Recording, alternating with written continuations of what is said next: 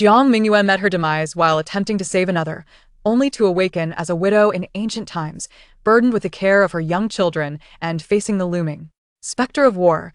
How could she protect her tender offspring amidst the chaos of rampant banditry and the plight of refugees?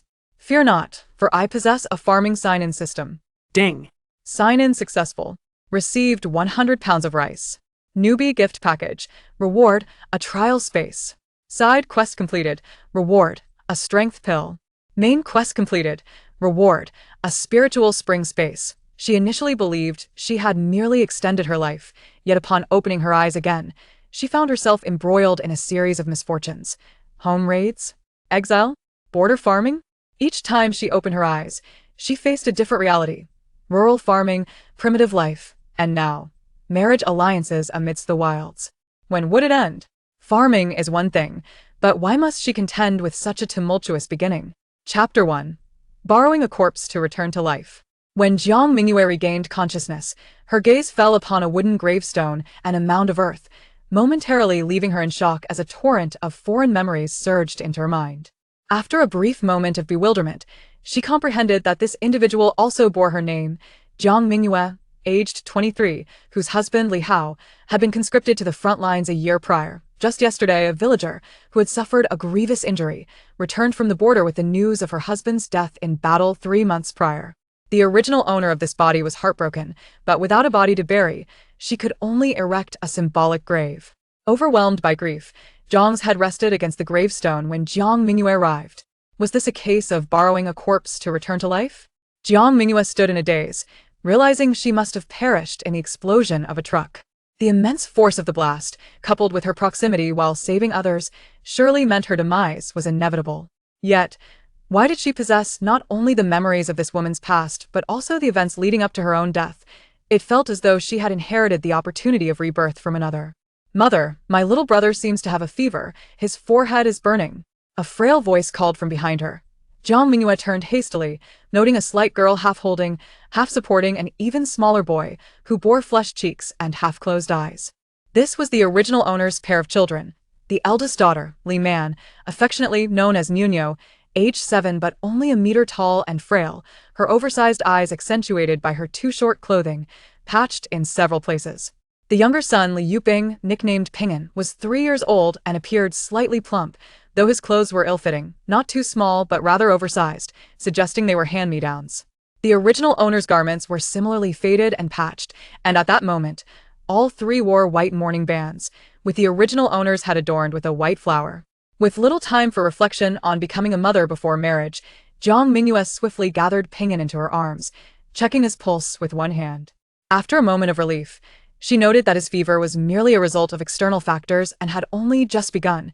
There was still time to in the original owner's memories. Ping'an's fever had raged for an entire day and night, ultimately leading Jiang to carry him to the city for medical help, only to be told that the delay had caused lasting damage to his mind, leaving him a fool. This very incident had served as the pretext for the Jiang family to be cast out from the Li household, ultimately leading to their demise at the hands of bandits during their flight. "Mingyue, tidy up the offerings and look after your brother. I'll gather some herbs and will return home," Jiang Mingyue instructed her daughter while swiftly searching for usable medicinal plants. Jiang Mingyue's mother was a physician who independently ran a clinic, exposing her to both Eastern and Western medicine, so she had acquired some medical knowledge. Amidst the sparse vegetation of the hillside, she swiftly gathered useful herbs like chaihu, banksia, huangqin, and dangshan. With the herbs in hand, Jiang Mingyue cradled Ping'an while holding Mingyue's hand. "Let's go home, Mingyue." The graveyard lay at the western edge of Shaoli village, not far from home. They could reach it in the time it took to brew a pot of tea. As midday approached, smoke wafted from every household, with only a few children playing in the street. Upon their arrival, a snot-nosed child clapped his hands, singing mockingly, "Little widow, guarding an empty bed, tears flowing until dawn. Li Mingyue, father's gone. Tomorrow mother will flee."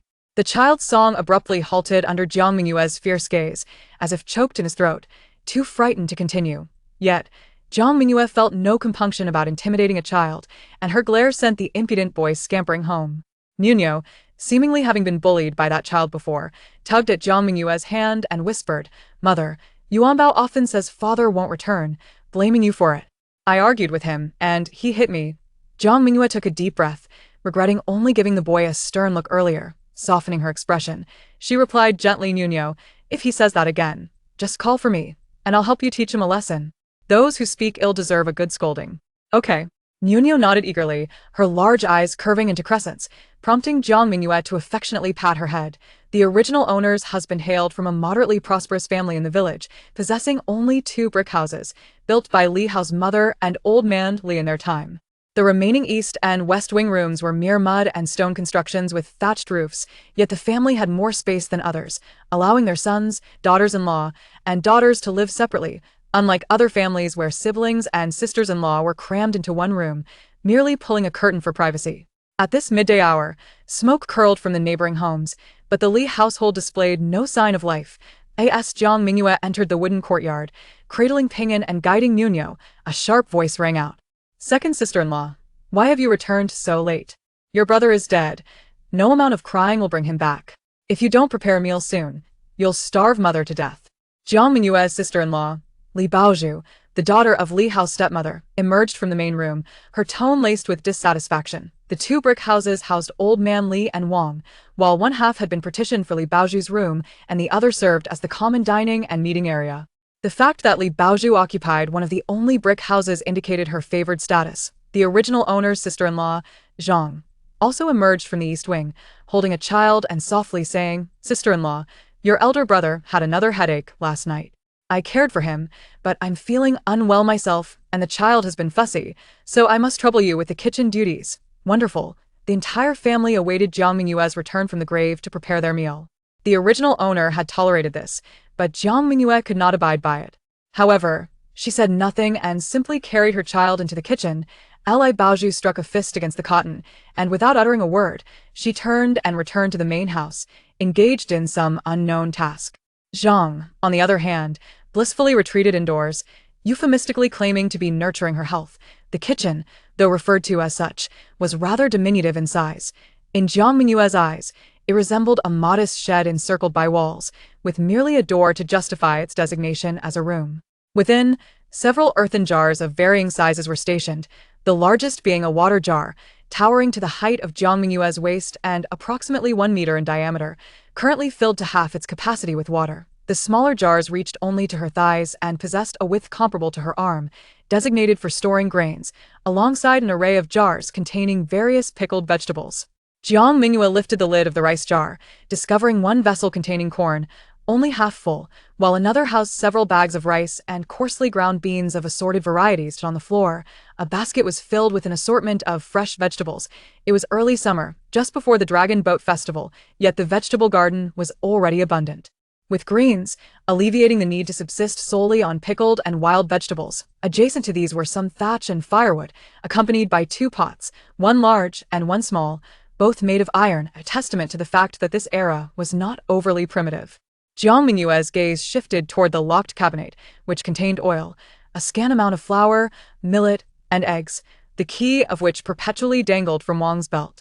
Each time a meal was to be prepared, the original owner had to seek her permission, receiving the key as if it were a royal decree, only to retrieve the ingredients under the watchful eye of Li Baozhu, akin to a thief in the night, and then promptly lock it away and return the key. It remained uncertain whether Li Baozhu was merely famished or incensed, wishing to impart a lesson to the original owner, for today she had inexplicably refrained from unlocking the cabinet for her. Chapter 2. The heavens have turned. Jiang Mingyue carefully placed Ping'an on a nearby pile of straw, swiftly washing the medicinal herbs she had brought back before placing them into a small earthen pot. Nuno, perceptive as ever, ignited the fire to brew the medicine. Although the herbs would yield better efficacy after proper preparation, Jiang Mingyue had no time to spare, nor did she possess the silver to procure medicine from the town's apothecary, leaving her with no choice but to proceed as she was.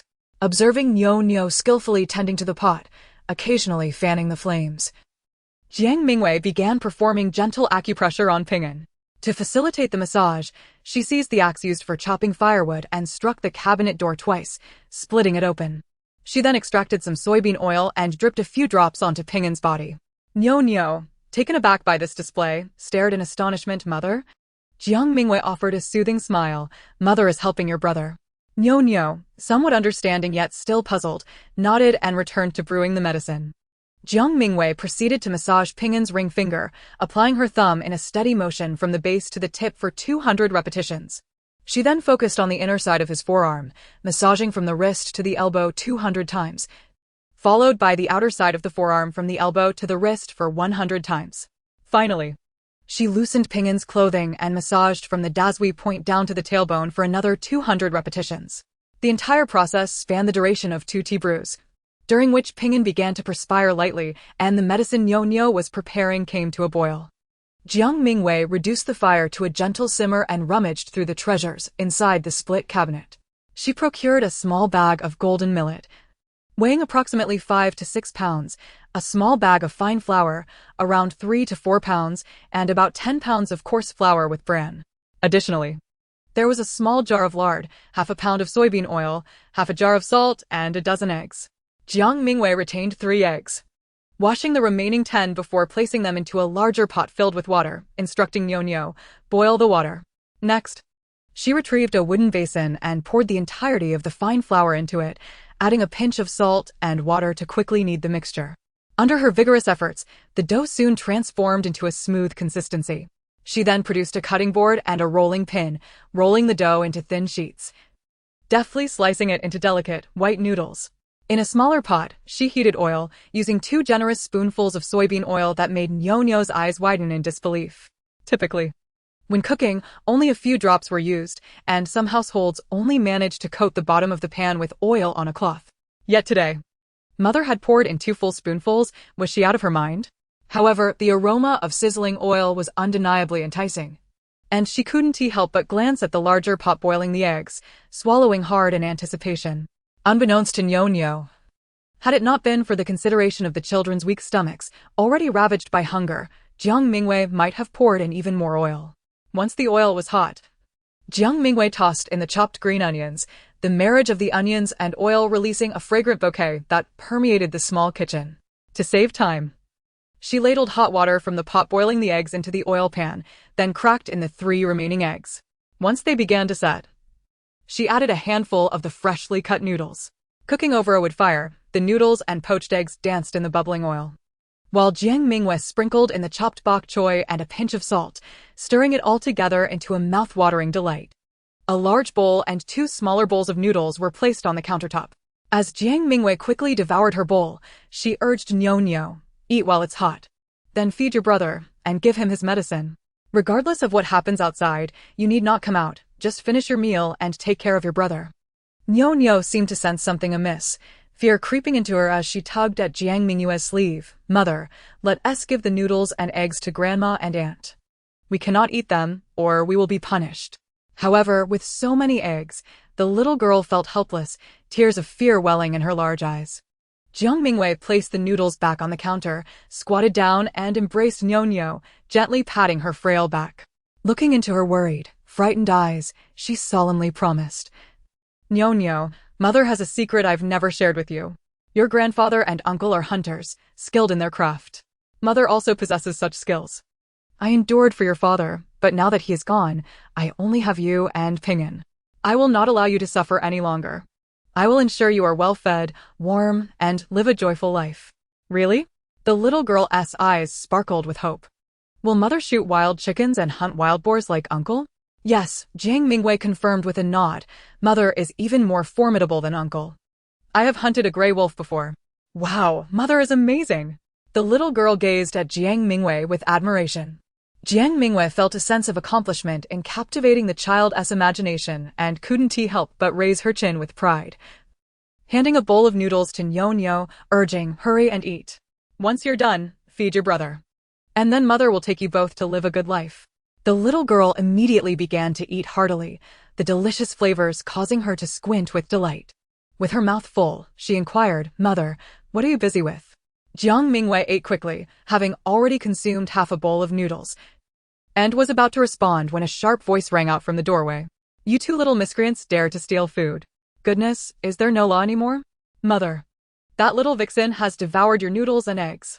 Li Baozhu had just returned to the main house to accompany Wang Shi, with old Li out working. The mother and daughter awaited the original owner to seek the keys, intending to create some trouble. However, when they waited and waited without any sign of her, They assumed she simply wished to prepare corn porridge and pickled vegetables today. To their surprise, an enticing aroma wafted from the kitchen, making it impossible to remain seated. Wang Shi, eager to call out for someone to fetch the original owner, was halted by Li Baozhu. "Mother, that little vixen must first pay her respects to you. Since the food is already prepared, when she brings it over, you can punish her for her actions, forbidding her from eating. If we deal with her now, who will cook for you?" Reassured, Wang Shi settled back down, and the duo waited inside.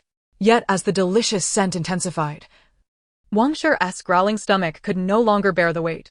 She promptly sent Li Baozhu to investigate. Li Baozhu, equally famished and filled with pent-up frustration, stepped outside only to be met with the sight of the two enjoying steaming, fragrant noodles, her fury surging to the surface. Wang Shi, lounging on the kang, heard the commotion and rushed outside, her voice cutting through the air. "You little wretch. Not only do you bring misfortune to your husband, but you also show disrespect to your elders. Are you trying to turn the world upside down? The Li family cannot harbor you any longer. Get out now." Jiang Mingyue swiftly finished her noodles, setting down the bowl and wiping her mouth, then turned to Nyonyo, who was frozen in fear, and said, "Remember what Mother said, eat your noodles calmly and take good care of your brother. Watch how Mother turns the tables and sings her song, repaying grievances and avenging wrongs." Chapter 3. The bandit's conduct. Seeing the little girl still apprehensive, Jiang Mingyue offered a comforting smile. Pulling the kitchen door shut and wedging a piece of wood against the latch to prevent anyone from barging in and harming the children, separated from the outside world.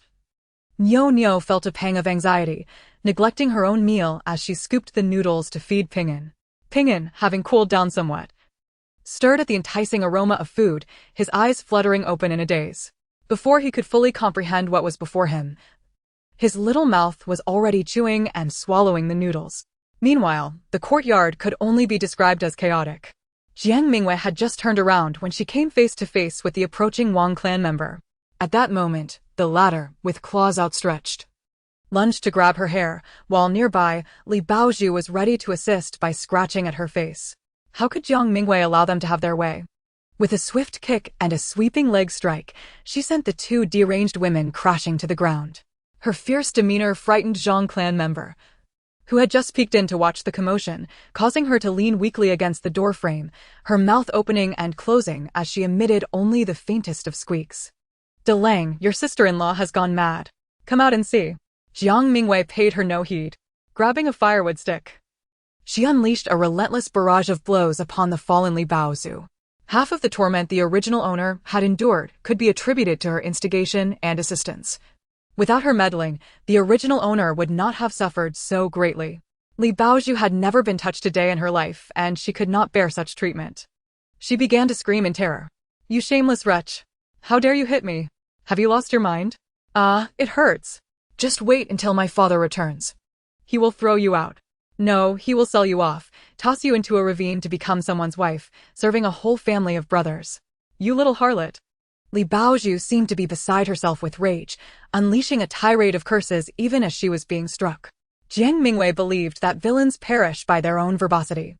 Though she did not see herself as a villain, she had no desire to waste words with them. A thorough beating was far more satisfying than any verbal exchange. Thus, she paid no mind to Li Baozhu's incessant curses, only increasing the ferocity of her strikes until the shouts dwindled into silence, and Li Baozhu eventually lost consciousness. At that moment, the eldest son of the Li family, Li Hao, who had been brought over by Wang, was drawn out by the screams. Witnessing Jiang Mingyue's ferocity sent a shiver down his spine, and he rasped, "She's gone mad. There's a ghost possessing her." He turned and fled back inside, locking the door behind him, ignoring his biological mother Wang, his sister Li Baozhu, and Zhen, who stood at the entrance.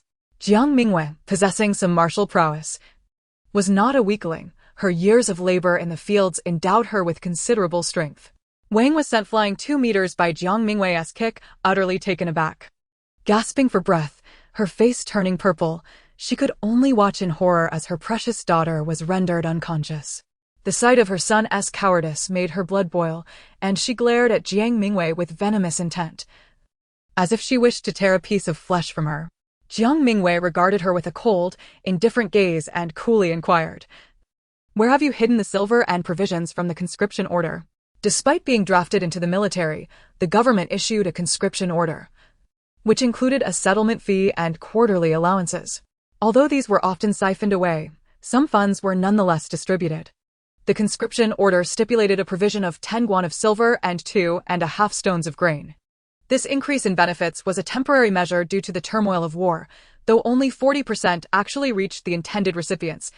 Not a single coin found its way to the original owner, all having been withheld by Wang under the pretext of not having split the household.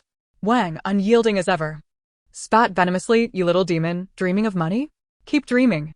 Without a word, Jiang Mingyue stepped forward and stomped her foot down on Wang's kneecap. With a sickening crack, Wang's mouth opened in a silent gasp, her tongue flailing, choking on her own screams before she too succumbed to unconsciousness. Jiang Mingyue swiftly crossed over her and dashed towards the main house. It was no secret where the hidden money would be, if she didn't ask. Would she not find it? She smashed open Wang's locked cabinet, discovering a wooden box within, which indeed contained a pile of neatly tied copper coins and several scattered silver pieces. There was no time for meticulous examination. She hastily tossed the contents into a bag. She rummaged through every nook and cranny, even searching the bedding, and, to her surprise, unearthed dozens more copper coins. The household registration documents were also found and packed away. Next, she proceeded to Li Baozu and the young lad's rooms, employing the same method to uncover additional wealth. Amusingly, when she reached Li Delang's room, he obediently presented her with over 300 copper coins without her needing to lift a finger. It seemed the original owner was indeed the poorest among them, having only the 200 coins left by Li Hao. Seeing him so compliant, and having had little interaction with him in the past, Jiang Mingyue simply gifted him a pair of panda eyes before delivering a few slaps to the unconscious Zhang, leaving her resembling a swollen pig's head. Jiang Mingyue then brought out the family's ox cart and harnessed a sturdy yellow plow ox. The Oldley family was one of the few in Shaoli village to own a plow ox, a source of pride that allowed them to look down upon others. This ox had been cared for by Li Hao, and now that he was on the battlefield, the responsibility had fallen to the original owner. The yellow ox, familiar with Jiang Mingyue, was docile as she hitched it to the cart. She quickly gathered a few changes of clothes for herself and her 2 children, packing them into a small bundle. Though tattered, the garments were less conspicuous for fleeing, so she chose not to discard them. After laying some straw in the cart and placing Wang and Li Baozu's thick quilts atop it, she looked at the original owner's bedding, which was a pitiful sight indeed, patched and worn, the cotton inside as hard as iron. She wondered how the original owner had endured the harsh winter with 2 children. Having scavenged everything useful in sight, she even caught the clucking hens from the backyard and tossed them into her pack. Finally, she opened the kitchen door. Inside, 2 pairs of bright, glimmering eyes met Jiang Mingyue's gaze, filled with concern, joy, and admiration, softening her heart. She reached out to touch Ping An's forehead. Relieved to find it no longer burning, the medicine was taking effect, and after consuming some nourishing noodles, the little one appeared much more spirited. Unaware of the chaos outside, Ping An rubbed his little face against Jiang Mingyue's hand, much like a kitten, instantly bringing a smile to her lips. Indeed, obedient children were the most endearing. Nyo. Gathering her courage, glanced at the battered figures in the yard and inhaled deeply, timidly uttering, "Mother?" This. Jiang Mingyue lifted both children into the ox cart, tucking them under the quilts before returning to scour the kitchen, even taking down 2 iron pots to place on the cart, leaving the children agape in astonishment. Jiang Mingyue generally bore no grudges, having avenged any grievances at the moment they occurred. After sweeping through the Oldley family like a bandit, she felt her head clear, her vision sharp, and even the air seemed fresher. Indeed, patience leads to resolution, and taking a step back could prevent future troubles. Once she let her anger out, it felt like a refreshing cleanse, invigorating her spirit. As Li Baozu wailed earlier, Jiang Mingyue had noticed someone peeking over the wall, though their cowardice kept them silent. However, she anticipated that soon enough, others would come looking. Alone, she felt unafraid, but worried that a larger group might harm her children. After ensuring they were settled, she climbed onto the ox cart, cracking the whip and cheerfully declaring, "Let us be off." Chapter 4. The Sign-In System. Jiang Mingyue's assumptions proved correct. As she turned onto the main road after leaving the village, a group burst into the courtyard of the Oldley family.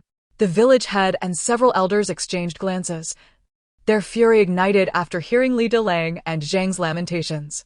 They vowed to capture Jiang Mingyue and settle the score, quickly setting off to inform old Li, who was working outside, and Li Xiaolang, who was likely off gallivanting with some ruffian friends. Jiang Mingyue was oblivious to how they managed it, nor did she care, for she anticipated that news of the Bei Yan breaching the borders would soon arrive, plunging the city into chaos. The affluent families would hastily gather their possessions and flee southward to seek refuge, particularly in 5 days' time. When the news of the Northwest Wuyan seizing the opportunity to storm Shuafang County, looting and even slaughtering would emerge, the populace would be engulfed in panic, marking the onset of an era of turmoil. The tranquility of their days would be shattered in merely 2 days, and before that time, Jiang Mingyue needed to swiftly amass a stockpile of supplies. Anything lacking on the ox cart must be procured, and the silver she possessed should be converted into tangible goods as soon as possible. Otherwise, once chaos ensued, wealth would become futile, and gold and silver would not fill empty stomachs on the road to escape. Venturing into the city for supplies was exceedingly inconvenient with 2 children in tow, and Jiang Mingyue had already contemplated her maternal family's assistance. In times of war in ancient eras, survival was arduous through individual prowess alone. It was the clumping together of clans, such as the Jiang family, that afforded a better chance of survival, especially for a woman burdened with 2 young children. Carrying a wealth of supplies along the road rendered her a prime target for bandits. Therefore, returning to her maternal home to seek solidarity and establish a united escape group was Jiang Mingyue's foremost plan. Suddenly, a jarring voice echoed in Jiang Mingyue's mind. Ding. Farming sign-in system activated. Please accept your tasks and novice rewards. A translucent operational screen materialized before her. A scream was stifled in her throat as Jiang Mingyue stared incredulously at the semi-transparent interface, cautiously murmuring a thought to claim her reward. Instantly, the screen transformed, displaying a line of text: Client, Jiang Family, Tasker, Jiang Mingyue. Main task: safeguard your children to grow up safely in the chaotic world. Completion reward: ability to cultivate a spiritual spring space. Novice gift pack: please draw. Am I truly endowed with a system? Jiang Mingyue suppressed an internal shriek of excitement and silently uttered a command to draw from the novice gift pack. The screen began to scroll, ultimately halting on a refined little house, beneath which the words trial space were inscribed. Jiang Mingyue clicked to reveal the description, and after a moment of realization, she discovered that this trial space was a venue for training her soul body. It contained numerous rooms, each designated for different training regimens, encompassing physical conditioning and skill development, including feats of strength, archery, wilderness survival, construction, cultivation, animal husbandry, forging, and cooking, among others. The flow of time within was distinct from the outside world. 1 day outside equated to 1 year inside, meaning that skills learned over a year within the trial space would only translate to a single day passing outside. What a miraculous tool for examination and practice! Moreover, beneath the trial space, there existed a time stasis repository, ensuring that any item placed within would retain its original state upon retrieval. This was nothing short of extraordinary. Jiang Mingyue couldn't help but marvel at the possibility that her noble intention to save lives had drawn the favor of the heavens, granting her such a magnificent boon. Without further contemplation, she silently commanded a binding. Immediately, she sensed a new presence in her mind, the miniature reflection of the trial space floating within her consciousness. The text on the screen shifted once more: daily sign-in and side tasks. Selecting daily sign-in, she observed, health points, 1, sign-in reward, a crossbow bolt. The meaning of health points eluded her, yet she recognized the crossbow bolt, a splendid weapon for ranged combat in the age of cold arms, requiring minimal skill to wield. Furthermore, this crossbow bolt required no reloading, with unlimited ammunition supplied. The quality of the system's offerings was indeed exceptional. A life-saving artifact for their escape, she quickly stowed it away. Next, she opted for the side tasks, and the screen transformed again. Side task 1, escape from the Li family. Task progress, exceeded. Task reward, 1 powerful pill. Side task 2, unite with maternal family for mutual escape. Completion status, incomplete. Task reward, 10 taels of gold. To her astonishment, Jiang Mingyue realized that she had inadvertently completed the first task and was on the path to fulfilling the second. Her fortunes seemed to be shining brightly. Glancing at the dark, MM-like object in her hand, she felt a mix of skepticism and anticipation. With a decisive heart, she swallowed it whole. And an immediate surge of warmth coursed through her body, invigorating her meridians. Moments later, she felt an unknown power surging within her. She picked up a stone, about the size of an egg, and with a firm grip, crushed it effortlessly into fragments, the powder scattering like dust in the wind. Well, strength could indeed conquer tenfold adversities, bolstering her confidence for the impending escape. Mingyue, bewildered by her mother's actions, blinked her large eyes and asked, "Mother, what are you doing?" Jiang Mingyue turned with a radiant smile, exclaiming, "I'm happy, dear." Happy? Mingyue tilted her head in confusion, expressing her concern. "Mother, are we truly safe out here? Shouldn't we seek help from grandfather and uncle? They can surely protect us." The original family of Jiang Mingyue hailed from a lineage of hunters, residing in the Sweetwater Valley, a few miles away, named after a mountain spring. With only a few dozen households, the challenging terrain rendered farming nearly impossible, compelling most to rely on hunting for sustenance, resulting in a frugal lifestyle. Jiang Mingyue's parents and grandparents were all alive. Her grandfather, also a hunter, had 2 sons, an elder brother aged 25, married to Sue, with 2 children, and a younger brother aged 16, alongside a 12-year-old sister. Jiang's family, though impoverished, was known for their warmth and love. Her father had initially harbored reservations about Li Hao's family, yet it was Li Hao's persistent entreaties through a matchmaker that revealed his sincerity to Jiang Mingyue's father. He perceived the young man as honest and hardworking, which eventually led to the approval of their union. However, due to Wang's disdain for poverty, the 2 families seldom interacted, with the last encounter occurring a year ago when Li Hao departed for battle. "We are going to grandmother's house. But it's not about seeking protection from uncle and grandfather. There is something we must discuss with them." Jiang Mingyue felt no sense of exclusion from family matters. Her parents were exceptionally open-minded and democratic.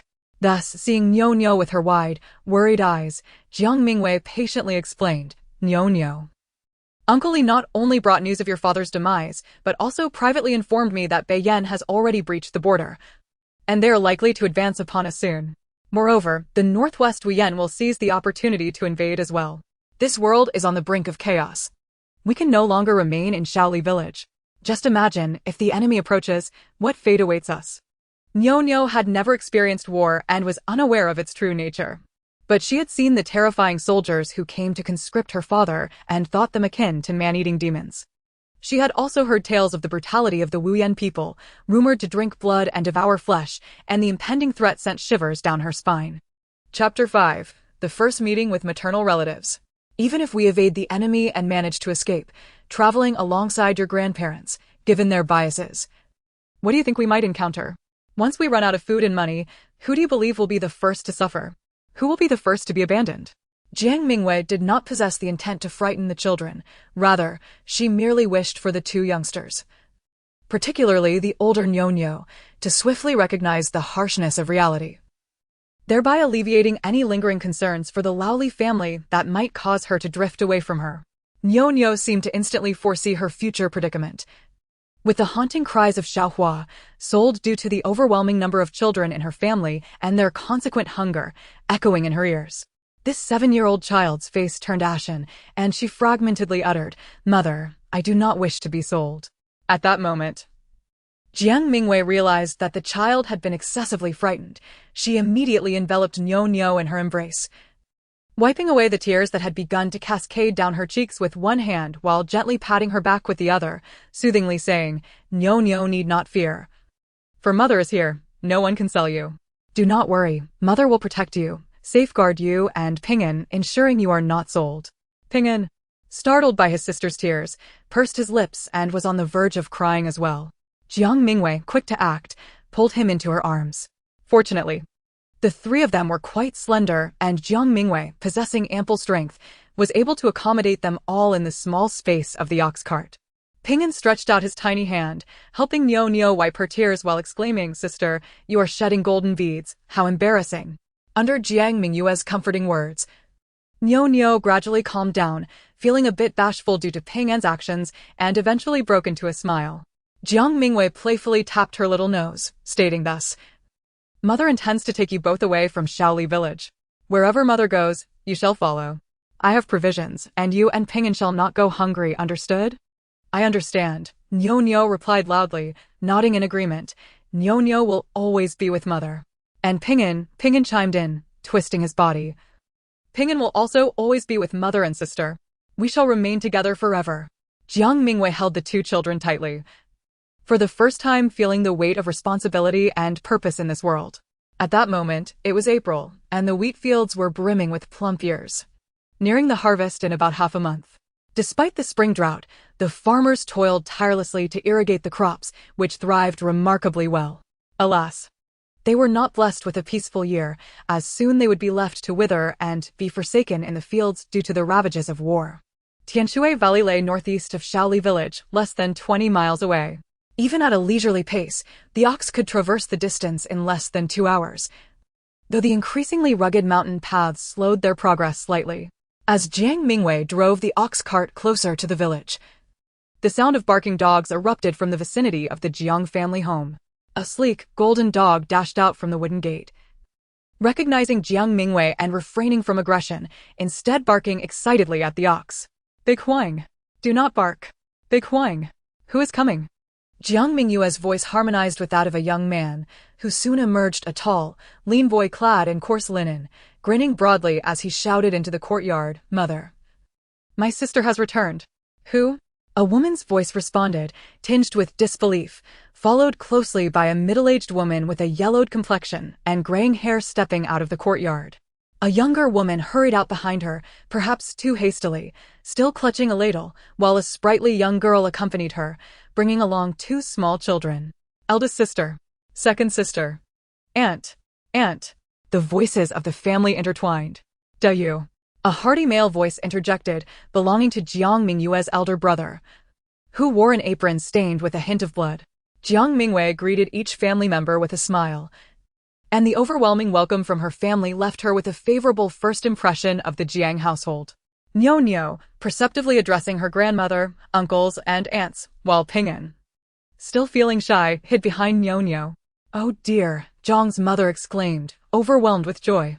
"Did your mother send you back? Why did you 3 not return by noon?" Jiang's mother began to speak, but suddenly sensed something amiss. Her daughter, upon returning, would typically carry but a small bundle with a few pounds of grain, prepared discreetly by her husband, for the in-laws would never permit such a return. How could she arrive today in an ox cart laden with numerous parcels, and even 2 large iron cauldrons? Jiang's mother's heart sank as her vision blurred momentarily. The others, too, sensed the strangeness and fell silent, leaving the atmosphere somewhat somber. Standing beside the ox cart, Jiang Mingyue maintained her composure, speaking calmly. "Mother, the children's father has perished on the battlefield. We have departed from the Laoli family." Jiang's mother felt as if struck by lightning, her legs weakened, and it was Jiang Xiaomei who steadied her to prevent a fall, while the others rushed to her side, offering support. Only Jiang Mingyue remained still, while Nyonyo and Ping'an sat atop the cart, bewildered. "Come inside." "What is all this commotion outside?" A somewhat aged and deep voice resonated from within the courtyard. The family instinctively turned to look, and Jiang's mother gradually regained her composure, slowly approaching Jiang Mingyue with a sigh. "Your grandfather has spoken. Hurry inside.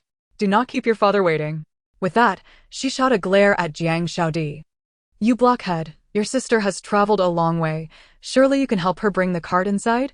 As if a reset button had been pressed, the atmosphere became lively once more. Jiang's elder brother lifted Ping'an above his head, seating him on his shoulders, while Jiang Xiaomei took Nyonyo's hand, and Jiang Xiaodi cheerfully took the reins, urging Jiang Mingyue to enter the courtyard, while he lingered behind to guide the ox cart in. Jiang Mingyue felt as if she were being adored by a constellation of stars as she entered the courtyard. 2 men were busy within. One was skinning an animal resembling a sheep or a roe deer, while the other was crafting a bow and arrow. The man engaged in skinning was Jiang Desheng, Jiang Mingyue's father, tall and lean yet upright. Despite being only 43, he was already considered of grandfatherly age in this era, with strands of silver threading through his hair, although his piercing eyes retained their sharpness, revealing his vitality. The elderly man working on the bow was Jiang Mingyue's grandfather, Jiang Laoi, the current head of the family. Aged 63, often regarded as in the twilight of life in ancient times. His hair was grizzled, and his face was etched with deep wrinkles. Yet his squinting eyes occasionally sparkled with a remarkable brilliance, indicative of his extraordinary nature. Grandfather, father, Jiang Mingyue greeted them with serene composure. Jiang Leoi nodded in acknowledgement. Go see your grandmother, then come out for a meal. Tonight, you shall stay with the children and Xiaoyu. We will discuss the future matters later. Jiang's father also nodded at Jiang Mingyue, affirming, listen to your grandfather. Jiang Mingyue raised an eyebrow, surprised by the reaction from both her grandfather and father. Jiang's mother's earlier response likely stemmed from the fear of being cast out by the Li family. In ancient society, it was difficult for women, and a widow with 2 young children faced even harsher realities, especially without the protection of her marital family, which explained her near-fainting episode. Yet her grandfather could permit her to settle in without seeking explanation. Jiang Mingyue discreetly surveyed the Jiang family's courtyard, where wooden and stone structures stood. The walls were constructed from piled stones, intended to deter wild beasts, appearing sturdier than the Li family's abode, albeit more dilapidated. The main house consisted of 3 rooms, with 2 additional rooms in the eastern wing and merely 1.5 in the western wing, alongside a firewood shed and a doghouse, lacking even a chicken coop. In such impoverished circumstances, they still welcomed 3 additional mouths, without inquiry into the reasons. Jiang Mingyue concluded that the original family was quite commendable. For this sentiment alone, she felt inclined to forge a bond. Grandfather, I was not expelled. The situation is rather intricate. I have matters to discuss with you and father, Jiang Mingyue stated earnestly. At that moment, Jiang Fu also noticed the ox cart driven by Jiang Xiaodi rushing in, and he abruptly rose. Casting a serious glance at Jiang Mingyue, let us discuss this inside, he whispered. Old Master Jiang set down his bow and arrow, continuing to tidy up. Although the yellow goat hide was damaged and would fetch no significant price, it could be well processed into a vest, and the boots would also serve excellently. Jiang Fu nodded, beckoning his elder and younger sons to take over his tasks, before making his way toward Old Master Zhang's quarters. Jiang Mingyue entrusted the 2 children to Jiang Xiaomei, then signaled to Jiang Mu and followed closely into the house. Jiang Mu felt a surge of anxiety, eager to grasp the situation immediately. Ignoring whether Old Master Jiang or Jiang Fu had spoken, she hurried into the room. What? Is what you say true? Jiang Fu sprang up from the stool, his eyes wide with disbelief as he stared at Jiang Mingyue. Old Master Jiang, steadier than Jiang Fu, was equally astonished, and the folds of his skin seemed to stretch tighter. The Northern Yan have breached our defenses? And Wu Yan is coming too? Grandmother Jiang, a frail old woman, appeared tidy and spirited but was now somewhat lost in thought. Wu Yan eats people. They consume human lives. Having witnessed the atrocities of Wu Yan in her youth, with her family tragically perishing beneath their iron hooves, she had miraculously survived, a solitary girl fleeing, who later encountered Old Master Jiang and found refuge in Tianshui Valley. Decades had passed, and her memories had faded. Yet the terror brought by Wu Yan was etched into her very bones. Upon hearing the news, she trembled uncontrollably. Old Master Jiang sighed deeply. Heaven intends to doom us. Jiang Mu's focus diverged from the others as she scrutinized Jiang Mingyue from head to toe, her face etched with dread. Is the son-in-law gone? So you absconded with the belongings of the Li family?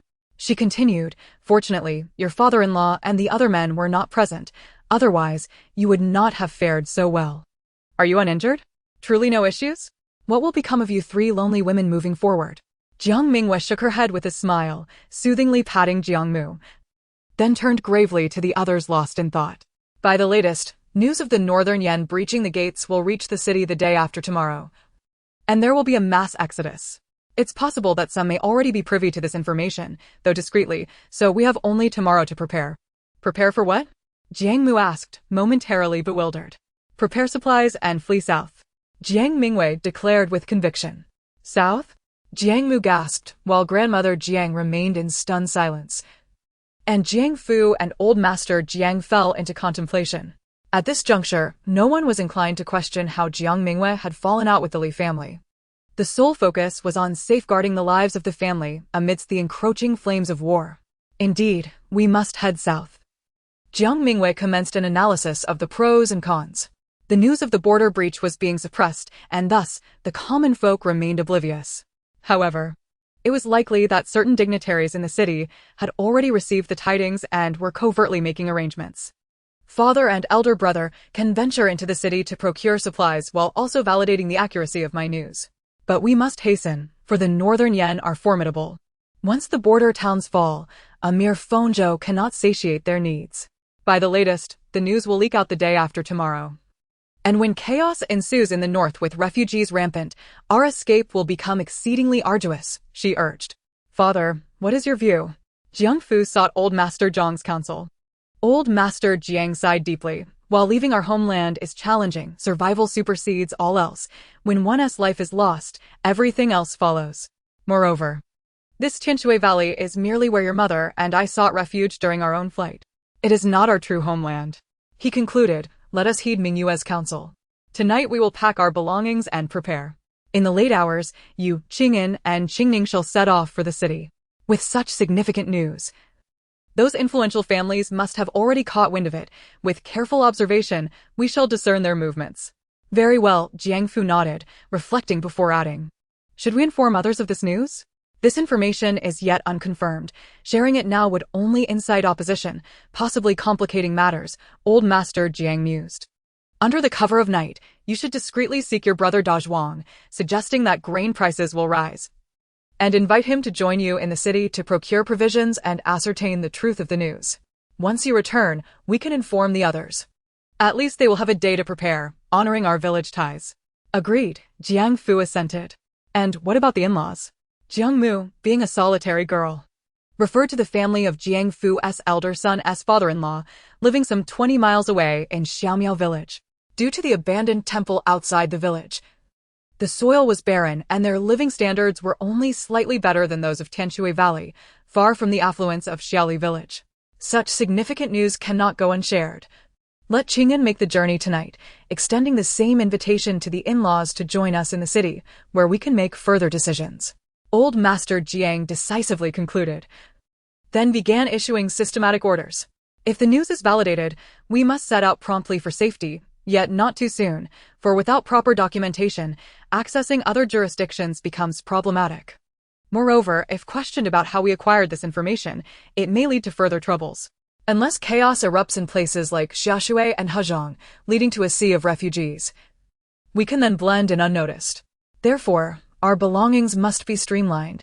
We must transform our provisions into easily transportable rations, taking only essentials and discarding all large items.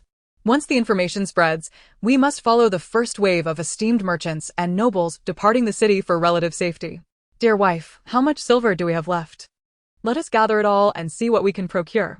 Jiang Mu rose and rummaged through a small bundle from the cabinet on the kang, revealing a handkerchief-wrapped item. Inside were merely a few coins and a handful of loose copper pieces. She rummaged further and produced a few small silver ingots. All told, we have 12 taels of silver and 5 guan plus 600 copper coins.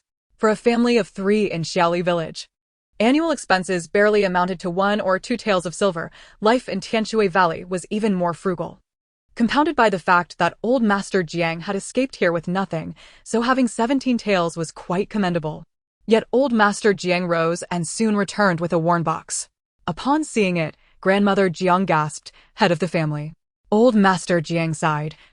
This was originally saved for emergencies, and now the time has come to utilize it. He opened the box to reveal 2 5-tael gold ingots. At present, 1 tael of gold could be exchanged for approximately 10 taels of silver, with higher quality yielding even more, and 1 tael of silver equating to 1 guan, or 1,000 copper coins. The 10 taels of gold presented now held significant purchasing power, addressing their immediate needs. Observing this, Jiang Mingyue abandoned her intention to procure the silver she had seized from the Li family. A cart full of items was already conspicuous, and looting the Li family would irreparably tarnish her reputation. Just as tomorrow's expedition into the city necessitates expenditures for procurement, it would be prudent to separate the purchases, thereby allowing for a subsequent pretext to unveil the items obtained through 1's system sign-ins. After the elder Jiang had delineated the subsequent affairs to be addressed, both Jiang father and Jiang mother sprang into action. Observing this, Jiang Mingyue also prepared to step out but was halted by the elder Zhang's voice. Dazhu, you must temper your grief regarding Hauer. You still have Nyo and Ping'an. The elder Jiang fixed his gaze upon Jiang Mingyue, his murky eyes alight with seriousness and scrutiny. It has been but a year since we last met, yet you appear to have undergone considerable transformation. Chapter 7. Gaining Recognition. Jiang Mingyue concealed her trepidation beneath a composed exterior. The elder Jiang's recent directives revealed his extraordinary nature. Although the original owner's memories lacked any recollections of the elder's past, only that he had escaped from famine to arrive here, Jiang Mingyue sensed that the elder Jiang could not possibly be an ordinary hunter. His current inquiry clearly hinted at suspicion. Grandfather, the life of a daughter-in-law is far less indulgent than the carefree existence of a young maiden in her family. Jiang Mingyue spoke in a calm tone, expressing her duty to honor her in-laws while nurturing affection for her younger siblings. A granddaughter must inevitably evolve. Moreover, since her husband had departed for the battlefield, the three of them had been left without support in the Li household. For the sake of Nyonyo and Ping'an, she had no choice but to stand on her own, ensuring their survival. The elder Jiang nodded, seemingly nonchalant, and remarked, "I still recall how mischievous you were as a child, trailing behind your elder brother, racing through the mountains and fields. I remember one time you fell from a tree and injured your leg. I jested that you must have been a boy. Grandfather, you must be mistaken. It was my elder brother who fell and injured his leg. I merely attempted to rescue him and ended up with a bruise on my back for half a month. My arm scratched as well." Jiang Mingyue smiled, rolling up her sleeves to reveal a long-healed scar, still faintly visible despite the years. The elder Jiang seemed to breathe a sigh of relief, his smile transforming into something more genuine. I must have misremembered. I am growing old. Yet you remain as vigorous as ever, grandfather." Jiang Mingyue seized the opportunity to flatter him, akin to my master. It seemed she had inadvertently let something slip, her large eyes darting about. The elder Jiang immediately inquired, "What master?" Jiang Mingyue chuckled. "Grandfather, you mentioned I resembled a boy as a child. Had it not been for my mother confining me at home, I might have pursued a dream of wandering the world with a sword." The elder Jiang wore an expression that suggested he was not amused by her lightheartedness, snorting softly. "What does that have to do with your master? How could it not?" Jiang Mingyue widened her eyes. "It has everything to do with it. This dream of mine, unfulfilled in my girlhood, has unexpectedly come to fruition after marriage and 2 children. Over a year ago, your granddaughter's husband saved a wandering old man, who at that time was an ordinary fellow. Yet he later wished to take your granddaughter's husband as his apprentice. Regrettably, your granddaughter's husband lacked the talent. He only mastered rudimentary techniques. But the old man took a liking to me and imparted a set of skills before continuing his travels. Is this truly the case?" The elder Jiang's eyes widened in astonishment. "Indeed," Jiang Mingyue affirmed with a nod. "It is thanks to this modest skill that your granddaughter's husband has emerged unscathed from several battles. Otherwise, how could a mere peasant, suddenly conscripted into the army, possess the ability to protect himself? Alas, his lack of proficiency ultimately led to his demise on the battlefield." As she spoke, her head drooped slightly in melancholy. Silently reflecting on her husband's sacrifice for their 2 children, borrowing his name without reproach. The elder Jiang seemed to find the topic uncomfortable, swiftly shifting gears. "You assert that you possess good aptitude. How fares your training now?" Jiang Mingyue pondered, hesitant to showcase her formidable strength, and instead replied, "I am not particularly skilled. But I can certainly hit a target from 100 paces. Is that so?" The elder Jiang perked up, excitement evident in his demeanor. "Shall we step outside to demonstrate?" Jiang Mingyue nodded, accompanying the elder Jiang out of the house. In the courtyard, Jiang father and others were busily occupied, their confusion evident at the elder Jiang's animated state. The elder Jiang remained silent, beckoning Jiang father to join him. And the 3 of them took their bows and arrows, exiting the house and turning a corner. As the sun began to set, the forest lay devoid of human presence. The trio halted in a clearing. Having learned archery in her past life and empowered by a strength-enhancing potion, Jiang Mingyue brimmed with confidence.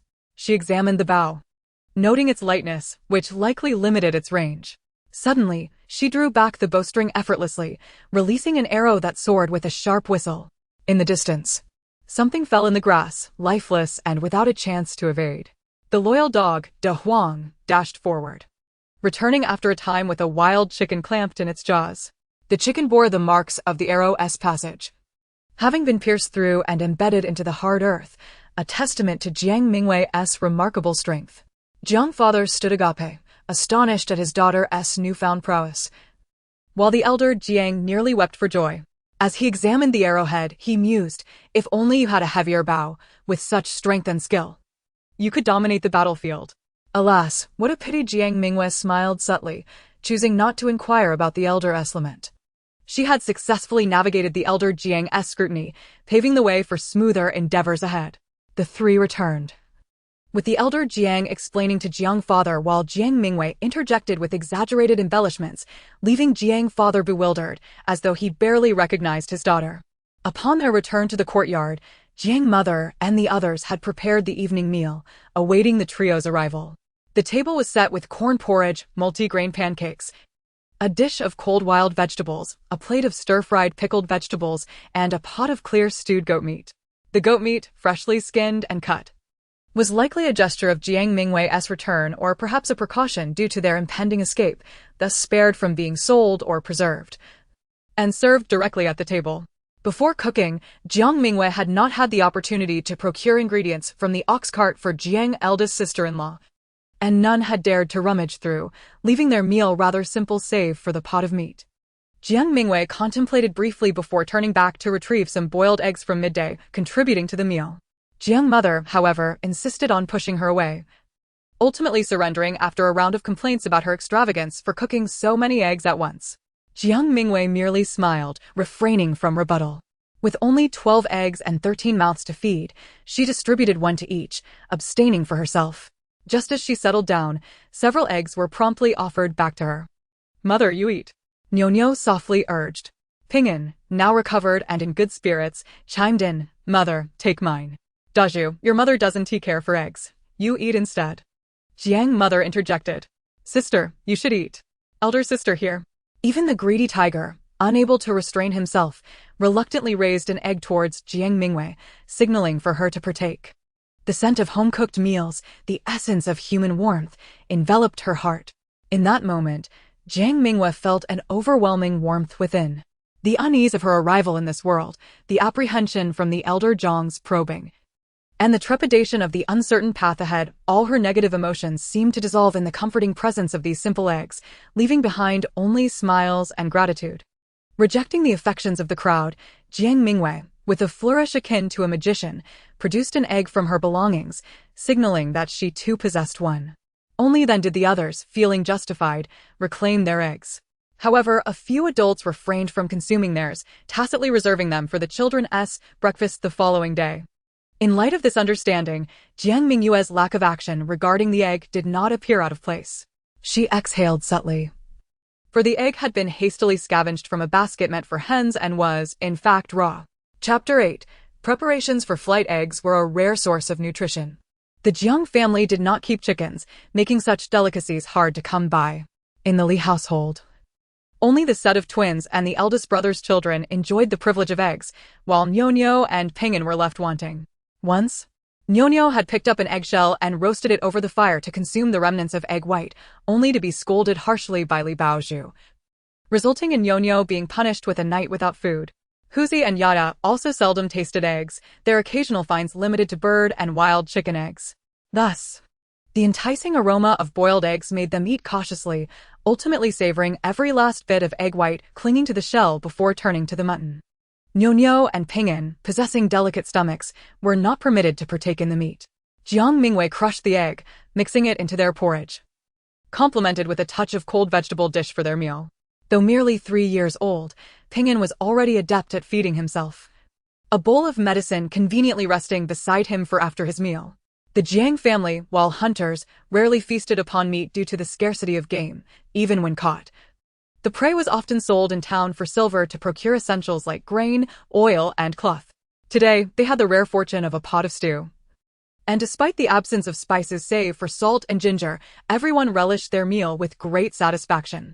Particularly, Jiang Xiaodi, at 16, was in his prime of growth, and his appetite was insatiable.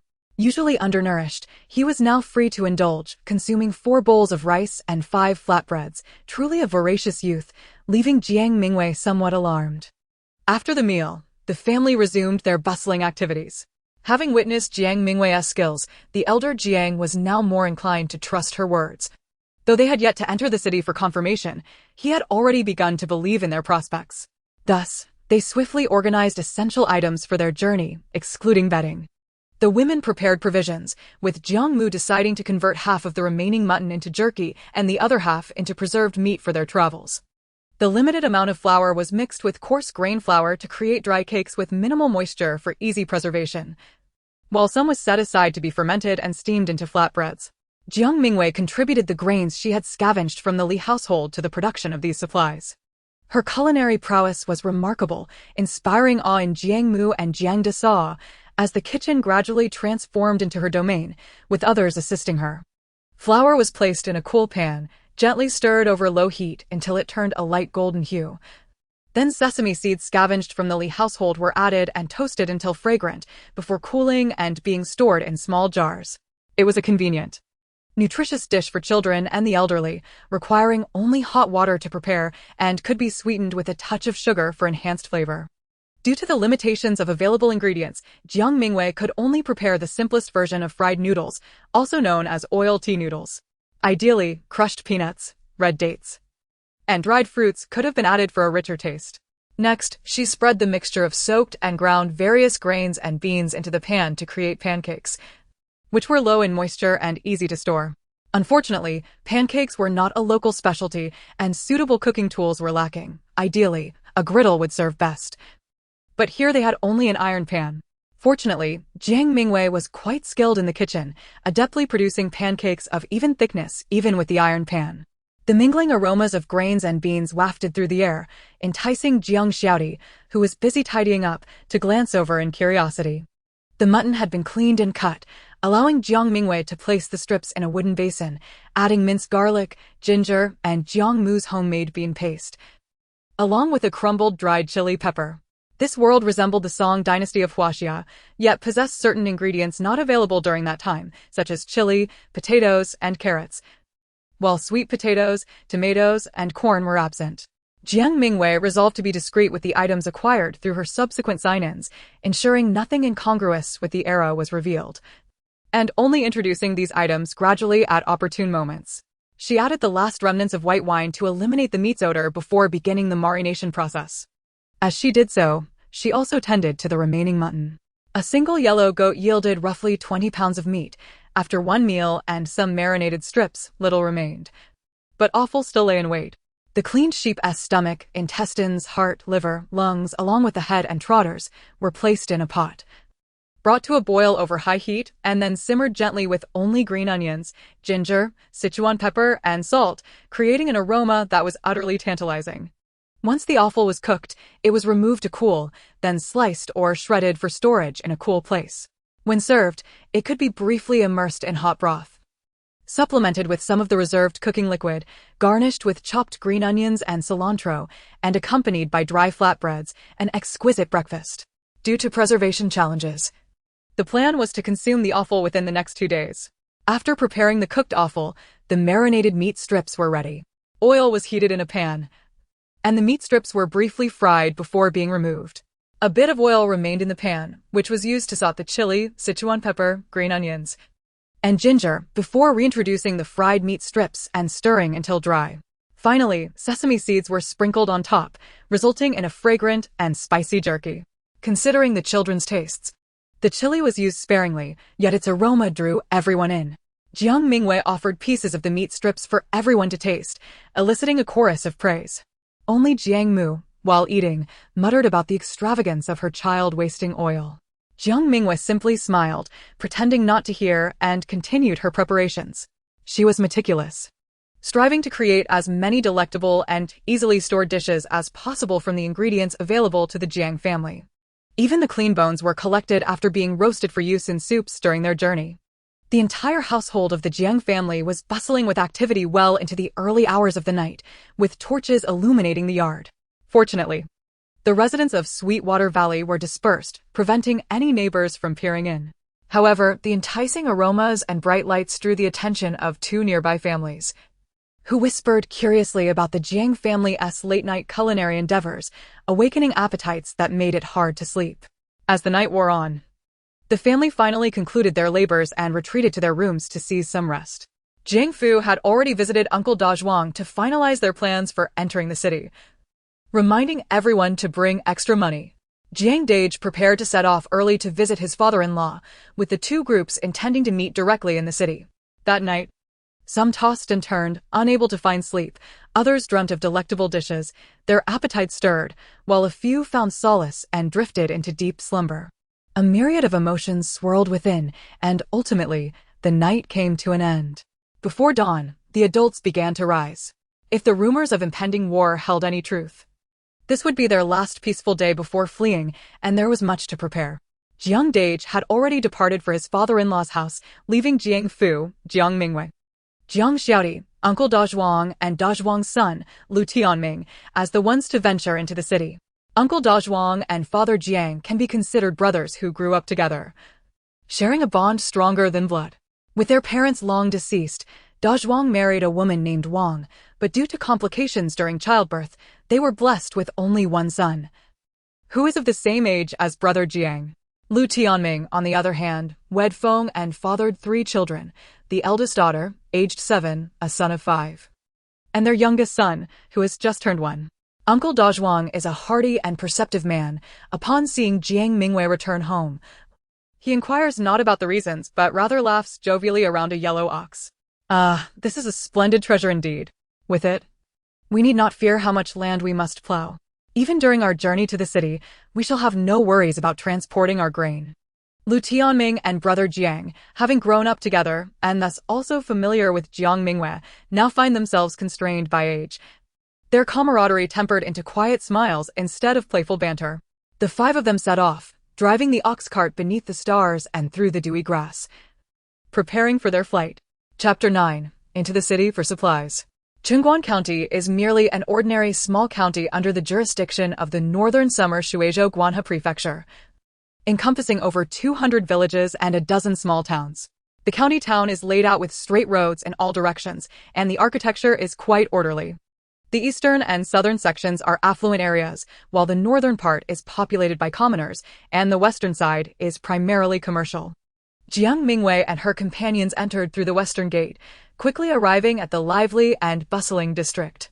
Shops line the streets, with vendors calling out their wares: delicious steamed buns, 2 for a single coin; freshly baked buns, vegetarian for 1 coin, meat for 2; savory wontons, fragrant and delightful; freshly harvested grains from our own fields, crisp and vibrant, only 1 coin for a bundle; fabrics, just arrived from the capital, the latest and most fashionable designs. Jiang Mingyue, captivated by the novelty of her first visit to an ancient marketplace, glanced about eagerly, and her younger brother Jiang Xiaodi shared in her enthusiasm. Along the way, Father Jiang had already briefed Uncle Dazhuang and Lu Tianming on the purpose of their visit, leading to a division of their group upon entering the city. Father Jiang, Uncle Dazhuang, and Lu Tianming ventured into the affluent district and near the government office to gather intelligence, agreeing to reconvene in half an hour at the wonton stall at the eastern entrance of the market. Meanwhile, Jiang Mingyue and Jiang Xiaodi remained in the marketplace, waiting for the arrival of brother Jiang and his father-in-law. After issuing their instructions, the 3 men departed swiftly, leaving Jiang Mingyue to instruct Jiang Xiaodi to guard the ox cart while she herself slipped into the throng of the crowd. This left Jiang Xiaodi fidgeting anxiously, feeling utterly helpless. In times of war and flight, what is of utmost importance? Speed. It is imperative to escape to safety before the flames of conflict spread. Relying solely on their legs? Such a notion is folly. Thus, Jiang Mingyue's first destination was the horse and cart trading market, located in the northern part of the western district, expansive yet sparsely populated. Years of warfare had led to the conscription of nearly all horses to the battlefield, and even robust mules and donkeys had been commandeered for transporting supplies. What remained in the market were the old, weak, sick, and disabled. Fortunately, Jiang Mingyue did not intend to purchase a horse. Given that not everyone could ride and considering the presence of elderly and children, she deemed a cart more suitable. Thus, she focused on mules and donkeys capable of pulling a cart.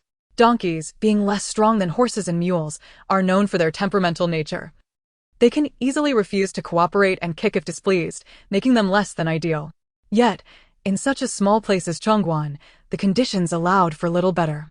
Jiang Mingyue's plan was to set out with the cart, and if they encountered enemy forces, to flee into the mountains, abandoning the cart and allowing the animals to carry their burdens, at which point the donkey would prove its worth. After a round of haggling, Jiang Mingyue purchased a male donkey, which had been returned 3 times due to its bad temper, for the price of 25 taels. This donkey, with its jet-black coat, large head, long ears, slightly narrow chest, thin skin on its neck, small yet sturdy hooves, and robust physique, had been sold at a bargain price only because its owner, having incurred medical expenses from its misbehavior, was eager to part with it. Jiang Mingyue had firmly negotiated with the dealer that there would be no returns, thus securing the donkey at this price, which otherwise would have fetched at least 50 taels. Unbeknownst to Jiang Mingyue, this donkey, having caused numerous troubles, was on the verge of being sent to the donkey meat restaurant if it remained unsold. Thus, the dealer was keen to rid himself of this troublesome asset. Both parties felt they had struck a favorable deal, leading to a pleasant transaction. After securing the donkey, Jiang Mingyue requested the dealer to recommend a cart. The donkey was unusually large and could, with some modifications, be harnessed to a horse cart. Jiang Mingyue was not in a hurry, having paid 10 taels to select a standard cart with a compartment, which the dealer began to modify on the spot. She took the opportunity to lead the donkey around, hoping for them to become acquainted. The donkey, sensing an opportunity to assert itself, attempted to rear and kick, but Jiang Mingyue would not allow it to have its way. She delivered a swift punch to its forehead, stunning the animal momentarily. Then, looking into the donkey's shiny eyes, she softly warned, "If you don't behave, I shall geld you." Whether the donkey understood her or not, it seemed to settle down considerably.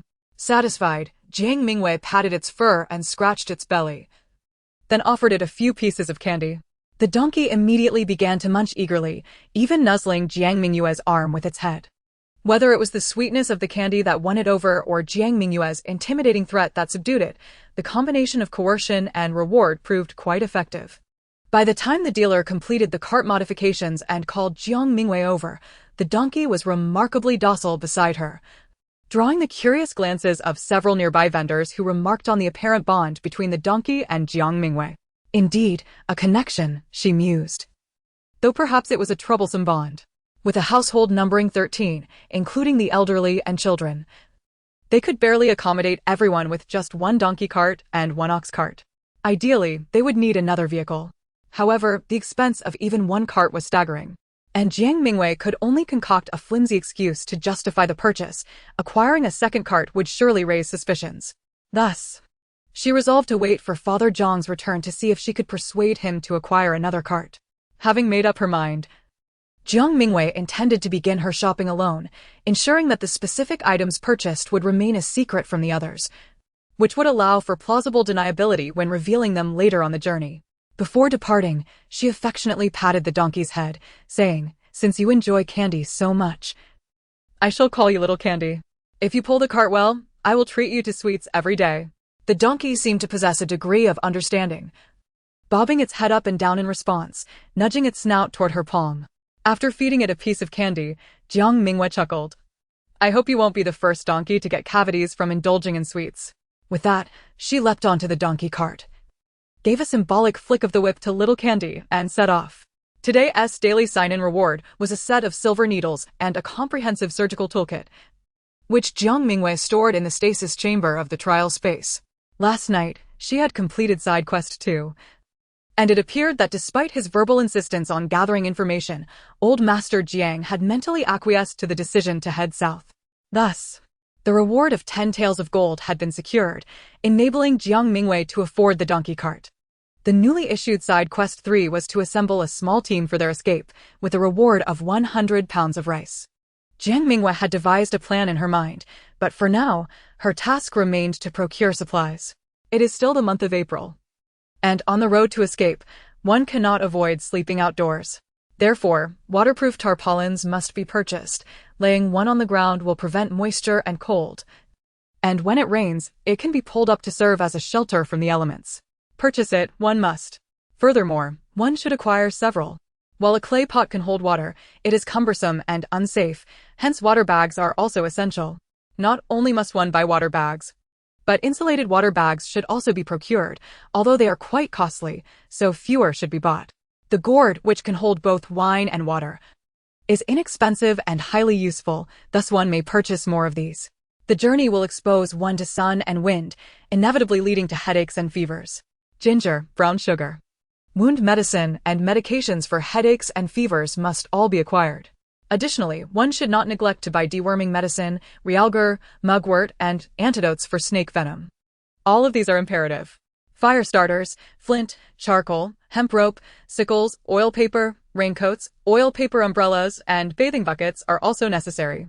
Delicacies such as mung bean cakes, red bean cakes, pea rolls, kidney bean rolls, golden silk rolls, malt sugar, syrup, and wild honey should be included.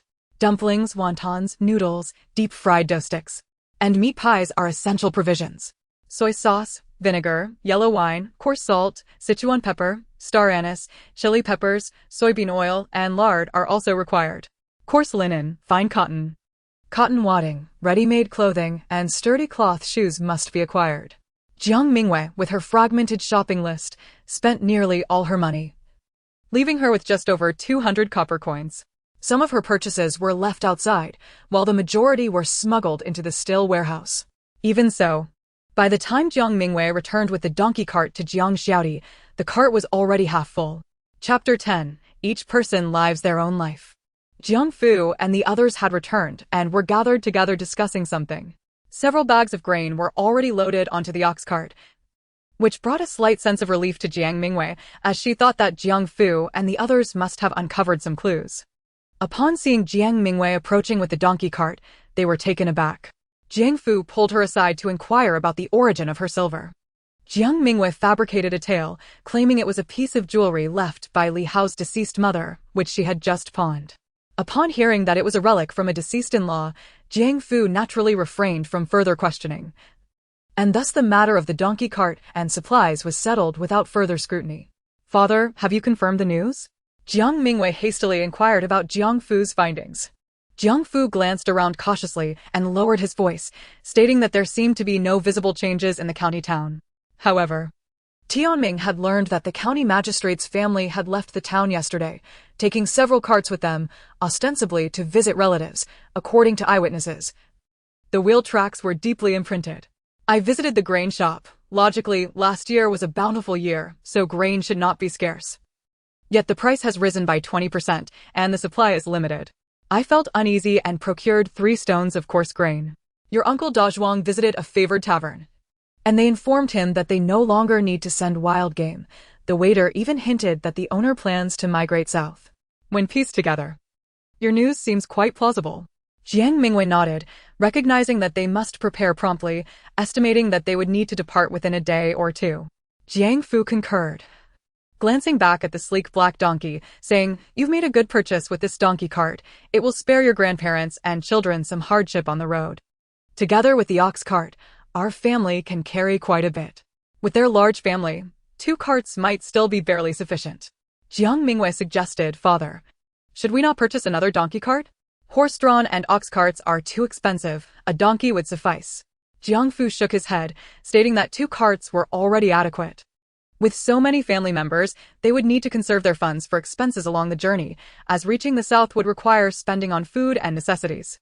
Jiang Mingyue urged him a bit more, but ultimately relented when she saw her father was adamant. Just then, Uncle Dazhuang approached Jiang Fu and overheard their conversation. He interjected, "Brother Dashang, since our family intends to travel together, why not co-purchase a donkey cart? This way, we can save money while accommodating both people and goods. What do you think?" This proposal was splendid. Otherwise, with the Jiang family having a cart and the Liu family not, it would create an awkward situation. Especially since these 2 carts were brought back by Jiang Mingyue, a married daughter. Even with the close relationship between the Liu and Jiang families, it would be uncomfortable to continually borrow. Co-purchasing a cart was indeed a perfect solution. Jiang Fu, realizing this, pondered briefly before agreeing. Jiang Fu, Uncle Dazhuang, and Jiang Mingyue returned to the cart and horse market. The donkey traders, upon seeing Jiang Mingyue return with 2 middle-aged men, were nearly frightened into thinking they were there to return a purchase. They almost stepped aside. However, Jiang Mingyue was the first to greet them, explaining their purpose, which instantly brought smiles to the vendors' faces as they welcomed the business. Despite the shared purchase, they did not wish to pay too high a price. After much deliberation, they chose a docile, castrated gray donkey.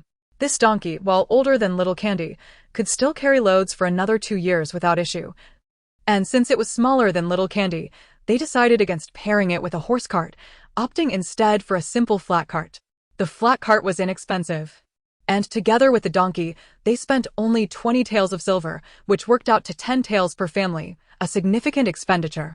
With time pressing, after purchasing the donkey cart, everyone hurried to buy items that might be needed on the journey. Jiang Mingyue followed behind, reminding them of essential supplies, simultaneously filling in any gaps from her earlier shopping. It was only past noon, with the sun dipping towards the west, that they ceased their procurement. With limited silver and knowing they could only bring necessities on the road, they refrained from purchasing anything beyond food and clothing. Only Jiang Mingyue, with her system warehouse, continued to hoard supplies discreetly. As they sat on the cart, munching on biscuits while anxiously awaiting Jiang Dage, Jiang Fu furrowed his brow, constantly gazing into the distance. Jiang Mingyue found it difficult to swallow her dry biscuit and went to a wonton stall to buy 5 bowls of wontons. Uncle Dazhuang insisted on paying, but Jiang Mingyue stopped him, and Lu Tianming felt embarrassed, repeatedly expressing his gratitude. Unlike Jiang Mu, Jiang Fu did not nag or scold his daughter for spending money unnecessarily. But when he accepted the bowl of wontons, he shot her an exasperated glare. Jiang Mingyue shrugged it off, changing the subject. Father, why hasn't he brother returned yet? Sister-in-law's family isn't that far away. Jiang Fu, equally worried, bit down hard on his biscuit, leaving the wontons untouched. Just as everyone was growing anxious, Jiang Dage's silhouette finally appeared on the horizon. Upon seeing him unharmed, everyone breathed a sigh of relief. Noticing he was drenched in sweat and covered in dust, Jiang Mingyue hurriedly poured him a bowl of water, which had been warmed by the sun since Jiang Mu filled it that morning. Clearly thirsty and hungry, Jiang Dage gulped down the water and bit into the biscuit handed to him by Jiang Xiaodi, swallowing hastily. Jiang Fu quickly offered his untouched bowl of wontons, but Jiang Dage declined, as Lu Tianming had already brought him a bowl of freshly purchased wontons. Jiang Mingyue also handed him 2 large buns. Jiang Dage devoured a bun in a few bites, then slurped up a bowl of wontons, finally seeming to revive as he exhaled deeply.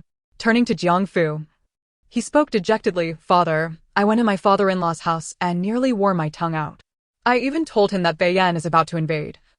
But I didn't mention that it was from the little sister. He simply wouldn't believe it.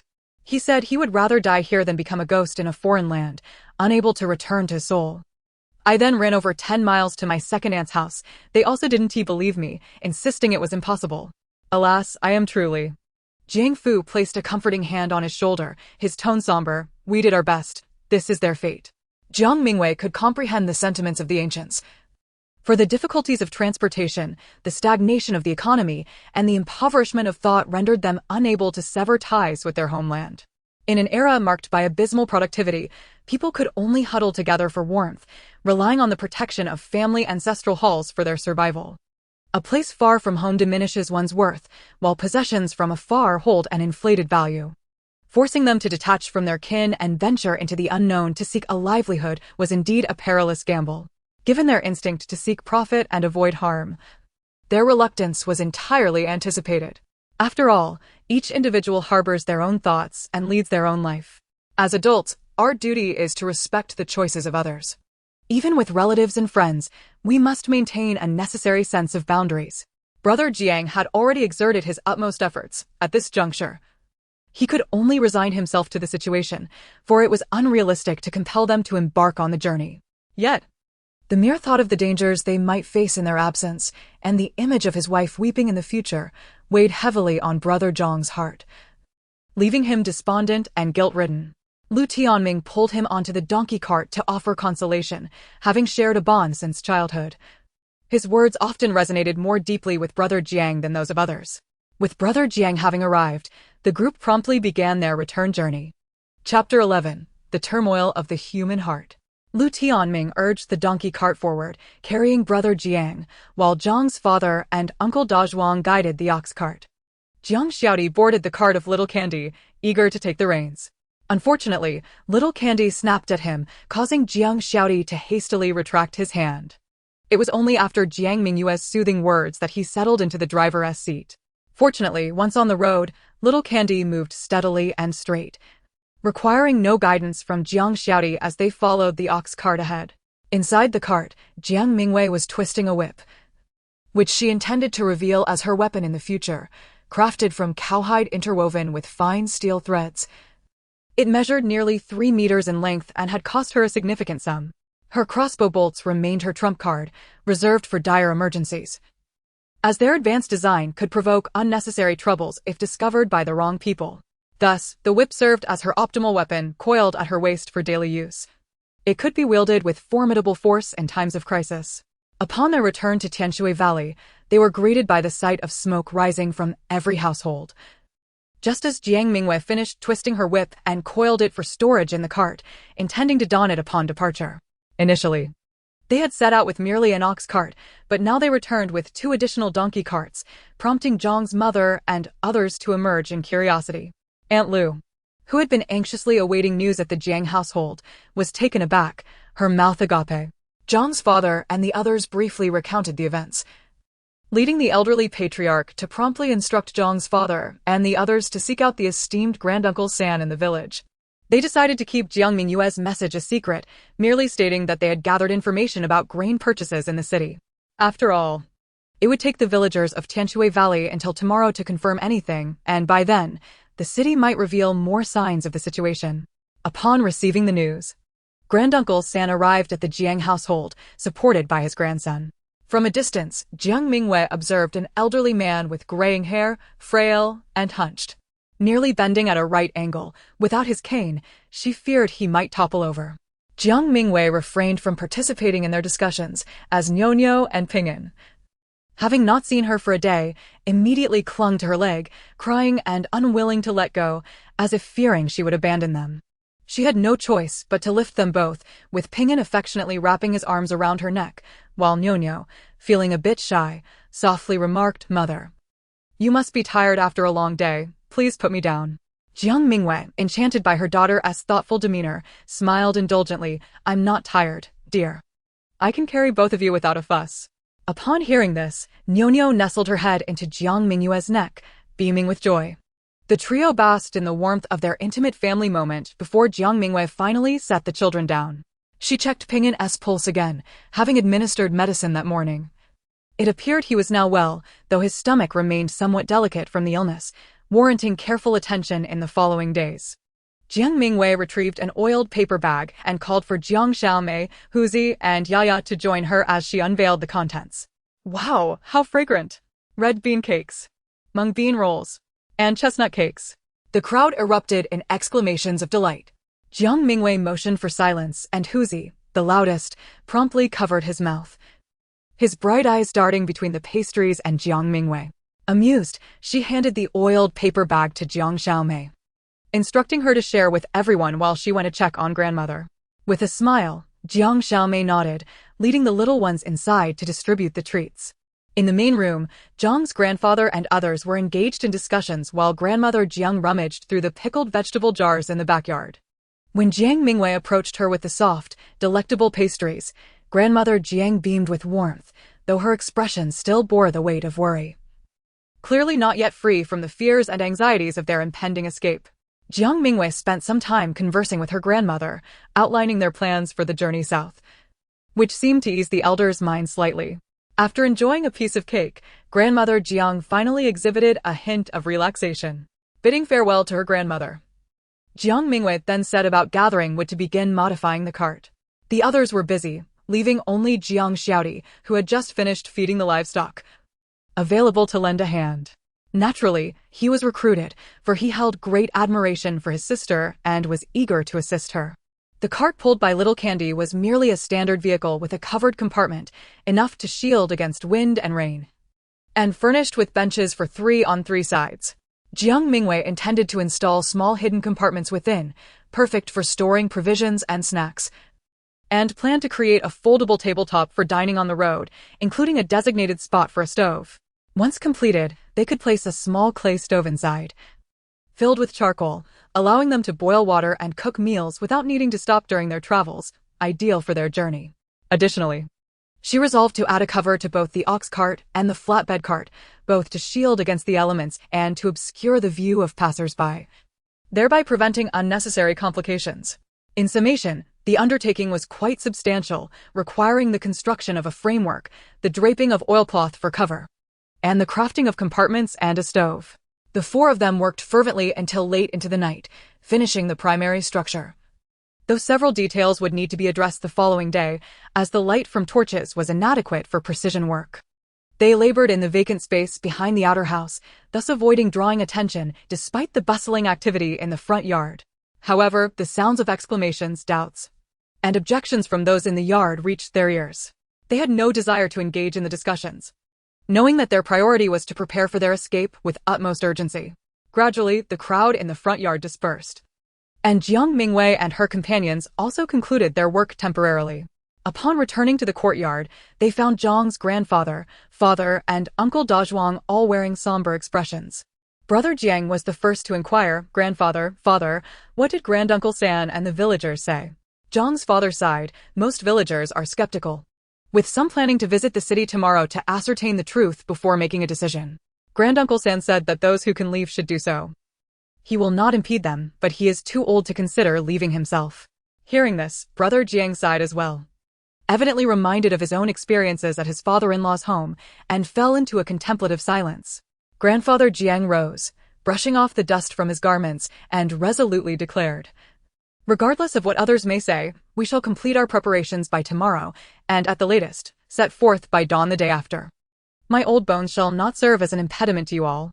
"Father, grandfather, Uncle Jiang," the crowd protested in unison. Jiang Mingyue shook her head disapprovingly at Grandfather Jiang, her thoughts racing. In a soft yet assured tone, she said, "Grandfather, we will surely prevail safely." As she spoke, she picked up a stone the size of a goose egg, clasped it in her hand, and with a gentle twist, released it into the wind, where it shattered into fine dust. This marked her first display of power before the assembled company. After 2 days of interaction, the Jiang and Lu families had established a rapport, thus, she harbored no fears. Moreover, during their escape, they would undoubtedly rely on one another. She hoped to earn their trust and gain a measure of authority, while simultaneously worrying that Grandfather Jiang might act rashly. Chapter 12. The Grueling Trial Space Training. Following Jiang Mingyue's astonishing demonstration of strength, the crowd, save for Grandfather Jiang and her father, who were somewhat calm due to their knowledge of her martial training, stood in stunned silence. Jiang Xiaodi, disregarding propriety, seized Jiang Mingyue's hand, inspecting it from all angles in sheer amazement. "Heavens, sister, how did you accomplish that? Teach me. Quickly. It's simply astounding. Was it like this? Or perhaps this way?" Jiang Mingyue chuckled as she extricated her hand from his grasp, turning to Grandfather Jiang with earnestness. "Grandfather, I firmly believe we will navigate through this crisis safely. As long as we preserve the Green Mountains, we need not worry about firewood. As long as we are alive, all else follows. We must proceed with caution and consideration." Her words were laced with concern for Grandfather and Grandmother Jiang, fearing they might harbor detrimental thoughts. If, during their flight, they attempted to lighten the burden on the others, it could lead to irrevocable consequences. Thus, she sought to reassure him first. Grandfather Jiang, understanding the underlying message in her words, nodded with a complex expression. After dinner, everyone retired to rest.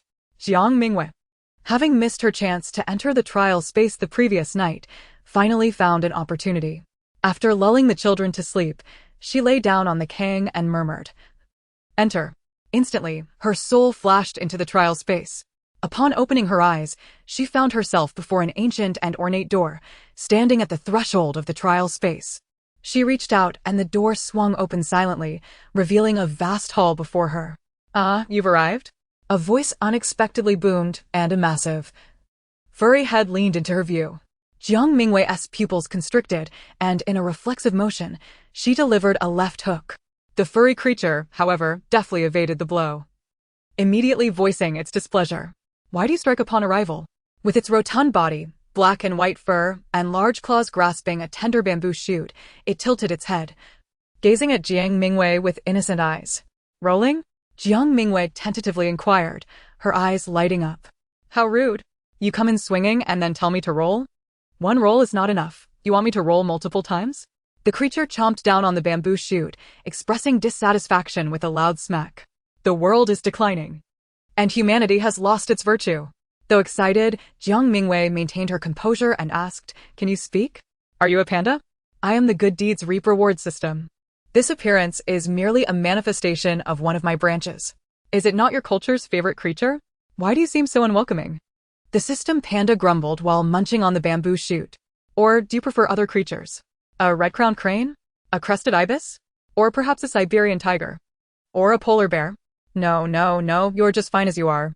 Jiang Mingyue hastily shook her head. For which Chinese person does not harbor a dream of rolling with a panda? Even songs sing of wanting just one Bing Duen Duen. Who wouldn't want to embrace a panda and take it home?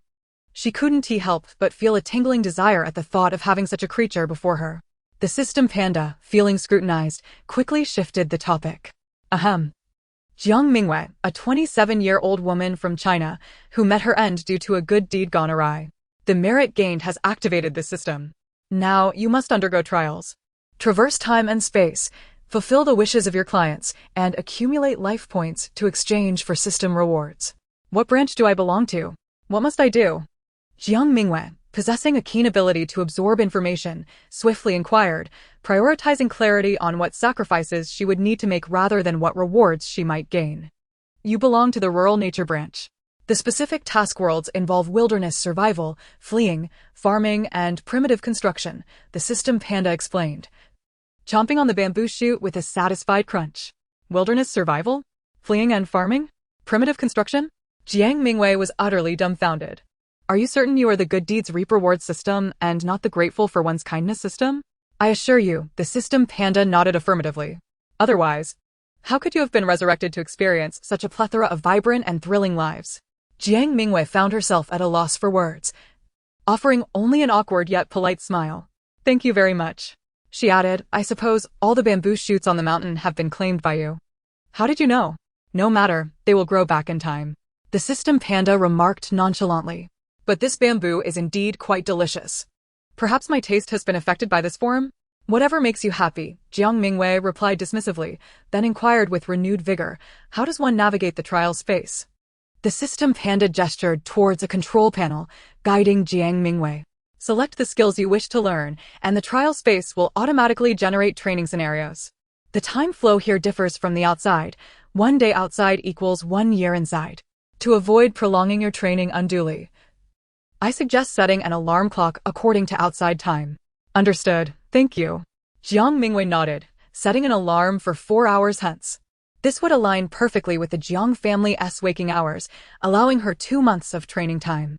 After setting the alarm, she began selecting skill training options, ultimately choosing 10 skills: stealth, breakthrough, marksmanship, healing, wilderness expert, construction, agriculture, animal husbandry, forging, and cooking.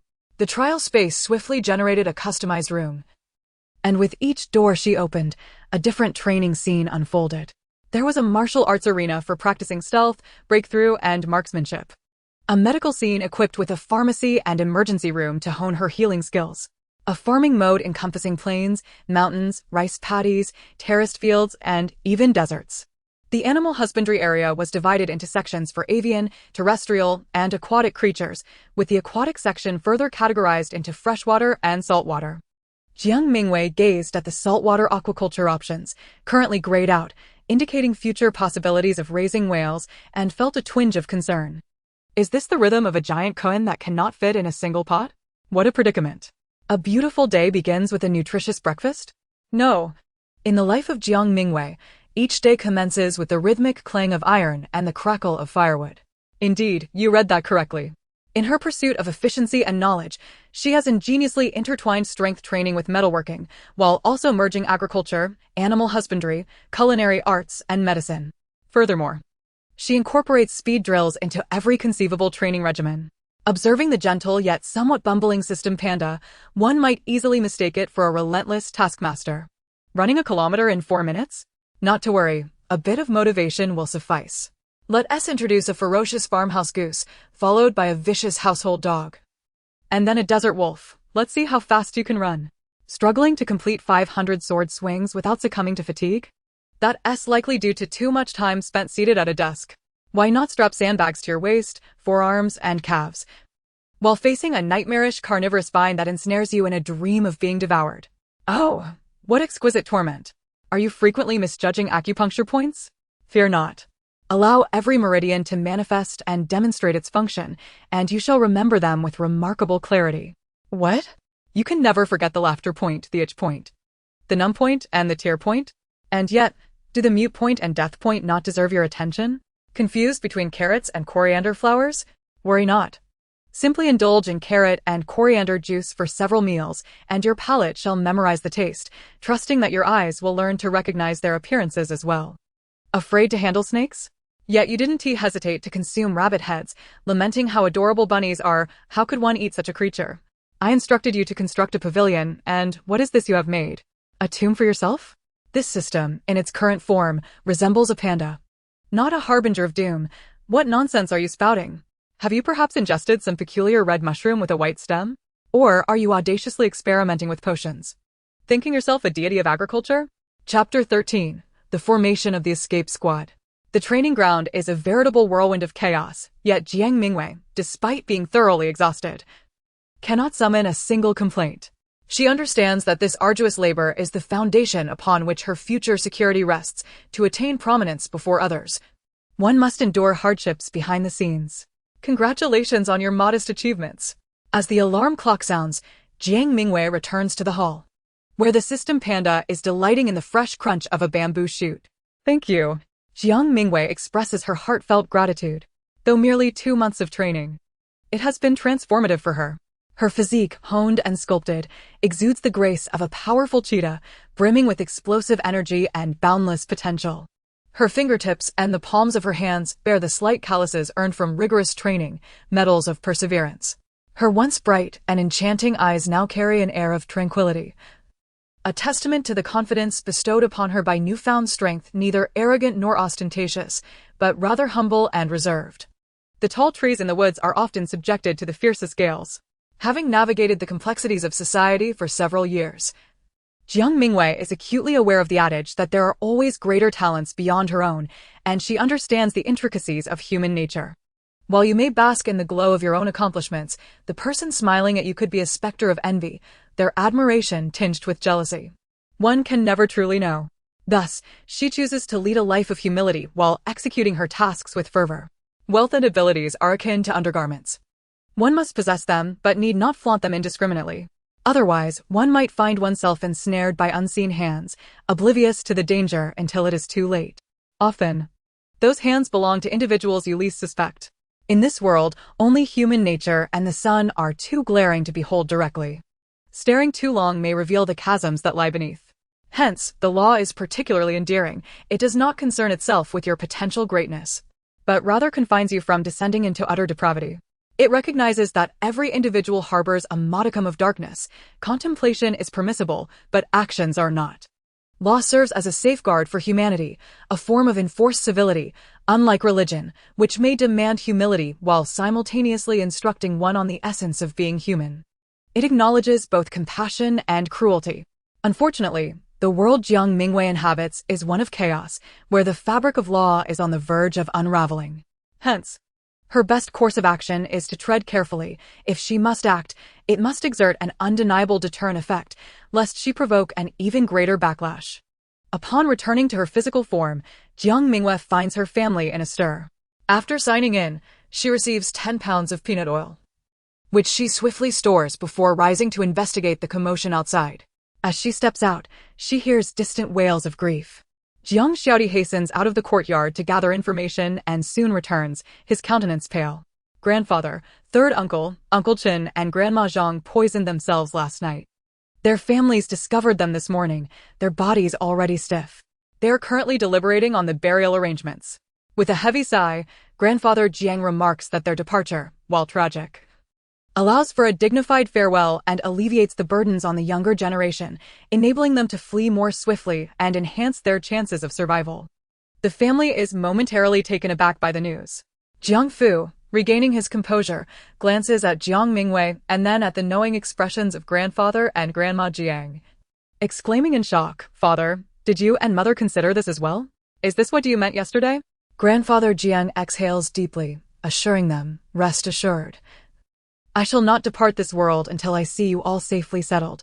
Otherwise, I shall not rest in peace." A wave of trepidation washes over the family as grandfather Jiang, on his way out, declares, "I shall see off the elder brother and sister. You all hurry and prepare your belongings. We leave at midnight." Frightened, Jiang Fu quickly follows grandfather Jiang, while Jiang Mu urges everyone to labor diligently. She herself rushes to the kitchen to prepare meals, but frequently checks on grandma Jiang, fearful they might do something rash. Jiang Mingyue, along with her elder brother and younger brother, diligently completes the unfinished cart from last night and begins to organize their belongings. After lunch, news trickles in from the city that, despite the previous day's peace, panic now reigns. In the bustling streets, taverns, and tea houses, townsfolk discuss the breach of the northern borders by Beiyan and the potential spread of warfare. The prices of grain, fabric, and various goods have suddenly fluctuated. Upon hearing this, the family secretly rejoices for having procured a substantial amount of supplies the day before, saving a considerable sum. A few individuals approach to inquire about the Jiang family's plans, some hoping to travel together, yet upon seeing the Jiang family's donkey cart and ox cart, many reconsider. Others, shamelessly, seek to hitch a ride, only to be rebuffed by grandfather Jiang, who cites their large family and insufficient space. The rejected individuals depart in a huff, muttering under their breath. But the family remains focused on packing their belongings. By evening, two youths clad in mourning attire arrive at the Jiang family gate but do not enter. Jiang Fu hastens out to greet them. "DH, RH, what brings you here?" The youth named DH, now 17 and resembling a young man, stands alongside RH, who is 14 and equally tall, albeit both are thin and pale from insufficient nourishment. "Grandmother asked me to convey a message to grandfather Jiang," DH replies, tears brimming in his eyes. "My brother and I wear our mourning garb and shall not enter.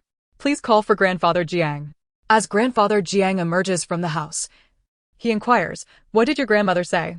"She mentioned potatoes," DH chokes out, his voice filled with emotion. "I initially presumed that she craved potatoes, even mentioning that they had all been planted by this season, and thus were no longer available. Yet, she insisted I should speak, claiming that grandfather Jiang would understand upon hearing it. I had intended to come early in the morning, but who could have foreseen what would transpire?" The late Granny Jiang, mother of Da Tiger and Air Tiger, had left a message for grandfather Jiang last night, which piqued Jiang Mingyue's curiosity, prompting her to follow along.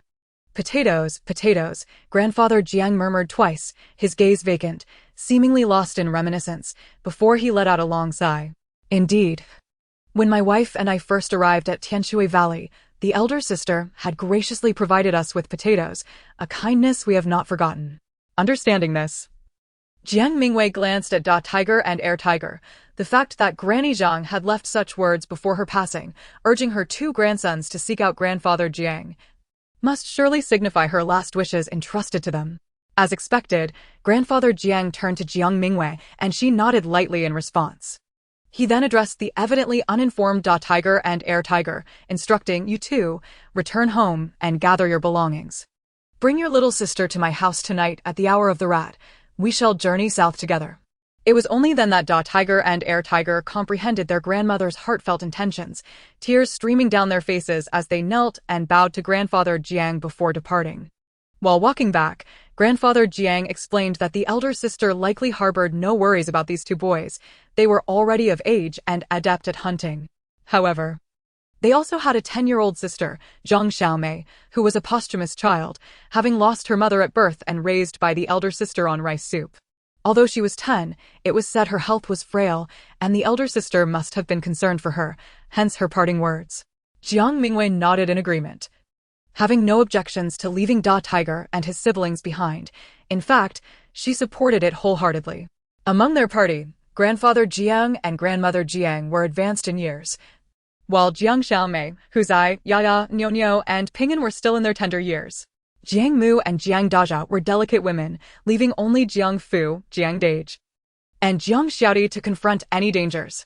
On the Lu family side were Uncle Da Zhuang and Lu Tianming, both stalwart men, yet they also had to protect Lu Auntie, Lu Shaozi, and the three children, Chunhua, Shi Tu, and Monseng.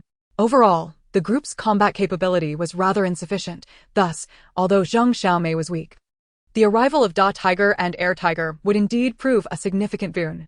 Furthermore, the system confirmed the completion of the task to form a small escape team, indicating these three were trustworthy individuals, making their inclusion advantageous. Jiang Mingyue received a reward of 100 pounds of rice for the task. Followed by a new mission, Ping'an must depart from Changguan town with a reward of an outdoor travel package. This included 10 bags of compressed biscuits, 5 cans of meat, a pound of dehydrated vegetables, a set of outdoor cooking utensils, a small camping stove, 4 cans of fuel, a versatile set of knives, a military shovel, a windproof lighter, a wolf-tooth flashlight, a survival whistle, 30 meters of rope, a double sleeping bag, and a small tent. Chapter 14. The escape begins. With the travel party finalized, everyone busily prepared.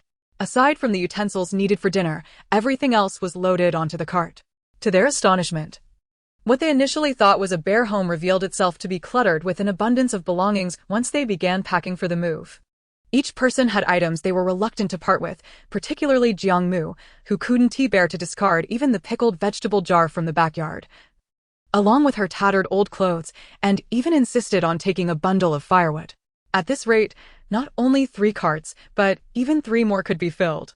Ultimately, Jiang Fu could no longer tolerate the scene and halted the gathering of items, permitting only the essentials: food, prepared rations, clean water, bedding, 3 sets of clothing for each, oilcloth, raincoats, hose, shovels, sickles, and bows and arrows. Everything else deemed unnecessary or easily replaceable was discarded. Even so, the cart was packed to the brim, leaving only enough space for passengers. The last meal before departure was lavish: stir-fried bacon with chives, cold wild vegetable salad, sot ed bok choy, egg cake, mutton offal soup, and chicken stewed with mushrooms, accompanied by millet rice and wheat pancakes. The chickens, brought from Old Li's home by Jiang Mingyue, had laid 2 eggs after arriving at Zhang's. But alas, as they were about to flee for their lives, there was no opportunity to keep them, so they had to be slaughtered for meat. Upon opening the chickens, they found them filled with unformed eggs, causing great sorrow for Jiang Mingyue and Jiang Dazhao, who lamented the loss. 1 chicken was salted for the journey, while the other was stewed for a farewell dish. Despite the sumptuous meal, the atmosphere remained somber, as this dinner marked the commencement of their desperate escape. Uncertainty loomed over when they might next enjoy a peaceful meal, leaving even Jiang Mingyue feeling unsettled. Fortunately, the children, oblivious to the adults' worries, were thrilled by the rare delicacies, chirping excitedly as they served chicken legs to their grandfather and spooned egg custard for their grandmother. The 4 children brought smiles to the faces of grandfather and grandmother Jiang, lifting the spirits of everyone present, who managed to share a joyful meal. The hunting dog, Da Huang, lay beneath the table, gnawing on a pile of chicken bones, thoroughly engrossed in his feast. After the meal, everyone hurriedly tidied up and then retreated to their rooms to rest and gather strength. Just as the hour of the rat approached, Da Tiger and Air Tiger knocked on the gate of Zhang's home. Jiang Xiaodi opened the door to see them bearing bows and arrows, pushing a cart with Zhang Xiaomei wrapped in a tattered quilt nestled in the center, alongside bedding, several bags, and cooking utensils stacked atop.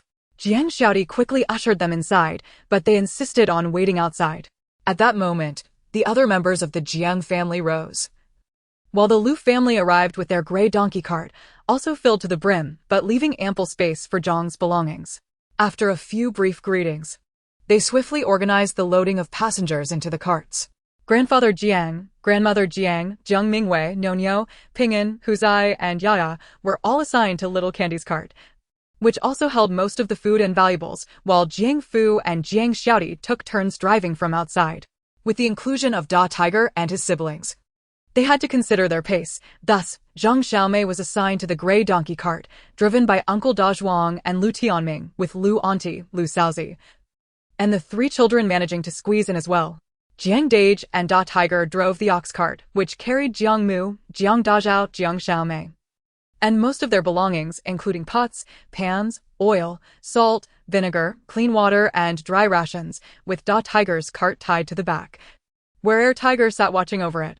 In the event of difficult terrain, the two brothers prepared to take turns assisting with the cart, which carried Da Tiger's belongings and some firewood for their journey. This arrangement was temporary for the night. During the day, when circumstances permitted, the adults would also rotate walking, as the cart was too cramped and overburdened for the livestock to endure. As night descended, the group crowded into the carts, with the children mostly asleep upon being lifted aboard. However, space was limited, forcing them to sit up while sleeping, yet thankfully, the cargo provided them with support, allowing them to doze peacefully. Grandfather Jiang and grandmother Jiang, being of advanced age, especially the latter, caused Jiang Mingyue to worry that sitting for too long might strain her health.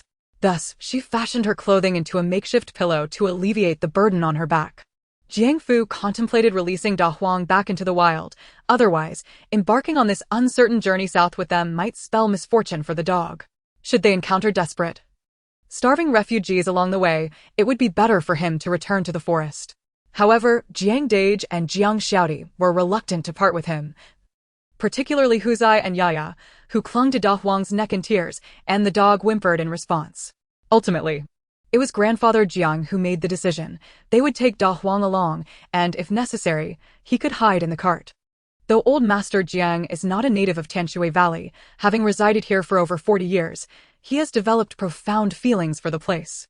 Standing in the courtyard for an extended period, he gazed thoughtfully over all that he had amassed. In a quiet gesture, he scooped up a handful of soil, wrapped it carefully in a tattered cloth, and placed it gently into a jar, a token of his homeland to carry wherever he might go. As he prepared to depart, uncertain of when he would return, the others silently surveyed their homeland under the night sky, as if to etch every detail into their memories. Then, turning resolutely, they boarded their vehicles and left without looking back. Little Candy led the way, followed by the gray donkey, with the ox cart bringing up the rear. Big Yellow jumped onto the back of the horse-drawn carriage, and thus, 3 vehicles, a group of people, and a single dog embarked on an uncertain journey of escape. At this moment, Jiang Mingyue finds herself in a realm known as the Great Way, a nation that, while not the largest, is renowned for its affluence. However, peace eludes it. The aging emperor is preoccupied with the pursuit of immortality, engrossed in alchemy and the quest for transcendence. The crown prince is mediocre, but the other 3 princes shine distinctly, particularly the second prince, who boasts a powerful maternal family and stands in stark opposition to the crown prince. Externally, Great Wei faces threats as neighboring nations, including Beiyan, Shilong, and Nanliang, grow increasingly formidable, eyeing Great Wei's wealth with predatory intent, poised to strike at any moment, eager to take a bite, if not the whole. In the previous life, Beiyan launched a devastating attack on the borders, swiftly capturing 5 cities. The forces of Wu Yan also exploited the chaos, advancing into Great Wei, reaching the city of Guanhe where Jiang Mingyue resides. The local magistrate had already fled, leaving the populace in disarray. In her past life, the original owner, along with fellow villagers, set out on a path of escape but met a tragic fate at the hands of marauding refugees. The subsequent course of history remained unknown to the original owner. Yet Jiang Mingyue, through the system, gained a general understanding. The Beiyan's aggression was a result of collusion with the 4th prince, while Wu Yan's incursion was opportunistic. Eventually, the valiant general, the 2nd prince's maternal uncle, was dispatched to drive out Wu Yan and reclaim 3 cities, entering a stalemate with Beiyan that lasted 3 years. During this turmoil, the 4th prince plotted rebellion, the crown prince was assassinated, and the ailing emperor faced grave danger. In his attempt to protect the emperor, the 2nd prince executed the 4th prince, only to discover that the 3rd prince had already declared himself king in his fiefdom. Later, the 2nd prince ascended to the throne, achieving a significant victory over Beiyan and reclaiming lost territories. After a 5-year period of recuperation, he launched a campaign against the now self-proclaimed emperor, the 3rd prince, but faced defeat, culminating in the division of Great Wei into 2. Years of warfare left the populace in dire straits, with a stagnating economy, only to witness a semblance of prosperity upon the ascension of the next emperor. The region where Jiang Mingyue currently resides is situated in the northern part of Great Wei, far from the capital and closer to Beiyan, Wuyan, and a small nation called Hochen. The terrain is predominantly mountainous and hilly, with scarce plains. Chapter 15. Dining in the Wilderness. After much deliberation among Jiang Mingyue, Old Master Jiang, Father Jiang, Uncle Dazhuang, and the others, a travel plan was forged to depart from Xiasui Prefecture, cross the river at Dongfu, traverse the southern mountain path, and enter Jingzhou Prefecture, a region closer to the capital, where they hoped the ravages of war would not reach. Based on Jiang Mingyue's knowledge of the future, Jingzhou City remained relatively stable, even amidst the conflicts between the two royal factions. Additionally, the cost of living was not exorbitantly high as it was in the capital, making it their optimal destination. This journey necessitated crossing 4 prefectures and numerous large cities, and if fortune favored them, it would take nearly 2 months, coinciding with summer, allowing them enough time to plant a quick harvest crop and vegetables, barely sustaining them until the next wheat harvest. With their goal set, a clear direction for their actions emerged, instilling a sense of hope. Under the moonlight, the group journeyed forth, with Father Jiang leading, his focus unwavering. Little Candy was equally cooperative, guiding them along the correct and smooth path. The ox cart, though slow, moved steadily, the cattle's strength ensuring they did not fall too far behind. After an hour and a half of travel, they finally reached the southwestern outskirts of Chengguan County. Father Jiang directed the donkey cart into a grove, where they paused to rest and wait. Great Wei imposes strict regulations on the movement of its citizens. Traveling through prefectures requires a travel permit, or one risks being mistaken for a refugee and captured. Thus, Jiang Mingyue and her companions bided their time, waiting for wealthy families to exit the city before following in their wake. Firstly, these families traveled with horse-drawn carriages, moving swiftly southward and likely spreading news of their journey, which would, in turn, swell the ranks of traveling parties, rendering the authorities too preoccupied to scrutinize travel permits. Secondly, these affluent households possessed considerable wealth and retained numerous guards, making them less inclined to target common folk like themselves. In comparison to their ostentatious wealth, their tattered, self-assembled vehicles would go unnoticed, offering a modicum of safety against potential banditry. The children slept soundly, while the adults disembarked cautiously, stretching their weary limbs. Jiang Mingyue poured ginger syrup from a water pouch, distributing a cup to each driver, warming their chilled bodies against the night-'s breeze. "Sister, you truly possess foresight," exclaimed Jiang Xiaodi after downing a generous cup of ginger syrup, feeling warmth radiate from his stomach to his extremities. "When you purchased this, I thought you were too extravagant. Yet it turns out to be invaluable. Having access to warm water in the cold is simply splendid." Father Jiang and Uncle Dazhuang swiftly began digging a pit for a fire, while Big Tiger promptly fetched water from a nearby stream, and Second Tiger gathered an abundance of dry twigs. Jiang Dage, Lu Tianming, and Jiang Xiaodi ensured the exhausted animals were fed, confirming they would be well-nourished for the journey ahead. Jiang Mu, Luanti, and Jiang Dajie set up pots over 2 fires, one for boiling water for the morning's beverage, which could be stored in clay jars, and the other for cooking corn porridge. The porridge, quick to cook, required slow simmering and a brief resting period for optimal flavor. Just before it was done, chopped vegetables and salt were added, resulting in a hearty vegetable porridge for breakfast. Initially, Big Tiger and Second Tiger intended to eat separately, but since the Lu family joined the Jiang family for meals, most of the grains, excluding those belonging to Jiang Mingyue, were combined. Consequently, Father Jiang invited them to contribute their rations, establishing a communal cooking arrangement. Big Tiger and Second Tiger had merely a sack of corn, half a sack of beans, and some dried vegetables, and realizing they had benefited, they felt somewhat embarrassed, repeatedly promising to hunt for better provisions once they halted. They also took on the responsibility of gathering firewood and water along the way. Their gratitude led Jiang Mingyue to deem them trustworthy companions, further validating her decision to include them in the group. As dawn broke in late April, the day brightened swiftly. By the time the porridge was ready, the group gathered around, each taking a bowl to sit on nearby stones and enjoy their meal. The porridge was thick, ensuring everyone had enough energy for the morning ahead, a stark contrast to the usual meager rations at home. Once the adults finished breakfast, the women hurriedly awakened the children, urging them to eat, while the men began packing up, checking the vehicles and livestock, ready to set forth at a moment's notice. True to form, as the city gates opened, a steady stream of horse-drawn and mule carts began to emerge from Chengguan County. Some families sent out 4 or 5 carriages in succession, accompanied by their servants, while others dispatched 6 or 7 vehicles, trailed by a dozen carts laden with various belongings, all securely covered with oilcloth. After waiting for several waves of families to pass, Jiang Mingyue and her companions cracked their whips and set off, trailing not too far behind a pair of horse-drawn carriages. The horse, naturally quicker than the donkey, was further aided by the presence of a cow, allowing Jiang Mingyue and her companions to be overtaken by various carts throughout the morning. However, the group remained remarkably unperturbed. After all, the northern Yan had only just breached the border, and 4 cities still lay in their path, making a swift advance unlikely.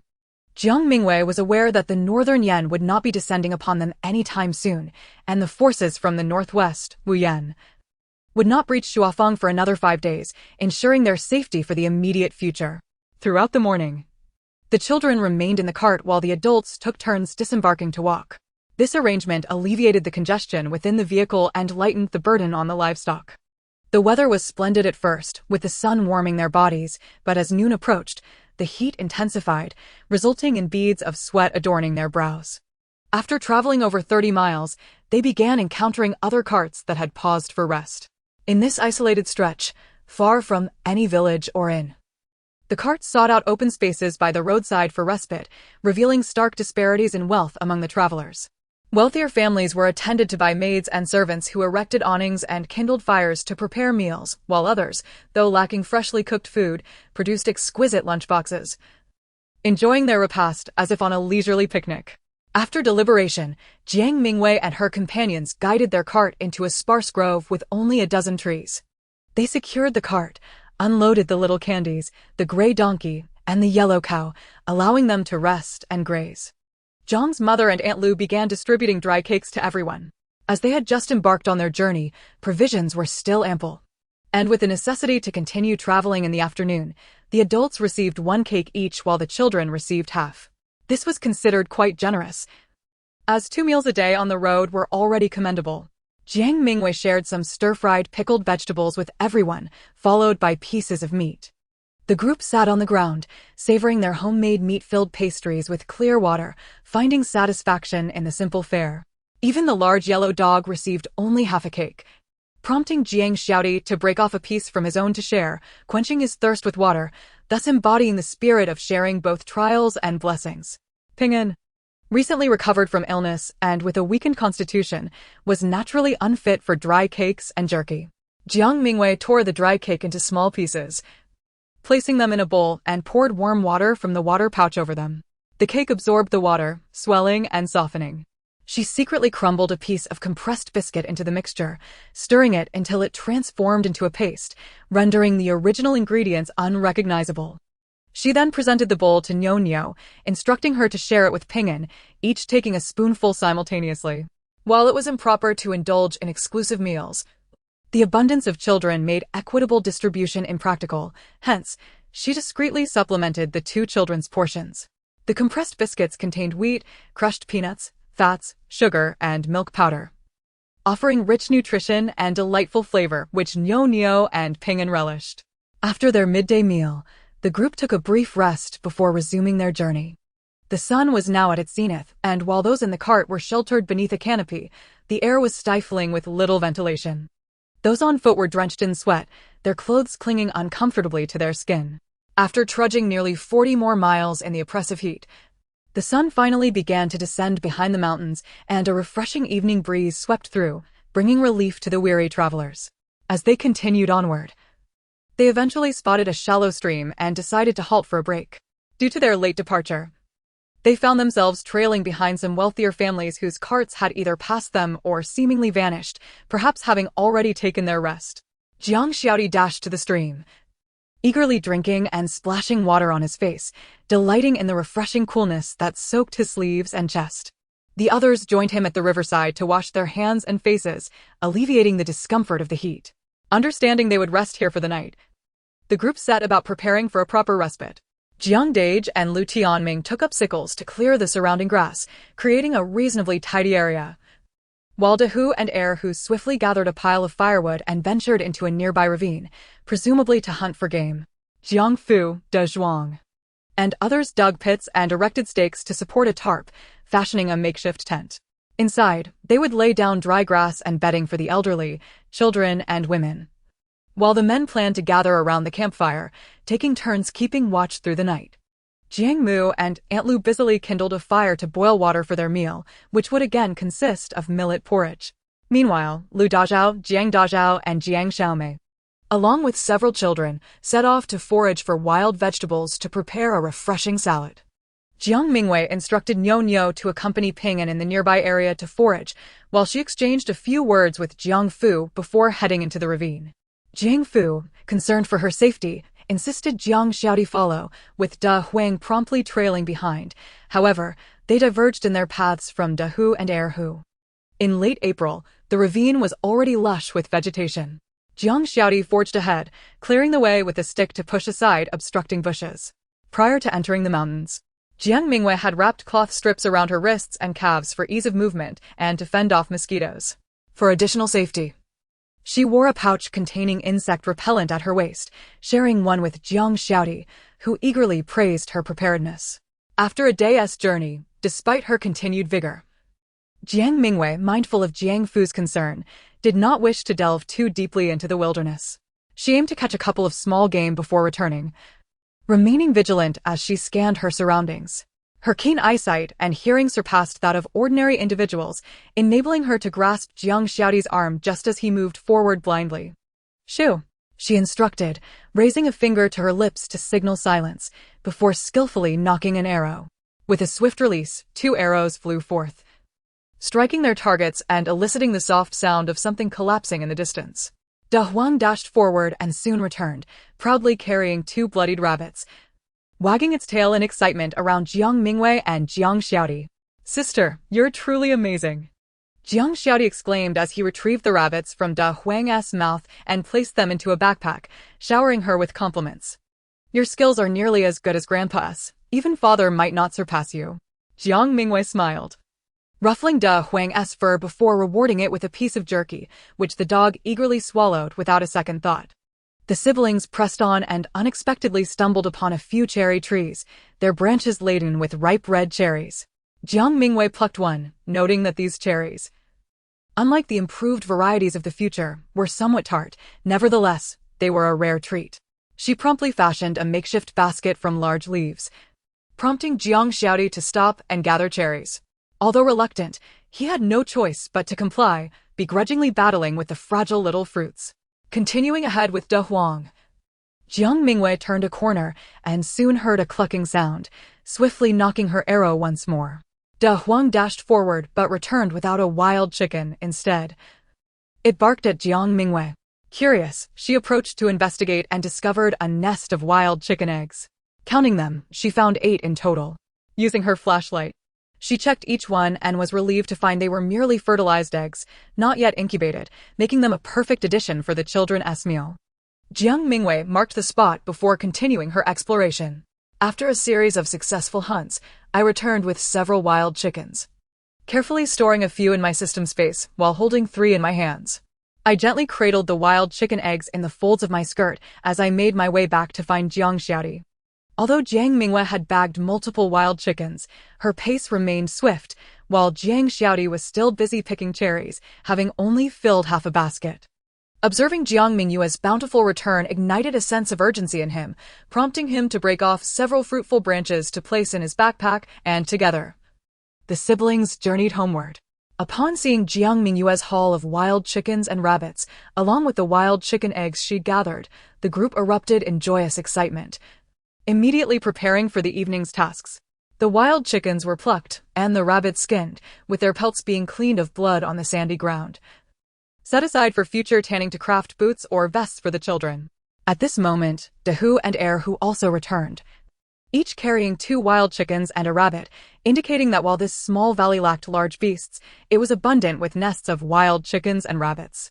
In total, there were 5 wild chickens and 3 rabbits, leading Jiang Mingyue and Aunt Lu to roast 2 chickens and 3 rabbits, although these would serve as provisions for the journey ahead rather than tonight's feast. Fortunately, 3 wild chickens were chopped into small pieces and stewed, enhanced with freshly dug wild onions and mountain ginger to eliminate any gamey taste, along with an assortment of wild vegetables. The result was a hearty pot of fragrant wild chicken soup, filling everyone's faces with smiles illuminated by the firelight. Seated around the campfire, Jiang Mu and Aunt Lu began serving dinner, offering each person a bowl of wild chicken soup, complete with a few morsels of chicken meat and a generous portion of vegetables. Once finished, everyone received a bowl of corn porridge. At Jiang Mingyue and Jiang Xiaoti's enthusiastic urging, Jiang Mu eventually produced 2 roasted rabbits for sharing, which meant each of the 23 individuals would receive but a small piece. However, Jiang Mingyue was granted a special reward, a whole rabbit foreleg for her hunting prowess. As Jiang Xiaoti savored his meal, he mumbled, "If we weren't sitting on the ground to eat and later sleeping around the fire, I'd almost think this was better than our meals at home." "You little rascal, is that all you think about, food?" Jiang Mu shot him a disapproving glance, feeling a mix of embarrassment and shame for having such a gluttonous son. With a gentle smile, Jiang Mingyue tore off a piece of meat from the rabbit leg and slowly fed it to Niu and Ping'an, cautious not to overindulge them, fearing their delicate stomachs might not handle it. After allowing them half a bowl of chicken soup and half a bowl of porridge, she stopped. The little cherries, after being washed, became a fruit dish. The men were not particularly fond of these small fruits, but the children relished them, devouring them with delight. Jiang Xiaoti joined in, claiming them as his own harvest, asserting that even sour fruits could taste sweet. The tent was set up, lined with some dry hay from the wagon, topped with thin bedding. Jiang Nai led the women and children into the tent to rest. 2 more fires were lit, with Jiang Fu and Uncle De Zhuang taking the first watch, followed by De Hu and Jiang Xiaoti, and lastly, Jiang Dage and Lu Tianming. This rotation ensured everyone could enjoy a sufficient rest. Chapter 17. Turbulence on the Road. Jiang Mingyue decided against entering the tent, preferring to stay with the others around the campfire for the night. Observing this, Jiang Mingyue removed a bundled cylindrical item from the top of the wagon. With a few deft pulls and tugs, it transformed into a small tent. This foldable tent was crafted prior to their journey, resembling a collapsible mosquito net from Huaxia, albeit with wooden poles instead of metal and oilcloth instead of mesh, making it quite suitable for outdoor use. However, time constraints meant she only completed 2, each accommodating 2 adults. Conveniently, Jiang Yi and Who shared one, while Jiang Dage and Lu Tianming occupied the other, and De Hu and Jiang Xiaoti each had a wagon to themselves. With these arrangements, the group managed to withstand the night's chill. Satisfied with the setup, Jiang Mingyue returned to the large tent, which, though limited in space, provided shelter from the wind and cold.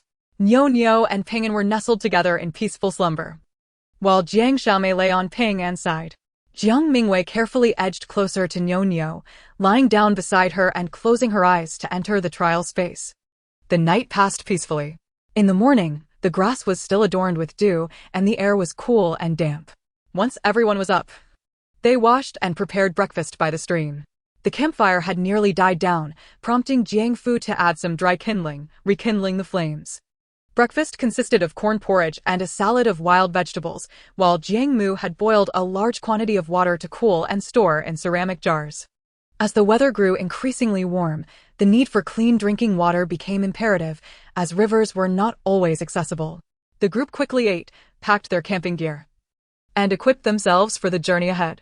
Jiang Mingyue collected some embers from the fire to place in a small clay stove, covering it with a layer of ash, intending to prepare hot soup for the children at noon. Another morning of silent, weary travel ensued. At midday, they passed through a small village of several dozen households.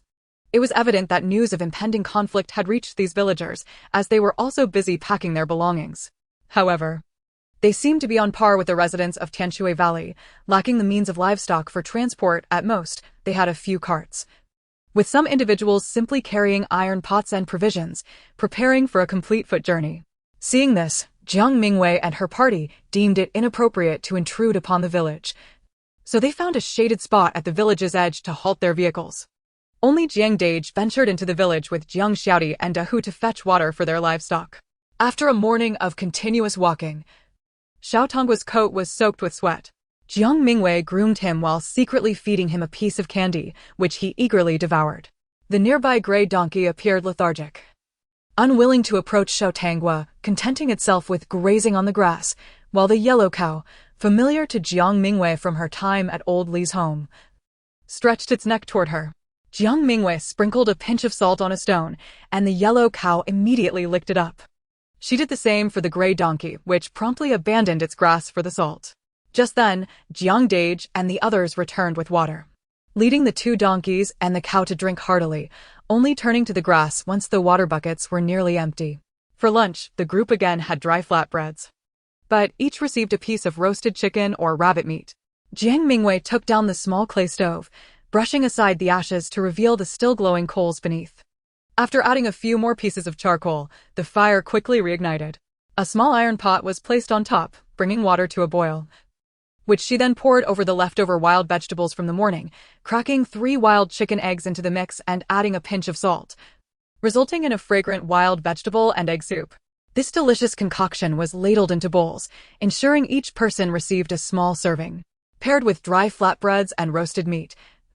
This meal was imbued with a sense of contentment.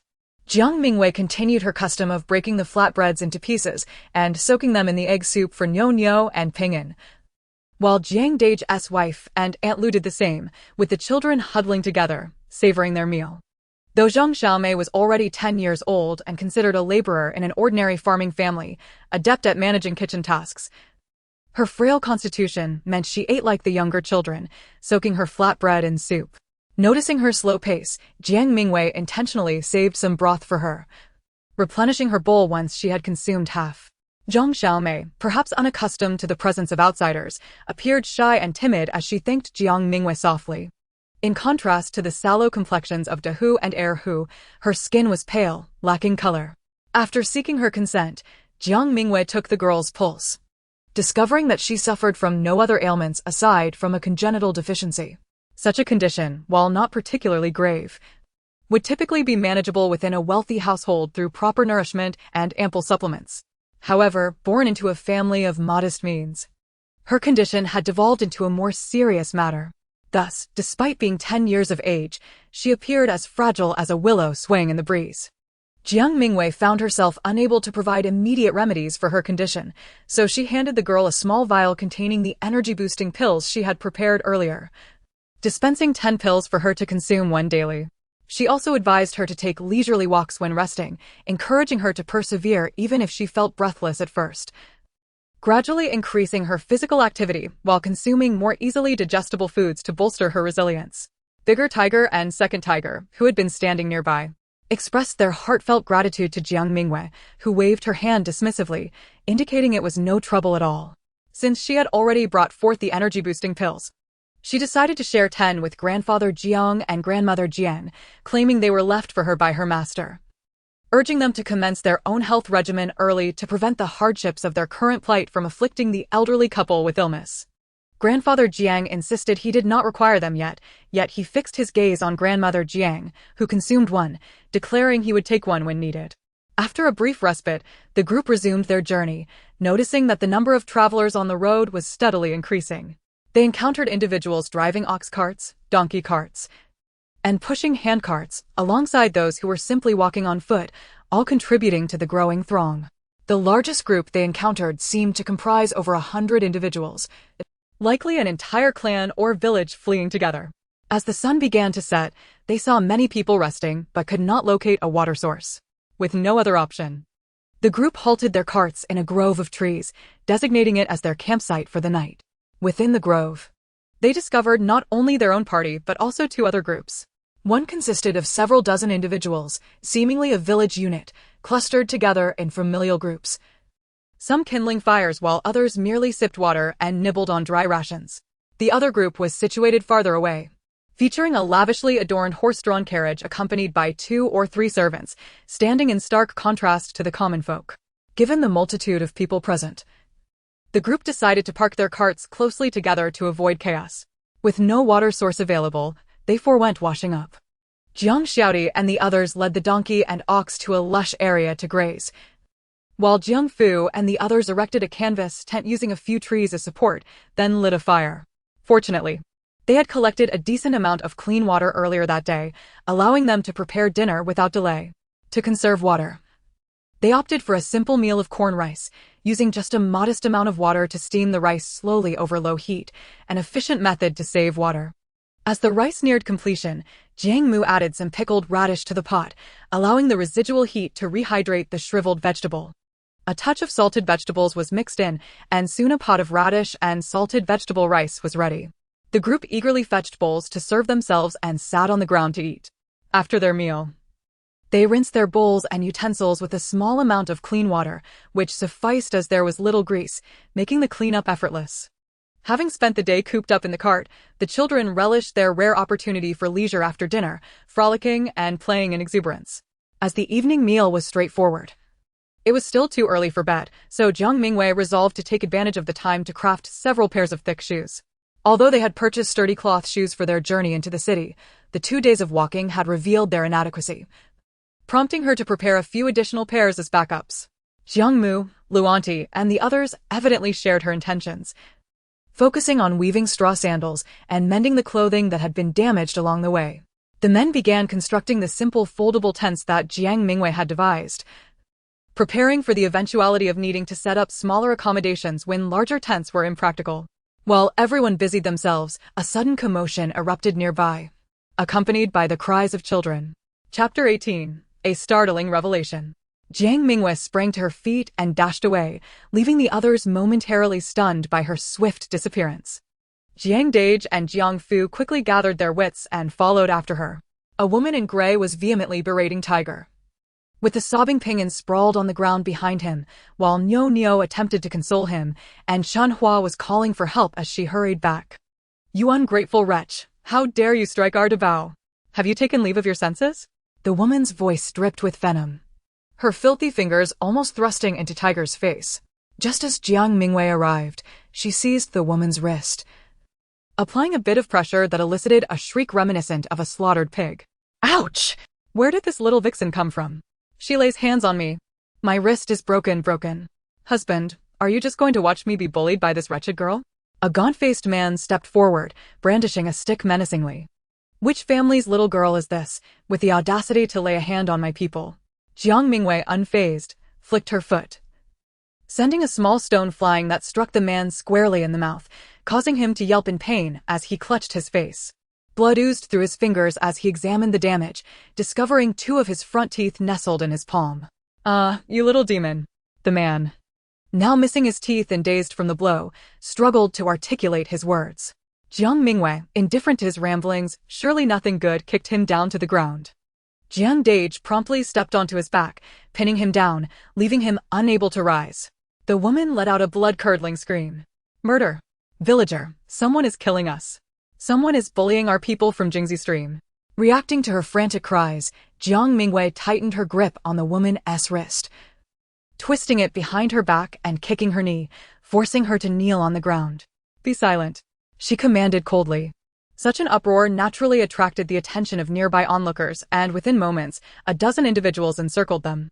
Jiang Fu and the others positioned themselves protectively beside Jiang Mingyue, while even De Huang barked fiercely at the commotion, shielding the children behind them. "May I inquire who speaks for the group?" An elderly man, appearing to be in his 50s, approached with a respectful bow, his tone relatively calm. Grandfather Jiang stepped forward, asking, "What can I assist you with, brother?" "My surname is Jiang." "Brother Jiang," the elder replied, bowing again. "I am Zhao, the village head of Jingxi Stream. Might I request a small favor to allow these 2 to release my villagers?" Grandfather Jiang remained silent, turning to Jiang Mingyue.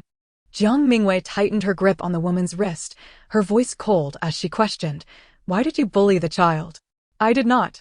It was your little brat who attacked my Dabao, and I was merely teaching them a lesson."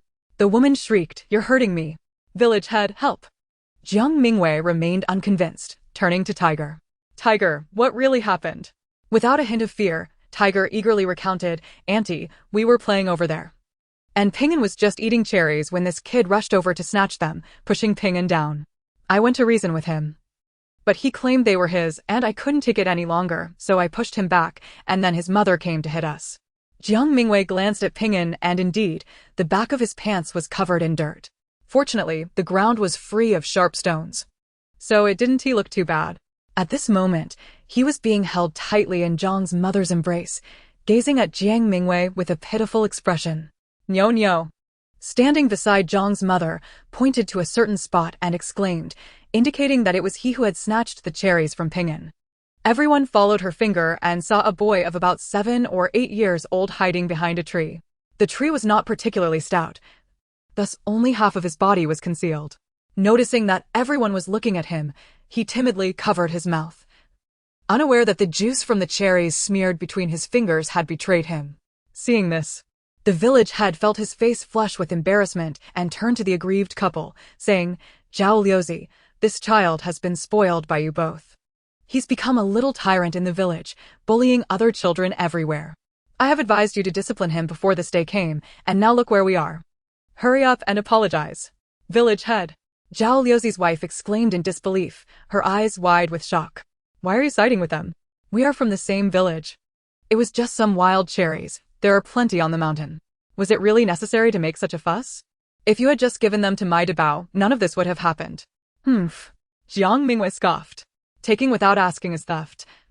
And this behavior is even more reprehensible. It is outright robbery. What difference is there between him and a bandit? Such conduct at such a tender age portends an insufferable disposition in the future. However, reason is only meant for those willing to listen. You seem too obstinate to heed any advice, clinging only to your own beliefs. Consider this beating a lesson for you, and conduct yourself wisely in the future.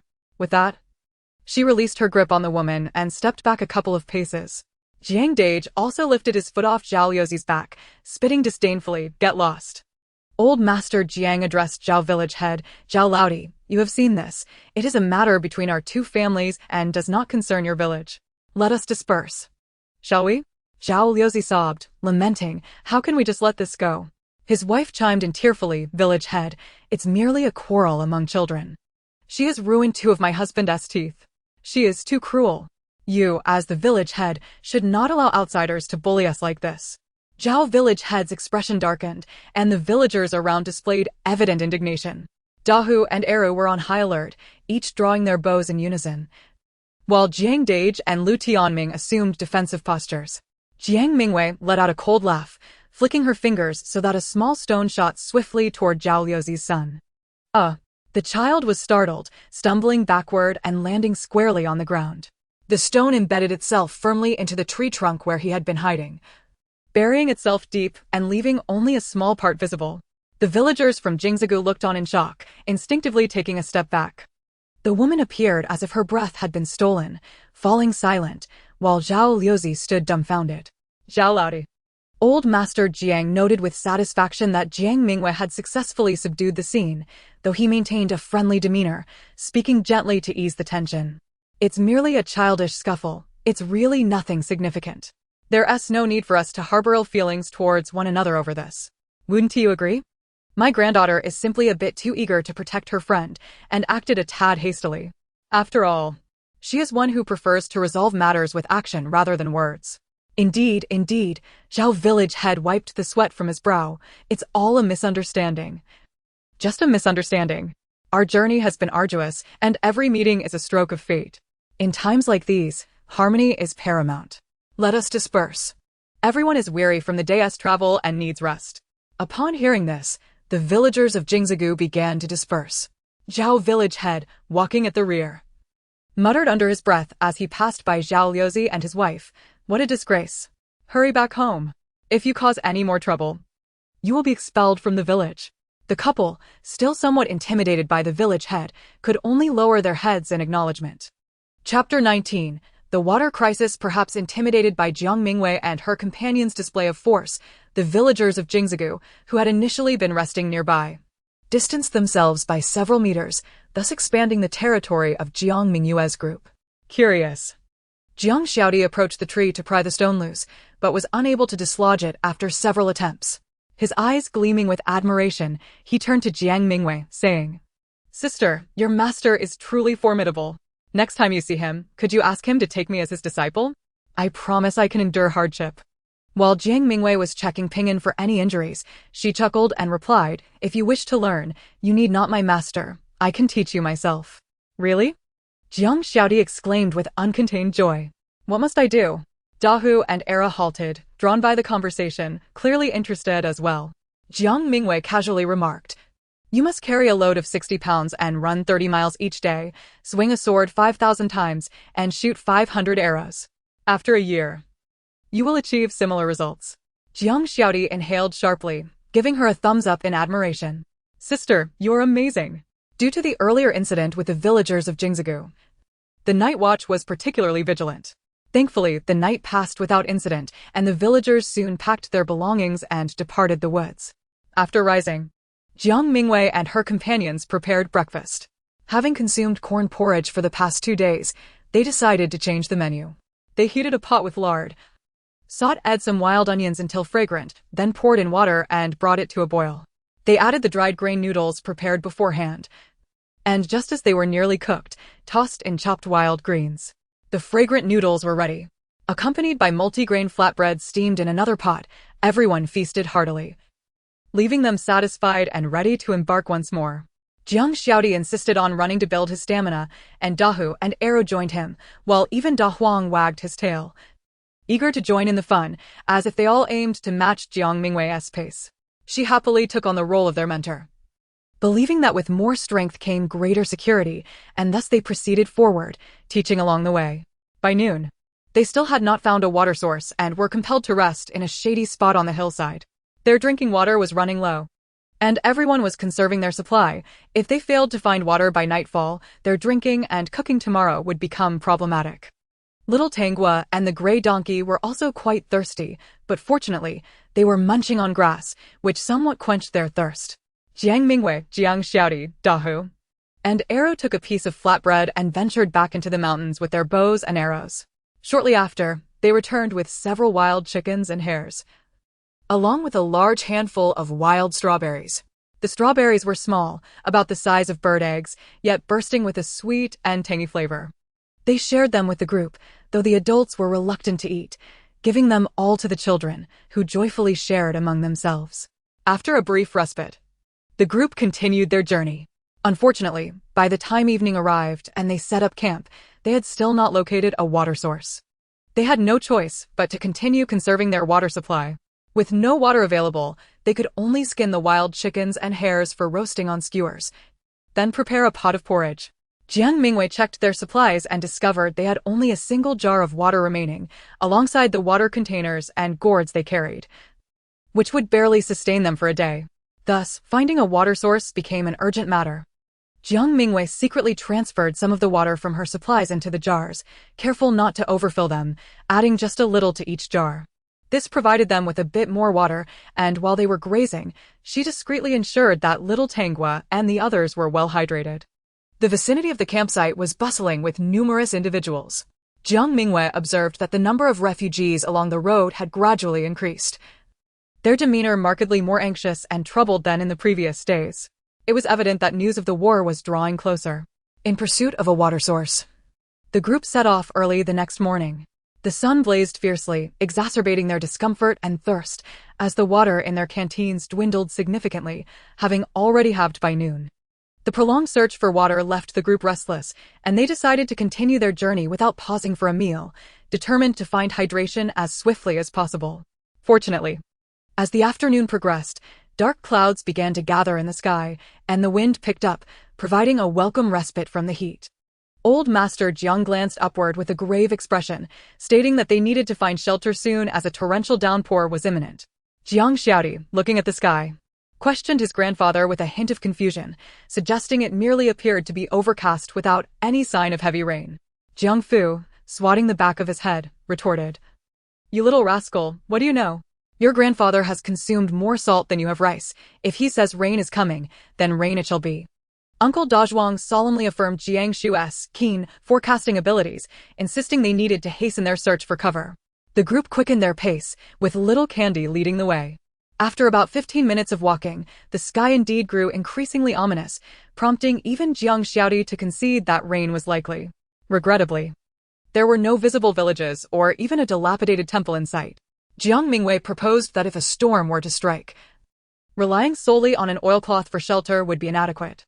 "I can scout ahead for a cave where we might take refuge. You all can follow at your own pace," she urged. Jiang Dage, concerned for her safety, instructed Jiang Xiaodi to drive the cart while he and Dahu accompanied her.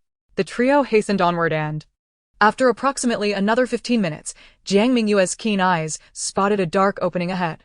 She called out to Jiang Dage and Dahu, who promptly joined her as they approached the cave entrance.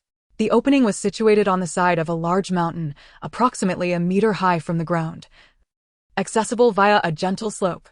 While the entrance appeared small and overgrown with vines, it did not seem to suggest the presence of wild beasts.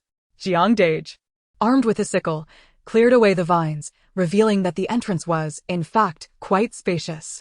Two individuals could comfortably walk side by side, and Jiang Dage, who stood about 1.8 meters tall, merely needed to bow his head to enter. With Jiang Dage leading the way, Jiang Mingyue followed closely, and Daho brought up the rear as they ventured into the cave. After approximately 5 meters, the light began to dim, prompting Jiang Mingyue to ignite a fire starter. The flickering flame revealed that the cave widened further ahead. Indeed, after traversing another 5 or 6 meters, they found themselves in a cavern of approximately 50 square meters. Though it was dark and damp, with the ground strewn with pebbles and moss. Splendid! This space is just perfect for all of us, Dahu exclaimed joyfully. The cave echoed with sound, and suddenly, the flapping of wings filled the air. Get down!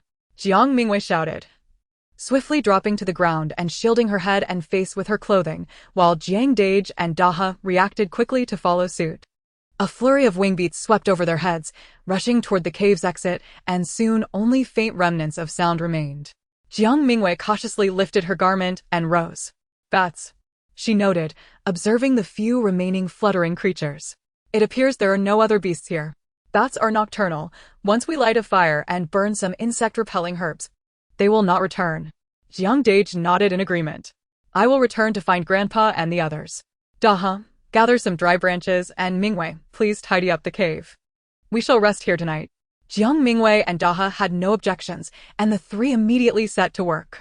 Daha located a dry dead tree and dragged it into the cave, breaking it into segments to create a fire pit. Jiang Mingyue collected large branches, binding them together to fashion a broom, clearing the rubble to one side, and then began to ignite the fire. She managed to set up 7 fire pits around the cave, strategically positioned to provide warmth.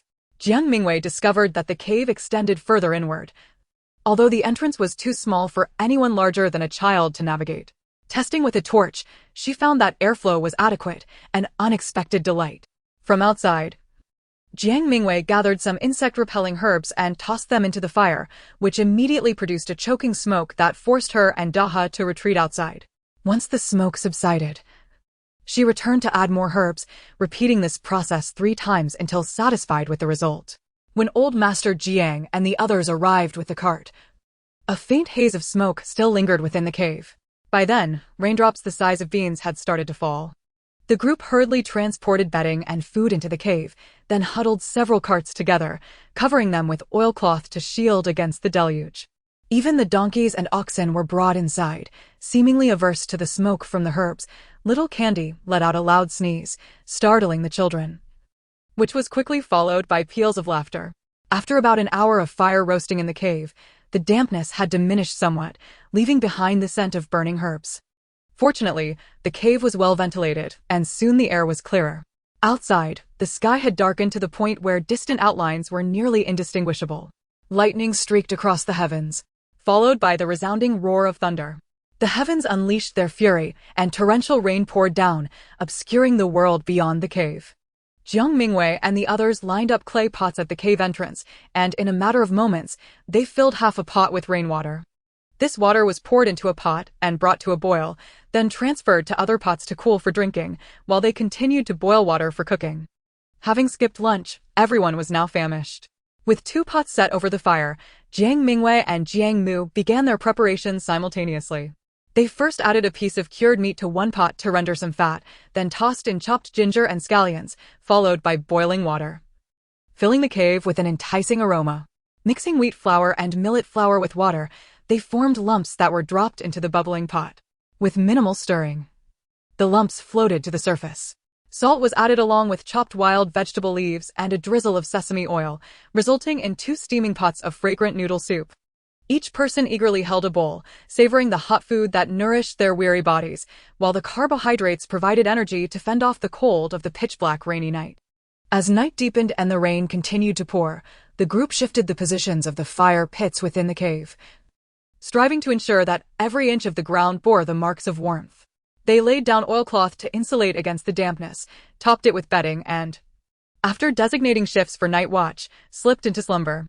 The following morning, the rain continued to fall, albeit with diminished intensity.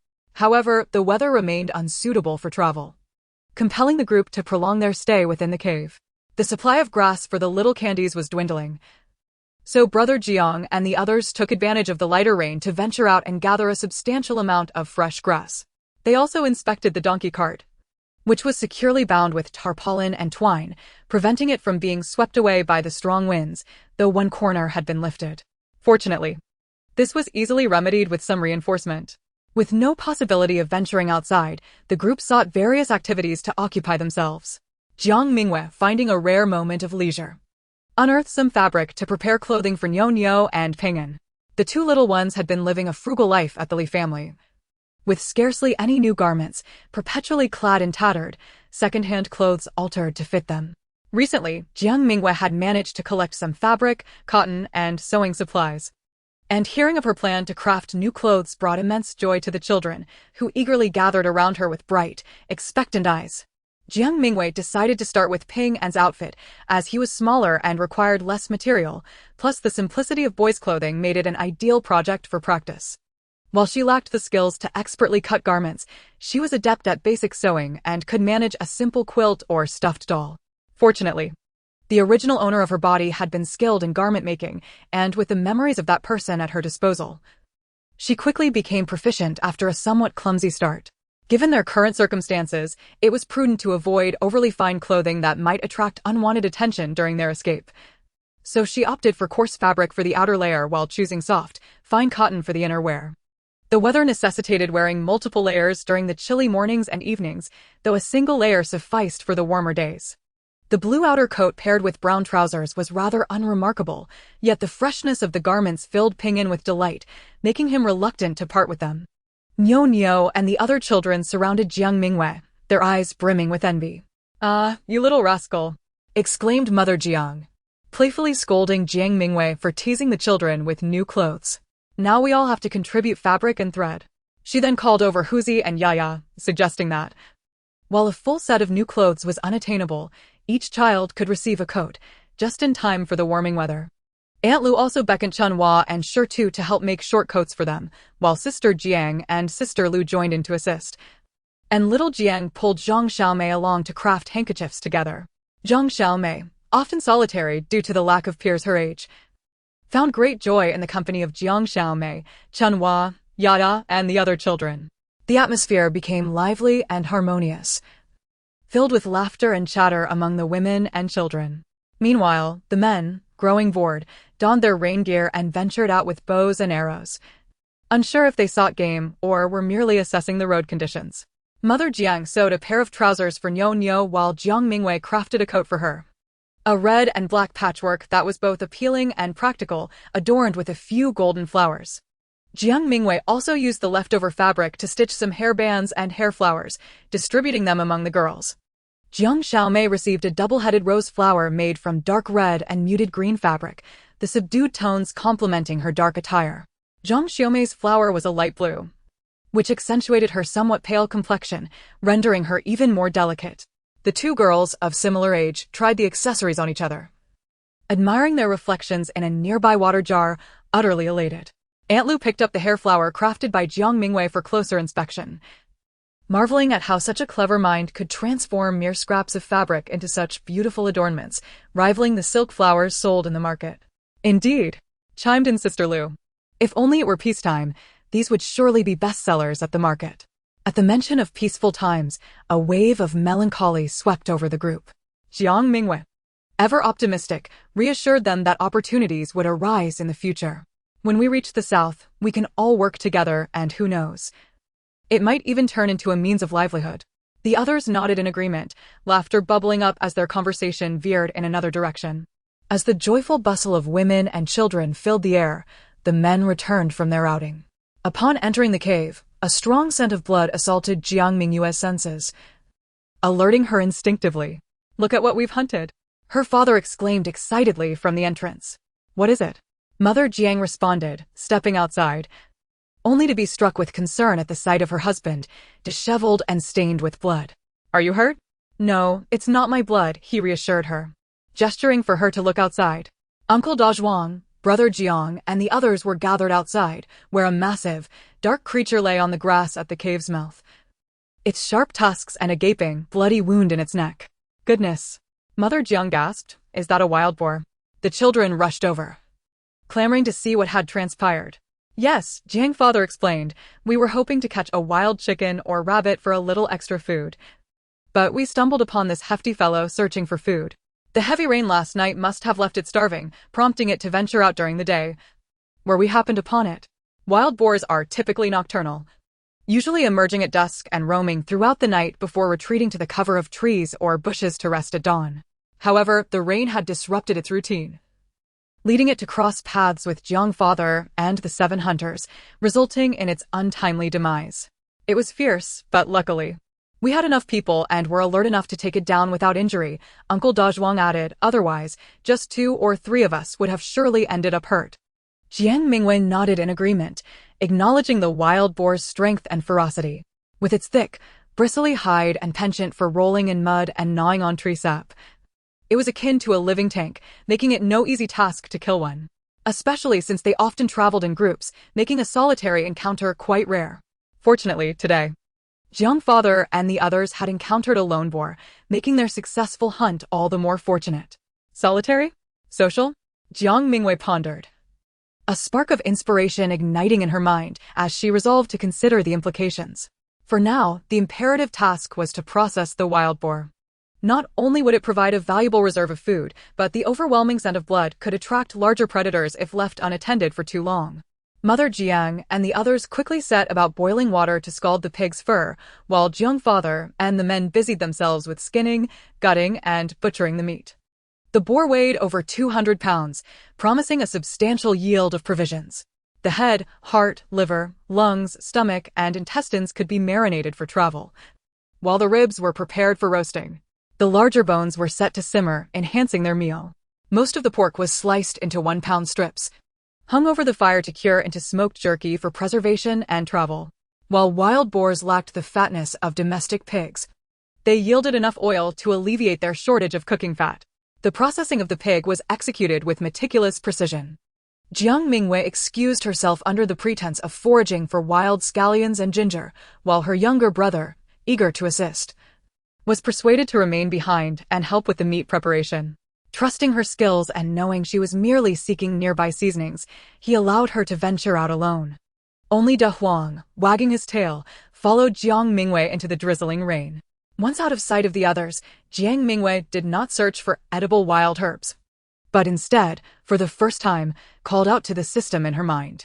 System? GNGN? Are you there? It's the first time you've called me. The system panda lazily acknowledged, you've adapted quite well since arriving in this other world, but what brings you to me now? One must rely on oneself, Jiang Mingyue smiled. However, I am pressed for time, so I need you to provide me with a map service. It doesn't need to be too extensive. Just a radius of 10 miles will suffice. I wish to hunt for some prey, particularly wild boars. Very well, considering this is your first request, I shall assist you. The system panda readily agreed and snapped its fingers.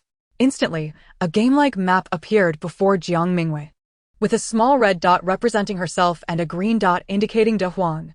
Expanding outward from their positions were various green and red dots. The red ones signified ferocious creatures, while the green indicated those harmless. The system panda explained that the map would only be effective for 30 minutes, urging her to act swiftly.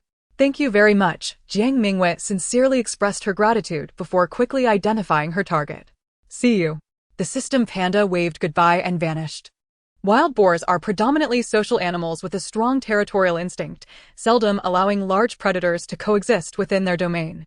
Thus, Jiang Mingyue surmised that a cluster of red dots approximately 5 miles away likely indicated a group of wild boars, counting 6 or 7 red dots. She deduced that a mother boar was accompanied by a litter of piglets. She pondered the size of the piglets, if they were too large. Dispatching them at once could prove troublesome.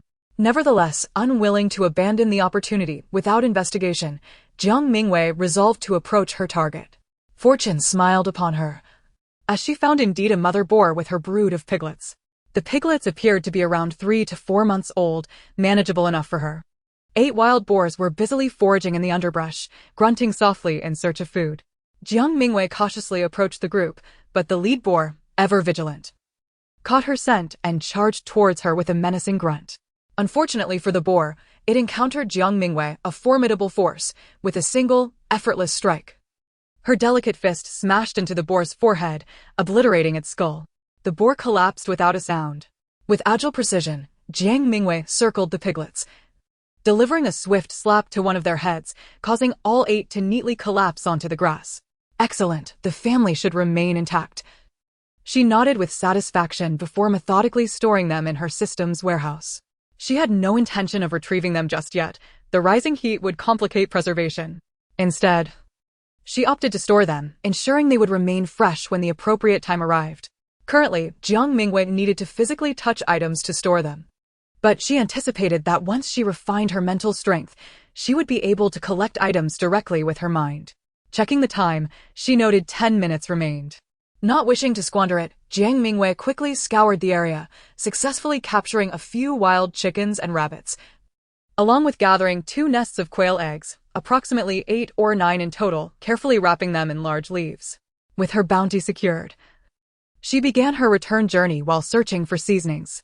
Donghua, accompanying Jiang Mingyue, found no opportunity to contribute to the hunt. Instead, it was left astonished by her unrestrained prowess, developing a newfound respect for her. Though it could not speak, it eagerly trotted ahead, signaling whenever it made a discovery. Jiang Mingyue gathered a substantial handful of wild ginger, a generous bunch of wild scallions, and some pepper leaves along with tender wild greens before heading back to the cave with her wild chicken and rabbit haul. Chapter 22, The Infestation. Jiang's father and the others had already begun butchering the wild boar, with 2 large pots over the fire, one simmering with meaty bones and the other braising the pig's head and entrails. Jiang Mingyue returned just in time to add the wild ginger, scallions, and pepper leaves to the pot, enhancing the ingredients with their fragrant essence. Nearby, Lu Tianming and Zhang's elder brother were diligently flipping the wild boar ribs over the charcoal, the sizzling meat emitting an enticing aroma as it caramelized, seasoned with salt and cumin pepper. Jiang Xiaodi and a group of children sat in a row, drooling in anticipation. At the back of the cave, where the airflow was good, a rack had been erected and strips of pork were suspended with twine. A fire smoldered beneath, intermittently pressed with damp branches to produce a fragrant smoke. Typically, curing smoked meat takes 2 days, but with their limited time, they had to slice the meat smaller and generate more smoke to expedite the process. When they departed, they had brought along several 100 pounds of provisions and made plenty of dried rations, but with so many mouths to feed, their supplies had dwindled significantly. Thus, after preparing the pork, they seized the opportunity to create more dried rations, knowing that the rain would likely cease by nightfall, allowing them to set off the following day. They prepared a multitude of mixed grain flatbreads, the most convenient for storage. However, due to the presence of wild boar meat, Zhang's mother and the others also made some oil-soaked wild vegetable pancakes for the first few days' provisions. That evening's meal was exceptionally lavish, a pot of clear bone broth, braised pig's head and entrails, succulent wild boar ribs charred to perfection, fragrant mixed grain flatbreads, and fresh wild greens to cleanse the palate, leaving everyone utterly satisfied.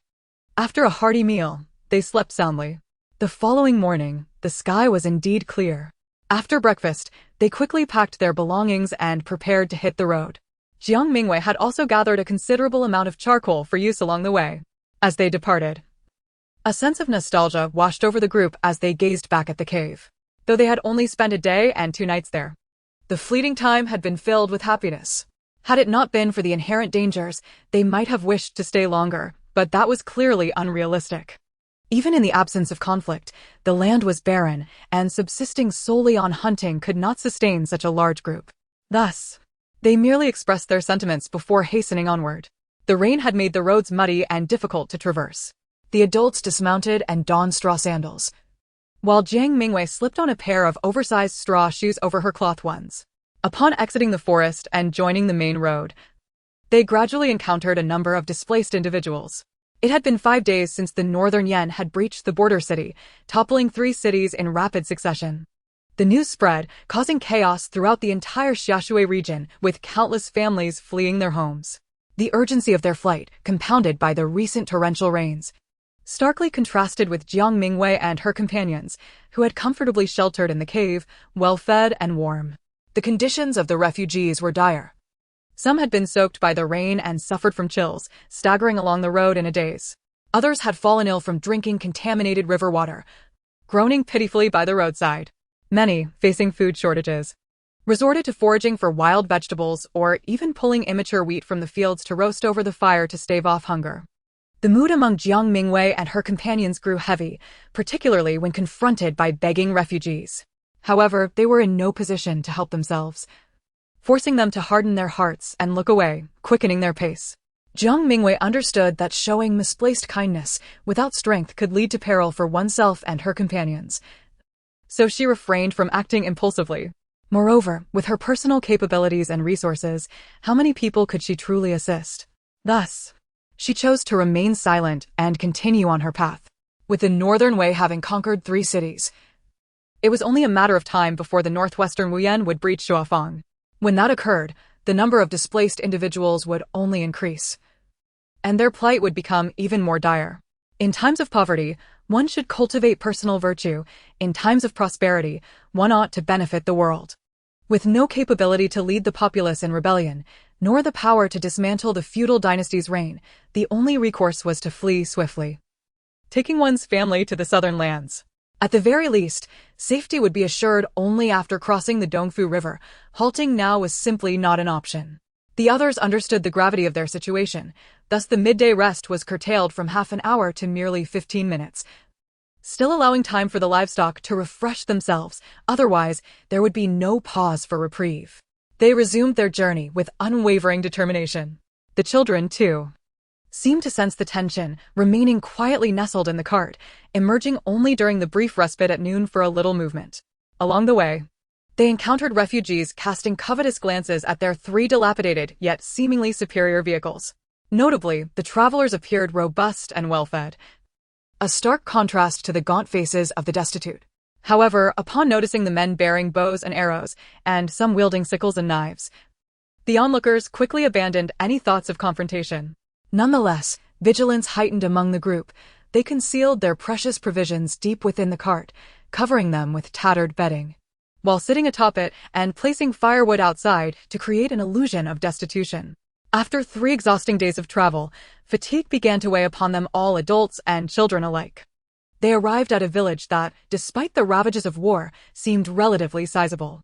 With approximately 100 straw and stone houses, it appeared to house a few hundred souls, alongside several well-constructed brick homes. Regrettably, most inhabitants had fled due to the turmoil, leaving behind only a handful of frail and infirm families unable to escape. Many refugees took shelter in the deserted courtyards, scavenging whatever useful items the previous occupants had left behind. Jiang Mingyue and her family found 2 adjacent uninhabited courtyards to settle in. Their courtyard faced south, devoid of nearby residences, and not far off lay vast fields. Jiang Mingyue's family occupied one courtyard, while Uncle Da Zhuang and the family of Daha shared the other. The courtyard possessed a well, from which Jiang Dage and the others drew ample water, while Jiang Mu busied herself with laundry. The journey had left their clothes soaked in sweat, dried and dampened repeatedly, much like items pickled in brine. The sweltering weather necessitated washing them in the evening to dry overnight, making them ready for wear by the following day. Thus, the women hurriedly washed clothes while boiling water in a pot for communal bathing. Jiang Mingyue tended to Niu and Ping'an, who had been tugging at their hair, initially believed to be due to unwashed locks. Upon inspection, however, she was horrified to discover lice. A swift check of Ping'an confirmed the same, and soon it was evident that even Huzi and Yaya were not spared. The sight of lice scurrying through their hair sent a shiver down Jiang Mingyue's spine, leaving her covered in goosebumps. Jiang Mu shot her a disapproving glance, unimpressed by her startled reaction. What is the fuss about lice? Every peasant has dealt with them at some point. A bit of medicine will suffice. Jiang Mingyue thought to herself, I've never had lice, though I've encountered the 4 pests at most. The sheer number of lice would likely send anyone with a phobia into a frenzy. She promptly asked Jiang Xiaomei to check her own hair, relieved to find none, though she feared that given a few more days, she too would be afflicted. given their close quarters. Rushing to prepare a medicinal wash for the children, she and Jiang Xiaomei meticulously combed through their hair, ensuring every last louse was eradicated before she could breathe a sigh of relief. Yet, she knew that one treatment would not suffice. It would take 2 or 3 rounds to eliminate all the eggs, and they must maintain stringent hygiene thereafter to avoid repeated infestations, which could lead to scalp sensitivity, dandruff, itching, and even hair loss. Contemplating the possibility of Nyo or Ping'an suffering from hair loss in the future, Jiang Mingyue shivered again, shaking her head to dispel the dreadful thought. Chapter 23. The Midnight Crisis. Unaware of Jiang Mingyue's grim musings, Nyo nestled contentedly in her arms, playfully sniffing around like a puppy. Mother, it smells wonderful. This soap pod is marvelous. We all smell so nice now. Jiang Mingyue mused to herself. How could it not smell delightful? I secretly mixed in some shampoo. The reward of skincare products arrived just in time. She touched her own dry, split ends, wishing she could chop it all off. Managing long hair while fleeing was a challenge. A short haircut would be splendid, but she feared her mother would have a fit. Jiang Xiaomei chimed in, Sister, this soap pod water you brought is indeed fragrant, far superior to what Chun and I and the others use. Jiang Mingyue laughed, replying. The shopkeeper mentioned it's a new variety from the provincial capital, mixed with floral essence, hence the exquisite scent. From the provincial capital? No wonder. It must be quite expensive. Jiang Xiaomei lamented. Certainly pricier than the usual, but I've done my research. We can make our own. Especially with the abundance of flowers around. Once things settle down, I'll teach you all how to create our own soaps, shampoos, and even laundry detergent. Jiang Mingyue smiled, reassuring her. As a modern individual, she could easily find various ancient soap-making methods online, and distilling floral waters was even simpler.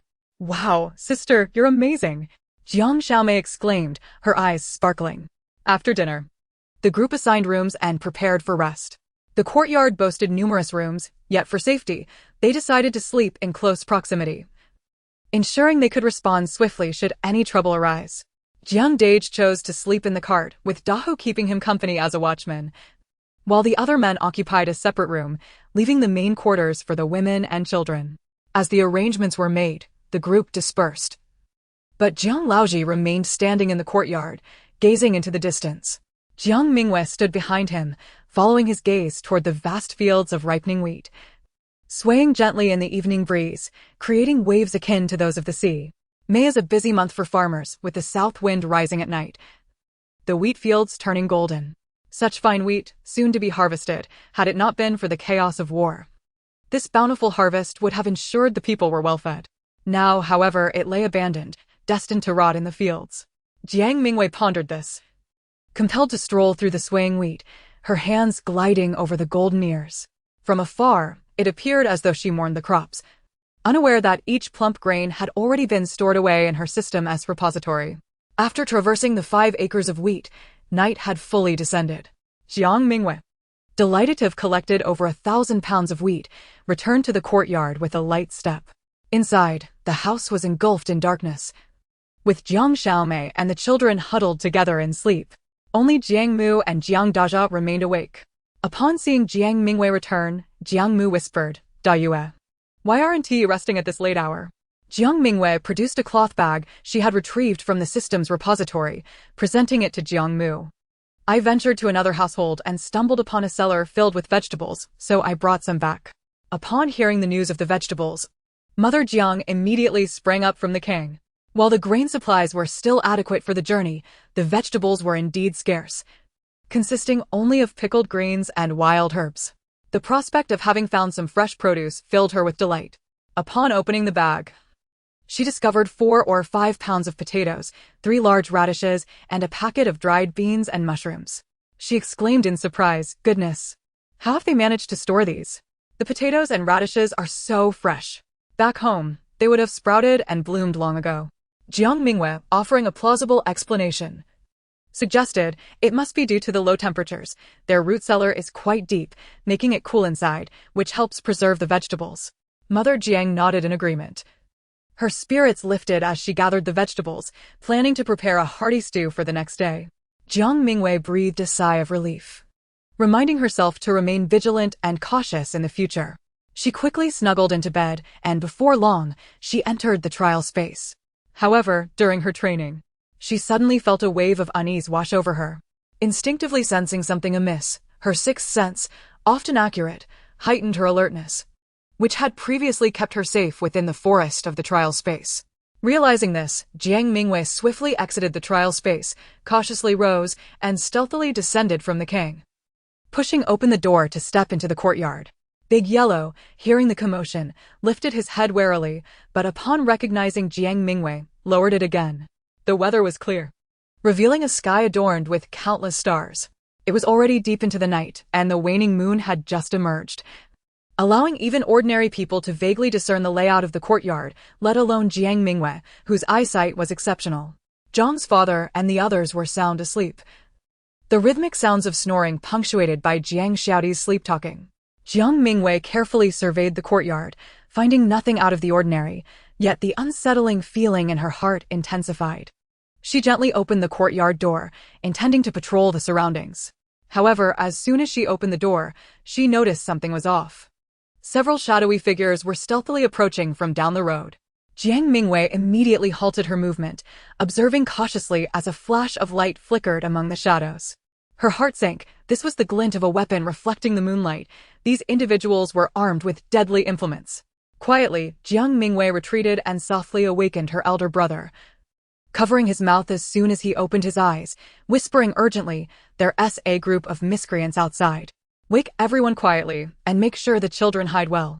Startled, Jiang Dage quickly regained his composure and jumped down from the cart, rushing towards Old Man Zhang's room. Jiang Mingyue hurried to awaken Mother Jiang, and after explaining the situation in hushed tones, both she and Jiang Dajie swiftly rose to protect the children. Without a moment to spare, Jiang Mingyue dashed out again. Jiang Dage had already vaulted over the wall to alert Uncle Dazhuang and the others. She calmed Big Yellow, who was about to bark, and cautiously pushed the courtyard door ajar to peer outside. The group had already approached the village. Jiang Mingyue counted them. There were 5 or 6 men, all robust and steady in their gait, most wielding clubs, while their leader appeared to be holding a dagger, resembling a band of robbers or thieves. They soon approached Jiang Mingyue's courtyard, with 2 men heading towards Uncle Dazhuang's place while 3 others stopped outside Jiang Mingyue's courtyard. One of them lowered his voice, saying, "Boss, this household likely has a good amount of grain and silver. I saw them bring in 2 carts last night, concealed beneath tarps, making it difficult to see what was inside. But judging by their rosy faces, they certainly aren't starving. Even their donkey and ox could fetch a sizable sum if we sold or slaughtered them. Are there many men?" "Not many, just 2 grown men. An old man who looks frail, a teenager, and then a bunch of women and children." "Women? Are they pretty?" "There are 2 rather young ones, one especially striking, with a figure that would make anyone take notice." "Excellent. If we pull this off, we'll have enough for our journey and provisions. We can head south, enjoy ourselves with good food, buy land, build houses, and take wives to raise a brood of children. What a life." Chapter 24, Moral Caution. "Boss, let me scout ahead." A footstep approached the earthen wall, and a hand scrambled up to the top. Just as he attempted to swing his leg over, a powerful hand shot out, gripping his throat with lightning speed. With a swift pull, the scrawny man was yanked down from the wall, crashing to the ground with a thud. "What is happening? Did the scrawny one fall? What kind of skill is this?" He said he was scouting for the boss. The fool. "No, there is someone inside." The one called boss, more alert than his companions, sensed something was amiss. Unfortunately, before he could react, a shadow leaped from the wall, delivering a flying kick. Jiang Mingyue's foot connected with the leader's jaw, dislocating it as he let out a pained wail. One of the others, seeing the dire situation, turned to flee, but Jiang Mingyue expertly lashed out with her whip, ensnaring his waist and yanking him back, sending him sprawling several meters away. Jiang Dage and Jiang Xiaoti swiftly brandished their machetes, pressing them against the throats of the 2 captured men, while Jiang Father dragged the scrawny one out of the courtyard, slamming him down hard. His arms hung limply, his shoulder dislocated from the force, causing him to sweat profusely and emit pitiful whimpers, unable to form coherent words due to the gag in his mouth. Uncle Dazhuang and the others arrived, subduing 2 men, while Aunt Lu and the children rushed from another courtyard into Mother Jiang's room, securing the door tightly. Uncle Dazhuang and Lu Tianming stood guard in the front yard with bows drawn, while Dahu and Erhu secured the back, ensuring the 3 rooms were protected against any potential ambush. The commotion was significant, stirring the nearby households into action. Some brave souls ventured outside to investigate, while others hastily shut their doors. Jiang father methodically disarmed the captured thieves, tossing them together in a heap. The 5 thieves writhed in pain on the ground, moaning and groaning. Jiang Dage and Jiang Xiaodi fetched torches, illuminating the faces of the 5 young men twisted in agony before the gathered crowd. They were all quite young, some possibly only 18 or 19, while the leader appeared slightly older, around 26 or 27, dressed in tattered clothing, only marginally better than that of a destitute wanderer. Where are you from, and what are your intentions? Old man Jiang stepped forward, standing before the leader, his expression dark as he inquired. Are you here to kill or to loot? The leader, with a dislocated jaw from Jiang Mingyue's kick, though it had been realigned, was still spitting blood and dirt from lost teeth, unable to clearly articulate his response. Jiang Mingyue brandished her whip toward the scrawny man who had attempted to climb the wall, demanding you speak. Terrified, the scrawny man divulged everything. Heroine, spare us. Gentlemen, please have mercy. We just wanted to ask for some food. We never intended to kill anyone. I beg you to show mercy. The others quickly joined in, pleading. We are mere villagers. We've been fleeing without food and only sought to steal a little grain. Please, have compassion and show us mercy. Commoners? Stealing a bit of grain? Jiang Mingyue scoffed, nudging the sharp knife that had fallen to the ground with her foot. Stealing food while fleeing is akin to taking a life. Moreover, why would you need such a sharp knife if you merely sought food? I see you are intent on robbery and murder. No, noble warrior, spare us. We are but ignorant souls, failing to recognize the greatness before us. We beseech you to show mercy and grant us our lives. I have an elderly grandmother of 80 years and a 3-year-old younger brother. What will become of them if I perish? The 5 ruffians wailed, their cries echoing in disarray. Jiang Mingyue, relentless in her interrogation, found no monumental crimes among them. They were mere scoundrels, engaging in petty theft, mingling with the southbound caravan to seize an opportunity for a quick bounty and escape. Lacking the ferocity of true villains, Jiang Mingyue hesitated, uncertain how best to proceed. She turned to the elder Jiang, asking, Grandfather, how shall we deal with them? The elder's expression darkened as he replied, While we may have suffered no loss today, it is solely due to our own strength and means. Had it been otherwise, this household of women and children would surely have suffered. Even if we remain unharmed, what of our provisions and livestock? How far can we journey? And how long can we endure without them? In times of chaos, harsh measures must be employed. A hand severed serves as a lesson for them. Ah, spare us. Old sir, we shall not dare again.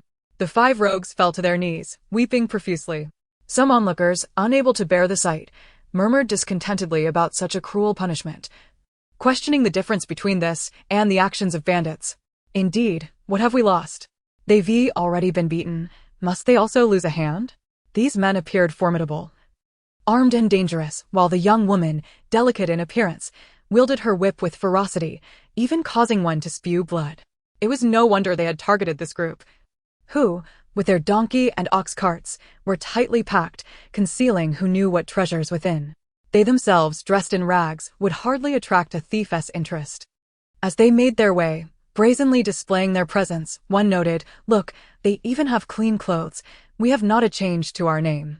With one person leading, others felt emboldened to voice their opinions, igniting a chorus of dissent. Was this a case of victim blaming? Jiang Mingyue frowned, casting a piercing gaze towards the crowd. Her elder brother and younger brother, equally incensed, stepped forward, with the latter even rolling up his sleeves, ready to argue, but was met with a shriek of fright from an old woman. Stop. He's going to hit someone, she cried. Excuse me, madam. Which eye did you see me raise my hand? Jiang Xiaodi retorted indignantly. You rolled up your sleeves. What else was that for if not to strike? The old woman quaked in fear. My brother did not even move. You are fabricating tales. Jiang Dage stepped forward, his cold gaze surveying the crowd. Furthermore, these thieves came to pilfer from us and we apprehended them. How we choose to deal with them is our own affair. It is not for others to meddle in. Kindly keep your opinions to yourselves. Jiang Dage, having grown up hunting alongside the elder Jiang, exuded a fierce presence that silenced the murmurs. Yet, a scholar stepped forth, hands clasped, and declared, My good fellow, your words are misguided. While it is true you captured these thieves, You lack the authority to execute judgment. You cannot simply kill or maim at will. And what would you propose? Jiang Dage asked coldly. It is best to turn them over to the authorities. The scholar stated earnestly. Ah, how splendid. Then I shall entrust this noble task to you, Jiang Mingyue interjected with a hint of mockery. I cannot. The scholar stammered, his face betraying a mix of frustration and embarrassment. The nearest government office is at least 50 miles away. I cannot escort them myself. Then do we have a way to escort them? Jiang Dage pressed. 50 miles with 5 men to feed and keep in check while ensuring they do not flee? We are not escorting prisoners. We are catering to them as if they were our ancestors. They came to steal our grain, and we must feed them? Such is not the way of the world. Jiang Xiaodi chuckled, indeed. We can scarcely feed ourselves, let alone provide for these thieves. If you wish to play the benevolent one, then you may bear the burden of doing so. The scholar, torn, flushed a mix of red and white, exclaiming, This is utterly unreasonable. With that, he flung his sleeves and departed the gathering. Foolish bookworm, Jiang Xiaodi scoffed. Jiang Fu, a man of few words, preferred action over idle debate. He grasped a club, intending to strike the thieves, but just as he lifted it, Jiang Mingyue interjected, Wait. He paused, bewildered. As she peered into the distance. Something is amiss. Why are there so many torches? On the distant hill, a multitude of torches moved as if a serpentine fire dragon, numbering perhaps 20 or 30. A fallen ruffian struggled to rise, his face drained of color as he cried, It's the bandits from Qinglong Mountain. They've come to raid us. At this revelation, the crowd erupted in panic. Jiang Mingyue seized the ruffian by his collar, demanding, How many bandits are there? How do they operate? The ruffian, dazed, replied, I've heard there are 50 or 60, some say over 100. No one knows for certain. All I know is their leaders are skilled fighters, known for robbing merchants and committing heinous acts. Qinglong Mountain is difficult to assault, and the authorities have no means to handle them.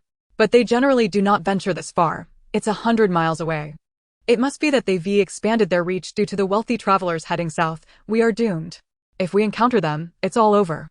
As Jiang Mingyue released him, he collapsed, his pants stained as a foul odor permeated the air. What shall we do, grandfather? They outnumber us. And a direct confrontation is futile. The elder Jiang gazed at the flickering lights in the distance, his voice grave. They likely have horses, but their pace seems slow. Everyone, load the provisions and prepare to leave at once. Understood. The crowd responded in unison, hastily gathering their belongings. Fortunately, aside from their clothing and cooking supplies, all other items remained on the carts, allowing for a swift departure. Jiang Fu, Jiang Dage, and Uncle Dazhuang harnessed the animals, and as they cracked their whips, the donkey bolted, followed closely by the ox, moving faster than ever before. Just as the trio of carts exited the village and turned onto the main road, the torches neared the village entrance. Jiang Mingyue glanced back, seeing 2 or 3 dozen figures racing into the village, led by 3 mounted men wielding gleaming swords, their blades reflecting a menacing glint in the firelight. They pushed several carts laden with boxes, and among them was an opulent carriage, suggesting they were not merely raiding the village, but had already plundered elsewhere and were passing through. Meanwhile, the village's refugees scattered in all directions, some caught unawares. The leading bandit shouted, Which family in this village is the wealthiest? Spare us, good sir. We are not from this village. The villagers fled long ago. We are merely displaced souls seeking shelter for the night. Indeed, we are also fugitives, with naught to offer in tribute to the esteemed elder. We beseech your mercy. Cursed fate. The leader spat venomously as he dispatched a destitute soul with a swift stroke of his blade. Never mind, this haul has sufficed. Let us seek out a spacious abode for the night and return to the encampment at dawn. The subordinates, obeying the command, hurriedly inquired about nearby lodgings before hastily making their way towards the blue-tiled houses. One of the younger men approached, reporting to the third in command. I have learned that a group has just fled, transporting 3 donkey carts and ox-drawn vehicles. There must be goods. Excellent. The third in command, a gaunt-faced middle-aged man with a scar running down his cheek, appeared even more sinister in the flickering firelight. He casually gestured to Wang Matzi. Take a few brothers and pursue those carts. Understood. Wang Matzi, another horseman, promptly agreed. He then turned to select a few companions. You, and you, accompany me. Mounted on a single horse, 6 men set off in pursuit. Jiang Mingyue and her companions had only ventured 5 miles, traversing a rugged path. And with the night obscuring their vision, Xiao Tang was strained to hasten their pace. Yet, the stubborn oxen lagged behind, preventing them from gaining much distance. The group huddled together in the cart, jostled by the rough ride, each striving to maintain silence. The children wore expressions of sheer terror, clutched tightly to their mothers. Nyonyo and Ping'an found themselves sandwiched between Jiang Grandma and Jiang Xiaomei. Ping'an longed to seek out his mother, but Nyonyo restrained him. Mother is out to vanquish the villains. Be good, Ping'an. He pouted, suppressing the tears that threatened to spill. At the rear of the cart, Jiang Mingyue discerned the approaching glow of flames and, straining to listen, caught the sound of galloping hooves. Grandfather, they are in pursuit, she whispered. Jiang Laozu, seated at the front, also leaned in to listen. After a moment, he remarked, only one horse, the rest are footsteps. We cannot outrun a horse. Jiang Mingyue urged anxiously, you all go ahead, I shall stay back to hold them off. Nonsense. Jiang Fu thundered in outrage, how can a young girl remain behind? Jiang Laozu concurred, their numbers are considerable, your fists cannot contend with theirs, you must not stay. Someone must remain, otherwise, we shall be caught sooner or later. With the children present, we are at a greater disadvantage. Jiang Mingyue countered. After a moment's contemplation, Jiang Laozu spoke gravely, the footsteps are few, there cannot be more than 7 or 8. Jingning, Dahu, and Tianming keep driving forward. Dazhang, Dazhuang, Qing'an, and Daiyue. The 5 of us will stay behind. Damn it all. Grandfather. Jiang Xiaodi protested loudly. I shall remain. Daha also voiced his disagreement. There is no time for debate. Stop your prattling and move swiftly. Jiang Laozu commanded sternly, and Jiang Fu immediately halted the cart. Jiang Xiaodi was thrust into the driver's seat, while Jiang Fu and Jiang Dage armed themselves with bows, knives, and sickles before dismounting. Dazhuang also asked Dahu to take his place, but Dahu refused. Ultimately, Dahu pushed Arrow into the driver's seat, gripping his bow defiantly. Grandfather, you should go with them, Jiang Mingyue urged, confident in her own skills, yet acutely aware that the children were her vulnerable point. Allowing them to flee first would grant her some peace of mind. Father, heed Daiyue's words, go ahead. We shall follow once we deal with them, Jiang Fu advised. Who'd he look down upon? I am not too old to wield a blade. Jiang Laozu rolled his eyes. We have 2 miles to go, everyone hide well. Suddenly, the group dispersed, concealing themselves in the roadside underbrush. Dahu and Jiang Dage secured a tripwire. The sound of hooves and footsteps grew ever closer, echoing like a drumbeat in their ears. Jiang Mingyue felt a rush of adrenaline surge through her, yet her breathing gradually steadied. She entered a state reminiscent of her trials in the forest, her mind clear and calm. The mounted men arrived first. Dahu and Jiang Dage, in perfect synchrony, pulled the tripwire taut. The galloping horse stumbled violently, tossing its rider, who tumbled to the ground. It's a trap. He cried out, but before he could react further, Jiang Fu surged forward, plunging a knife into his back, silencing him instantly. Having hunted for long, accustomed to the sight of blood, Jiang Fu remained composed. After all, they were dealing with ruthless bandits who sought to kill them. It was a matter of survival. Today, it was either the bandits or them. With a gap of several paces between the runners and the mounted men, the latter halted, hesitating, fear evident in their eyes. Realizing they had been exposed, Jiang Mingyue and her companions seized the initiative. Jiang Dage and Daha simultaneously nocked arrows, and with a swift twang, 2 arrows soared through the air. The bandits screamed in agony. It was unclear whether they had been slain or merely wounded. They have arrows. One of them yelled, retreating, prompting the others to follow suit. We cannot allow them to return and raise the alarm. More will come. Jiang Laozu commanded firmly. Jiang Fu and Dazhuang sprang into action, while Jiang Dage and Dahu continued to fire arrows, the bandits' cries echoing in succession. Long-range attacks indeed held the advantage. Jiang Mingyue thought to herself as she deftly leaped, like a specter, into the midst of the bandits. A spinning kick sent 2 of them, who were struggling to flee, sprawling to the ground in a flurry, their cries piercing the night. Jiang Dage and the others rushed forward, wielding their machetes and knives, delivering swift justice. 6 lifeless bodies lay strewn across the road, the pungent scent of blood thick in the air. Dazhuang wiped the sweat from his brow, remarking, killing a man is no different than slaughtering a chicken or pig. It's all a matter of blade in and blade out. Daha, still young and fueled by adrenaline, now found himself momentarily dazed, panting heavily. Using violence to counter violence is intended to halt further bloodshed, yet it must not become a justification for indiscriminate slaughter. Jiang Mingyue reminded gently. Dayue speaks wisely, Da Zhuang chuckled. I merely lament that hunting wild boars is far more entertaining. Are you all right? Jiang Mingyue asked as she patted Dahu's shoulder. They brought this upon themselves. We acted solely in self-defense. I'm fine, Daha replied, coming to his senses. Guilt washed over him as he met Jiang Mingyue's concerned gaze. Thank you, Sister Mingyue. The group discarded the bandits' bodies into the underbrush. The horse, having tripped, had suffered minor injuries to its foreleg and chest. Upon inspection, Jiang Mingyue found no broken bones, only superficial wounds that could be treated with herbs.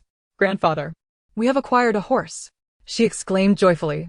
Whether it was Jiang Mingyue's innate affinity for animals or the horse's gentle nature, it now stood docilely beside her, nuzzling affectionately against her, much to her delight as she stroked its mane.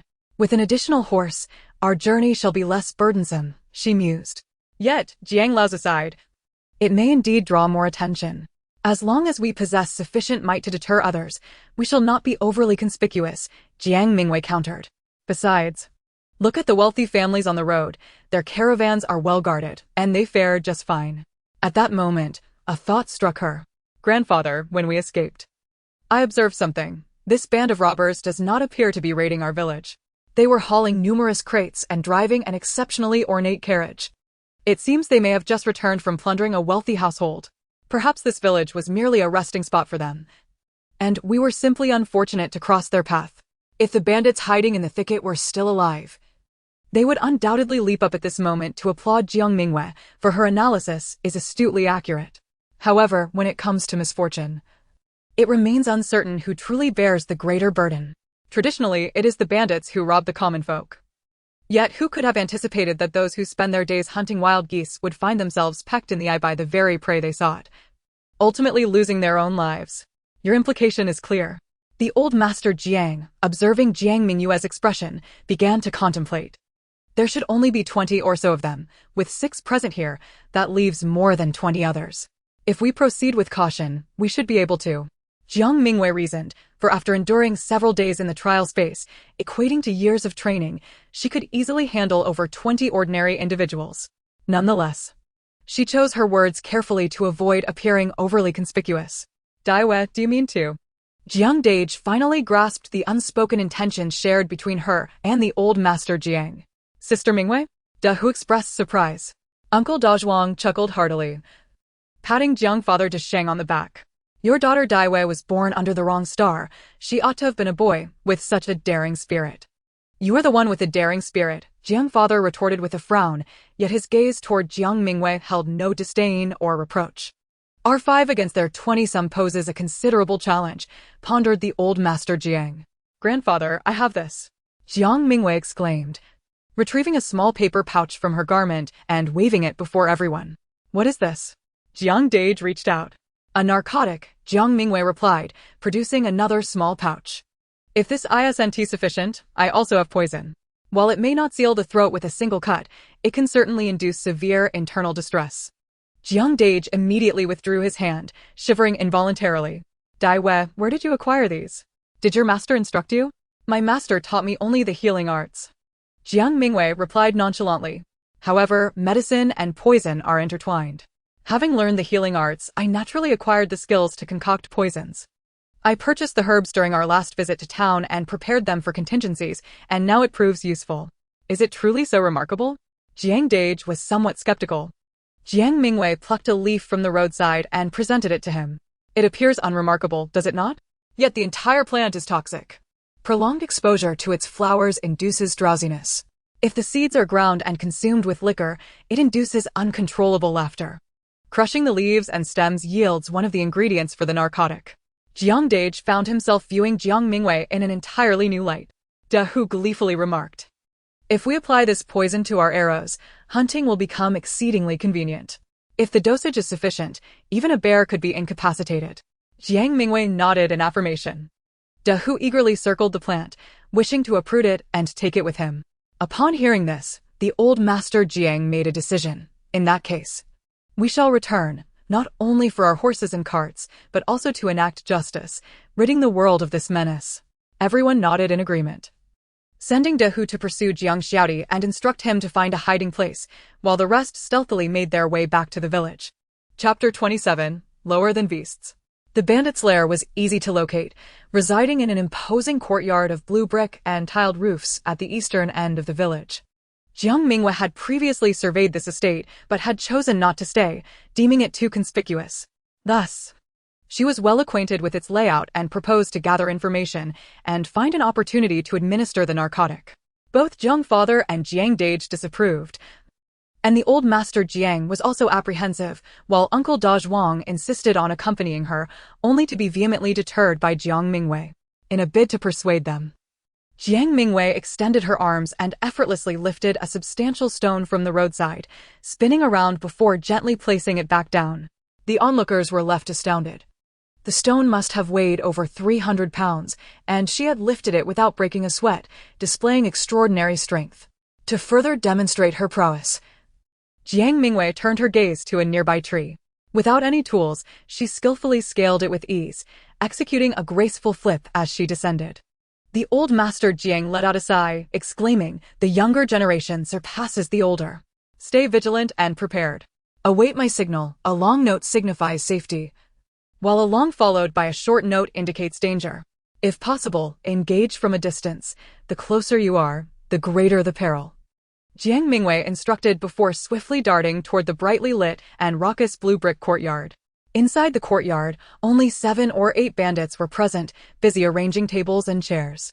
Several dishes of cold appetizers adorned the table, while a scarred bandit lounged at the head, seemingly awaiting a meal.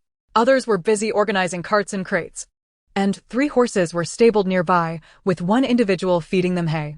Jiang Mingyue quietly slipped into the kitchen, where 2 bandits were engrossed in their tasks, one stoking the fire and the other slicing meat, all in a flurry of activity. Figures moved about in the main and side rooms, likely making beds or resting. Jiang Mingyue circled the front courtyard, counting a total of 17 bandits. She retrieved a jar of liquor from her system warehouse. Thankfully, she had purchased it in town and prepared to mix in the narcotic. After gently shaking the jar, she discreetly placed it outside the kitchen window.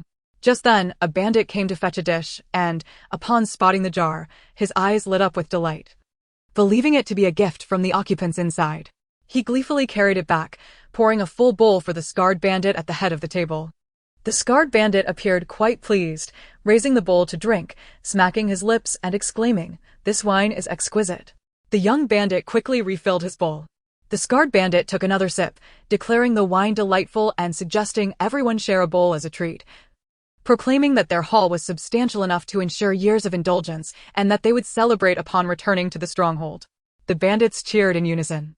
Jiang Mingyue smirked coldly, "Drink up. The more you consume, the quicker your demise approaches. This is your ticket to the underworld." Observing as the bandits indulged, she felt relieved, knowing that only those in the kitchen and the stable had yet to partake. She then circled to the rear courtyard, having heard a faint noise earlier, and now sought to investigate. Inside, a solitary oil lamp flickered. Jiang Mingyue quietly lifted a corner of the window, peering inside by the dim light.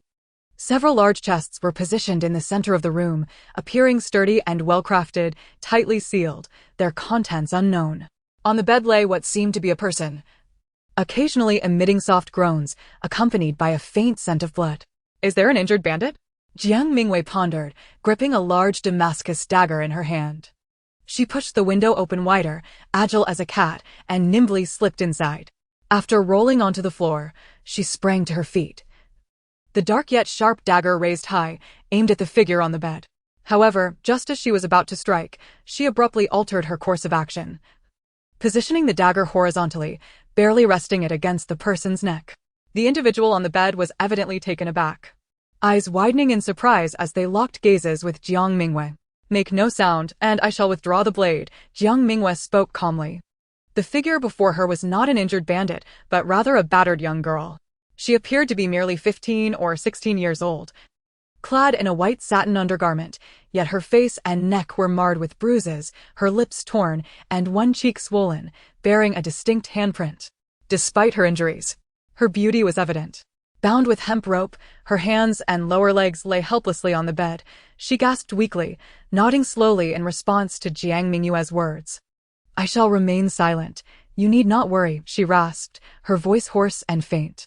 Jiang Mingyue slowly retracted the dagger, scrutinizing the young girl from head to toe. The little one gently closed her eyes, a solitary tear tracing the corner of her eye. "Isn't it filthy? I, too, perceive its dirtiness." Jiang Mingyue turned and poured a glass of water from the table, sitting beside the bed to carefully assist the girl into an upright position, bringing the teacup to her parched lips, urging, "Drink some water." The girl took a delicate sip from the cup, then shook her head, her tear-filled eyes pleading, "Sister, could you help me untie the ropes?" After a moment of silence, Jiang Mingyue swiftly severed the cords binding her hands and feet with a flick of the dagger. The girl's skin was tender, and the abrasions from the hemp rope had marred her delicate flesh. She stared blankly for a moment before asking, "Sister Jiang Mingyue, may I borrow a handkerchief?" Jiang Mingyue retrieved the handkerchief from her pocket and handed it to her. The girl dampened it with water from the teacup and gently wiped her face, then inquired, "Am I clean now?"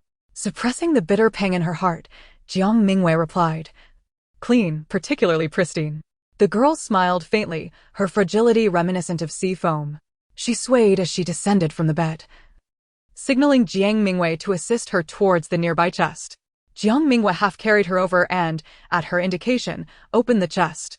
A dazzling array of gold and silver gleamed within, revealing an entire trove of jewels and treasures. Jiang Mingyue's eyes widened in astonishment. This chest, large enough to conceal a 3- or 4-year-old child, brimmed with exquisite gold and silver artifacts, agate and jade stones, and numerous beaded bracelets, all shimmering brilliantly in the light.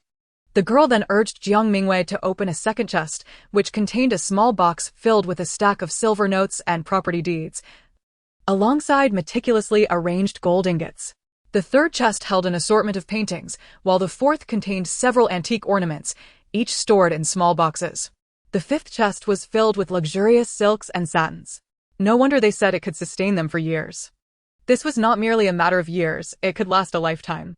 Jiang Mingyue felt a jolt of shock and asked the girl, "Is all this yours?" "It all belongs to my family," the girl replied with a slight smile. "Now it is yours, sister." "What?"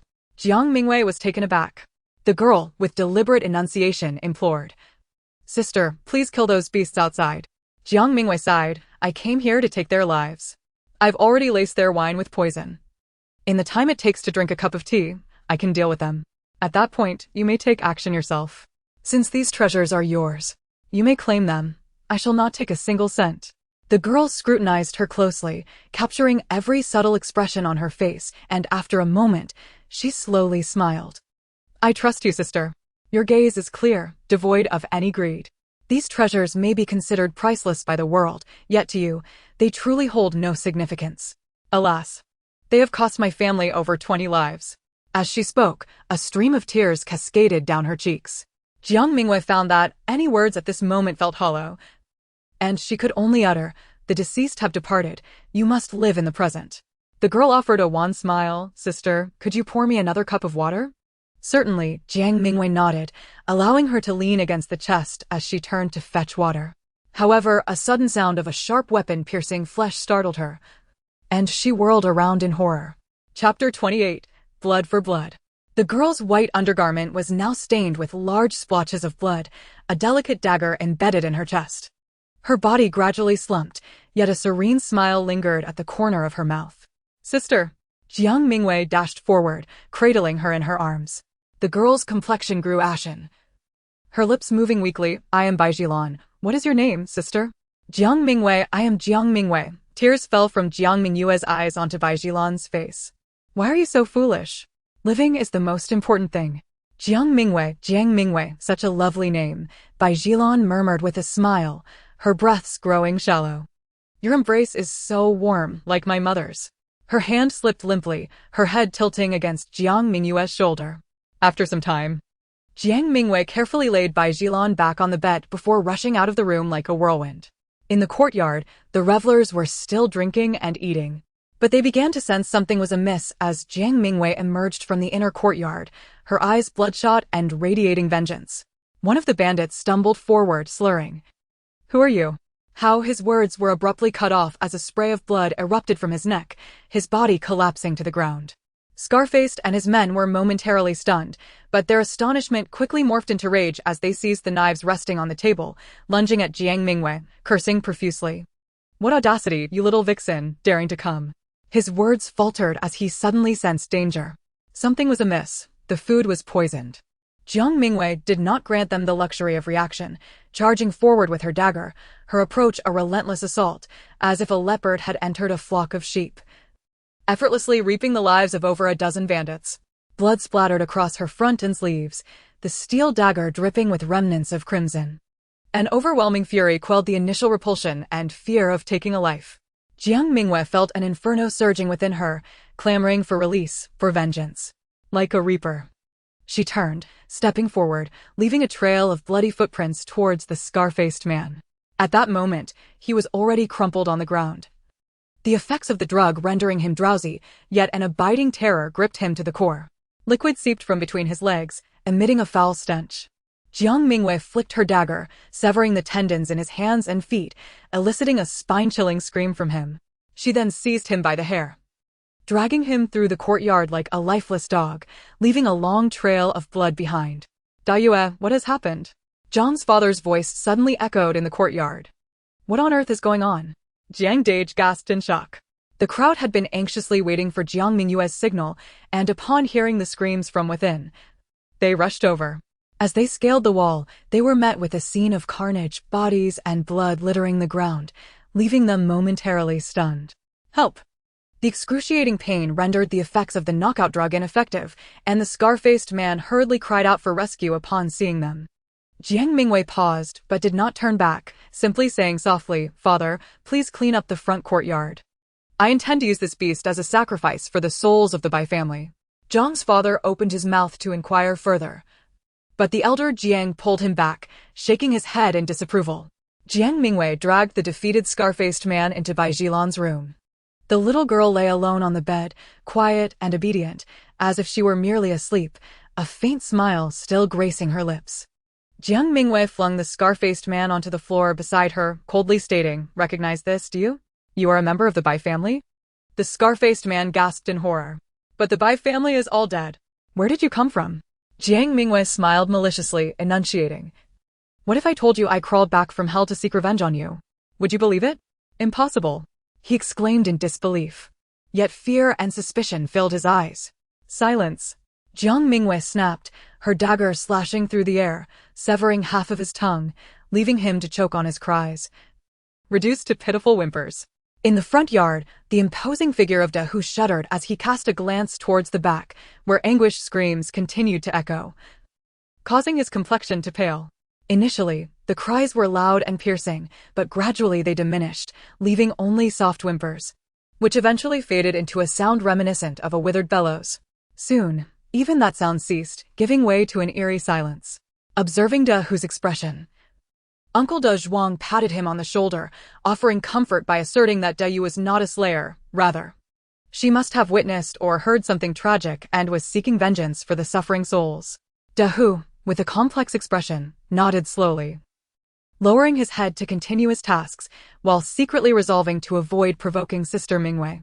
Jiang Mingyue filled a basin with water and gently washed Bai Jilan from head to toe, then retrieved a clean outfit from the system's repository to dress her in, styling her hair into a neat bun.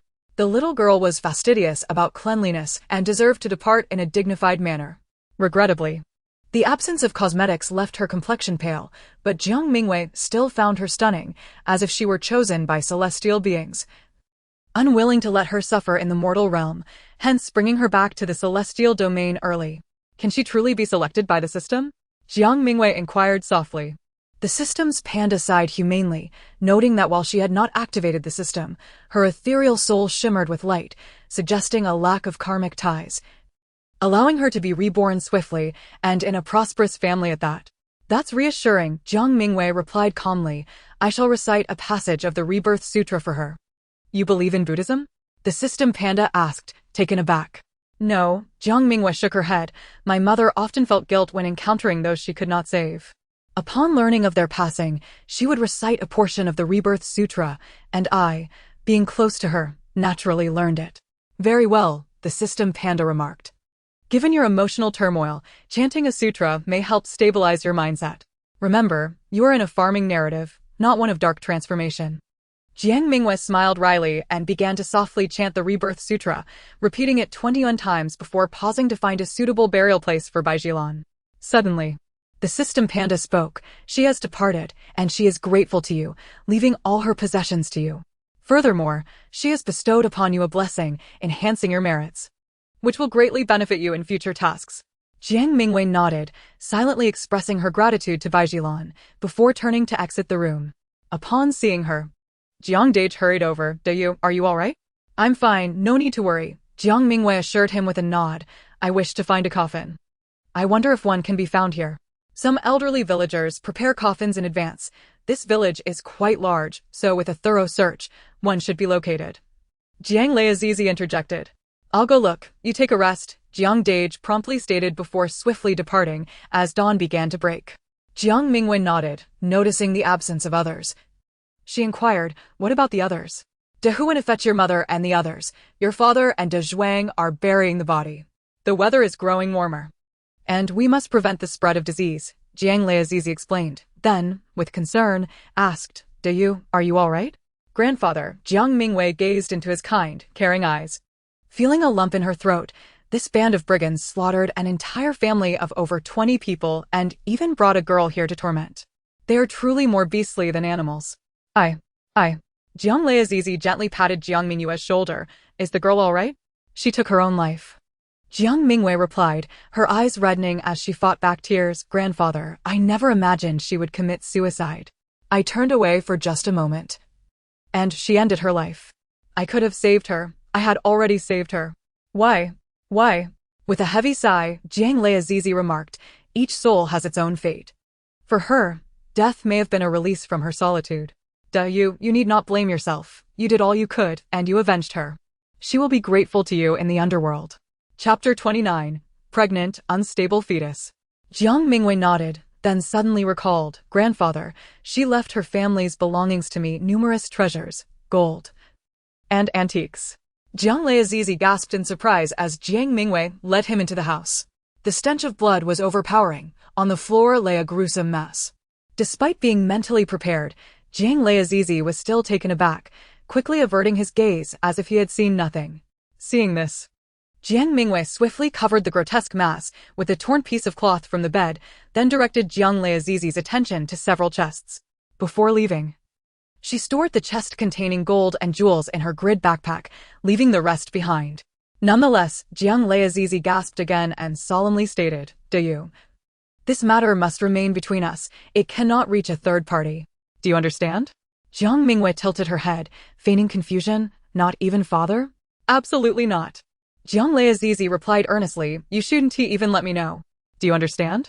Wealth stirs the hearts of men. You cannot gamble with this. Jiang Mingyue silently praised her judgment of character, nodding in agreement. Then what shall we do now? Jiang Leazizi paced thoughtfully. The paintings and calligraphy can remain. They won't attract too much attention. Keep the land deeds close to you. You can take a portion of the silver. The rest should be buried for later retrieval when the opportunity arises. While they are away, you should dig a pit, and I will keep watch. Grandfather, I have some plans for this money. Jiang Mingyue explained her thoughts. Since the Bai family possesses such wealth, they cannot be ordinary people, although they were annihilated. What if there are survivors or collateral relatives? Should I encounter any, I shall give them half. If not, I will go south to build bridges and roads for them to accrue merit and light a perpetual lamp in their temple. What do you think? Having avenged the Bai family by mistakenly killing the bandits and claiming their possessions did not trouble her conscience. But considering the delicate yet fiercely strong little girl and the blessing power she had bestowed upon her, Jiang Mingyue felt compelled to do more for her. Jiang Leazizi nodded, his expression filled with pride and joy as he regarded Jiang Mingyue. A gentleman values wealth acquired through rightful means. You are indeed exceptional. Had you been a man, you would possess great ambitions. Jiang Mingyue smiled. Grandfather, I've always been curious. What did you do before coming to Tianshuiyu? Were you really just an ordinary hunter? Jiang Leazizi paused, his gaze distant as if recalling long-forgotten memories. After a moment, he sighed and smiled. I've forgotten all that. Seeing him walk away with his hands behind his back, Jiang Mingyue chose not to press further. Instead, she began gathering the chests, pretending to prepare for burial. Once Jiang Leazizi entered the front yard, she swiftly stored the chests in the system's repository, keeping only the exquisite dagger Bai Jilan had used to end her life. As a memento, Jiang Dage returned rapidly, having indeed found a coffin. While it was of average craftsmanship, the wood was from an oil cedar, ensuring it would not decay for hundreds of years once buried. Jiang Mingyue carefully placed Bai Jilan within, selecting an open area on the eastern hillside for the burial, forgoing a tombstone in favor of a small tree nearby and scattering flower seeds around, a final gift for the young girl. Due to the arrival of bandits, the refugees had scattered in all directions. Now that the bandits had been vanquished, the village once again lay desolate. Thus, after retrieving Mother Jiang, Father Jiang and the others returned to the small courtyard where they had previously stayed to rest. After giving a proper burial to Bai Jilan, Jiang Mingyue changed out of her blood-stained clothes and washed her hands, face, and neck, which bore the marks of blood. Only then did she return to the small courtyard with her elder brother Jiang. As soon as they entered, Nyonyo and Ping'an barreled into Jiang Mingyue's arms like little cannonballs. "Mother, mother!" they cried in unison, clearly still shaken from their fright. Mother Jiang rushed forward, embracing Jiang Mingyue and weeping uncontrollably. "You reckless girl! How could you be so bold? How could you dare to stay behind and confront the bandits alone? If anything had happened to you, it would have cost me my life." Sister Jiang also moved closer, and even Brother Zhang's eyes glistened with tears. Sister-in-law Jiang clutched Brother Jiang, unable to hold back her own tears.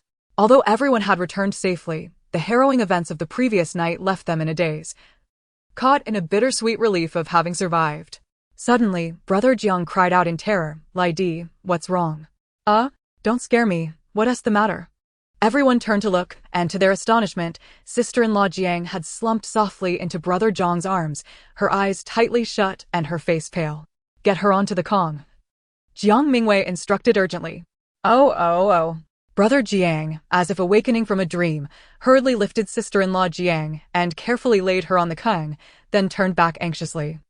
"Dayue, come quickly." Jiang Mingyue followed closely behind, sitting at the edge of the Kang and placing her hand on sister-in-law Zhang's pulse. After a moment, her furrowed brow relaxed, revealing a faint smile. What on earth happened? Why did she faint so suddenly? Brother Jiang was frantic, darting around like a headless fly. "Do not worry.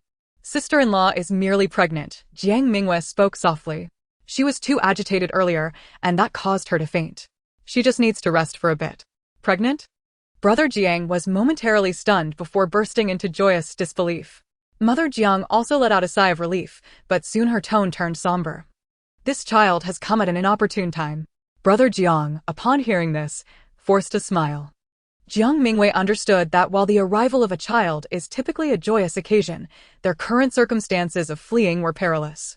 Moreover, based on the pulse she felt earlier, sister-in-law Zhang's pregnancy was precarious.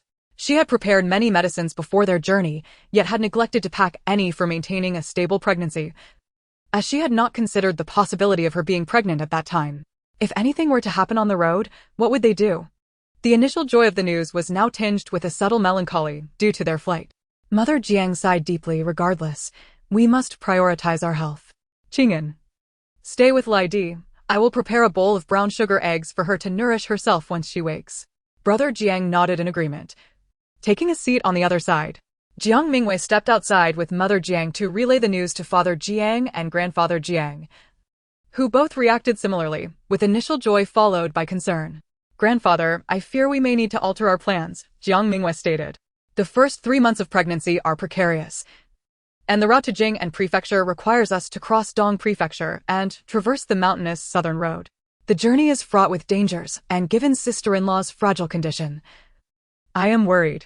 Brother Jiang emerged unsteadily, accidentally bumping into a clay pot. Jiang Mingyue and the others turned to him. Brother Zhang's face drained of color as he stammered, "Dayue, your sister-in-law's pregnancy. I didn't dare tell you earlier." Jiang Mingyue's voice was heavy. "Sister-in-law's pregnancy is unstable. She needs to rest in bed. Otherwise, I fear for both the child and her health." "How can this be?" Brother Jiang murmured in confusion, then suddenly raised his head. "What if we terminate the pregnancy now?" "You want to terminate the child?" An incredulous female voice sounded from behind. Sister-in-law Jiang, having awakened unbeknownst to them, stood at the doorway, her tone mournful. Qingge, you don't want our child anymore? You want to get rid of it? Chapter 30. A dramatic quarrel. No. Brother Jiang rushed forward to embrace her, his voice choked with emotion. I do want it, but we cannot. Donghua says your pregnancy is unstable. If you lose the child, it will devastate your health. We can have more children in the future, but you cannot be put at risk. No, I cannot terminate the child. Sister-in-law Zhang's voice was mournful. Do you know how long I have been yearning for a child? After giving birth to Yaya, I thought I would never have another. 5 years, 5 whole years, until I was blessed with this child again. How can you ask me to let it go? But this pregnancy is unstable. Brother Jiang ran his hands through his hair in despair. We are still on the run. If anything were to happen to you during this tumultuous journey, how would we carry on? Unstable pregnancy? Who said that? Sister-in-law Zhang's eyes were wide with a hint of madness. My child is not to be terminated. Who dares to harm my child? I will fight them. As she spoke, her arms flailed about wildly, as if striking at an invisible foe. Brother Jiang, seeing her in such a frenzied state, was at a loss, rushing to embrace her tightly, repeatedly calling, Lai Di, what's wrong? Look at me, look at me. Jiang Mingyue swiftly stepped in front of sister-in-law Jiang, thrusting a silver needle into her, causing sister-in-law Jiang to promptly faint into Brother Jiang's arms. Brother Jiang looked helplessly at Jiang Mingyue. She is too agitated. This could provoke a miscarriage. It is better for her to sleep for a while, Jiang Mingyue explained. I never suggested she terminate the pregnancy, given her unstable condition that also carries risks. It is best to rest and let nature take its course. Mother Jiang ran out from the kitchen, unable to interject until now, and nearly scolded Brother Jiang. You were so quick to jump to conclusions. Your father and the others hadn't even finished speaking, and you were already making suggestions, causing strife between your wife and sister-in-law. Have you lost your wits? With a firm tone, Father Jiang ordered enough. Carry Huzi's mother inside to rest. You should learn to keep your mouth shut. Brother Jiang, having been reprimanded twice, hung his head in dejection. He softly told Jiang Mingyue, Donghua, it was my fault. Please do not blame your sister-in-law. I will make amends, and when she wakes, I will explain everything. It was my foolish idea. It has nothing to do with you. Jiang Mingyue shook her head and smiled lightly. Brother, I bear no ill will. Sister-in-law's reaction is a natural instinct of a mother. I can understand. You should stay with her and help her rest. You have had a long night. All right. Brother Jiang nodded, carrying sister-in-law Jiang back inside. Mother Jiang sighed and returned to the kitchen. Jiang Mingyue, grandfather Jiang, and Father Jiang resumed their seats on the wooden bench in the courtyard, continuing the conversation that had been interrupted by the melodramatic couple. We must leave. Staying is not an option if we wish to survive, grandfather Jiang pondered. However, we can postpone going to Jingnan City. Let's head to Dong Prefecture first. Find a place to stay for a month or two, and once Huzi's mother's pregnancy stabilizes, then we can resume our journey. Zhang's father nodded, but stated that he needed to discuss the matter with De Zhuang and De Hu, as they were all traveling together. It was illogical for them to remain while the others took on the risks. Old Master Jiang nodded in agreement, and Zhang's father immediately stood up to leave. I will ascend the mountain shortly to gather some herbs for stabilizing the pregnancy. We should let Dasa take them first. We will rest today and see if we can set off tomorrow. Even if we proceed slowly, it is safer than remaining here, Jiang Mingyue suggested thoughtfully. Old Master Jiang concurred, recalling the considerable spoils collected from the bandits, which included a large horse-drawn cart. We should make the interior of the cart comfortable for Huzi's mother to lie upon, he remarked. Agreed, Jiang Mingyue nodded. Before long, Zhang's father returned with the news that De Zhuang and De Hu's families had decided to temporarily settle in Hedong Prefecture with them. Old Master Jiang smiled contentedly, and Jiang Mingyue felt a wave of gratitude. After a night of toil, everyone was utterly exhausted. Zhang's mother and Aunt Lu prepared a meal, and after eating, they assigned Jiang Xiaodi to keep watch while the others retreated indoors for some much-needed rest. Jiang Mingyue embraced Niu and Ping'an, falling into a peaceful slumber. When she awoke, the sun had already dipped towards the west, indicating it was nearly the hour of the monkey. The two little ones were still deep in sleep, so Jiang Mingyue quietly rose, taking a hoe and basket as she made her way up the mountain. Finding the herbs for stabilizing the pregnancy was not a challenging task, as the mountains were abundant with medicinal plants. Jiang Mingyue collected all that appeared useful, quickly filling her basket to the brim. Upon returning to the courtyard, She handed the herbs to Jiang's mother, carefully explaining the precautions for brewing them. She then went to inspect the supplies confiscated from the bandits. In addition to the gold, silver, jewelry, and antiques within the house, there was also a small box of silver ingots outside, likely the bandits' hidden stash. Each bandit had also left behind scattered pieces of silver and jewelry. Old Master Jiang and the others had already counted the spoils, and after excluding some necklaces, earrings, and rings, there remained 1,200 taels of silver. Old Master Jiang decided to distribute the silver evenly among the adults, while the jewelry was allocated to the women and children, a decision Jiang Mingyue did not contest. The unexpected windfall thrilled everyone, as they had never possessed such wealth before, leaving them at a loss as to where to hide it. Jiang's mother often felt compelled to check her pockets, reminiscent of the saying about having no silver hidden here. Ultimately, Jiang Mingyue, unable to bear her distress, flattened the silver ingots into thin sheets for her to sew into her waistband. Aside from the horse they had tripped over with a rope, the bandits had 3 more horses tied up in the barn. Old Master Jiang had examined them and declared them to be excellent steeds. It appeared that only one belonged to the bandits, while the other 3 seemed familiar and were resistant to the black horse, likely acquired later. Coupled with the cart, it was probable that these 3 horses belonged to the Bai family. Jiang Mingyue agreed with Old Master Zhang's assessment, examining the robust horses with delight, though she felt a tinge of sorrow for the Bai family. The craftsmanship of the cart was exquisite, made from premium materials, with lavish decorations and furnishings inside. In comparison, the cart Jiang had purchased seemed inferior. Inside, there were various compartments for storing fruits and preserves, a designated space for a tea stove, and another for food containers. The spacious interior could easily accommodate 2 adults side by side, and the axle had a shock-absorbing mechanism to mitigate the jostling on rough roads. Allowing Jiang Deseo to rest inside would surely ensure a safer journey to Hedong Prefecture. The 6 flatbed carts were filled with assorted grains, predominantly fine grains with a scant amount of coarse, as well as various fabrics, ready-made garments, daily necessities, and condiments. The other less valuable items had likely been discarded by the bandits, as the carts contained only the supplies they intended to transport back to their hideout. However, carrying such a heavy load on the road would be quite conspicuous, so they decided to simplify their belongings, discarding unnecessary items from their own cart in favor of more valuable ones. Jiang's mother and the others lamented the losses, but for the sake of safety, it was unavoidable. Unbeknownst to them, at the last moment before their departure, Jiang Mingyue had stored away those items that would cause Jiang's mother distress in her system's warehouse, a detail for another time. Chapter 31. Resolved conflicts and setting out again in the evening, Jiang Deseo awoke just as Jiang Mingyue returned after she had taken the stabilizing herbs. Hearing the commotion, she immediately called for Jiang Dage to summon Jiang Mingyue inside. With a calm demeanor, Jiang Mingyue entered the room. Jiang Deseo was no longer in the frenzied state she had exhibited in the morning. Leaning back, she looked at Jiang Mingyue with a serious expression. Dayue, Qingge has explained everything to me. I misunderstood you. I apologize, and I hope you can forgive me. I heard that you went up the mountain this afternoon to gather herbs after staying awake all night, and I truly do not know what to say, she said. Jiang Mingyue comfortingly patted her hand. Deseo, we are family. I hold no grudges against you. Besides, as a mother myself, I would fight fiercely to protect Nyonyo and Ping'an from harm. I understand your feelings. Just focus on nurturing the baby now.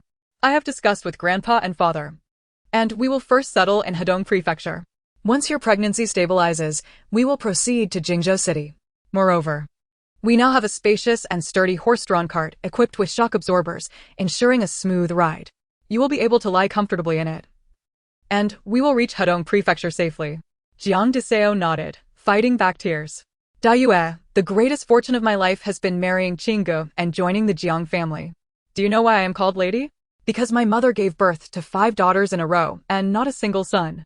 Thus, my parents endured ridicule throughout their lives, often feeling dwarfed in the village.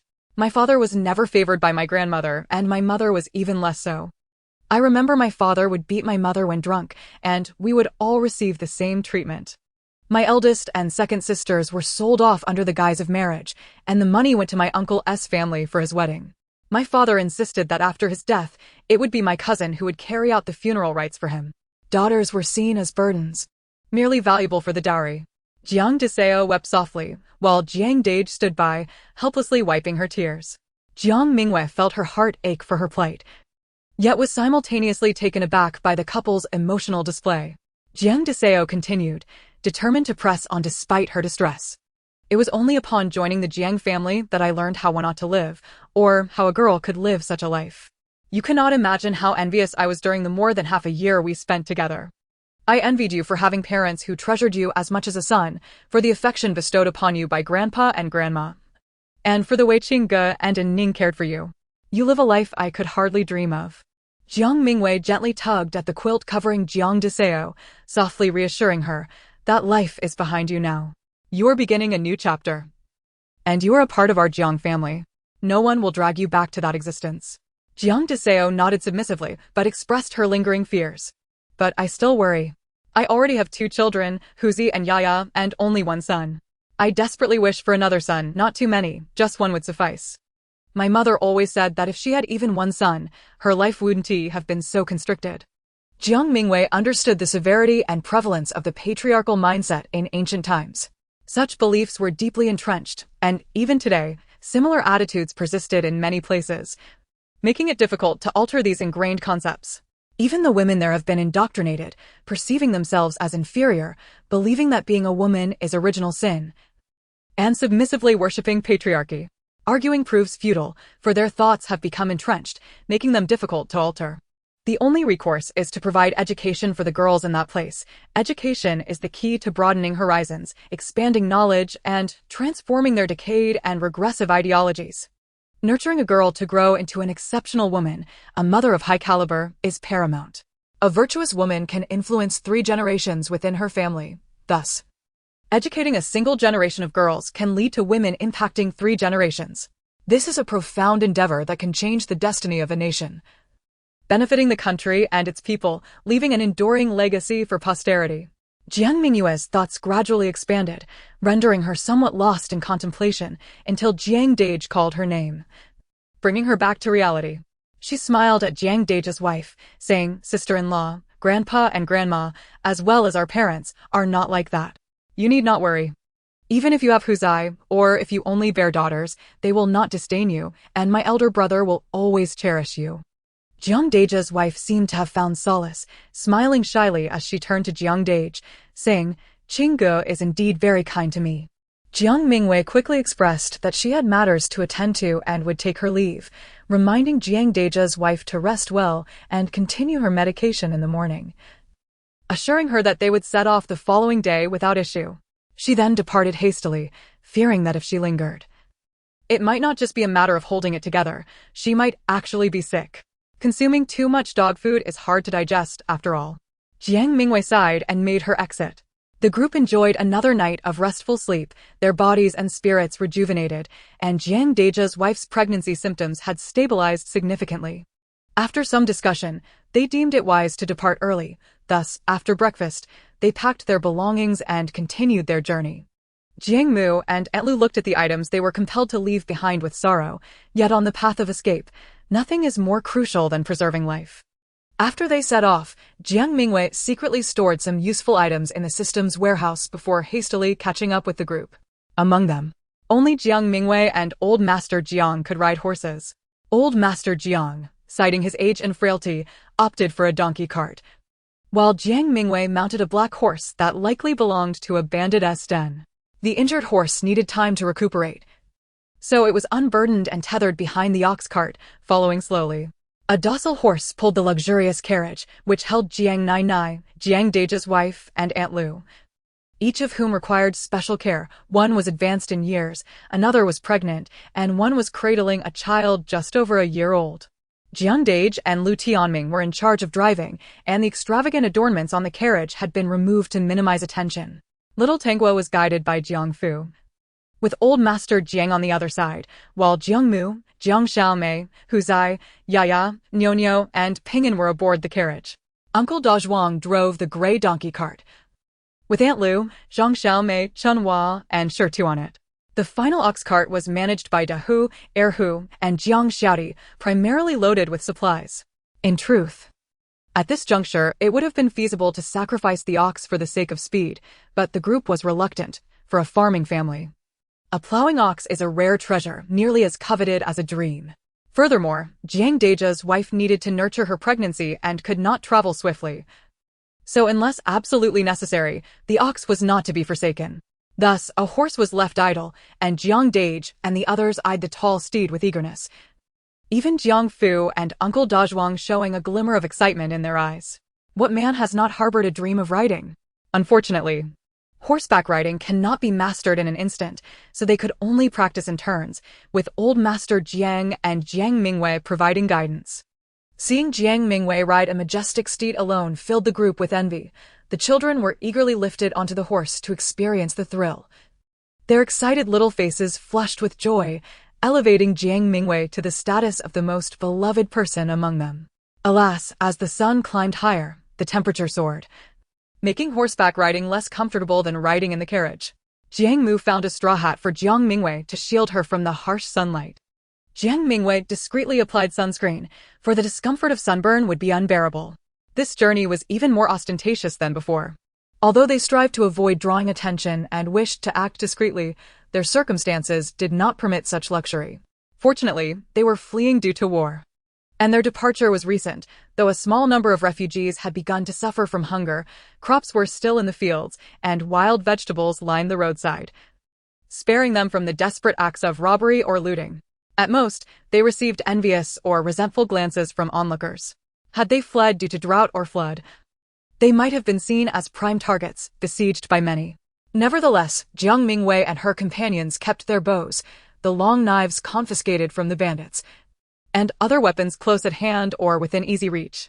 Jiang Mingyue was fully armed, with a bow slung on her back, a long whip at her waist, and a long knife hanging at her side, riding in a central position on the periphery of the group to facilitate communication and support. It was precisely this formidable appearance that caused many refugees to steer clear of them. By noon, they had traveled over 30 miles, and both the people and horses were weary. Along the roadside, they encountered scattered refugees resting, prompting them to take a break in a nearby grove, where a gentle stream flowed, its water relatively clean, with many people drinking from it. Jiang Mingyue and her group halted their cart to rest, and Jiang Mu distributed provisions.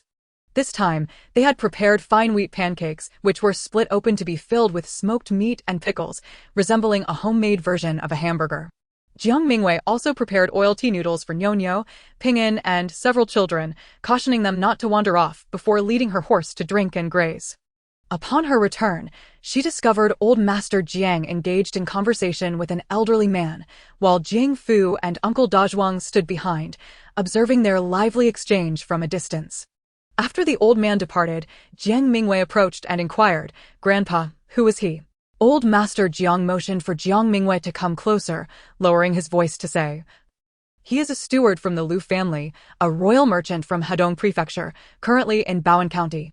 Their master is a collateral relative of the Lu family, possessing considerable assets, including restaurants and banks. He is accompanying the old lady and the third young master back to their homeland, but due to the outbreak of war, they became separated from the remaining guards in the chaos. Now, only one guard remains, and he wishes to hire us to escort them back to Baoan County, offering a reward of 100 taels, with an advance payment of 30%. I told him we need to discuss it first. Why would they choose us?" Jiang Mingyue questioned, perplexed. Old Master Jiang jested, "Perhaps we are the tallest among the short ones. Along this journey, we have encountered either refugees or wealthy families. The former they disdain, and the latter they cannot associate with, leaving only us. Besides, we have horses and donkeys, and we are armed. We certainly appear more reliable than mere refugees. What do you think, Grandpa? Should we agree to their request?" Jiang Mingyue sensed that old Master Jiang had not outright declined, indicating he was intrigued, though not merely for the trifling sum of 100 taels, there must be deeper intentions. As expected, old Master Jiang elucidated. "We are traveling without official documents. Although there are many refugees now, the authorities are too preoccupied to pursue the matter. However, entering the city could be troublesome. Encountering unscrupulous guards could lead to our livestock and belongings being at risk, or worse, being wrongfully accused and facing imprisonment." Jiang Mingyue nodded in understanding. The current turmoil in Heshi had made the loss of life all too commonplace. The disappearance of a few common folk would hardly attract any attention. Her grandfather's implication was clear. Should they leverage the Lu family's influence to enter the city? Jiang Mingyue's mind raced with possibilities. Indeed, the elder Jiang affirmed. The Lu family held considerable renown in Heshi. Despite being a collateral branch, they were regarded as a prestigious lineage in Bowen County. Moreover, they possessed travel permits, allowing them to masquerade as relatives returning from a journey, thus evading scrutiny from the city guards. This would significantly alleviate potential complications. And given that Bowen County was merely 20 days' journey away, the risks were manageable. Jiang Mingyue nodded in agreement with her grandfather's proposal. After the elder Jiang communicated with the steward of the Lu family, the two groups merged into one and set forth. The steward of the Lu family, accompanied by 4 others, included a guard driving the carriage, while the steward himself sat on the opposite side. Inside the carriage, the elderly matriarch remained concealed. Accompanied by the young master and a wet nurse, their identities obscured by the carriage's enclosure, with only the faint murmurs of conversation occasionally audible. The guard appeared to be in his 20s, broad-chested and muscular, clearly an individual well-versed in physical prowess. Their carriage followed closely behind Zhang's, allowing for intermittent exchanges between the elder Jiang and the steward. Noticing the steward's gaze lingering on Jiang Mingyue, the elder Jiang smiled warmly, introducing her as his granddaughter, skilled in horseback riding and archery. The steward, likely in his 50s yet appearing younger due to careful grooming, nodded affably in acknowledgement, and Jiang Mingyue returned the gesture politely. With the addition of the steward's entourage, their pace remained steady. Jiang Mingyue's group traveled neither hastily nor sluggishly, and the Lu family's party, mindful of the elderly matriarch's condition, matched their speed. As dusk approached, they paused at a dilapidated temple for rest. Jiang Dage and Lu Tianming first circled the temple to ensure it was secure before everyone dismounted from their carriages. Cleaning, gathering firewood, and tending to the livestock ensued, while children frolicked around the temple's grounds. It was Jiang Mingyue's first encounter with the Lu matriarch and young master. The matriarch was of a similar age to the elder Jiang, yet her well-preserved complexion was smooth and free of wrinkles, her graying hair neatly arranged. A woman in her 50s assisted her to a spot prepared by the steward, where a mat had been laid out. Contrary to expectations, the young master, appearing to be in his 20s, was clad in pristine white garments, exuding an ethereal beauty and noble demeanor that set him apart from the typical merchant's offspring. However, it was surprising to note that he was a slight limp in his left leg, which bent slightly abnormally. Nevertheless, he maintained an upright posture, making his affliction less noticeable, revealing itself only when he walked. This was the first strikingly handsome and charismatic individual Jiang Mingyue had encountered since her arrival in this era. She couldn't help but gaze at him for a moment longer. The young master seemed particularly attuned to her scrutiny, promptly meeting her gaze with a gentle smile and a nod. Jiang Mingyue reciprocated with a quick nod before hastily averting her eyes.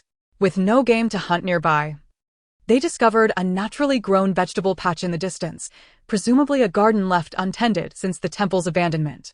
Jiang Mingyue and her sister picked some unbloomed bok choy and rapeseed to take back, intending to stir-fry them with preserved meat.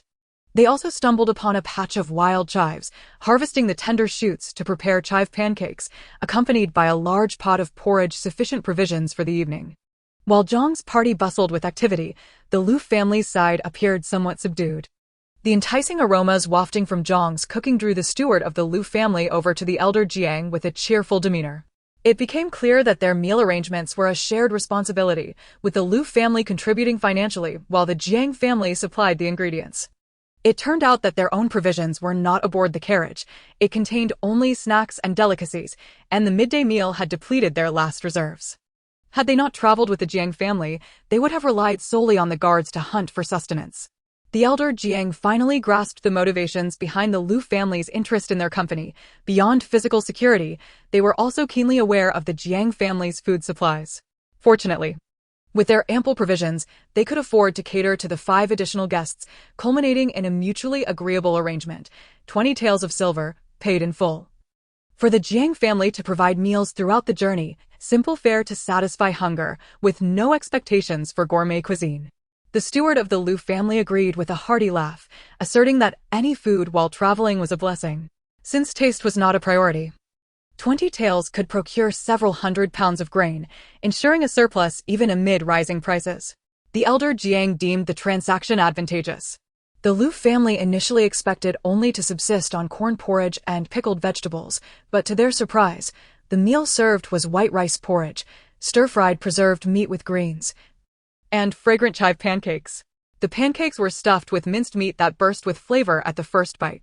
The guard devoured his meal with gusto, clearly famished after days of travel, while the steward savored the food, silently commending his wise choice to accompany the Jiang family. The matriarch and young master dined with a certain decorum. The matriarch, attended by the wet nurse, exhibited elegance in her slow and deliberate actions, prompting Jiang's family to unconsciously moderate their own pace in contrast. Only Jiang Mingyue continued to consume her meal with remarkable speed, before turning her attention to her younger siblings, ensuring they were well fed before attending to their sleeping arrangements for the night. The temple, though modest, comprised a main hall and 2 side rooms, both of which had long since collapsed, leaving only the main hall intact. However, a significant hole marred the northwest corner, and the statue once venerated there had vanished, leaving behind an empty pedestal. Jiang Mingyue inspected the gaping hole, estimating it to be large enough for a double bed.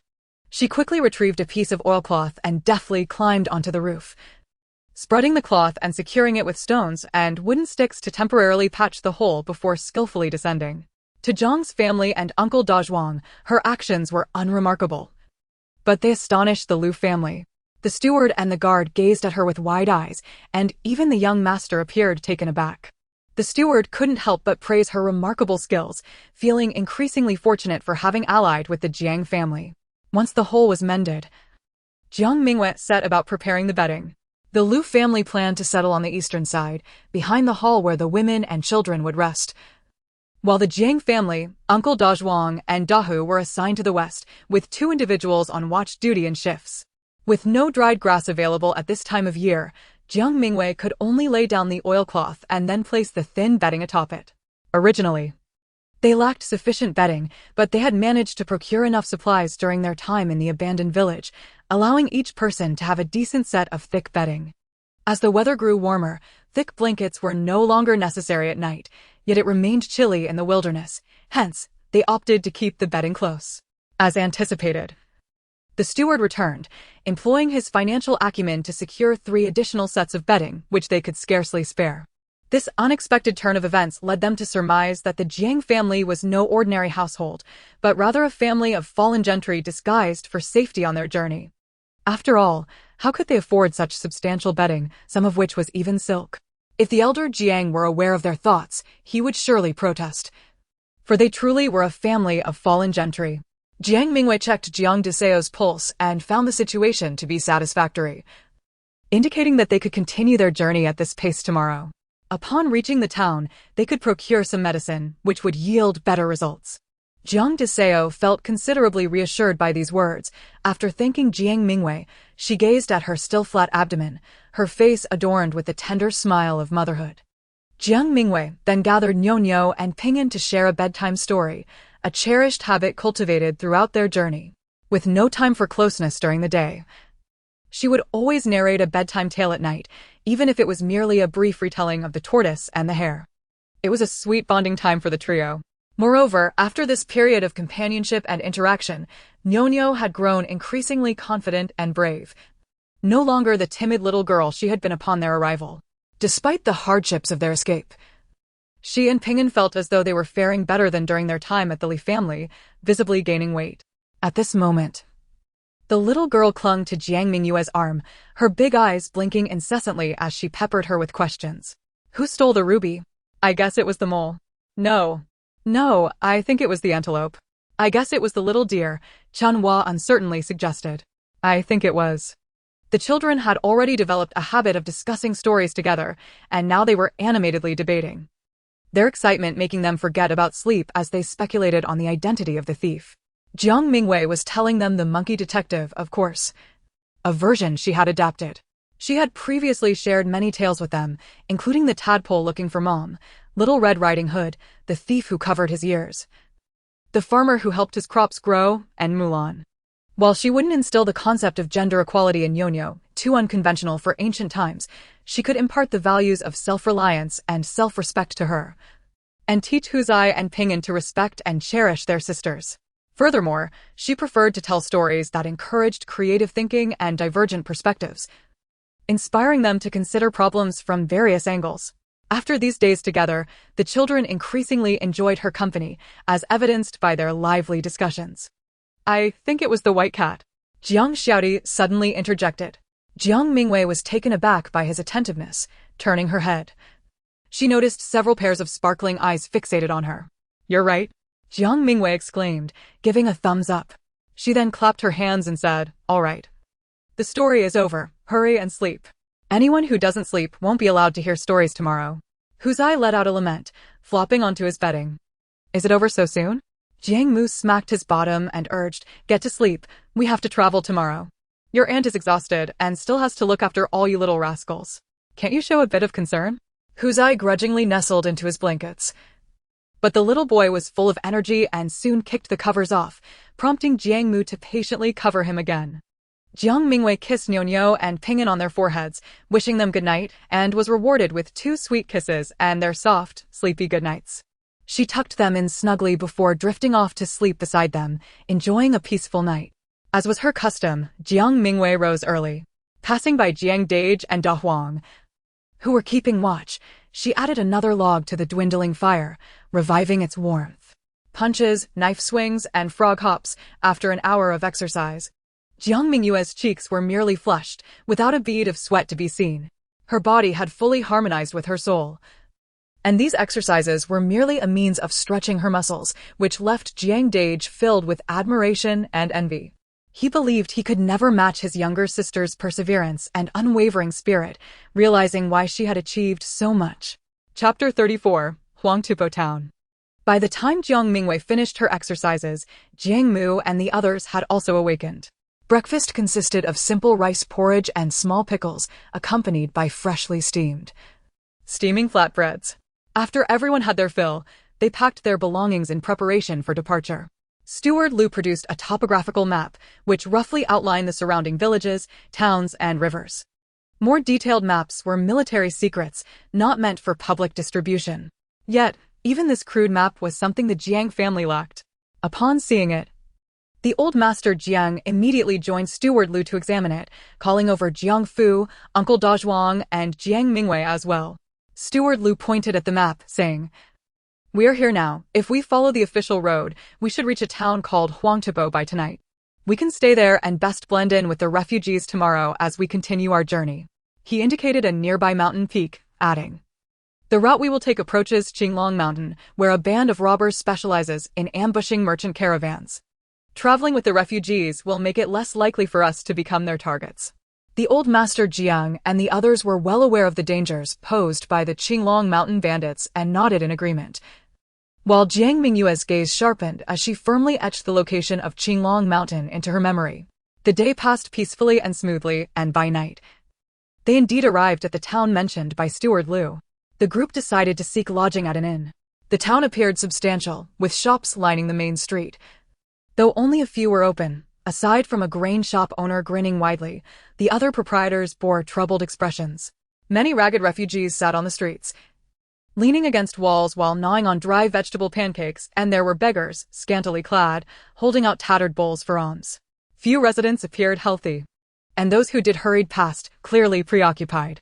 Steward Lu lamented, when we passed through here a month ago, it was bustling with activity, not to mention the throngs of people and the constant flow of carts and horses. In just a month, alas. Steward Lu had previously stayed at an inn and was familiar with the owner, so there was no need for the group to search for accommodations. They headed directly to the inn. The inn featured a 2-story courtyard that appeared clean and tidy, though somewhat sparse. In its heyday, it would have been fully booked. But now it hosted only a handful of guests. The innkeeper leaned against the door, appearing bored until he spotted their carriage, which brightened his eyes. Is that you, Steward Lu? Have you returned from your hometown? It seemed he remembered their previous visit. Steward Lu responded cheerfully, instructing everyone to drive the carriage into the courtyard, take care of the animals, and then seek out the innkeeper for rooms. The inn offered suites with wooden beds as well as standard rooms with both beds and kangs. a special arrangement for the north, as such things were unseen in the south. After consulting with everyone, Steward Lu opted for 2 suites with beds, while the Jiang family chose all rooms with kangs, booking a total of 5 rooms, 2 for the men, 3 for the women and children. After such a long journey, it was the first time they would sleep on proper kangs, and everyone felt as though they had stepped into another world. The first thing Jiang Mingyue did was request hot water for a bath. God knows how distressing it was to go without a wash in this heat. Although they all had disheveled hair and dusty clothes, and one could smell their uncleanliness from a distance, she found it impossible to adapt to such unhygienic living conditions. After scrubbing herself and the children clean until their skin was flushed, Jiang Mingyue finally felt her stomach growl with hunger. The inn is equipped with a kitchen that provides meals, yet guests also have the option to venture out and procure their own food. Jiang Mingyue and her companions, now flush with funds, relish the rare opportunity to dine within the inn. However, Jiang's mother and Aunt Lu tightly control the ordering process, ensuring that expenses remain within their painfully frugal limits. As a result, dinner consists of steamed buns, flatbreads, and egg drop soup. While Jiang Mingyue finds the meal somewhat lacking compared to her own culinary creations, hunger prevails, and after a refreshing bath, she is disinclined to cook for herself.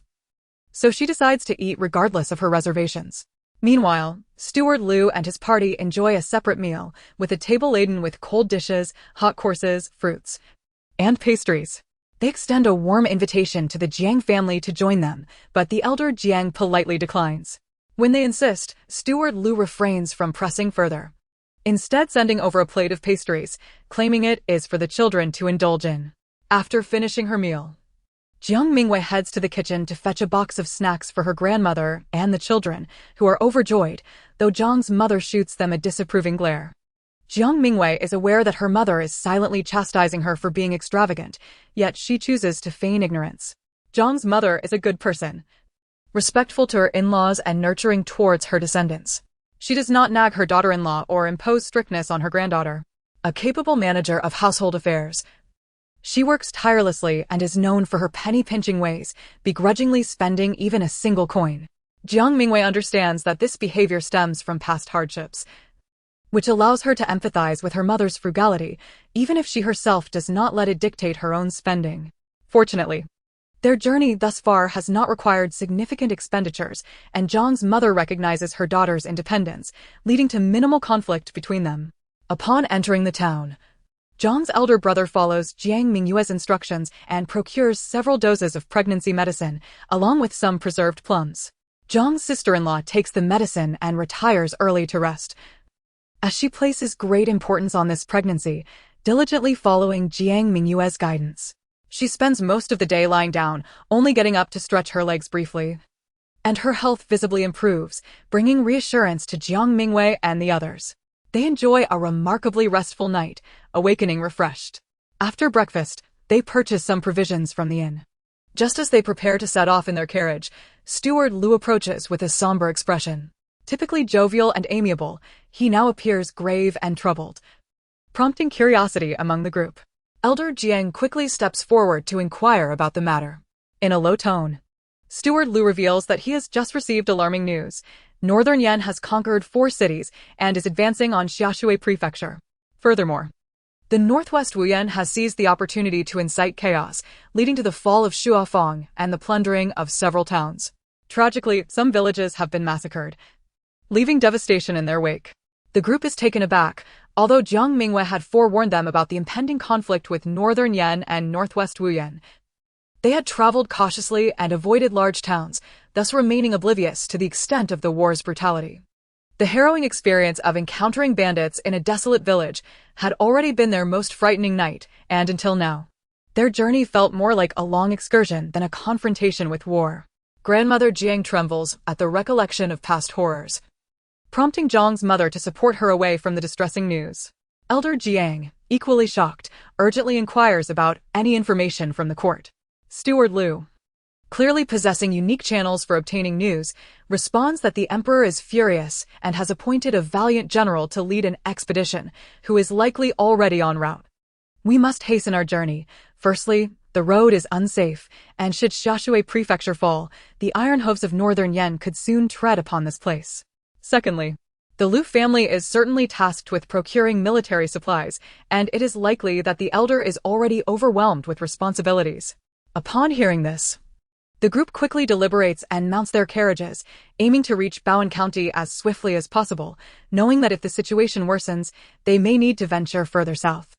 Chapter 35. Encountering bandits, blood stains the yellow earth. Jiang Mingyue is aware that Xiaoshui Prefecture ultimately fell to Northern Yan, yet the advance of Northern Yan was eventually halted. The valiant general engaged in battle near Xiaoshui Prefecture, reclaiming 3 cities, including Xiaoshui itself, but the conflict dragged on for 3 years before the lost territories were restored. Thus, Bowen County should be safe. However, it is a concern whether the valiant general will conscript soldiers when passing through Bowen, particularly given the later stages of the war which saw fierce losses and shortages of troops. It is not uncommon for local conscription to occur, even for those merely tasked with transporting supplies. This was precisely why she had previously advocated for traveling to Jingzhou via Hedong Prefecture, where they could rest but not linger for too long. The group continues on their way, eager to reach Bowen County. Jiang Mingyue ponders the timeline. The valiant general's forces would likely march swiftly, perhaps reaching Xiaoshui in just over 20 days. If the vanguard were to push forward relentlessly, they could arrive even sooner. They are currently on a collision course with the army, and the latest they might encounter them would be in half a month, possibly as soon as 10 days. 10 days. Jiang Mingyue contemplates the potential challenges they may face and how to address them. While lost in thought, a group of refugees suddenly appears in the distance. They scatter in panic, some even losing their shoes in their haste to escape. A child falls to the ground, wailing in pain, only to be scooped up by an adult who continues to flee without daring to look back, as if pursued by a monstrous flood. A boy leading the group shouts urgently upon seeing them run back. There are bandits ahead. Zhang's father and the others immediately halt their carriage, and Jiang Mingyue swiftly rides forward to meet the boy. Where are the bandits? How far away are they? Are they in pursuit? The boy, breathless and cornered, explains. Just 3 miles ahead, there's a bend in the road with many bandits. We were at the back and turned back upon realizing the danger. You should flee as well. With that, he darts past Jiang Mingyue and her group. Exchanging glances with Elder Jiang, they all wear grave expressions. Although Steward Liu had warned of potential bandit encounters near Qinglong Mountain, they had not anticipated running into them so soon, merely halfway through their journey. Was it truly an ill-fated day for travel? Perhaps they should have consulted the almanac in the morning. Steward Liu quickly confers with Elder Jiang, suggesting, Elder Jiang, we do not know the number or strength of the bandits. It may be prudent to retreat to the town and devise a plan. Elder Jiang nods in agreement, and several carriages prepare to turn back. However, Jiang Mingyue hesitates, and just as she is about to voice her uncertainty, the voice of the system panda echoes in her mind. Side Quest 18. Eliminate bandits, rescue the imperiled, completion status, incomplete, completion reward, water storage bowl. Capable of holding 3,000 tons. Jiang Mingyue's eyes brighten at the prospect. Recently, she had completed several minor tasks, earning humble rewards such as basic necessities. But this one promised a generous reward. Resolutely, she calls to Elder Jiang, Grandfather, you all should return. I wish to follow and see what unfolds. Her voice is firm and her gaze resolute. In this critical moment, Jiang Leoi gazed disapprovingly at her. This situation was vastly different from the previous one, last time. Our rebellion was born out of necessity, shrouded in darkness with cover, and you had poison at hand, which reassured your grandfather. This time, however, it is not permissible. We are unaware of the number of bandits ahead, nor do we know if there are skilled fighters among them. You cannot take such risks. Grandfather. I do not seek to play the hero, Jiang Mingyue replied earnestly, locking eyes with Jiang Leoi. I assure you, I will first stealthily approach to assess the situation. If the bandits are too numerous, I will retreat immediately, without hesitation. However, if their numbers are within my capacity to handle, I cannot idly stand by and witness the tragedy of the Bai family unfold once more. After a prolonged silence, Jiang Leoi finally relented with a sigh, permitting her elder brother to accompany her. No, Jiang Mingyue shook her head firmly. I ride faster. All of you should return. If the bandits are many, I will quickly rejoin you. If the situation is manageable, I shall find you within half an hour.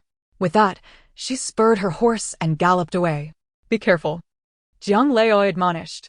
Jiang Mu could no longer contain her emotions, covering her mouth to stifle a sob. Her eyes reddened as she scolded, "This reckless child. Do you wish for my life to be cut short?"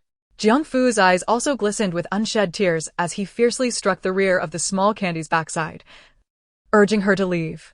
Nyo and Ping'an clung together, with Nyo appearing somewhat timid, while Ping'an cheerfully stated, "Mother is amazing. She fights the bad guys." The town of Huangtupo, as its name suggests, was abundant in yellow earth, yet at this moment, the ground was drenched in blood, filled with wails of despair.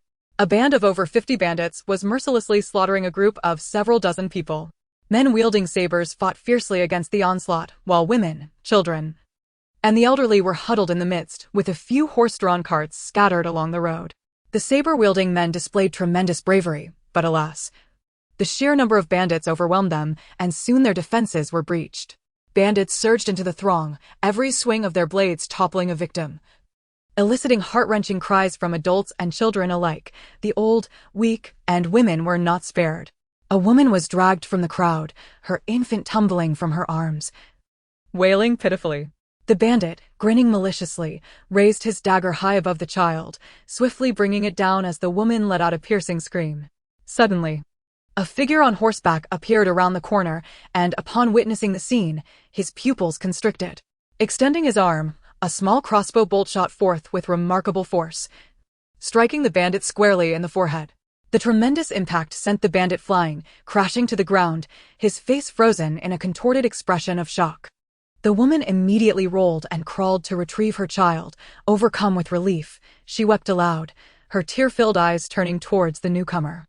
A tall, agile figure rode into view, dressed in the simple garb of a common farmer, wielding a repeating crossbow. With deadly precision, he picked off the bandits who were pursuing the elderly and children.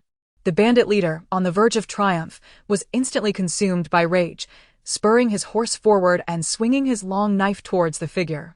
The rider deftly leaned back to evade the strike, then retaliated with a swift arrow. The bandit leader narrowly dodged this, drawing a long knife from his side to engage. The clash of steel echoed as their blades met, the force of the impact causing the bandit leader to stagger and tumble from his mount. The agile figure seized the reins, urging his black steed to rear high, bringing its hoofs crashing down onto the bandit leader's chest. The sound of a sickening crunch filled the air as the bandit leader's eyes bulged in disbelief, blood gushing from his mouth, his incomprehensible words fading into silence as he succumbed to death. The rider swiftly turned his horse towards the remaining bandits, his long knife dancing with lethal grace, radiating an aura of ferocity. With their leader slain, the remaining bandits faltered, their morale shattered, and the saber-wielding men let out a resounding battle cry, charging forward with renewed vigor. The remaining 20-odd bandits found themselves caught off guard, retreating in disarray, casting furtive glances at one another before scattering in panic, their formation collapsing. After pursuing for several paces, the saber-wielding men halted, while the figure on horseback continued the chase, relentlessly hunting down the fleeing bandits. "Do not pursue a desperate foe," the leading saber-wielding man shouted. Only then did the mounted figure rein in his horse and turn back. A youthful and strikingly beautiful face emerged, revealing that the divine savior was, in fact, a woman of such remarkable grace. Chapter 36, Healing the Wounded. The rider was none other than Jiang Mingyue. She surveyed the area, now devoid of bandits, listening to the system's prompt in her mind, confirming the completion of her task.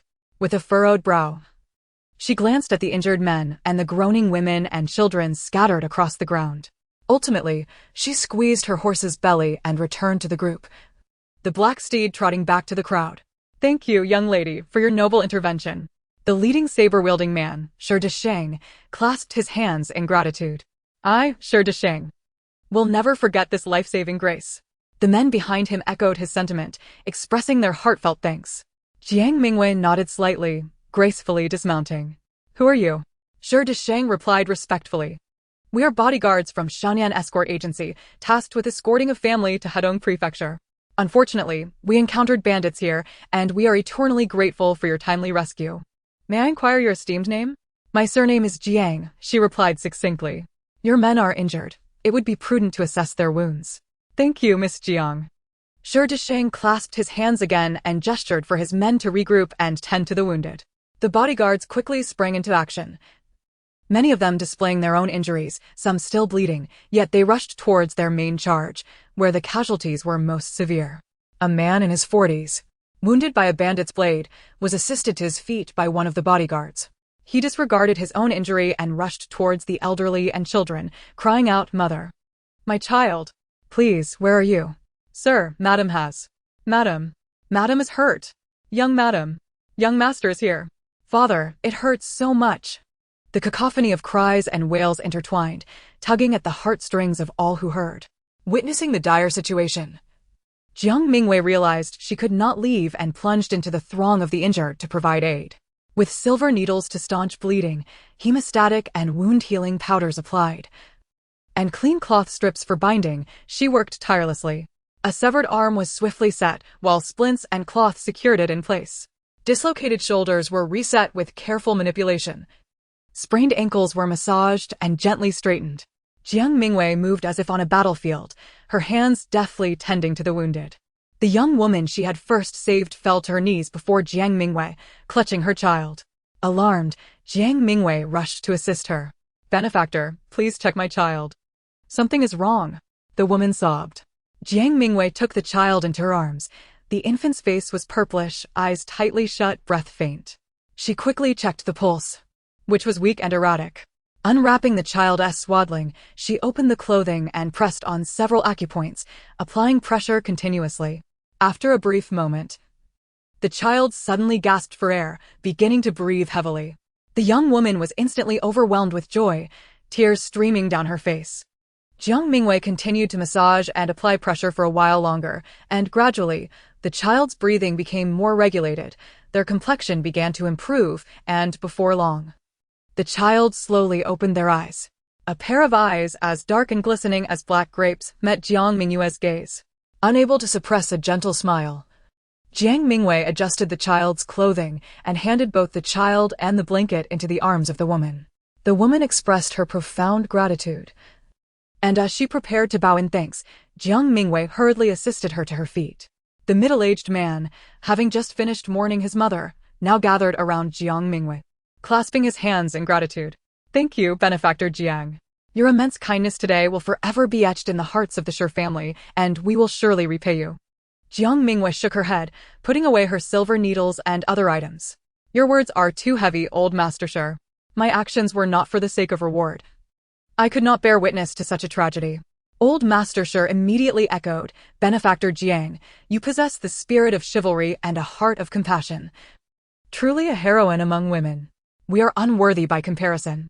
Jiang Mingyue, unaccustomed to such flattery, could only smile and remain silent. At that moment, Shi Desheng happened to approach to report to Old Master Shi that he had completed the inventory. Fortunately, there were no financial losses, though half of the maids and servants had perished, and many of my brothers were injured, meaning we cannot set off immediately. Old Master Shi surveyed his surroundings, overwhelmed with grief, and instructed someone to go to Hedong Prefecture to send news to his son, while the rest should return to Huangtubo town to recuperate and reconsider their plans. Shi Desheng promptly took his leave to make arrangements and then handed a bundle wrapped in cloth, containing short arrows, to Jiang Mingyue. "Your crossbow arrows, Benefactor Jiang." After expressing her thanks, she accepted them and turned to mount her horse in search of Old Master Jiang and the others. After more than an hour of turmoil, they must surely be anxious.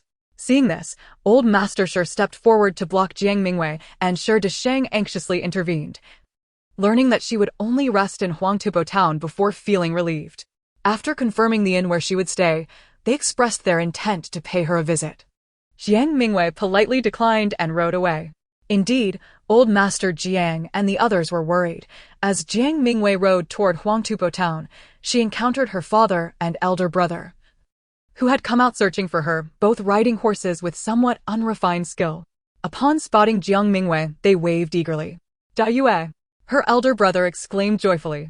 Jiang Mingyue quickly urged her horse forward, and upon reuniting with them, she smiled. "Father, brother, I have returned." Old Master Jiang scrutinized Jiang Mingyue from head to toe. Although she bore traces of blood, her spirits appeared high, leading him to believe she was unscathed, thus alleviating his worries. With a stern expression, he admonished, "Come. Let us return. Your mother is nearly frantic." You must not act so recklessly again. Yes, father. Jiang Mingyue replied with a smile as the trio rode back to the town. Upon returning to the inn, the sight of Jiang Mingyue prompted an uproar of cheers from the group, who surrounded her in joyous celebration. Jiang's mother tugged at her clothing, nearly inspecting every inch of her, weeping. Where are you hurt? Let me see. Why is there so much blood? Jiang Mingyue, both amused and exasperated, grasped her hand and reassured her, it's not my blood, I haven't even a scratch. Only then did Jiang's mother relax, embracing Jiang Mingyue and weeping openly, releasing her pent-up fears and anxieties. Niu and Ping'an clung to Jiang Mingyue's legs, joining in the tears upon witnessing their mother's distress. The inn was soon filled with thunderous cries, leading any onlookers to believe something dreadful had befallen Jiang Mingyue. Ultimately, old Master Jiang intervened, and Jiang's mother, unable to retort to her father-in-law, ceased her sobs and sulked in a corner. Jiang Mingyue, having soothed her, finally declared her hunger, prompting Jiang's mother to rise and fetch food from the innkeeper. Returning in bloodied garments startled both the innkeeper and the servers, who, upon learning of her heroic deeds in slaying bandits and saving lives, expressed immense respect and promptly instructed the kitchen to prepare a meal. As everyone was now famished, they added 2 more tables of food, and without pretense, the group gathered around several tables, heartily indulging in their feast.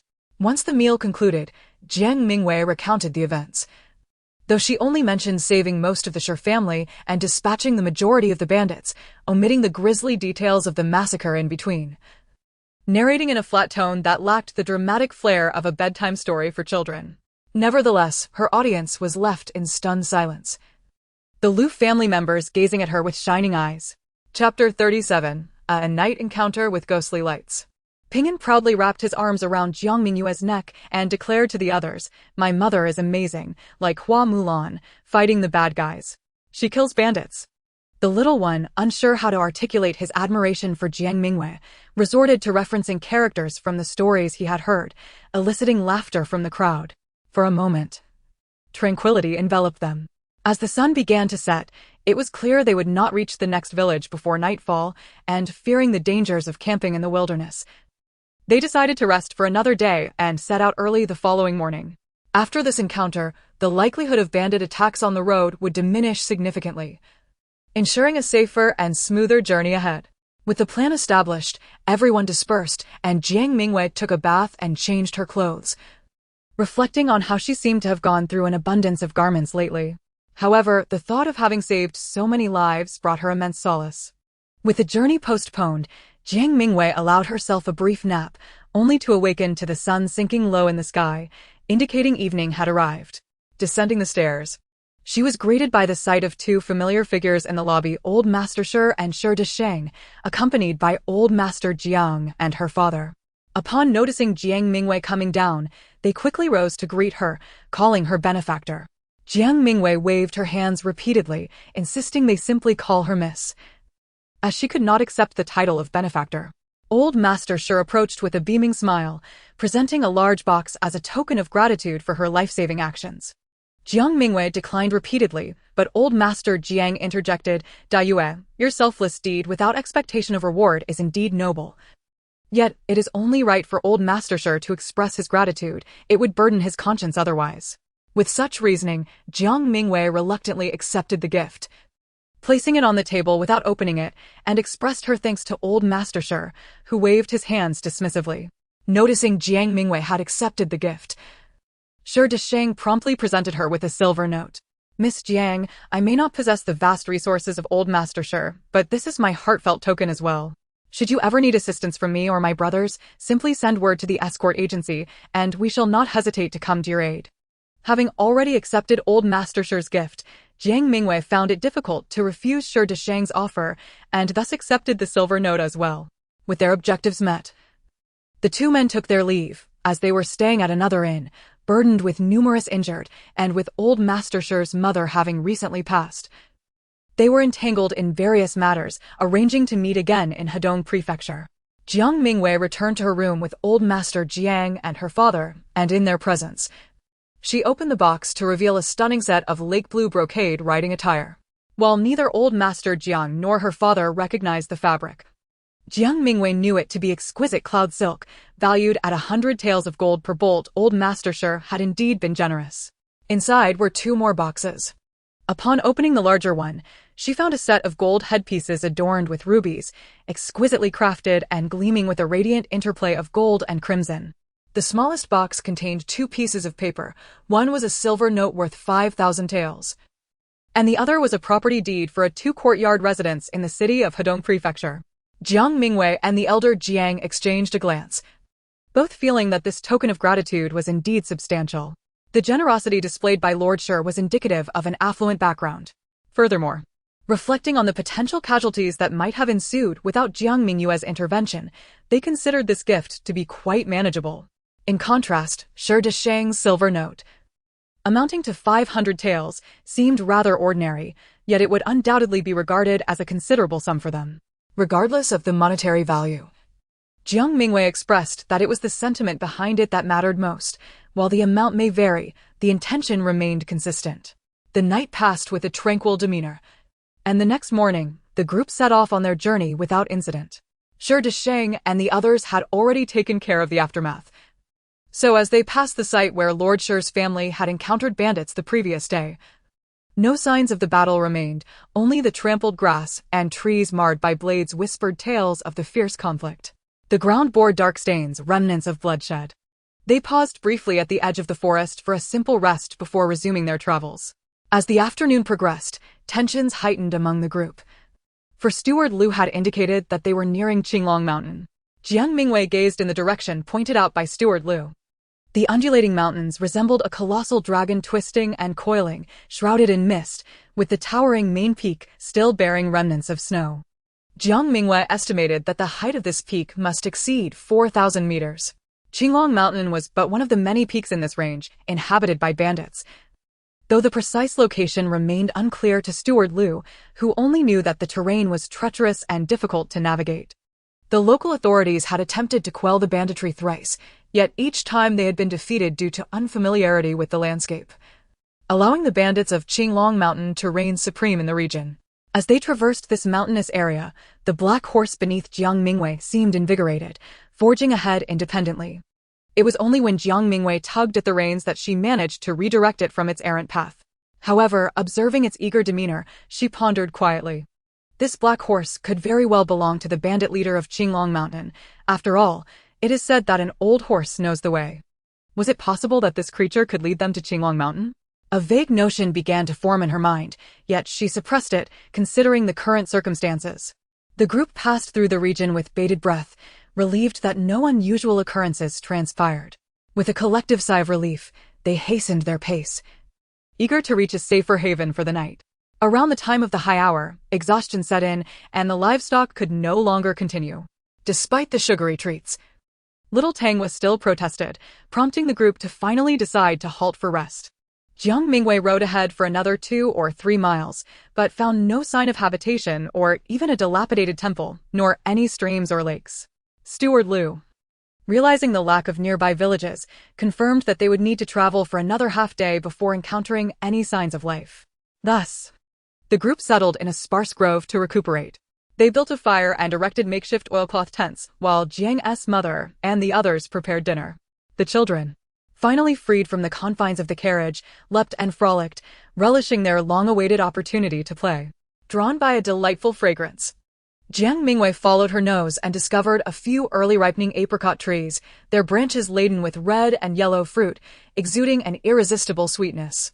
She filled a cloth bag to bring back for grandmother Jiang and the children, only to be urged by her younger brother to return and gather more for drying. As the children heard of the excitement, they scampered after her. Just as the group was engrossed in their harvesting, Tiger pointed toward the distance, exclaiming, "Ah, there's a ghost." Jiang's younger brother turned to look, startled, will-o'-the-wisp. Jiang Mingyue followed their gaze and confirmed the sighting of clusters of greenish fire flickering across the distant hillside and valleys, tallying more than a dozen spots. The children huddled together in fright, with timid Chunhua on the verge of tears. Jiang Mingyue quickly reassured them, saying, "Fear not. Those are phosphorescent lights, not ghosts." Phosphorescent? What is that? Jiang's younger brother asked, perplexed. Humans' bones are primarily composed of calcium and phosphorus, and when a body decays, Phosphorus ignites spontaneously in the air due to its low ignition point. The blue-green flame often appears in graveyards, thus earning the moniker Ghost Fire. But there is nothing to fear. Jiang Mingyue explained that they were likely near a large burial ground or a mass grave. Terms like calcium, phosphorus, ignition point, and spontaneous combustion were foreign to Jiang's younger brother and the other children, but they understood the concept of a graveyard, sending a shiver down their spines. They abandoned their apricot picking, retreating in fright. Jiang Mingyue chuckled softly at their reaction and, after storing some of the remaining apricots in her system as repository, began to stroll back toward the camp. The children were abuzz with chatter about the will-o'-the-wisp, while Jiang's mother and the others appeared visibly shaken. The thought of being near a burial ground or mass grave rendered their dinner somewhat unpalatable, let alone the prospect of sleeping that night. They found themselves frequently waking, glancing around to see if any neighbors were approaching. Aside from Jiang Mingyue, the elder Jiang, Pinyin, and Maizong, the following morning, everyone bore the telltale signs of sleeplessness. After a hurried breakfast, they set off once more. The daylight was clear, allowing them to discern the location of the ghostly lights from the previous night, which indeed revealed a vast expanse of burial mounds, with the occasional scattered bones. Many graves had become flattened over time, either due to neglect or an abundance of tombs, blending into a single landscape. Without careful observation, it would be challenging to identify it as a cemetery. In silence, they passed through this area, only feeling the chill and fear dissipate after traveling several miles. Gradually, conversation resumed and laughter returned.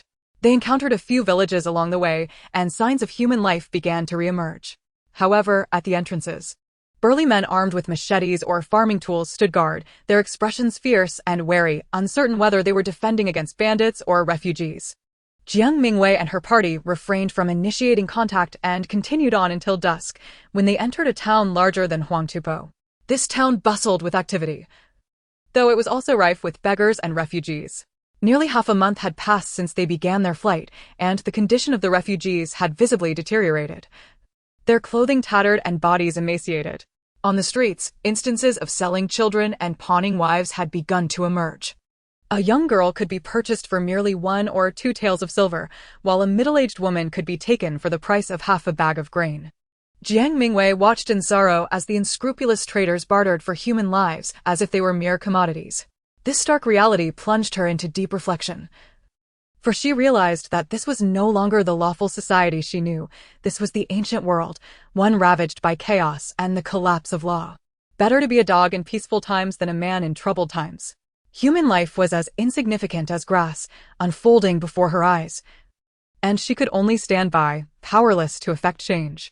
The weight of individual agency felt minuscule in the torrent of historical upheaval. She could save one, but not all. She could slay a dozen bandits, but could not save this decaying feudal dynasty.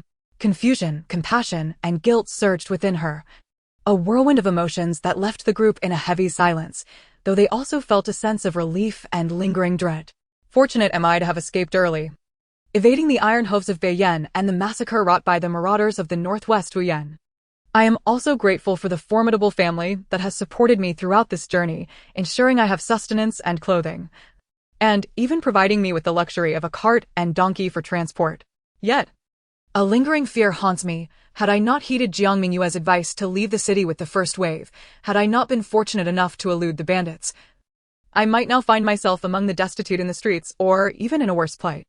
As Jiang Xiaomei watched a girl of similar age being sold for a mere 800 won, weeping and pleading, she instinctively clutched the child Pinyin to her chest, burying her head in the crook of Pinyin's neck to quell her tumultuous emotions. Jiang Xiaomei, standing beside her, empathetically patted her back. Their shared glance conveyed a profound sense of relief. At that moment, Niu, nestled in Jiang Mingyue's embrace atop a horse, timidly remarked, "Mother, how pitiful they are." Jiang Mingyue shielded the little girl's eyes, wishing to spare her from witnessing further tragedies of separation, lest the child be scarred psychologically. In such a grim street, none had the inclination to linger. They hastily drove past, seeking refuge in a relatively clean inn. Jiang Dage continued his quest to procure medicine for Jiang Dage-sa, whose condition had stabilized considerably after several days of treatment. However, for the sake of caution, Jiang Dage wished to gather additional medicine for her peace of mind.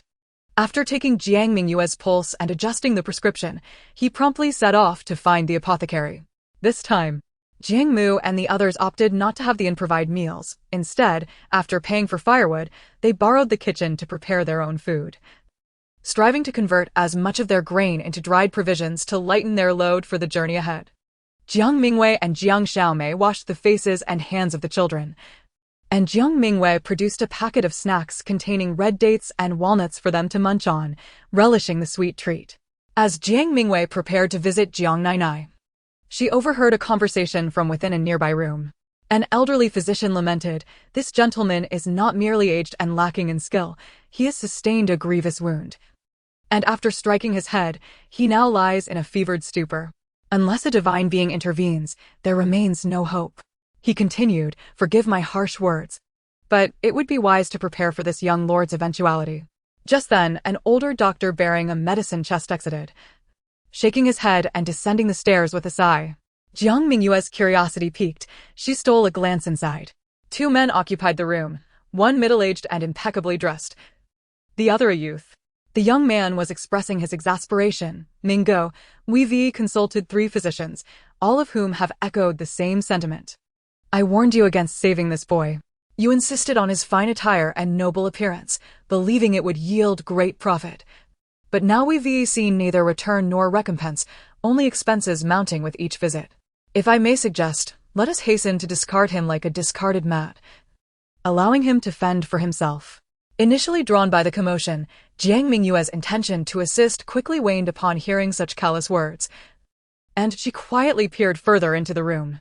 The middle-aged man hesitated at the youth's suggestion, casting a glance toward the bed, remaining silent for a moment before finally conceding. "Very well, I shall defer to your judgment." Chapter 39. A child rescued. The youth, upon receiving the nod, eagerly approached the bed, lifting a small figure resembling a child. This lad, despite his splendid clothing, possesses no valuable adornments. This venture has proven a great loss, yet thankfully, we managed to procure a few items earlier. Thus, our trip is not entirely in vain. Jiang Mingyue soon grasped that these 2 were indeed human traffickers, who, under the guise of gratitude or profit, had rescued a child en route, only to discover the child gravely injured and now intended to abandon him. She swiftly stepped aside as the youth exited, cradling a child of similar stature to Nyonyo, and led him into a narrow alley behind the inn, where he unceremoniously deposited the child on the ground before departing, neglecting even to prepare the mat he had mentioned. In the alley, a pile of crates and boxes lay strewn about, where several vagrants huddled.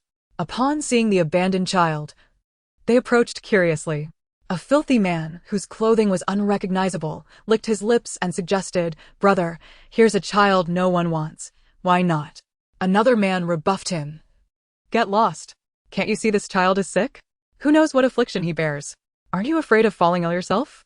The rebuffed man hesitated, rubbing his hands together, visibly indecisive. Jiang Mingyue, her expression darkening, immediately scooped up the child. "Hey, who are you?" the man called out, astonished yet begrudging. The other vagrants began to close in, one of them jeering, "What brings a pretty lady here? Care for some company?" Without a moment's hesitation, Jiang Mingyue crushed a pile of crates beneath her foot, casting a cold glare around, causing the beggars to retreat in fear.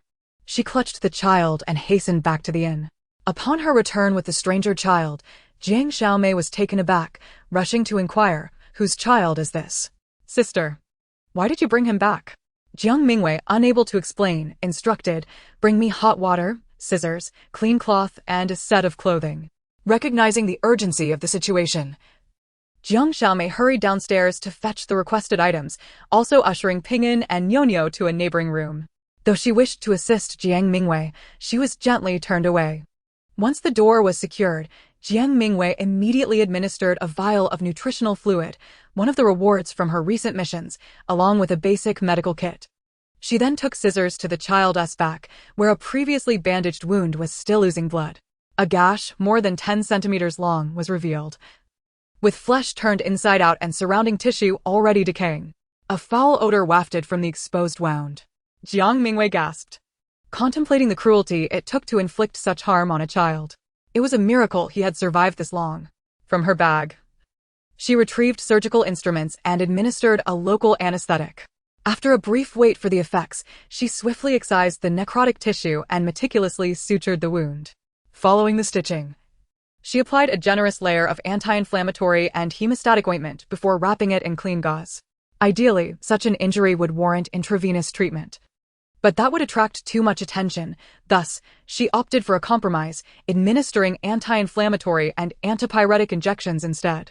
The child's cheeks burned with fever, while his lips were pallid as parchment. After taking his pulse, Jiang Mingyue discovered a hematoma pressing against his brain, a significant bump evident at the back of his head. The blood clots were compressing portions of his nerves. With a combination of silver needles and medication, there might be hope for gradual recovery, lest he lose his ability to speak entirely. It appeared he had first suffered a stab wound and subsequently rolled down a hillside, as evidenced by the various abrasions on his limbs, forehead, and cheeks, alongside bruises on his back and waist. The impact to his head must have been against a rock or tree, culminating in his current dire state. Yet, fortune had smiled upon him. Though he had been taken by human traffickers, regardless of their motives, they had inadvertently saved his life. Otherwise, it would not have been possible for Jiang Mingyue to encounter him and subsequently rescue him, thus reclaiming half of his life from the gates of the underworld. As for the other half of his life, Jiang Mingyue expressed that as long as he could reduce his fever within 3 hours after taking the medication and awaken within 24 hours, that half of his life would also be preserved. Regarding his future recovery and whether he would regain the ability to speak, that would depend on his fortune. For her medical skills are merely ordinary and have not yet reached an extraordinary level. It seems that upon returning to the trial space, she must continue to enhance her medical training. After preparing the child and changing him into clean clothes, Jiang Mingyue laid him on his side on the bed and, after removing the nutrient needle, opened the door to the room. Old Master Jiang was already aware that she had rescued a child, and upon hearing movement at her door, he promptly sent Jiang Xiaodi to find her. Jiang Mingyue first instructed Jiang Xiaomei to help look after the child before meeting with Old Master Jiang, where she recounted the entire ordeal and expressed her intention to take the child with her, leaving further arrangements until he regained consciousness. Old Master Jiang pondered the current family circumstances and did not voice any objections, instead cautioning Jiang Mingyue not to overexert herself. After agreeing, she returned to her room, where Jiang Xiaomei was gently wiping the child's forehead with a damp handkerchief. Niu was watching from the side and exclaimed, "Mother, this little brother is so handsome." Jiang Mingyue paused, realizing that the child she had rescued indeed possessed striking features: delicate skin, lustrous black hair, and long, thick eyelashes resembling tiny brushes. She wondered how dazzling his eyes would be once they opened. Jiang Mingyue smiled and picked up Niu, planting a kiss on her cheek. "Do you like this brother?" she asked. "Yes." Niu nodded vigorously, her big eyes sparkling. "Mother, are we going to take this brother with us?" "Yes," Jiang Mingyue affirmed. "Once he is well, he can play safely with Niu. Is that all right?" "All right." Niu clapped her hands joyfully. "I like this handsome brother." Jiang Mingyue chuckled, her eyes crinkling in delight. She hadn't anticipated that her daughter was a connoisseur of beauty. That night, Jiang Mingyue did not sleep soundly, frequently rising to check the child's forehead. She discovered that after the effects of the medicine had worn off, his fever had recurred, prompting her to administer another dose of antipyretic medication. Seizing an opportunity when no one was watching, she also managed to hydrate him with an intravenous drip. By the time dawn arrived and Old Master Jiang and the others were up, the child's fever had finally subsided completely without further relapse. Jiang Mingyue sighed in relief, knowing that she had successfully navigated the first hurdle. After washing up and having breakfast, she placed the still unconscious child in the carriage. Jiang Dajiao's pregnancy had stabilized considerably, allowing her to refrain from lying down constantly, thus providing ample space for the child. Jiang Dajiao, perhaps influenced by her own burgeoning motherhood, felt a surge of maternal affection towards the child, often tenderly touching his forehead and carefully administering water and medication. The several young children in the family were also intrigued by the prospect of having a new companion. The Liu family did not voice any objections to Jiang Mingyue's act of rescuing the child. On the contrary, Old Lady Liu even sent a nurse to inquire if there was any assistance needed, which Jiang Mingyue graciously declined. The group traveled smoothly that day, covering over 60 miles. and eventually caught sight of a long line of people and the imposing gray-black city walls of Yong'an County. Yong'an County is the closest county to Xia in Hedong Prefecture, and after another 10 days of travel, they would reach Bao'an County, the ancestral home of the Liu family and the current residence of the Liu steward. Yong'an County was the first large city Jiang Mingyue encountered since arriving in ancient times, boasting towering gray-black walls that reached 10 meters high, constructed of blue bricks with rammed earth within, presenting a grand and solid appearance. Atop the walls stood a two-story structure of brick and wood, adorned with dark tiles and red walls, quite aesthetically pleasing. They were entering through the west gate, where guards were stationed to inspect the belongings of those entering the city, resulting in a long queue stretching approximately 2 to 3 miles. The majority were refugees, each household pushing carts, while others drove donkey or ox carts, causing the pace of entry to resemble that of a snail. The group estimated that it would be at least an hour before it would be their turn to enter. Had they been in Bao'an County, Liu steward could have leveraged connections for preferential treatment, but in Yong'an County, everyone had to wait patiently for Jiang Dage and the Liu family's guards to gather information at the city gate. After some time, the two pushed through the crowd and returned, reporting that no travel permits were needed, but household registration was required. Refugees could enter, but the search was stringent. Anyone found with weapons or contraband would be apprehended on the spot. For those deemed normal, an entry fee of 500 won was required, and many who could not afford the fee had to barter with food or valuable items, resulting in a painfully slow entry process. There were indeed some individuals squatting or lying at the base of the city wall, and others had set up makeshift tents using carts and clothing, clearly intending to camp there. Since they had arrived at the city gate, even though they could not enter, it was unlikely that bandits or northern invaders would attack. So they decided to wait there. However, Jiang Mingyue furrowed her brow. Lingering here without food or water would eventually lead to dire consequences, and with so many people around, one had to be wary of thieves and traffickers. The Jiang family naturally intended to enter the city, so they had no choice but to wait patiently amidst the throngs of people. Jiang Mingyue felt it inappropriate to remain on horseback, so she dismounted to join the wait. The air quality was poor, a noxious blend of sweat, animal waste, and dust, making it nearly unbearable to breathe. As Jiang Mingyue frowned at the unpleasant atmosphere, a nurse accompanying old lady Liu unexpectedly emerged from the carriage, presenting her with a sachet. "Miss Jiang, the air is quite foul. Perhaps this sachet can help alleviate it." Jiang Mingyue was taken aback, but gratefully accepted the gift, thanking the nurse. The nurse smiled and said, "It is the old lady's wish." Jiang Mingyue glanced toward the carriage, where a corner of the window had been lifted, allowing her to glimpse old lady Liu and young master Liu within. After a moment of contemplation, she took out a small, flat box and handed it to the nurse. "Please convey my thanks to the old lady. This ointment can help dispel heat and refresh the mind. It is quite cooling, just apply a little to the temples or the philtrum." The nurse appeared quite pleased, playing with the box in her hands as she exclaimed, "Miss Jiang, you are so thoughtful." The old lady has been feeling a bit dizzy from the heat these past few days. With a cheerful demeanor, she returned to the carriage. The nurse's gift of the sachet reminded Jiang Mingyue that the unpleasant air could be mitigated with other remedies. After all, nothing could surpass the efficacy of cooling oil for invigorating the mind. With that in mind, she retrieved 2 more boxes of cooling oil to distribute to Jiang Mu and the others.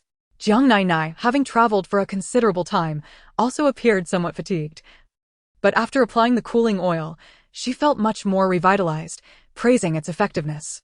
In no time, the Jiang, Liu, and Liu families transformed into a collective of cooling oil dispensers, enveloped in a potent and lingering fragrance, which somewhat alleviated the unpleasant air. Just as everyone was immersed in the refreshing scent, Jiang Daja suddenly called out with excitement, "Daiyue, come quickly. The child has awakened." Upon hearing this, Jiang Mingyue hurried onto the carriage, while Liu Daja led the way, stepping outside to create space for her. Jiang Mingyue checked on the boy lying down. Though his eyes remained closed, his lips were moving as if he were murmuring in his sleep. Jiang Mingyue leaned in closely to listen. Apart from the fluctuations in airflow, there was no discernible sound. Indeed, his language faculties had been compromised. With utmost care, Jiang Mingyue lifted him, avoiding the wounds on his back, allowing him to rest against her. She cautiously brought the water pouch closer, gently administering a small amount of the saline solution mixed with glucose. The boy instinctively swallowed, his eyelids fluttering before gradually opening. Jiang Mingyue gazed into his deep, dark eyes and smiled softly, inquiring, "Have you awakened? Are you hungry? Let us have a sip of water first, and I will prepare some food for you shortly." The boy obediently drank a couple of mouthfuls, gradually regaining some awareness. He opened his mouth as if to speak, but produced no sound, causing him to panic. His lips moved in a silent plea, tears streaming down his cheeks. Jiang Mingyue swiftly wrapped her arms around him, soothingly saying, "Don't worry.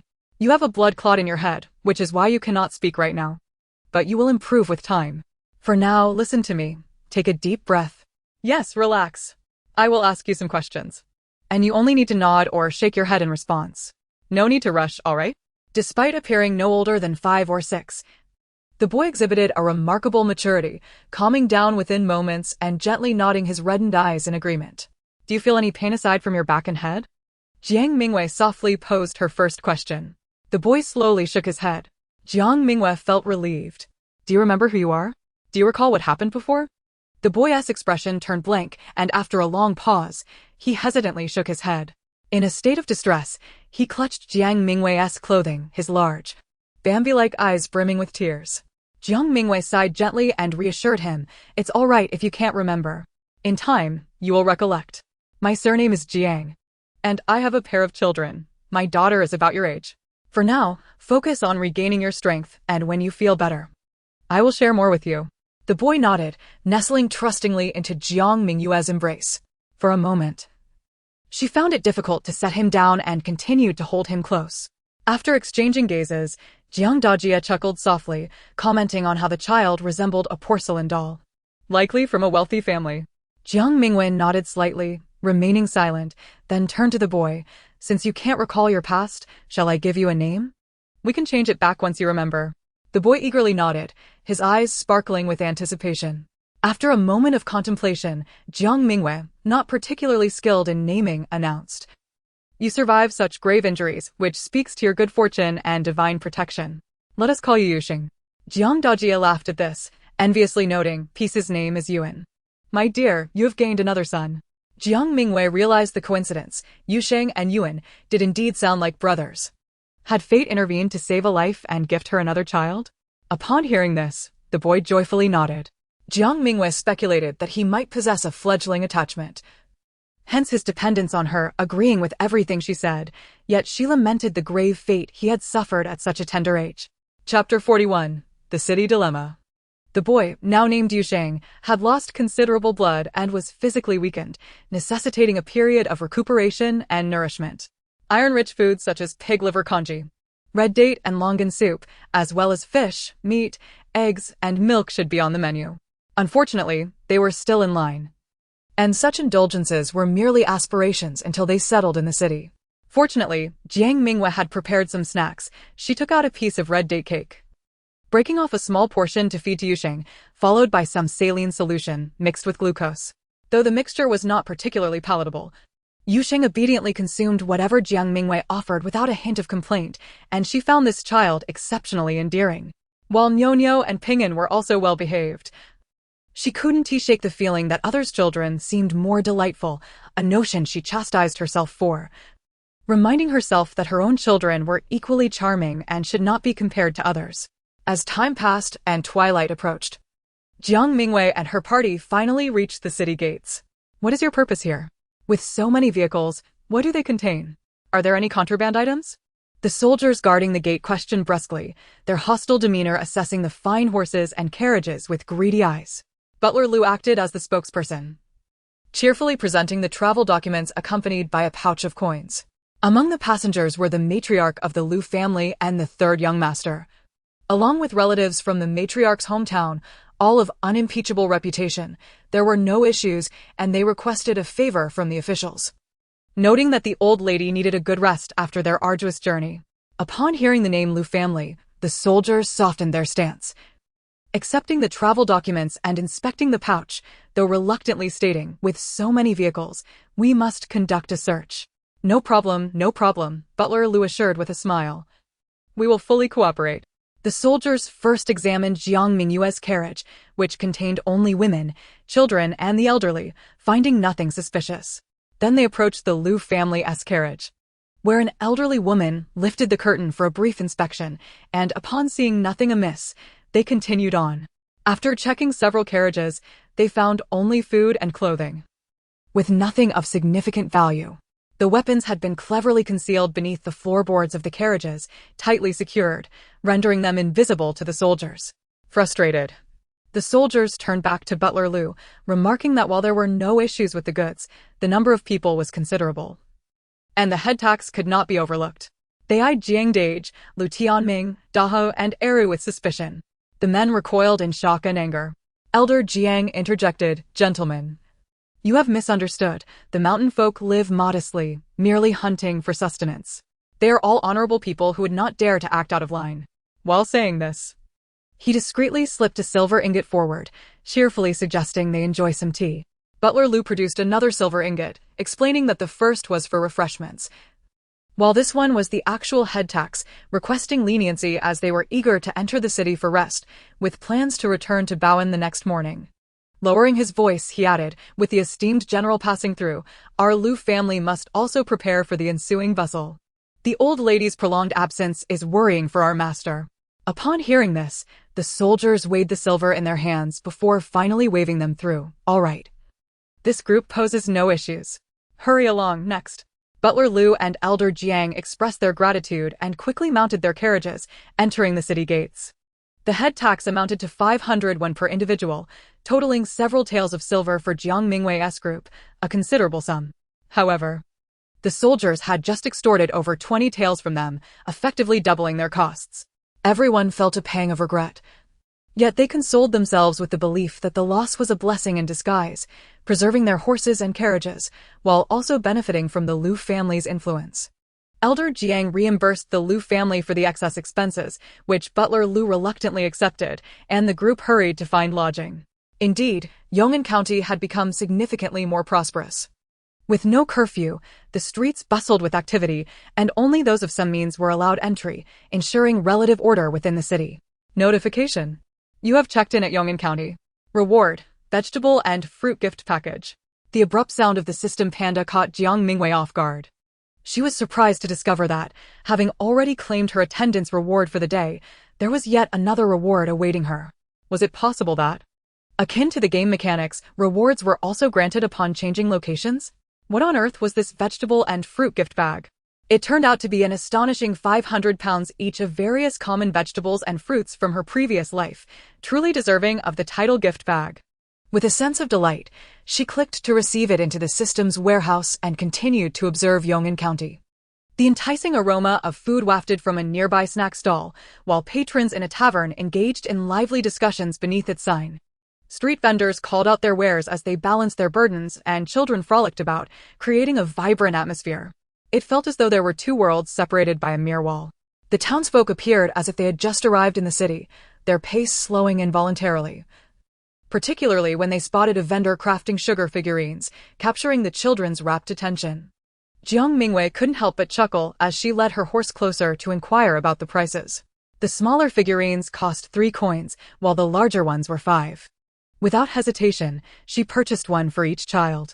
The children erupted in cheers, clamoring for a tiger or a butterfly. Jiang's mother had just spent over 20 taels of silver, feeling a pang of regret when Jiang Mingyue unexpectedly placed a piece of candy in her mouth. With a smile, Jiang Mingyue said, "Mother, have a piece of candy to sweeten your mood."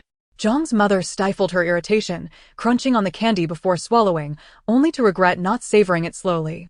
Her spirits, briefly lifted by the sweetness, soon sank again. Unaware of her mother's shifting emotions, Jiang Mingyue shared more candy with her grandmother and others, celebrating their safe arrival in Yong'an County. Each child held a sugar figurine, joyously inspecting their treasures. Ping'an and Huzi had already begun nibbling on their tiger, while Nyonyo hesitated to eat her butterfly, her eyes glued to it. Amused, Jiang Mingyue urged her to take a bite, warning that it would get dirty if left too long, especially with the heat threatening to melt it. Finally, Nyonyo cautiously began to eat, her big eyes squinting with concentration. Even while lying down, Yuxing held a sugar figurine of a soaring eagle. The sugar artist was a master of his craft, the eagle rendered so vividly that its eyes seemed to glint with sharpness.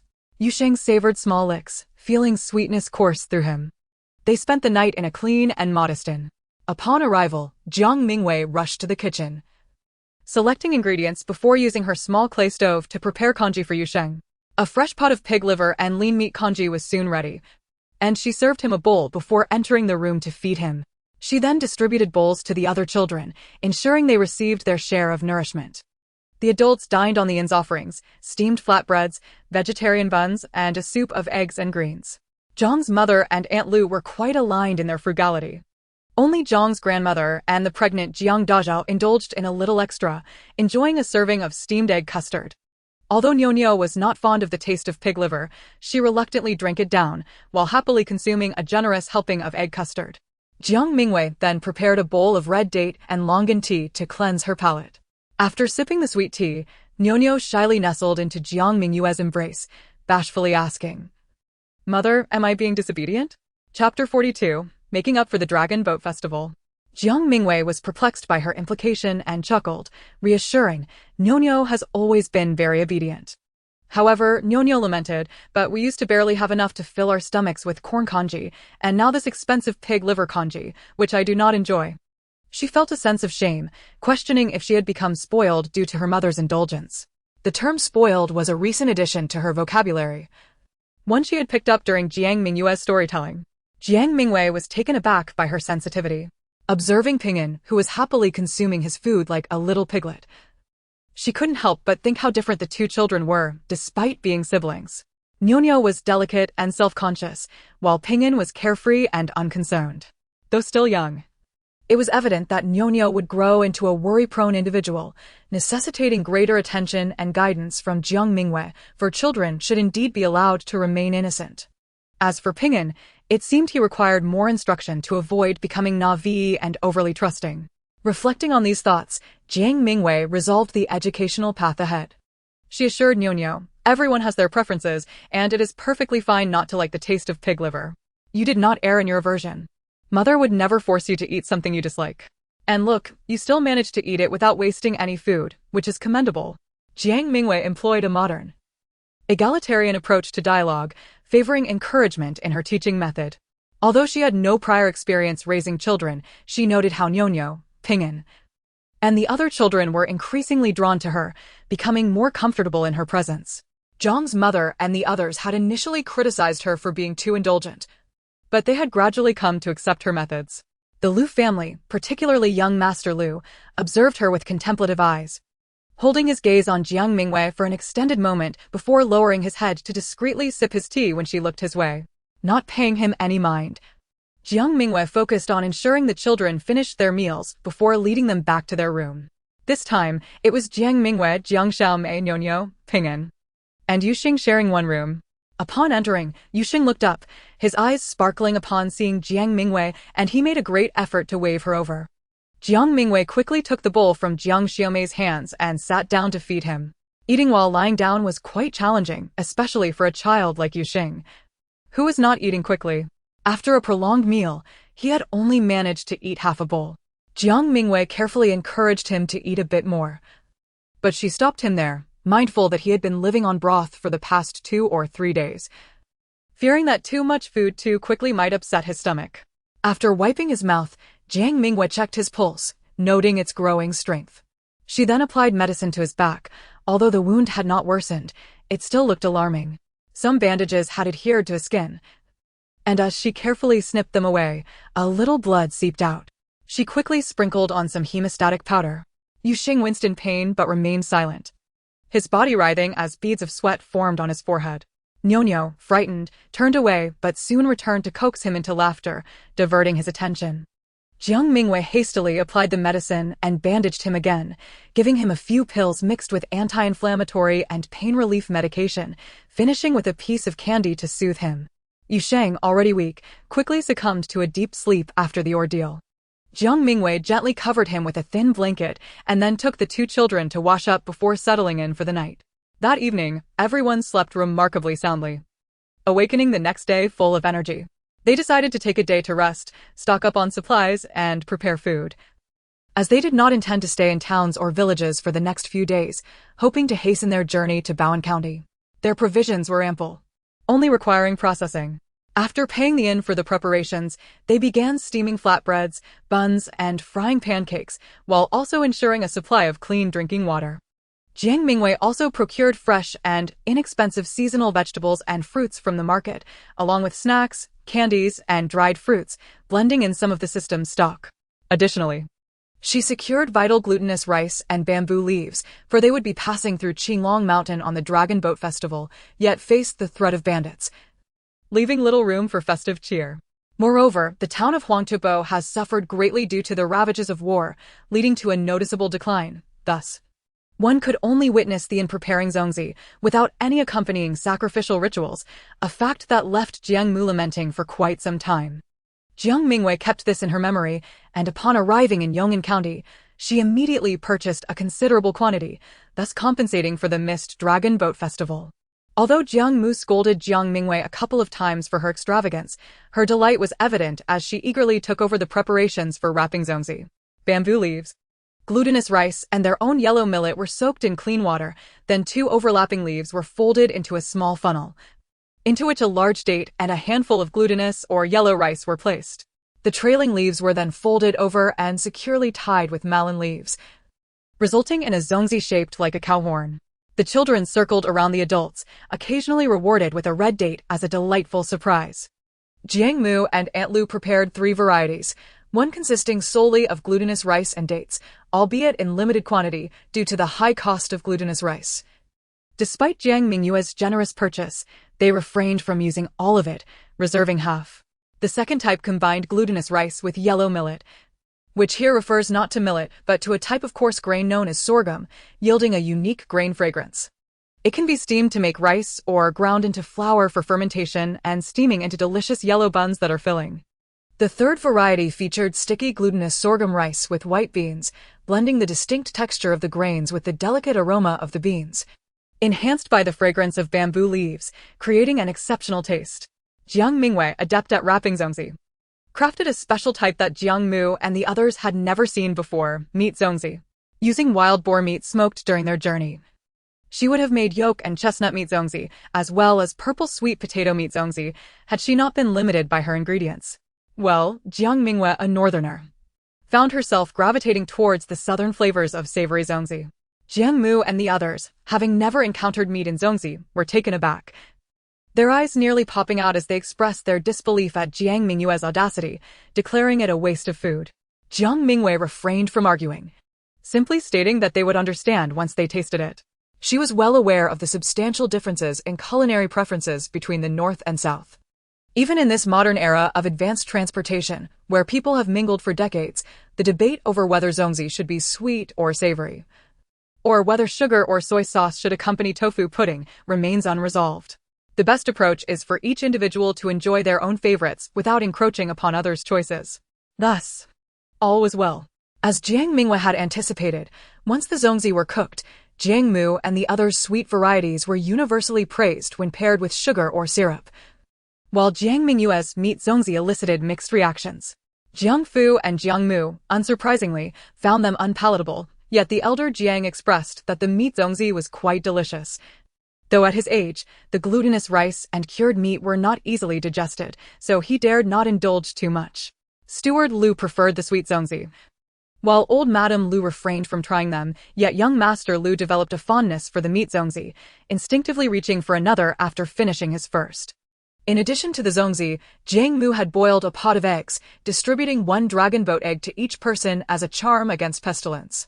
Meanwhile, the adults drank realgar wine, symbolizing the dispelling of the 5 poisons, and the children each wore a colorful cord tied around their wrists, which was to remain until the 6th day of the 6th month before being cast into the water, safeguarding them from harm. Thus, the belated Dragon Boat Festival came to a close, with everyone in high spirits, young and old alike smiling joyfully before returning to their quarters for a good night's rest, preparing for a cheerful departure from Yong'an County the following morning. Chapter 43, Spicy Bullfrog and Garlic Shrimp. It was already May, and the sun blazed ever brighter. Whether riding or traveling by cart, it was arduous, with everyone sweating profusely along the way. "Grandfather, could you check when it might rain?" Jiang Xiaodi asked while wiping his sweat. "This is only early May. Yet it feels like the sweltering days of summer with not a breath of wind, akin to a steamer. The elder Jiang, seated at the front of the cart with a fan in hand, replied grumpily, "How many times have you asked that on this journey? I've already said there won't be rain today, but it will surely come within 3 days. Just bear with it." Jiang Xiaodi lamented. Jiang Mingyue also felt a bit irritable, accustomed to the comforts of air conditioning, ice cream, and cold drinks. Returning to this ancient time where one could only rely on fans was genuinely discomforting. If they were a wealthy family, they might have had ice to cool off. But for them, enduring the long journey offered little relief, and by midday, their clothes were drenched in sweat, sticking uncomfortably to their skin. The children, feeling the heat, had donned light clothing, while Tiger and Shirt too had stripped to the waist, and Ping'an wore a sleeveless top, yet they all appeared listless from the heat. The animals were also suffering, their fur drenched in sweat, leaving streaks across their bodies. Upon encountering a small river, the group eagerly paused to rest, with Jiang Xiaodi rushing to the riverbank, splashing water onto his face before removing his straw sandals and dipping his feet into the cool water with a contented sigh. How refreshing. You naughty child," Jiang Mu scolded, pinching his ear. "You put your stinky feet in there, and now others have to use your foot bath." "Ouch! Mother. I'm downstream, you're upstream, how could it possibly get dirty?" Jiang Xiaodi protested, seeking forgiveness as Jiang Mu reluctantly released him and distanced herself before washing her hands and face. Jiang Mingyue also led Nyonyo and Ping'an a bit farther away from Jiang Xiaodi. Despite him being downstream, one could never be too careful with a boy's sweaty feet. A snake!" Jiang Xiaomei suddenly shrieked, stepping back in fright. "Where?" Jiang Xiaodi immediately sprang up and rushed over, swiftly capturing the creature by its vital point, chuckling as he held it aloft. "A rat snake?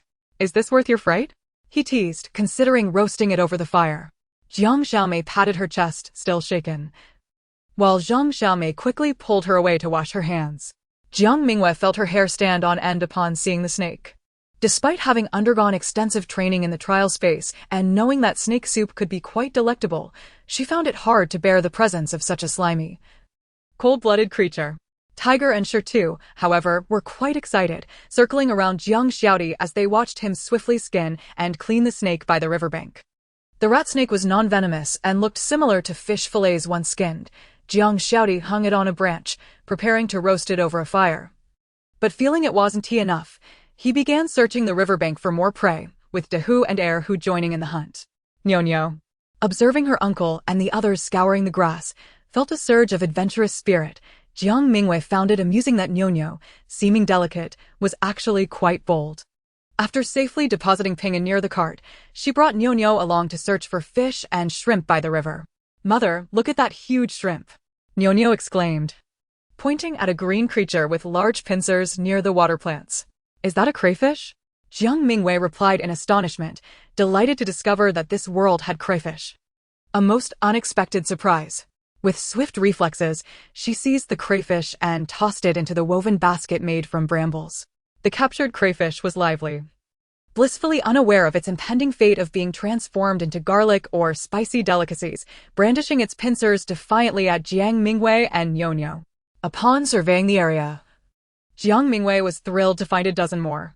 She immediately called out, "Elder brother, little brother, come quickly to catch crayfish.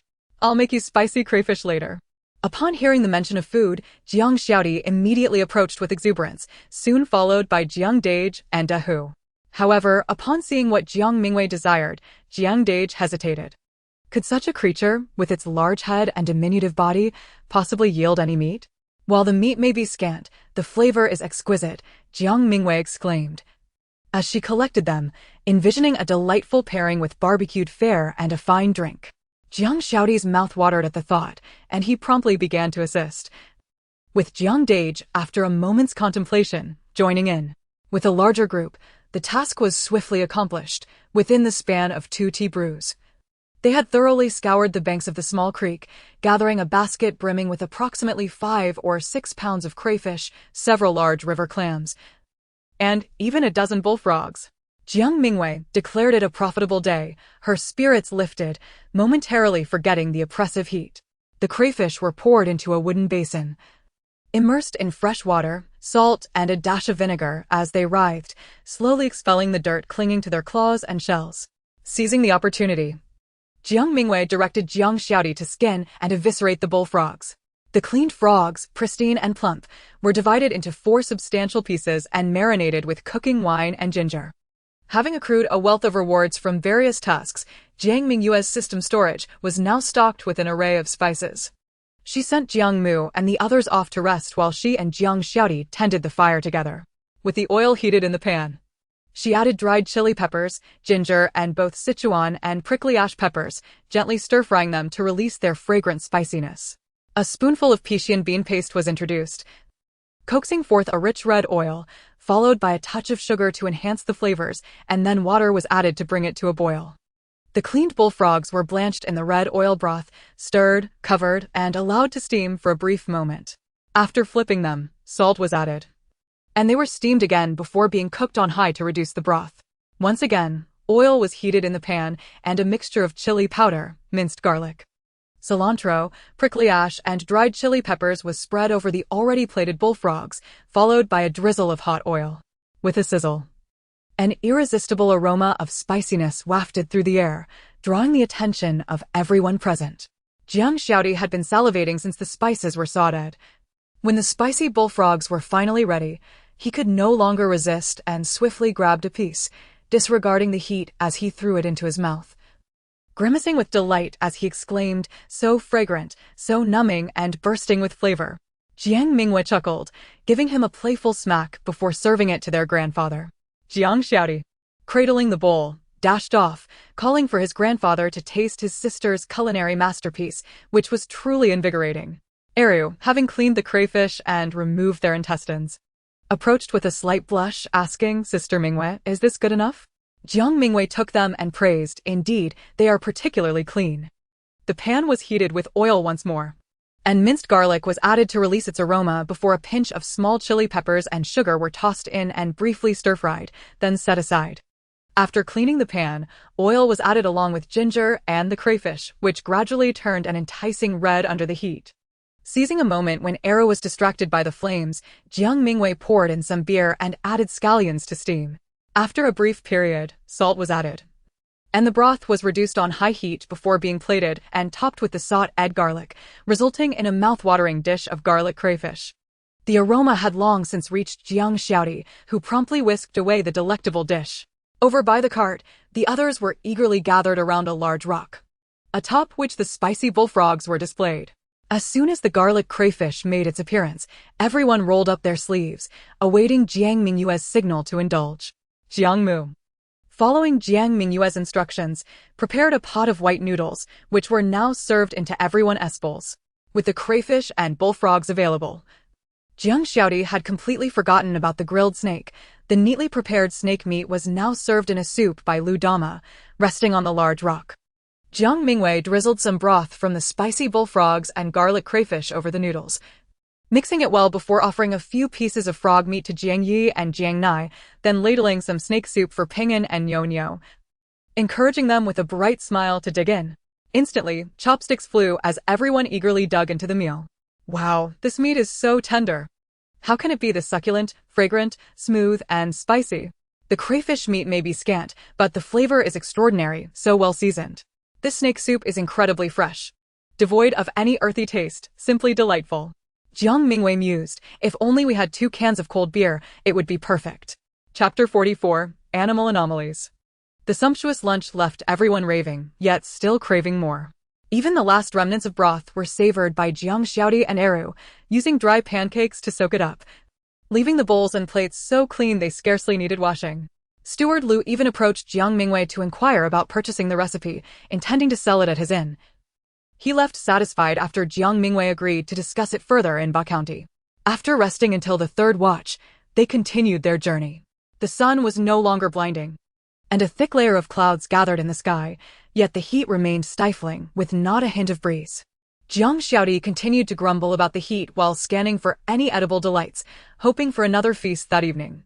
Unfortunately, their path led them further from the creek, and by the time dusk arrived, they had yet to find a suitable place to stay, opting instead to camp in a clearing within the woods. Dinner consisted of scallion pancakes, white rice porridge, cold water celery salad, and stir-fried water spinach. In such oppressive heat, a meal like this was refreshing and appetizing. But in comparison to the earlier feast, the group found their appetites somewhat diminished. Jiang Xiaodi and the children were particularly picky, yet under Jiang Mingyue's stern gaze, they reluctantly finished their meal. As soon as they finished eating, Jiang Xiaodi immediately pulled Jiang Mingyue aside, speaking in hushed tones, "Sister, tell me, what can we find to eat on this journey? Preferably something meaty." "There's plenty to eat along the way," Jiang Mingyue replied nonchalantly. "Anything that flies in the sky, runs on the ground, or swims in the water, as long as you can catch it, there's nothing you can't eat." "Ugh, that's like saying nothing at all," Jiang Xiaodi complained, suddenly stumbling as if he had stepped on something. Looking down, he burst into laughter. "Sister, is this thing found in the woods too?" "What?" Jiang Mingyue turned around, only to lock eyes with a massive bullfrog. With a swift motion, Jiang Mingyue slapped the bullfrog away, then turned to scold Jiang Xiaodi, "You little spendthrift. Hiding a bullfrog to scare me? Next time, I'll make you regret it." "No, sister, it was on the ground. I just caught it." Jiang Xiaodi protested loudly, dodging her reprimand. "On the ground?" Jiang Mingyue glanced around and, to her astonishment, found that there were indeed bullfrogs scattered about, along with frogs, toads, and even earthworms. It seemed they had simply overlooked them as dusk descended. How is this possible? While bullfrogs are amphibious, they shouldn't be wandering in the woods. Even if there's a nearby water source, it must be at least 2 or 3 miles away. How could they have traveled so far? Jiang Mingyue felt a pang of unease and immediately called for her grandfather and father. "Grandpa, Dad, come quickly." Old Jiang, who had been preparing to rest, sprang to his feet at Jiang Mingyue's shout, as Jiang Fu and the others, thinking something was amiss, rushed over in a flurry. "What is wrong?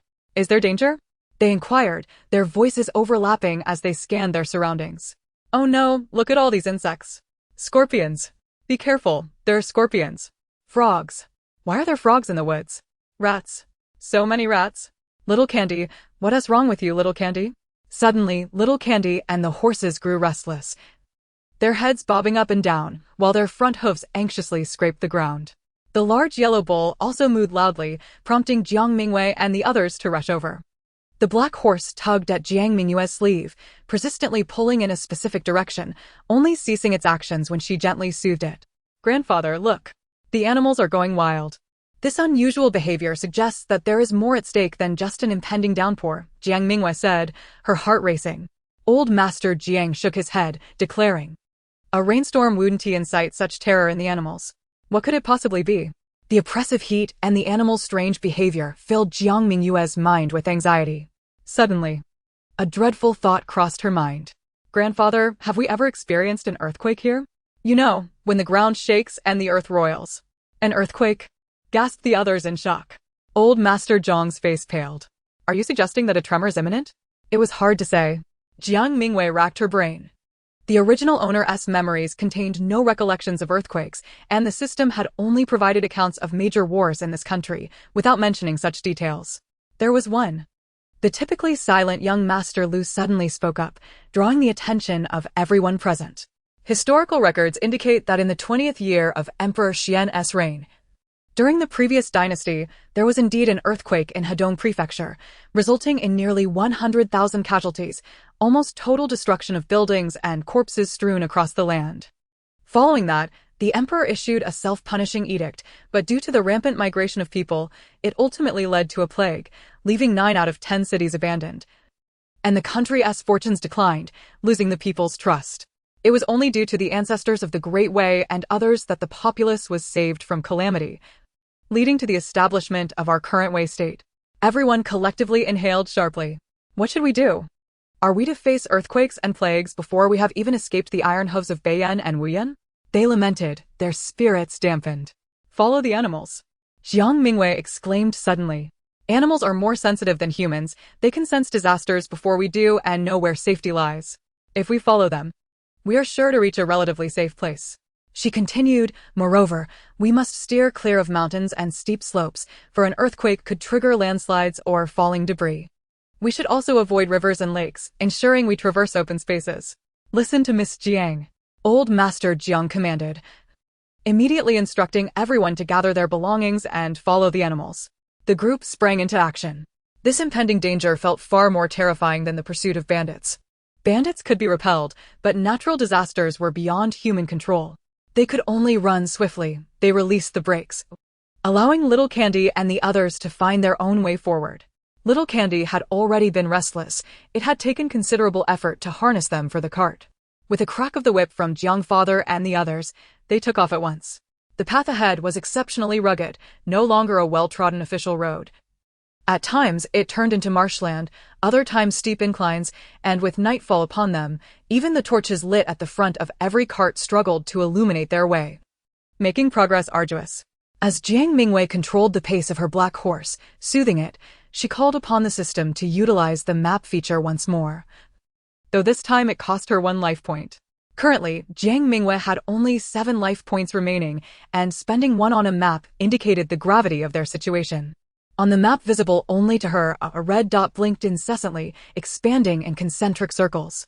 Upon closer inspection, Jiang Mingyue discerned that the epicenter of the earthquake lay at the junction of Xiaoshui and Hedong Prefecture, approximately 200 miles away. However, given the abnormal conditions they were experiencing even at this distance, the situation at the epicenter could be perilous beyond imagination. Though Jiang Mingyue had never encountered an earthquake herself, she recalled stories from a college friend whose hometown had suffered a devastating 8.0 magnitude quake that had almost flattened an entire city in an instant. The survivors sat amidst the ruins, tears streaming down their faces, fathers weeping over the bodies of their children, and elderly individuals, once saved, lamenting their survival when all their family members had perished. While the city rebuilt rapidly in the following 2 years, the scars of that disaster remained indelible on the hearts of its inhabitants. Many involved in the rescue efforts also suffered from severe post-traumatic stress disorder, necessitating ongoing psychological treatment. Before the might of nature, humanity appeared painfully insignificant. Chapter 45. The Earth Royals. The commotion of the group traveling at night was considerable, and they encountered several clusters of refugees camped in the wilderness. In fact, the number of refugees had significantly diminished outside Yong'an County, as most were barred from entering the city and those who managed to pass through largely remained within, while only a few chose to press onward, resulting in a scarcity of refugees on their path, most traveling as families rather than entire villages fleeing together. Some startled refugees stood up nervously, fearing the approach of Baiyan, Wuyan, or bandits. Old Master Jiang and Uncle Dazhuang called out to them, urging everyone to move to open areas, away from rivers and slopes, as danger loomed. The group hurriedly drove their carts forward, too quickly for the refugees to inquire, though some, upon hearing the warnings, hastily gathered their belongings to follow. Others scoffed dismissively, muttering complaints about the abundance of insects today, and returned to their slumber. Having done their best to issue warnings, the group fell silent, focusing on their journey. They ran through much of the night, desperately covering approximately 30 to 40 miles before the livestock could go no further, prompting the group to slow down and find a clearing devoid of trees to rest. It seems we won't be able to continue until morning. After a full day and night, the animals are utterly exhausted, Jiang Father remarked. Big sister, do you really think an earthquake is imminent? Jiang Xiaodi, unfamiliar with the severity of seismic events, asked, his voice laced with uncertainty. Not to mention him, aside from young Master Liu and Jiang Mingyue, most were only vaguely aware of earthquakes, knowing them to be terrifying, but lacking understanding of their true nature. After a night of panic and flight, fatigue weighed heavily upon them, and they turned their gazes toward Jiang Mingyue, uncertain whether they should continue running. Jiang Mingyue, observing the increasingly vivid red mark of the earthquake's epicenter, wore a grave expression. It should be relatively far from us, but we cannot afford to be complacent, as earthquakes often bring about other disasters, such as torrential rains, floods, landslides, and rising lake waters. Miss Jiang is correct, young Master Liu added. Moreover, following these disasters, a much graver threat emerges: plagues. Plagues? The group shuddered at the mention, their limited knowledge of earthquakes overshadowed by their clear understanding of the terror of plagues, sending a chill down their spines as they exchanged worried glances. Grandfather, considering the weather, when do you think the rain will come? Jiang Xiaodi's earlier question was echoed by Jiang Mingyue. Old Master Jiang surveyed the surroundings for a long while before concluding, it should rain tomorrow. Likely a torrential downpour by nightfall. Jiang Mingyue was unsure how the old man deduced this, but trusted in his decades of experience with the weather. She promptly instructed everyone to divide into 2 groups for rest and food preparation. Until the earthquake passes, we cannot seek a safe place to hide from the rain. Once the torrential downpour begins, it will be impossible to start a fire for cooking, so we must prepare as much dry food as possible, especially flour. Using it all up. Additionally, we need to gather all the oilcloth available, cutting it to make raincoats, with the remainder covering the carts and livestock. The group seemed to find renewed determination, moving in unison to fulfill her directives. As Jiang's mother and others busied themselves with cooking, Jiang's father and his companions set about crafting raincoats. Their raincoats were remarkably simple, a rectangular piece of oilcloth, folded and sewn at one narrow end, placed atop one's head, with an additional horizontal section in front to serve as a rudimentary covering. Although they bore little resemblance to traditional raincoats, they resembled modern ponchos. Yet their design was both convenient and practical. Fortunately, Jiang Mingyue had procured a substantial amount of oilcloth during her shopping trip, allowing everyone to receive a makeshift raincoat. The surplus was used to cover the top of the cart, while they made sure to reserve a piece of oilcloth for the livestock, which could later be used as blankets. As dawn broke, they had prepared a considerable amount of dry rations, with each person receiving a small bundle sufficient for approximately 2 to 3 days. Additionally, every water pouch, gourd, and earthen jar was filled with boiled and cooled water, as clean drinking water would be scarce in the event of a torrential downpour, rendering it even more vital than food supplies. With everything in readiness and the livestock well rested, they resumed their journey. During this time, a group of refugees caught up with them, and after exchanging speculations with the elder Jiang, the group was left shaken. Once they had prepared their provisions, they set off together. Jiang Mingyue observed that there were around 20 to 30 individuals, the largest contingent being a family traveling with an ox cart. On the cart sat a few children and an elderly woman, accompanied by 2 other flatbed carts being pushed alternately by middle-aged men and young men.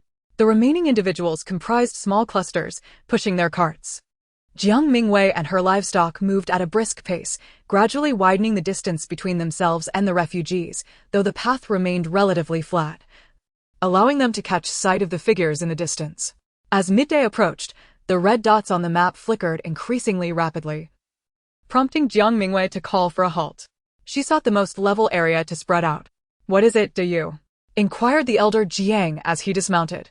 "Grandfather, the horses are restless. I sense an earthquake is imminent," Jiang Mingyue replied, soothing the black horse while urging everyone to dismount, ensuring they carried their food and water, and unloaded the livestock. The group moved in unison, with Zhang's mother, Aunt Lu, gathering the women and children together. Zhang's father and the others each led a livestock, simultaneously securing the carts in a spread-out formation. Steward Lu and the nursemaid protected Elder Lu and young Master Lu, while the guards tended to the horses. The group braced themselves for what was to come. The trailing crowd, now catching up, appeared puzzled, with some calling out in confusion, "What is happening?" But scarcely had the words left their lips when Jiang Mingyue felt a heavy sinking sensation, followed by the ground beginning to tremble violently, as if countless hammers were relentlessly striking the earth. Those who were crouched fared better, merely swaying from side to side, while the approaching crowd suffered greatly. The occupants of the ox cart cried out in alarm, "You bumped into me, I hit him." The flatbed cart struggled to advance, swaying erratically before toppling over to the roadside. "Stay away from the carts. Do not run amok," Jiang Mingyue shouted, and those who heard complied immediately, though the rest remained in a chaotic uproar. The cacophony of human cries, the neighing of animals, the crashing of trees, and the rumbling of landslides merged into a tumultuous symphony. The earthquake lasted nearly a minute, a duration Jiang Mingyue had never perceived as so interminable. As the tremors subsided, the group cautiously rose to their feet, gazing around in astonishment. The ground had fissured, revealing cracks as wide as half a foot, and in the distance, a dozen trees had been uprooted. The mountain they had skirted the previous night appeared as though it had been cleaved by an axe, one slope entirely sheared away, with debris blanketing the forest below, high enough to cover 2 stories. The group felt a wave of dread wash over them. They were fortunate to be in an open field. Had this occurred in a town or atop a mountain, the consequences would have been unimaginable. Despite escaping unscathed, the group suffered varying degrees of injury. Elder Lu had been thrown to the ground, her back twisted, while the nursemaid, assisting her, had injured her arm. Steward Lu and young Master Lu, though unharmed, appeared disheveled and covered in dust.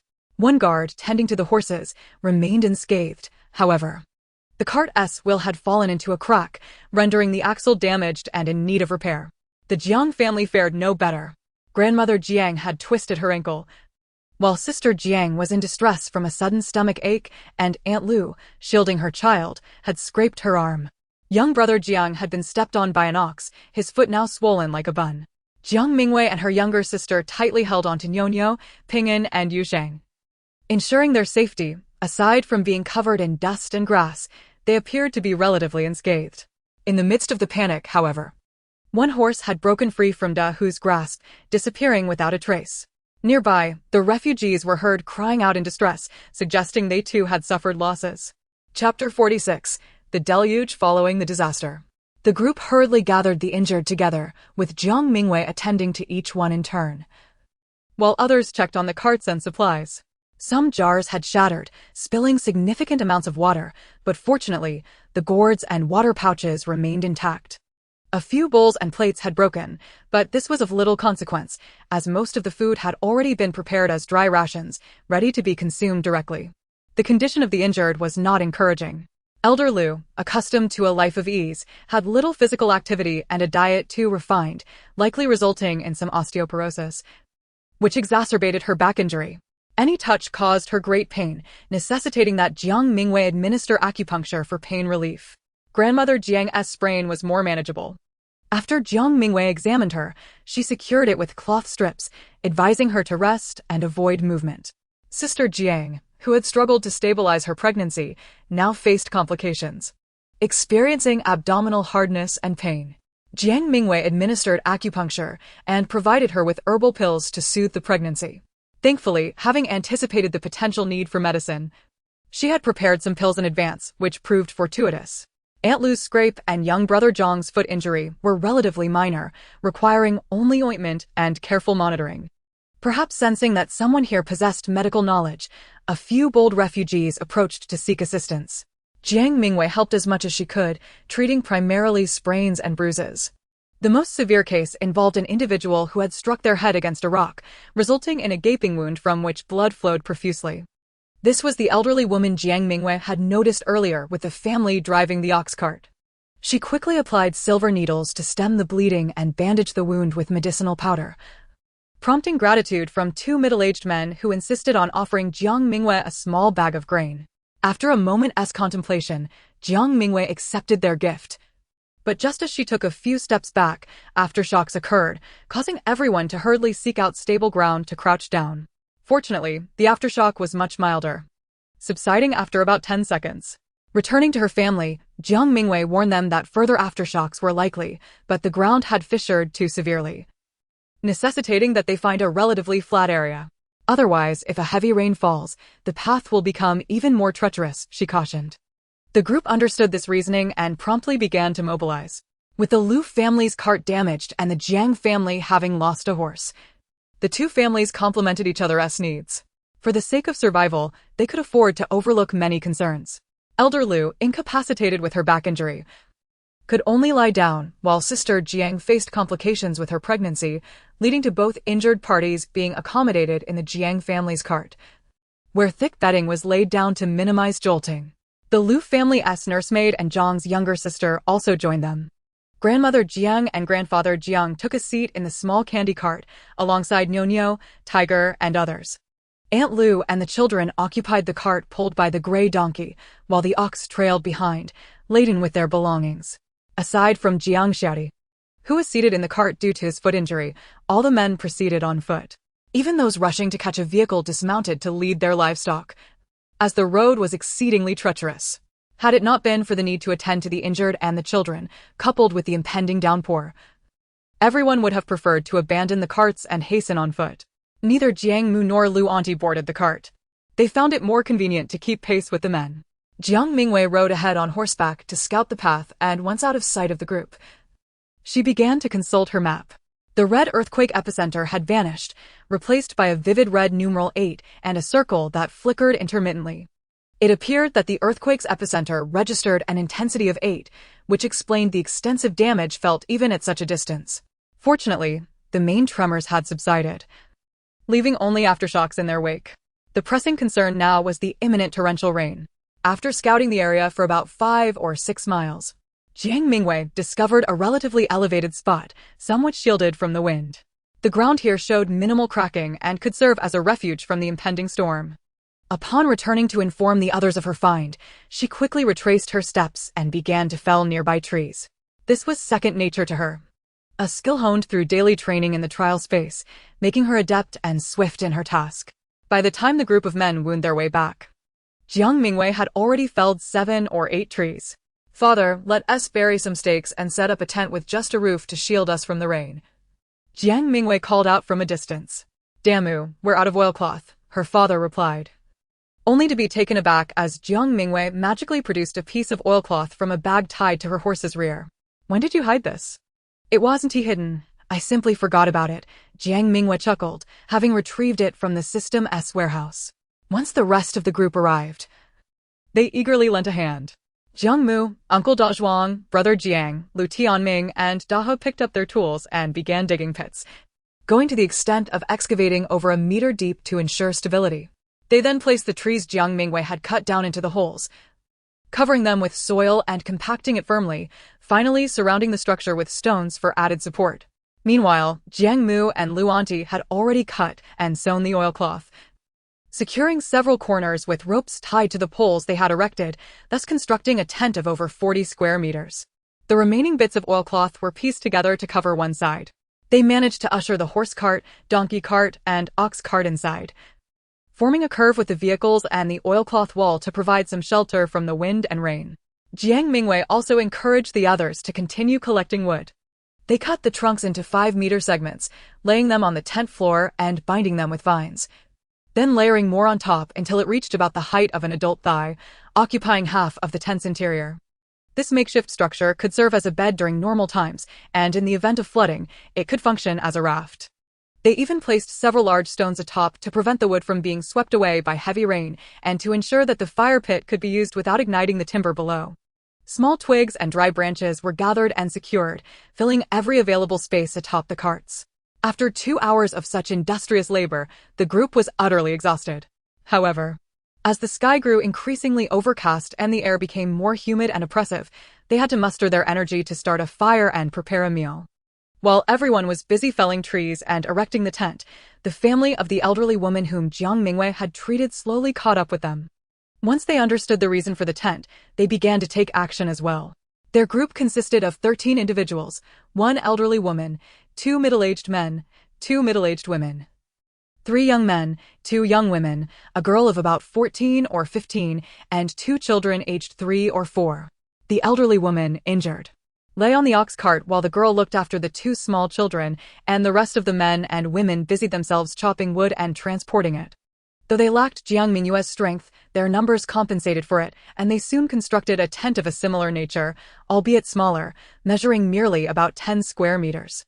They then used the ox cart and flatbed cart to enclose the area and, imitating their neighbors, laid down wood to prevent water accumulation.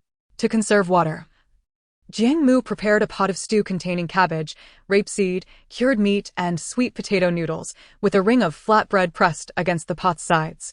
The bread was thin enough that as the stew cooked, the bread also became ready. Just as the food was served into bowls, a flash of lightning split the sky, followed by a resounding clap of thunder, and then a torrential downpour descended like a furious dragon king unleashing the clouds. Everyone hastily gathered their bowls and sought refuge beneath the tent, with Jiang Mu bringing the pot inside, while Uncle Da Zhuang quickly moved the charcoal fire into a fire pit within the tent. The group settled on the wooden platform made of logs and began to eat. However, before they could finish their meal, the rain fell so heavily that visibility was greatly reduced. Occasionally, thick bolts of lightning rent the sky, accompanied by deafening thunder. Had it not been for the inopportune timing, Jiang Mingyue would have quipped about the presence of fellow travelers undergoing tribulations. Yu Sheng, frightened, curled into a ball, trembling, prompting Jiang Mingyue to pull him close. Pinyin squeezed into her embrace, and Nyo joined them, resulting in a cozy cluster of 4. Chapter 47. The unbearable deluge. The deluge continued relentlessly for an hour without respite. In the low-lying areas nearby, murky yellow water flowed incessantly. Fortunately, the elevated terrain Jiang Mingyue had chosen rose a full story above the surrounding land, and drainage ditches had been dug around the tent, ensuring their safety for the moment. However, the continued rainfall had lowered the temperature, causing Jiang Xiaodi to stop complaining of the heat and instead proclaim it refreshingly cool. Yet, Jiang Nai and old Madame Lu felt their bones aching, particularly old Madame Lu, whose injured back throbbed painfully, rendering her immobile. Jiang Mingyue instructed the two elderly women, along with the nanny and Jiang Dajia, to remain in the cart. She ignited the small clay stove she had previously made, leaving only a window for ventilation. The warmth from the charcoal fire dried and warmed the air considerably. Additionally, after administering another round of acupuncture to old Madame Lu, she felt significantly more comfortable, prompting the nanny to express her gratitude profusely to Jiang Mingyue. The children, along with Jiang Xiaomei and Zhang Xiaomei, were settled in the other two carts, wrapped in thick quilts, with the windows covered in oilcloth to shield them from the dampness. Jiang Leoi and young Master Lu, along with Steward Lu, entered the last cart. Steward Lu had initially been reluctant but was persuaded to join by young Master Lu. Jiang Mingyue provided a hand warmer filled with charcoal to Jiang Leoi for him to warm his waist. Though he said nothing, the satisfaction on his face spoke volumes. He marveled at the thoughtfulness of the young girl. The rest of the group, disregarding gender norms, huddled together atop the wooden platform, each wrapped in an oilcloth rain poncho, leaning against the fire pit in the center to rest. Concerned that Jiang Mu, Luanti, and the others might feel cold, Jiang Mingyue deliberately prepared an additional fire pit, allowing the four women to gather around it for warmth, gradually dozing off in each other's company. The group awoke early, nearly frozen, as the charcoal fire had gone out. They hurriedly added 2 more pieces to reignite it. The rain continued to fall, albeit much lighter now, while the yellow muddy waters flowed steadily below. The water appeared to be knee-deep for adults, and this was due to the elevated terrain allowing the rainwater to drain away. Had they been in a lower area, the homes would likely have been half-submerged by now. Uncertain when the rain would cease, the group refrained from wasting firewood and instead prepared a pot of ginger soup, serving it alongside bread for breakfast. The family in the adjacent tent also rose, though they seemed to be in disarray. Shortly thereafter, the middle-aged man who had provided Jiang Mingyue with rations yesterday approached through the rain. "Esteemed sir, my mother is in a precarious condition. Might I kindly request the young lady from yesterday to take a look?" The middle-aged man, visibly anxious yet maintaining decorum, clasped his hands in greeting to Elder Jiang. Although he could easily survey the entire tent with a mere glance, he remained steadfastly focused on awaiting a response from Elder Jiang. Jiang Mingyue was occupied soothing Ping'an with ginger soup, which, being quite spicy and lacking in sugar, was not to the little one's liking. It was only with a piece of malt candy as bait that Jiang Mingyue managed to coax him into drinking it, just as she turned around with the bowl in hand. "What has happened to the auntie? Has her wound worsened, or is she running a fever?" "She has a fever but keeps claiming to feel cold. Her wound has not deteriorated, yet it appears to show little improvement." Upon seeing Jiang Mingyue emerge to speak, the middle-aged man, surnamed Niu, was filled with delight. "Could you possibly visit and examine her? Rest assured, the consultation fee will be ample." Jiang Mingyue nodded and turned to Elder Jiang, saying, "Grandfather, I shall go take a look. Let your elder brother accompany you." Elder Jiang called for Jiang Dage to accompany her. Though the tents were not far apart, it was not appropriate for a young woman to venture alone among a group of young men. It was better for her grandson to accompany her. Jiang Mingyue nodded. Retrieving a small box from the carriage, an improvised medical kit she had prepared to disguise the system's warehouse, containing a few basic medicinal supplies. The two tents were merely a dozen meters apart, and they arrived shortly after. The middle-aged man's surname was Niu, a year younger than Zhang's father. Hence Jiang Mingyue referred to him as Uncle Niu. The Niu family's tent, though only a few square meters, housed a crowded 13 individuals, making the atmosphere feel quite stifling upon entry. However, Grandma Niu was well cared for, resting on a cart with ample blankets beneath her. Yet her complexion was alarming. Her waxy face contrasting sharply with her flushed cheeks, and her lips were dry and peeling, indicative of a consciousness that was only partially alert. The Niu family members were all excited to see Jiang Mingyue, standing upright in greeting, while another man, Uncle Niu, quickly called for everyone. "Call out. Greetings to Miss Jiang. Greetings to Dr. Jiang. Greetings to Aunt Jiang. The uniform enthusiasm startled Jiang Mingyue, causing her to offer a shy smile and wave her hands, repeatedly insisting that there was no need for such formalities. She then stepped forward to Grandma Nyo's side, sitting down to begin her examination. Upon witnessing this, the onlookers fell silent. Only the sounds of the wind and rain could be heard from outside.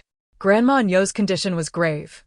Having struck her head yesterday and lost considerable blood, she had spent the night exposed to the elements, inevitably succumbing to cold and damp. Now, with both external and internal afflictions flaring up, her consciousness was clouded. Jiang Mingyue reported the situation candidly, prompting immediate concern within the Nyo family. Yet, no one dared to speak out of turn. Only Uncle Nyo and Uncle Nyo heir approached Jiang Mingyue, beseeching her to spare no effort in saving the elderly matron. Dr. Jiang, I realize this may be asking too much, but I cannot bear to lose my mother. She has raised us brothers through hardship and has only just begun to enjoy a few peaceful years before this calamity struck. We have journeyed from Xiaxue, and the path has been arduous. I cannot abandon her. Whatever you require, please do not hesitate to ask. We will do whatever it takes to assist you. Just please save her. Uncle Nyo was on the verge of tears, and Uncle Nyo heir's eyes were red-rimmed, while the rest of the Nyo family looked on with pleading expressions. Jiang Mingyue took in their heartfelt expressions and silently marveled at the family's deep filial piety. In times of flight, how many forsake their wives and children? How many pawn their families? How many abandon their elderly? Yet this family managed to bring their entire clan from Shuafang intact, their character and capabilities clearly commendable. I have brought some medicine that can temporarily stabilize Grandma's condition, but she requires a warm and dry environment to recuperate. However, given the current circumstances, she paused. If the rain were to cease, we might be able to manage, but should it persist, not only Grandma, but even we young ones may fall ill. While Jiang Mingyue felt a kinship with this family, she was not yet at the point of deep emotional connection. Thus, all she could offer were the medicinal supplies available in this world. She was not mistaken. If the rain continued, everyone faced peril. Dr. Jiang, rest assured, please proceed with your treatment. Whatever the outcome, we will accept it, Uncle Nyo declared, pulling out a cloth bag and offering half of its silver contents forward. I understand this may be a burden, but I know you must have brought life-saving medicine, which surely is not inexpensive. However, I have a family to support, so I can only offer you half of my wealth for now. But do not worry. I have many sons. Whichever one you prefer to help you, take him with you until you have repaid your debt in full. Jiang Mingyue glanced in the direction he indicated, seeing 3 strapping young men standing in line, as if awaiting inspection. She could not help but feel her lips twitch in amusement, thinking to herself that such a gesture was unnecessary. Chapter 48. Finding Joy Amidst Suffering. After a moment's contemplation, Jiang Mingyue accepted Uncle Nyo's silver, estimating it to be around 15 or 16 taels. A kindness repaid with enmity, she mused, though she wished to cultivate a relationship. She could not risk being taken for granted. As for whether they would travel together in the future, she deemed it prudent to observe them further. I shall accept the silver, as I will need to replenish my medicinal supplies in the next town. However, there is no need for the young men. This amount is sufficient to cover Grandma's medicine. Uncle Nyo voiced no objections, waving dismissively at the 3 young men, indicating his slight disdain for their lack of selection. Jiang Mingyue first administered 2 pills to Grandma Nyo, followed by acupuncture. She had learned from her experience at the inn in Yong'an, where she had prepared many pills to avoid the need for boiling herbs on the road. In retrospect, it proved to be remarkably foresight. The wound on Grandma's forehead had not worsened significantly due to the medicinal powder she had applied yesterday, so after cleaning and disinfecting, she reapplied the powder and rebandaged it. Having taken the medicine and undergone acupuncture, Grandma Nyo struggled to open her eyes briefly before closing them again. Uncle Nyo was startled, but Jiang Mingyue gestured for calm, explaining that it was merely a sign of her returning to sleep, which would aid her recovery. The fever should subside soon. She can take 2 more pills at noon, and we can change her bandages again in the evening. When can my mother expect to awaken? Uncle Nyo heir inquired cautiously. She should regain consciousness by the afternoon, Jiang Mingyue assured him, leaving the necessary medicine behind and promising to return that evening, all while the Nyo family expressed their gratitude profusely as she exited the tent. Jiang Dage held an oiled paper umbrella, leading the way, while Uncle Mingyue insisted on following closely behind until they reached the entrance of their tent. "How is Grandma?" Elder Jiang inquired from the wooden kine. "Her condition is serious, but it can be managed for now," Jiang Mingyue replied, placing the umbrella aside. "However, with the rain falling like this, temperatures will continue to drop, and soon we will find ourselves short on firewood, which will be a cause for concern." Elder Jiang nodded, acknowledging that the rain should subside by noon, yet the water on the road would likely take 2 to 3 days to recede, and they were uncertain about the conditions ahead. Elder Jiang did not voice his further thoughts, yet everyone understood, and a somber atmosphere descended upon them. For the first time, they truly felt the hardships of their flight and the uncertainty of their future. Regardless of the road ahead, one truth remained: their family was still together, safe and sound. Unable to bear the gloom enveloping them, Jiang Mingyue spoke up to offer some words of comfort. Indeed, to have traversed from Xiaoshui smoothly, having vanquished bandits and escaped the upheaval of the earth, is a stroke of fortune not bestowed upon many. Old Master Jiang has come to a realization, addressing the crowd with encouragement not to lose heart. "Compared to others, we have been exceedingly fortunate. Each day we continue to live is a blessing. Regardless of the treacherous path ahead, as long as we unite in purpose, we shall surely transform peril into safety." The group responded in unison, engaging in animated discussion. "We have successfully evaded the iron hooves of Bei Yan and Wu Yan, which is already a considerable stroke of luck. This journey has, in truth, been relatively easy. Akin to a leisurely excursion, we shall now treat it as the commencement of our escape. Out here in the wilderness, we fare well. But had we still been in the city, amidst such violent upheaval, who knows what fate would have befallen us? We are fortunate to have tents to shield us from the elements. Had we been caught out in the rain, we would surely have been drenched. And a mere chill could spell disaster. We have weathered many storms. We fear not the bandits, nor the tremors of the earth. What more could we dread? Life, at times, can feel burdensome, yet when one observes others in greater distress, one's own plight seems less severe, even tinged with sweetness. Moreover, pessimism is futile. It is far more prudent to contemplate our plans and navigate through treacherous waters. One of the hallmarks of maturity is the understanding of life's complexities and nuances, rather than viewing matters through a simplistic and absolute lens. Miss Jiang, my grandmother's back injury requires further examination." Young Master Lu, noticing Jiang Mingyue had some leisure, approached her for conversation. In the past 2 days, young Master Lu had appeared more disheveled than Jiang Mingyue had ever seen him. Though he donned a new blue garment today, his pallor remained weary.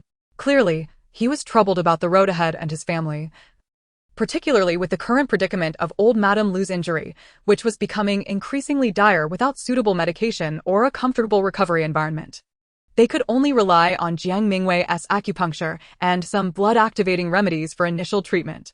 Jiang Mingyue nodded in agreement and proceeded to administer acupuncture to old Madame Lu, also checking on grandmother Jiang's sprain and sister Jiang's condition. Fortunately, everyone's situation seemed to be improving. By noon, the rain had indeed ceased. Yet the accumulated water below remained quite deep. Jiang father ventured out to test the depth, discovering it barely reached his calves, and the water was murky. Jiang Mingyue quickly urged him to return to avoid possible bacterial infections. Lunch consisted of rice porridge paired with the vegetarian dumplings steamed the day before. The vegetables had all been used in the dumplings, and now the group faced a shortage of fresh produce. Young brother Jiang's foot had considerably reduced in swelling. He sat nibbling on dumplings while sipping porridge, shaking his head in discontent. Just yesterday, they had feasted on delectable crayfish and bullfrogs. Today, it was merely rice porridge with dumplings, alas. That sigh meandered through several inflections, thoroughly conveying his sentiment. Jiang mother, unable to contain herself, swatted the back of his head, admonishing, "You ungrateful little rascal. How dare you complain? Having food is already a blessing. How many times in your life have you had rice porridge or these fine dumplings? You should be grateful." Young brother Jiang, rendered speechless, held his bowl closer to Jiang Mingyue. "Sister, is there any way to make this porridge more delicious? The clever cook can hardly work without rice." Jiang Mingyue, while munching on a dumpling, replied, "So, if conditions allowed, you could indeed concoct a tastier porridge. Not just vegetable porridge or laba porridge, but something different," he insisted, eyes sparkling. Jiang Mingyue regarded him with an expression that suggested he was somewhat delusional, shaking her head and sighing. What's so difficult about that? Wheat porridge. Cold food porridge, 3-grain porridge, sweet rice porridge, sweet potato porridge, century egg and lean meat porridge, yam and rib porridge, red date and longan porridge, pumpkin and millet porridge, yam and lotus seed porridge, cleansing green bean porridge, each method unique enough to keep you satisfied for months. Young brother Jiang, feeling a tingle of excitement, pressed on. So, sister, which one do you think is the most delicious? Well, Jiang Mingyue pondered seriously. Right now, I am most craving seafood porridge. What kind of porridge is seafood porridge? Young brother Jiang asked, eager for details. Being inland, he had never seen the sea and thus was unaware of what seafood entailed. Jiang Mingyue noted his self-punishing curiosity and, with a twinkle in her eye, decided to indulge him. Seafood porridge, as my master described, is a culinary delight enjoyed by coastal folk. It requires a clay pot to simmer the shimmering, plump rice porridge until its aroma fills the air, after which the freshest seasonal seafood is added. My master particularly relished the lively, clawed mud crabs and succulent shrimp. The shrimp are split down the back and the crabs are chopped, seasoned with cooking wine, salt, and slices of ginger for marination. The crab shells are first introduced into the boiling porridge, stirred gently, followed by the crab chunks, whose rich, succulent meat releases an irresistible seafood fragrance upon heating. Then the shrimp, once split, are plunged into the bubbling porridge, turning a vibrant red and intensifying in sweetness. Finally, finely chopped celery, green onions, cilantro, a pinch of salt, and a drizzle of oyster sauce are added. A swift stir reveals a palette of reds and greens against the white porridge, blending the scents of seafood, vegetables, and rice into an unparalleled fragrance, tantalizing the taste buds and salivary glands of anyone nearby. Gulp. The audibly large swallow echoed through the group. They exchanged glances, feeling somewhat awkward. You little minx. What are you doing here, enticing our appetites? Chapter 49. Encounter with the Refugees. After Jiang Mingyue had described the method of preparing seafood porridge at noon, she found herself surrounded by the resentful gazes of her companions throughout the afternoon. Not only were they tempted, but she too felt a pang of longing for it. A classic case of self-sabotage, Jiang Mingyue thought to herself, realizing her miscalculation. That evening, she visited old lady Niu, who had shown significant recovery, able to sit and eat. Upon seeing Jiang Mingyue, she expressed her gratitude profusely. Throughout the afternoon, the water level had receded considerably. In some areas, the ground was already visible, though the mud remained treacherous. The group hastily consumed a light meal before gathering around the fire pit to rest for the night. The following morning, a ray of sunlight broke through the clouds, casting its glow upon the earth. The group joyfully emerged from their tents, greeted by the long-lost sun, filled with a sense of joy and hope after surviving their ordeal. Though the sky was clear, the roads were still unsuitable for travel due to the treacherous mud, which could easily trap their wheels.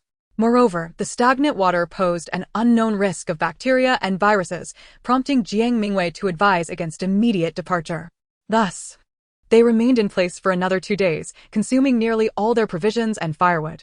When they had sufficiently prepared, the group began to pack their belongings for the journey ahead. The Niu family also gathered their things and expressed their desire to accompany Jiang Mingyue and her group to Bowen County. Old Master Jiang responded ambiguously, remaining cautious about allowing newcomers to join their ranks midway. After 3 days of sun exposure, the roads had dried considerably. The elderly, weak, sick, and pregnant were seated in the carts, while the young and strong walked alongside. Once more, they set out toward their destination. The distance to Bowen County was merely 3 or 4 days' journey, with a slightly larger town along the way. According to Steward Liu, they would likely reach it by afternoon, but considering the condition of the injured, they did not arrive at the town until just before sunset. As they approached the town, the group was taken aback. Collapsed buildings, fractured roadways, and white flags and paper money scattered throughout accompanied the haunting cries that echoed through the town. Some of the townsfolk did not weep, yet their faces bore a pallid, vacant, and expressionless demeanor, their eyes scarcely moving as a carriage passed by, resembling the living dead. The atmosphere throughout the town sent shivers down one's spine. Mr. Jiang halted at a dilapidated inn with a crooked sign, hesitatingly suggesting, "Should we procure some food and continue our journey?" The group nodded fervently in agreement. Brother Jiang and Lu Tianming promptly dismounted and entered the establishment, followed closely by Uncle Nyo. After what seemed an eternity, the trio emerged, each carrying 2 cloth bags.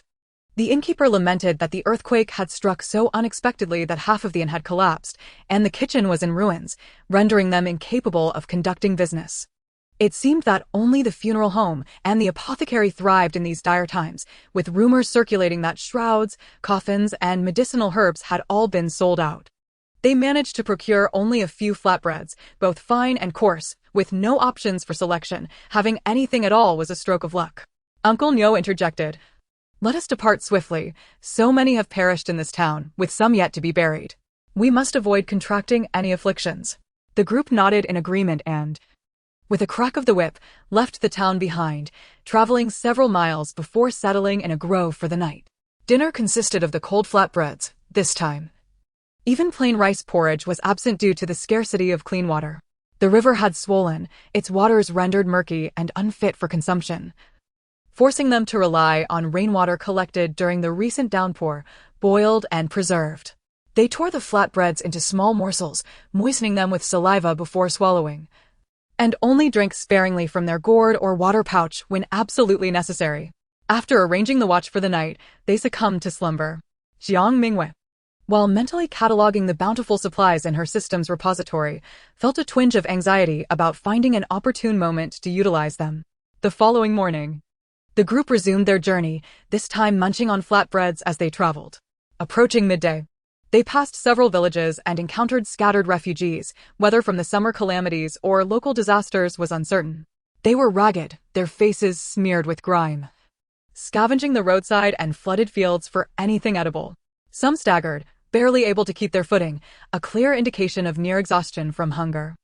Upon seeing the group approaching with their horse-drawn and ox carts, the roadside refugees immediately extended trembling hands in desperate pleas. "Have mercy, grant us something to eat. I haven't had a morsel in 3 days. Everything in my home is gone, I implore you." The hearts of the onlookers ached. Yet their own food supplies were dwindling. They had only a meager handful of raw rice and beans left from their provisions, as most had been turned into dried rations recently consumed. The flatbreads purchased in the town would scarcely suffice for their evening meal, let alone be shared with the needy. Old Mr. Jiang, having escaped from hardship himself and understanding the suffering, clasped his hands apologetically. "Forgive us, we too have no food left. The town has been destroyed, and there is nowhere to buy sustenance." "Liars!" came the accusing voices from the desperate crowd. "They must have food on their cart. They don't look like they're starving. They're hoarding supplies. If we seize their horses, we will have meat to eat." A few of the famished disaster victims brandished shovels and hoes, charging forward, while others, previously retreating, were drawn in by the commotion, their eyes glinting with desperation. "Give me food. I want food." Hands, worn and caked with mud, reached toward the carts. "Charge ahead," shouted old Jiang. He cracked the whip, and the horses, sensing the urgency, surged forward, followed closely by the small cart and gray donkey. The nearest refugees lunged at the side of the cart, toppling over as the vehicle barreled past, while those behind clambered over one another to reach the bounty. The oxen driven by Donghua and the cart behind were sluggish, quickly surrounded by the encroaching crowd, hands grasping at anything within reach. "Who dares?"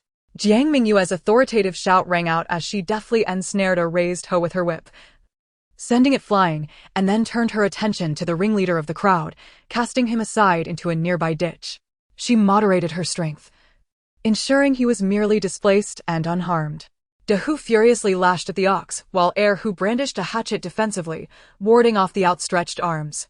The men from the Nyo family brandished their clubs, fighting valiantly against the desperate throng, while a guard from the Lu family and brother Jiang returned to assist. The chaos reached a fever pitch. Seeing her companions struggling against the onslaught of desperate refugees, Jiang Mingyue felt a surge of urgency. She reached for a bag strapped to the horse's rear, extracting a cloth sack containing the leftover provisions from the town. "Here is food," she exclaimed, tossing it toward a patch of grass. The mere mention of food caused the refugees to redirect their attention. A dozen steamed buns and flatbreads arced through the air, scattering across the foliage, prompting the refugees to rush toward the offerings, and the crowd around the ox cart thinned significantly. Jiang Mingyue swiftly lashed out at the remaining individuals, while Dahu, Erhu, and the Nyo family members pushed the refugees aside, their whips cracking fiercely. At last, the ox broke free from the throng. Jiang Mingyue and the Lu family guard stayed behind, driving away those who still sought to lay claim to the ox, before they finally began to pursue the rest of the group. After running for approximately 3 or 4 miles, they regrouped. The disheveled appearance of the group was stark. Some had lost their shoes, others had hair in disarray, and some had their garments torn by the refugees. The carts ahead were better off, with the occupants merely jostled by the bumps of the road. However, the ox cart had been severely damaged. And the Nyo family fared worse, having lost 2 carts entirely. Only the cart bearing the elderly matriarch remained intact. But both children and the elderly had suffered injuries from the fracas, their nerves still frayed. The group dared not linger, fearful of encountering the refugees once more, and continued for another 5 or 6 miles before halting. They found themselves in an open area where they could see any approaching individuals from afar. The psychological toll of their ordeal weighed heavily upon them. Chapter 50. A night at the post station. With their rations depleted, cooking rice would require fire. Yet the group deemed it too perilous to prepare food in the wilderness. Therefore, they merely paused to rest and hydrate before resolving to move onward.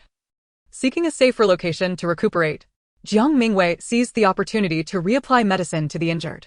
Alas, our supply of healing salves is running low. The consumption of medicinal supplies has been significant on this journey.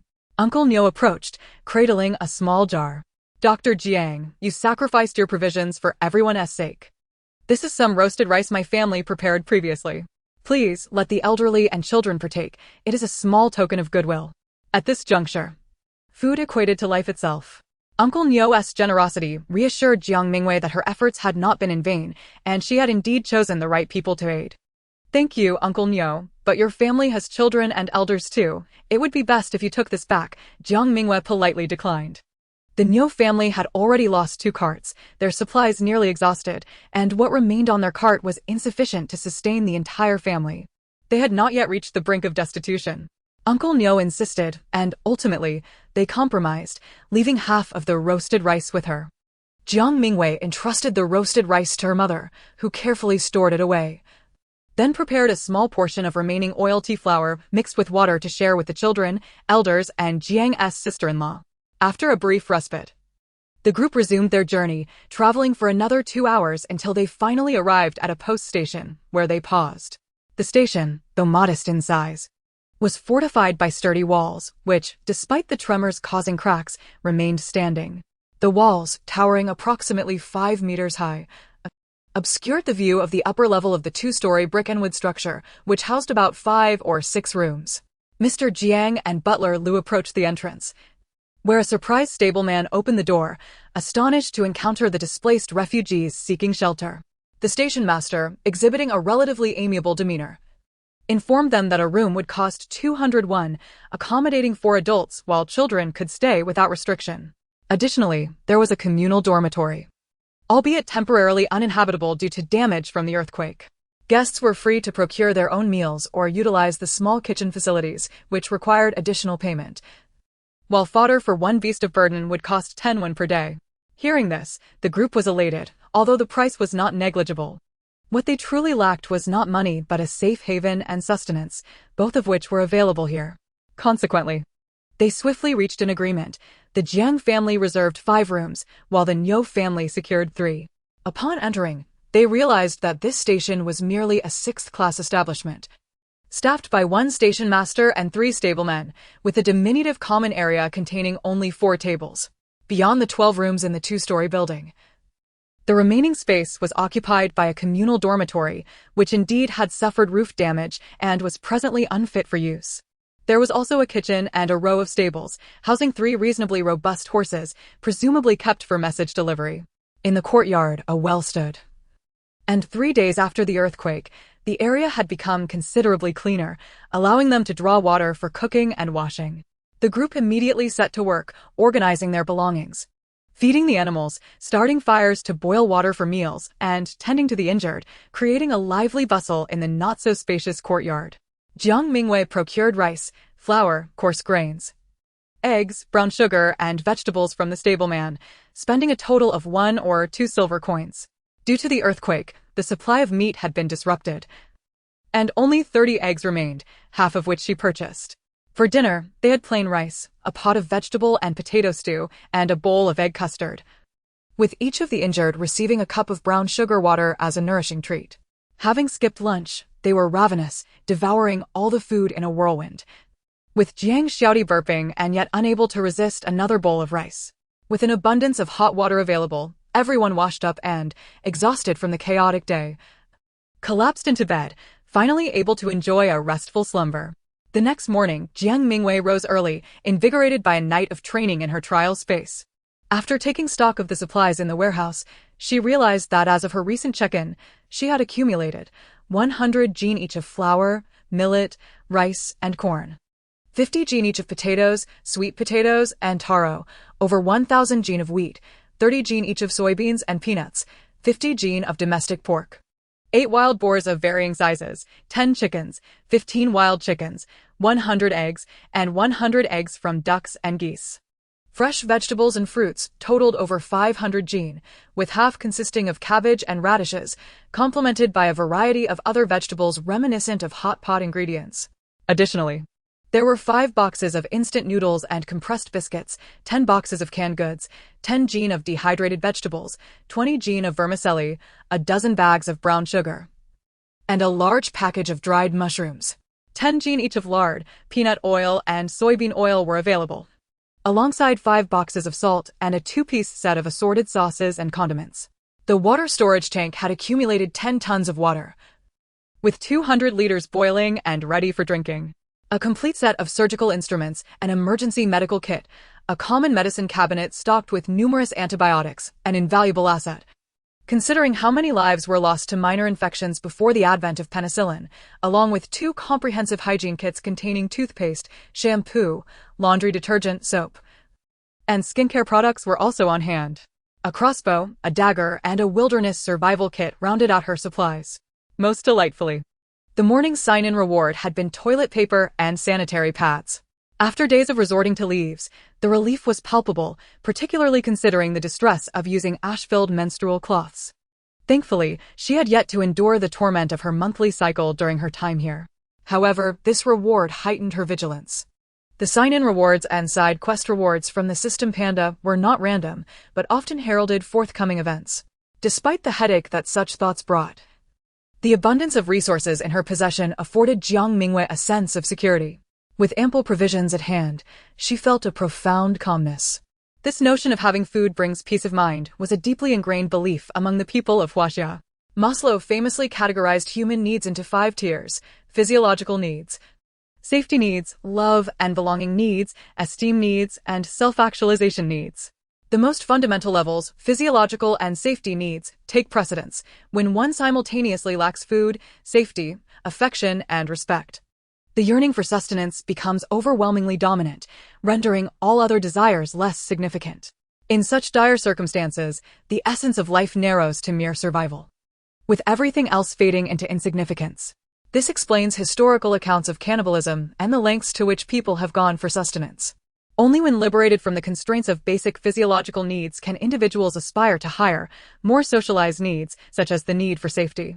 Thus, the actions of the refugees from the previous day can be understood, yet Jiang Mingyue's commitment to her family's welfare compelled her to remain resolute, to be kind-hearted yet sharp, to wield decisive measures while adhering to one's principles. This was the ethos Jiang Mingyue upheld.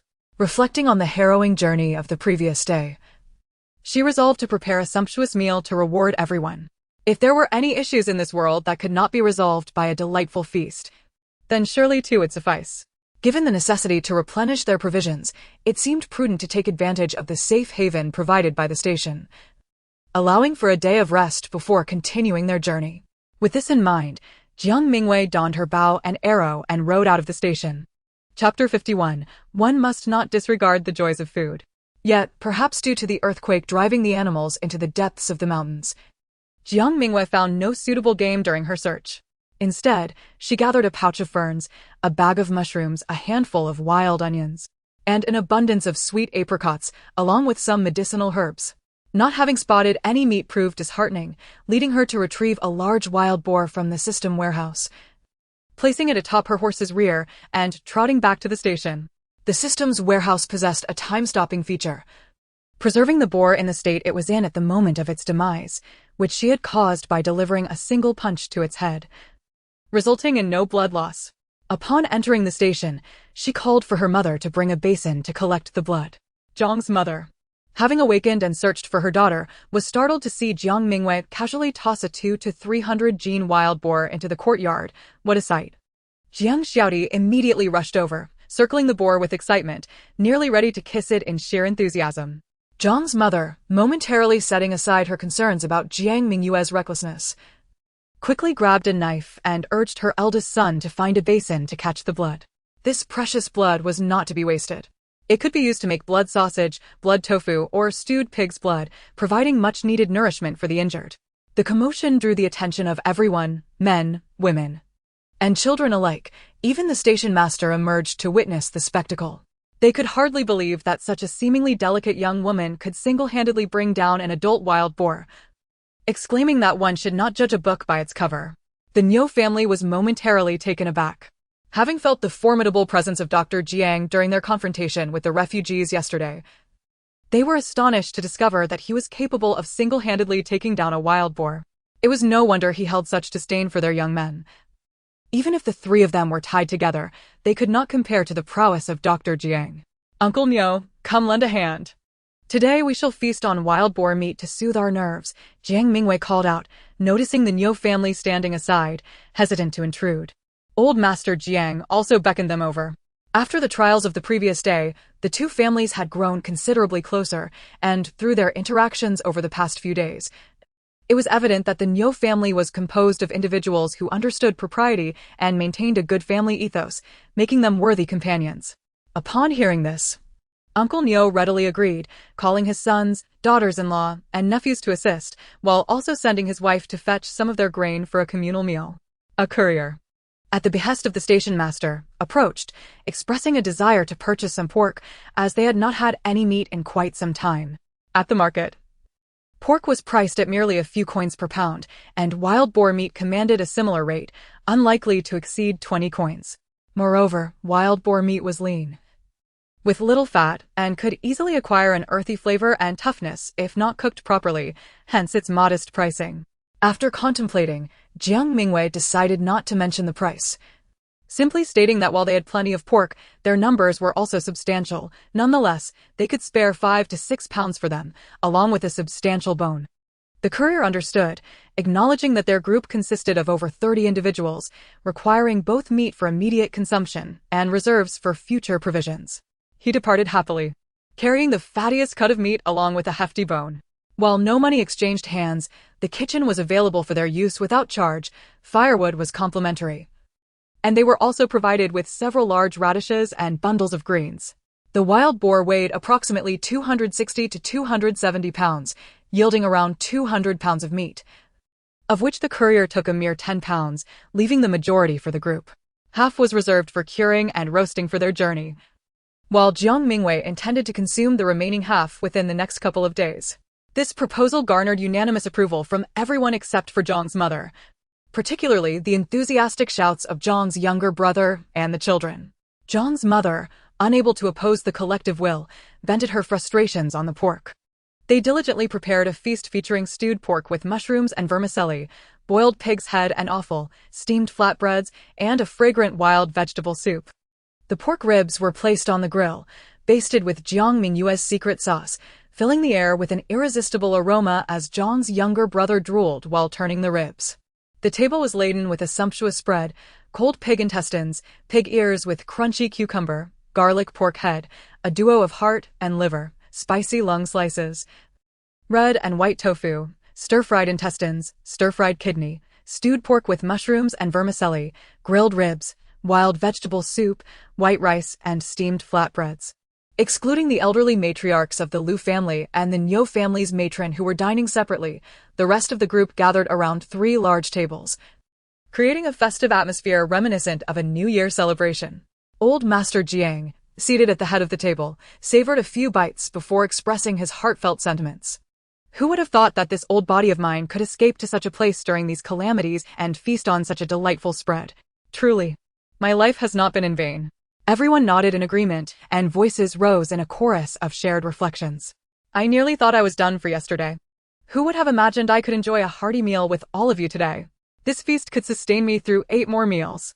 And what about the next meal? Impossible. I could easily devour 3 more bowls of meat. We shall strive to bring back even more meat. Brother Jiang, you have truly given birth to a remarkable daughter in Dr. Jiang, capable in both literature and martial prowess, as well as in healing. It is simply enviable.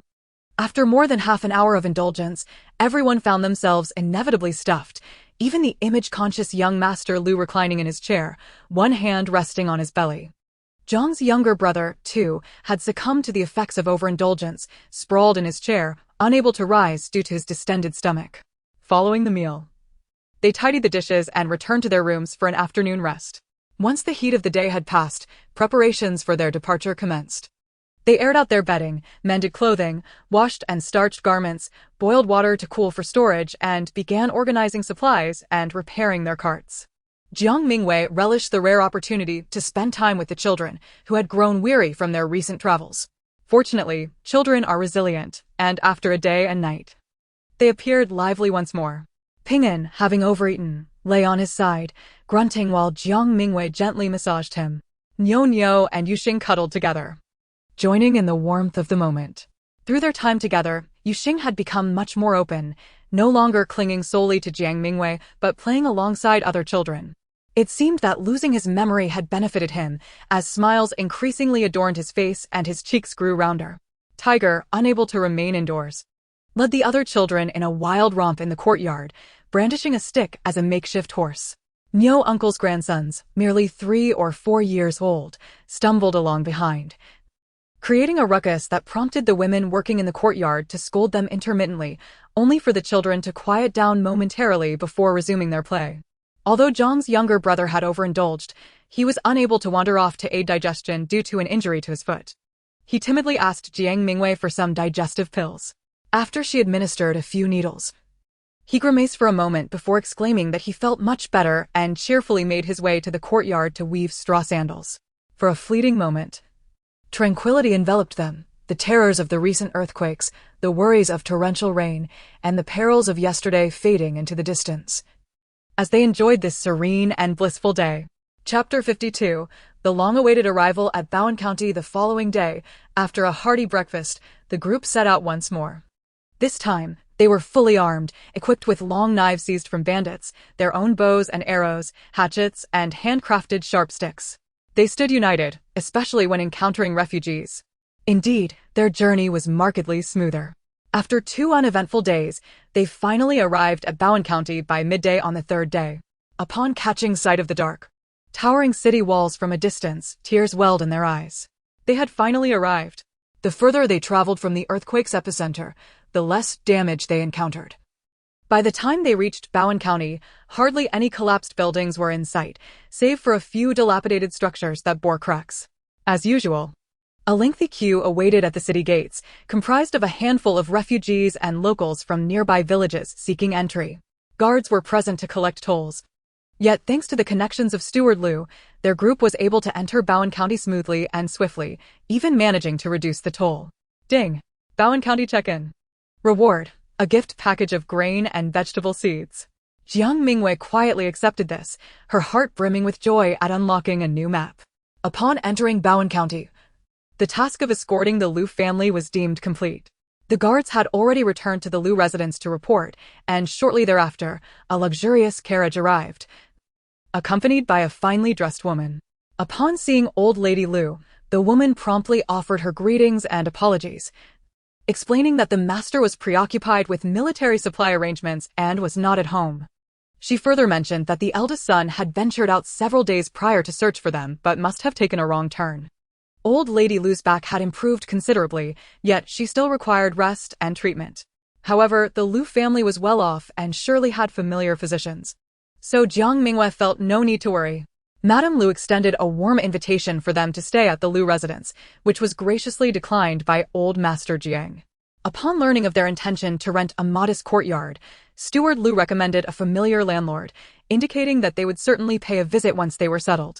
Their journey together had been pleasant, despite initial formalities stemming from their differing statuses, the trials of earthquakes, torrential rain, and the chaos of refugees had forged a bond among them, akin to friendship. At the time of payment, Madame Lu instructed Steward Lu to offer an additional 50 taels, to which Old Master Jiang expressed his gratitude, promising to visit and convey his thanks once they were settled. Before parting, young Master Lu earnestly thanked Old Master Jiang and Jiang Mingyue, presenting them with a plaque that assured them they could seek assistance at the Lu residence for any difficulties they might encounter during their stay in Bowen County.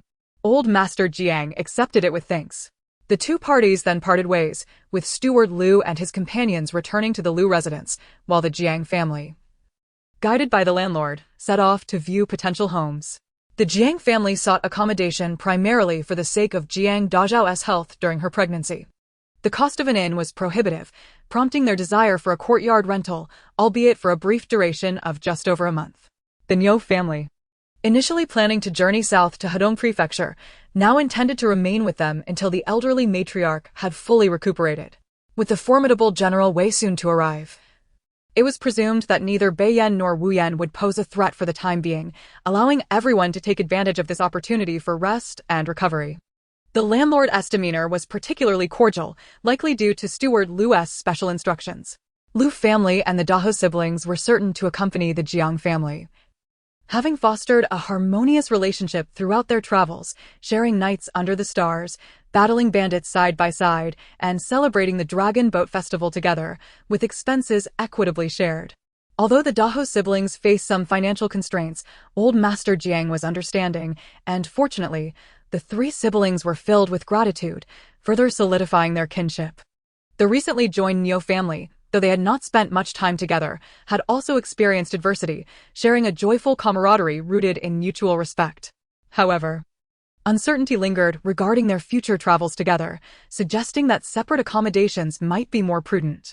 Old Master Jiang and his companions deliberated, concluding that housing several individuals together would be quite challenging. Thus, they requested the landlord's assistance in finding adjacent or nearby dwellings. After thoughtful consideration, the landlord revealed a potential property that could accommodate all, albeit at a steep price and with a minimum rental period of 3 months. Yet, he also mentioned a more suitable arrangement consisting of 3 adjacent houses, 2 side by side and 1 directly across a narrow alley. The back door of the front house was conveniently aligned with the main entrance of the rear house, rendering it quite practical. Upon hearing this, everyone expressed their delight and eagerly followed the landlord to inspect the properties. The eastern district of Bowen County was known as a wealthy area, home to many dignitaries. With the Lu family residing there, the southern and western districts served as commercial hubs, while the northern district was marked by poverty. Jiang Mingyue and her companions entered through the west gate, and the courtyard recommended by the landlord was situated in the southern district, necessitating a traverse through the bustling commercial center. As they entered the city, a sense of safety enveloped them, and a desire to explore emerged. Had it not been for their primary objective of house hunting, they would have lingered to take in the sights. The landlord's recommended property was centrally located in the southern district, separated from the street-facing shops by 2 rows of houses, offering tranquility amidst the hustle and bustle ideal for residents. The first courtyard was spacious, featuring 3 main rooms, 2 rows of side rooms, a separate building for kitchen and storage, and a stable for livestock. The courtyard was paved with bluestone, and a robust elm tree provided ample shade. Most impressively, behind the main house lay a sizable vegetable garden, complete with a well at its center and a back door opening into one corner of the garden. Aunt Lu immediately favored this property, noting the convenience of cultivating vegetables. Passing through the garden, diagonally opposite was a second courtyard with a similar layout. Upon entry, there was a row of outbuildings, including a livestock barn, storage area, and 2 rooms for servants. Crossing the second gate led into a larger courtyard featuring 5 main rooms, with the central space serving as the living room and the flanking rooms as bedrooms, both equipped with inner chambers. The side houses each contained 3 rooms, serving as bedrooms and studies, all laid with bluestone and including a livestock barn. In contrast, one courtyard was adorned with pomegranate trees, blooming vibrantly, while the other boasted flourishing mimosa trees, likely to present a stunning spectacle when in bloom. Both courtyards featured large water tanks, with lotus flowers gracefully unfurling within, though devoid of goldfish. Each also had a well, yet lacked a vegetable garden, instead offering areas for flower cultivation. However, the absence of care had allowed wildflowers and weeds to intermingle with the original peonies, revealing that the former owner possessed an appreciation for elegance. All three properties appeared exceptionally suitable, and their rental prices were notably reasonable. The first courtyard could be rented for 800 won, while the two-entry courtyard was priced at 1,800 won.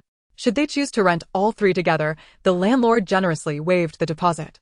Old Master Jiang expressed skepticism regarding the costs involved, yet recalling Steward Lu's discreet remarks to the landlord. He surmised that the property was either owned by the Lu family or closely associated with them.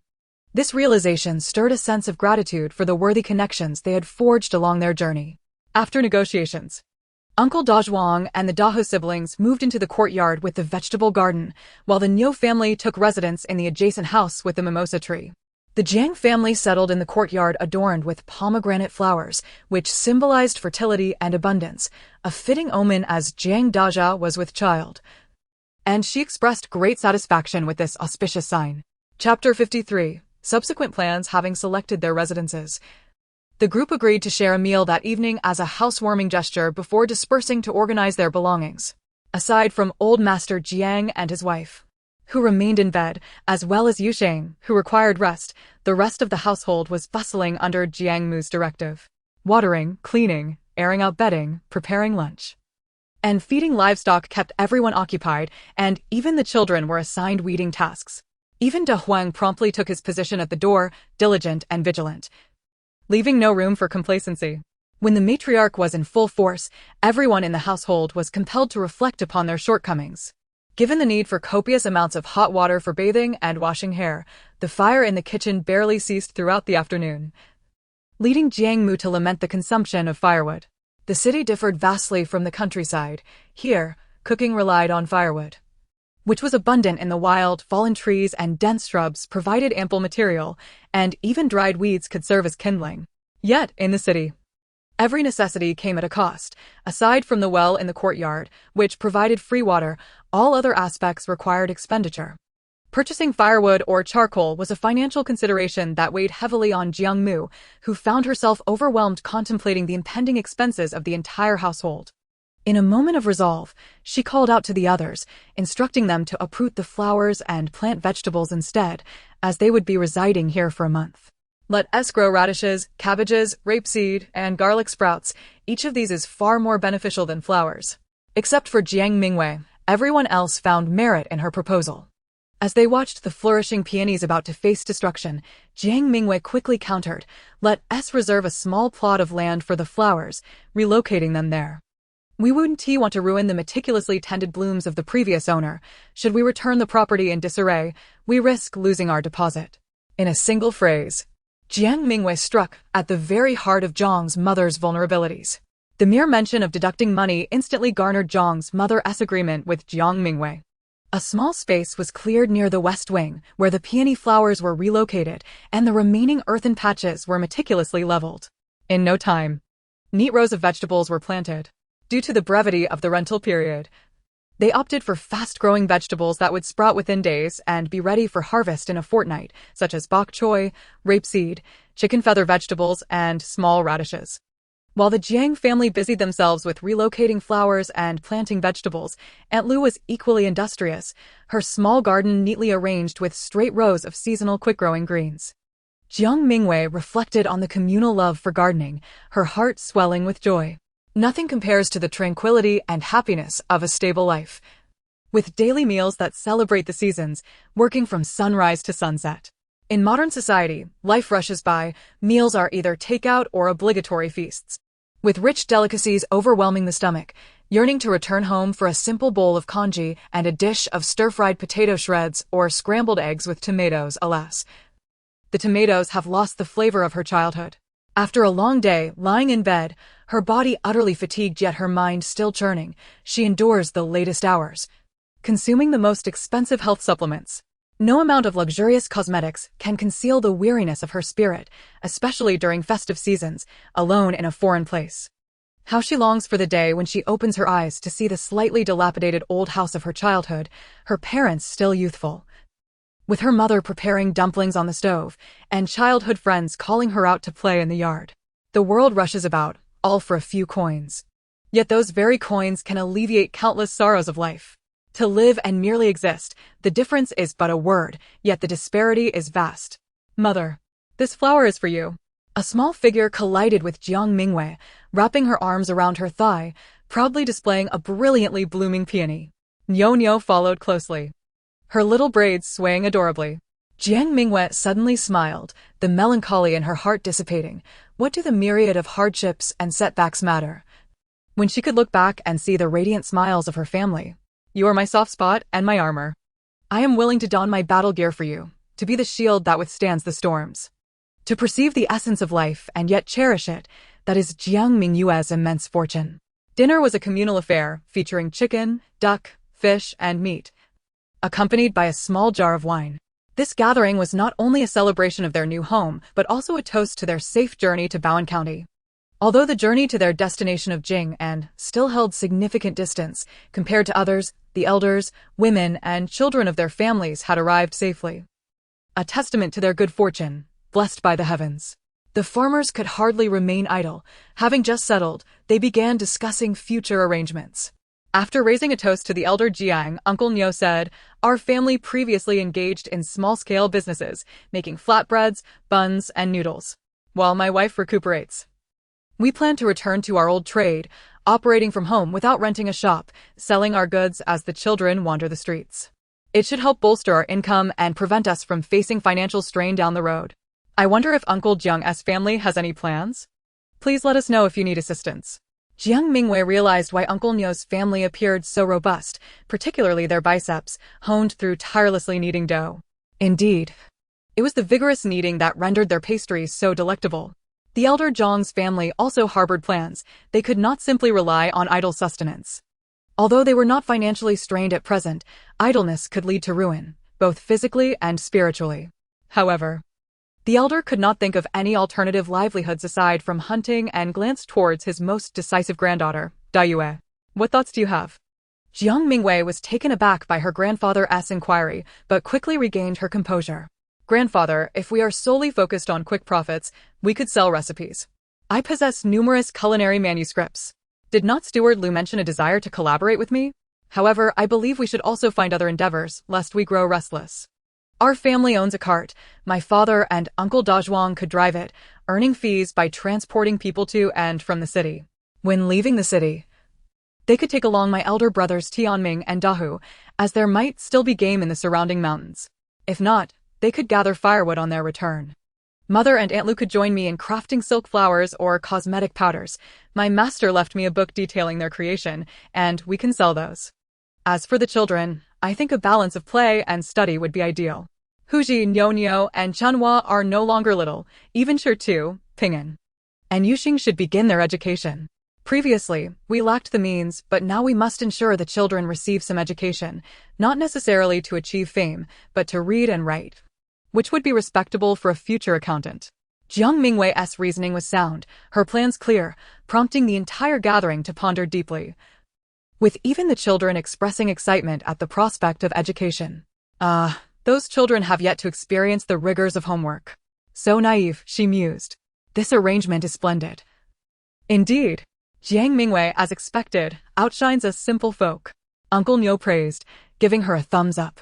"Dayue, your plans are commendable. I believe we should proceed with them." Uncle Dazhuang concurred. The others echoed their agreement, eager to embrace the forthcoming life.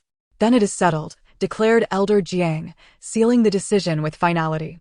Chapter 54. Life in the City. The lives of the people commenced in an orderly fashion.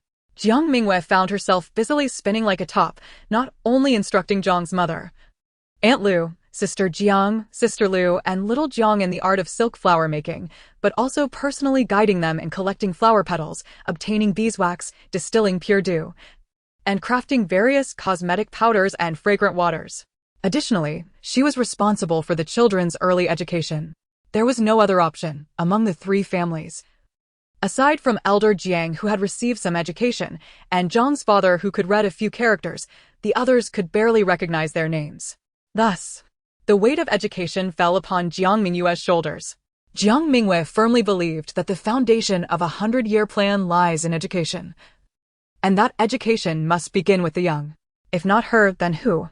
She invested heavily in acquiring 3-character classic, 1,000-character classic, and 100 family surnames as foundational texts. A significant expense, for education has always been one of the most costly endeavors in any era, be it modern or ancient. While modern compulsory education is free for 9 years, the costs associated with it, various tutoring sessions, special training classes, and enhancement courses have led countless middle-class families to fall back into poverty due to educational inflation. Not to mention the high costs of ink, paper, and writing materials in ancient times, where there are no printing presses and most ancient texts require manual transcription, which inherently raises costs. Coupled with the monopoly on educational resources, it is indeed as formidable as climbing to the heavens for ordinary farmers to access education. From what Jiang Mingyue gathered, there were no scholars in Tianshui Valley, and only the son of her second uncle had spent some time studying, now serving as an accountant in town. The eldest grandson of the village head was currently studying in town, just studying, yet to pass the scholar's examination, and had become an object of envy and flattery among the townsfolk. Education remains the only means for ordinary farmers to transcend their social classes, a truth that has persisted throughout history. However, regarding the matter of education, a slight divergence of opinion arose concerning whether girls should pursue their studies. Jiang Mingyue firmly advocated for the education of all children, while Zhang's mother and sister-in-law maintained that it sufficed for boys to be educated, believing that girls could earn a living by crafting silk flowers. To everyone's surprise, Sister Lu expressed her desire for Chunhua to receive an education, asserting that only through learning could one attain prowess akin to that of Jiang Mingyue. Jiang Mingyue was taken aback to find herself regarded as an idol in this ancient setting, prompting an involuntary smile. "I understand, dear mother, that you believe a girl's primary role is to manage household affairs, rendering formal education unnecessary. However, this is a misconception. Education fosters wisdom and enriches one's perspective, enabling young women to view matters from diverse angles. Simply put, when they marry, they might seek partners who share their ideals and come from more prosperous backgrounds." Jiang Mingyue was acutely aware of the points that would resonate with them. She gently reasoned that if the children remained illiterate, the suitors who approached would likely be of similar standing to their family, at best from modest merchant families, and the more affluent would expect them to become concubines. Would you truly resign your beloved daughter, cherished for over a decade, to such a fate? Conversely, literacy would alter their prospects. Respectable families would hesitate to propose marriage, allowing the children to form alliances with scholarly families, or even with those of higher status. Surely, you wish for your children to have a life superior to your own. The love parents have for their children compels them to plan for their distant future. Most parents aspire for their offspring to stand on their shoulders and surpass their achievements, striving across generations to transcend social strata for the betterment of their descendants.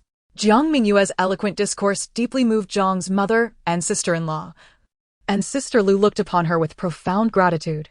While they yearned for their children to be educated, they primarily wished for them to marry into good families, believing that such unions represented a second chance at life. "Moreover, I have procured but a single set of textbooks, whether one or two individuals engage in learning. It is advantageous to study together. Additionally, we require no ink, paper, or writing implements. We can create sand trays for the children to practice their writing. Once we settle in the South and the children have established a foundation, we can enroll them in a school where those who have been enlightened are more readily accepted. If schools do not admit girls, the boys can learn and return to instruct their sisters, thereby reinforcing their own understanding through teaching." Jiang Mingyue continued to impart her reasoning. Learning is essential for both boys and girls. Ultimately, Zhang's mother reached a decisive conclusion. Thus, each morning, the children studied with Jiang Mingyue for an hour, followed by another hour in the afternoon. In addition to the 3-character classic, 1,000-character classic, and 100 family surnames, Jiang Mingyue also taught them mental arithmetic and the abacus, while incorporating physical training. Yuxing's wounds were healing remarkably well, and the stitches were gradually being removed. The healing process was quite itchy, yet he managed to refrain from scratching, which made Jiang Mingyue feel a pang of sympathy for the boy's maturity. Yuxing diligently engaged in learning within his capabilities, and the others were fond of him. Even without verbal communication, they exhibited extraordinary patience towards him, quickly forming a close-knit group of friends. Old Lady Nyo's injuries were also on the mend, and Grandma Jiang, having a peer nearby, would occasionally visit her to chat and alleviate her boredom, fostering a harmonious companionship between the two elderly sisters. On the fourth day after their arrival, a formidable general, leading a great army, passed through Baohua County. The townsfolk gathered in droves to witness the spectacle as a dense mass of soldiers marched solemnly through the streets, their presence commanding silence from the onlookers. The glint of sharp weaponry and cold armor served as a stark reminder that war loomed nearby, with the enemy potentially encroaching upon the city at any moment. Jiang Mingyue observed the youthful, even juvenile faces of the soldiers, her heart awash with conflicting emotions. The harsh realities of war far exceeded any imagination. How many of these young souls would return safely to their homes? If this nation were worth preserving and this court deserving of loyalty, then what harm could come from shedding blood for it? Jiang Mingyue could envision leading her kin into battle. However, this dynasty had become feudal and decayed, teetering on the brink of collapse amid the storms of turmoil. What would compel the populace to sacrifice for it? Particularly after enduring years of internal strife following resistance to foreign invasion, with brother turning against brother. Vibrant lives were merely sacrificed for the sake of royal greed. 2 days after the military parade, the people's focus shifted to other matters. Jiang Mingyue, too absorbed in her own tasks, hardly had time for melancholy. Rising at dawn, she would run a loop around Baohua County, practice martial arts, and hone her whip techniques before returning to wash up and teach the children. After her morning lessons, she began learning the crafts of spinning, weaving, and tailoring, including embroidery. While she possessed some knowledge from the original owner's memories, her skills were not particularly refined. Zhang's mother and the others had some expertise as well, allowing them to continue learning together. To her delight, Grandma Jiang proved to be exceptionally skilled in embroidery, though her eyesight had waned with age, preventing her from practicing it for many years. Nevertheless, she was more than capable of imparting her knowledge to Jiang Mingyue, who eagerly took her on as a mentor. Every other day, she ventured outside the city to gather medicinal herbs, continually replenishing her reserves. Occasionally, she would encounter sick or injured refugees or nearby villagers, offering them medicine and acupuncture, thereby enhancing her medical skills through practice. These abilities could be cultivated in the trial space. Yet, she preferred to prepare for future challenges rather than squander time during missions. She dedicated all her spare moments to self-improvement, readying herself for any difficulties that might arise.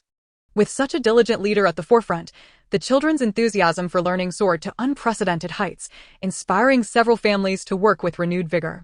Life at Uncle Nyo's home flourished, and a sense of contentment began to settle among them. However, this idyllic vision was soon shattered. A plague? A lockdown?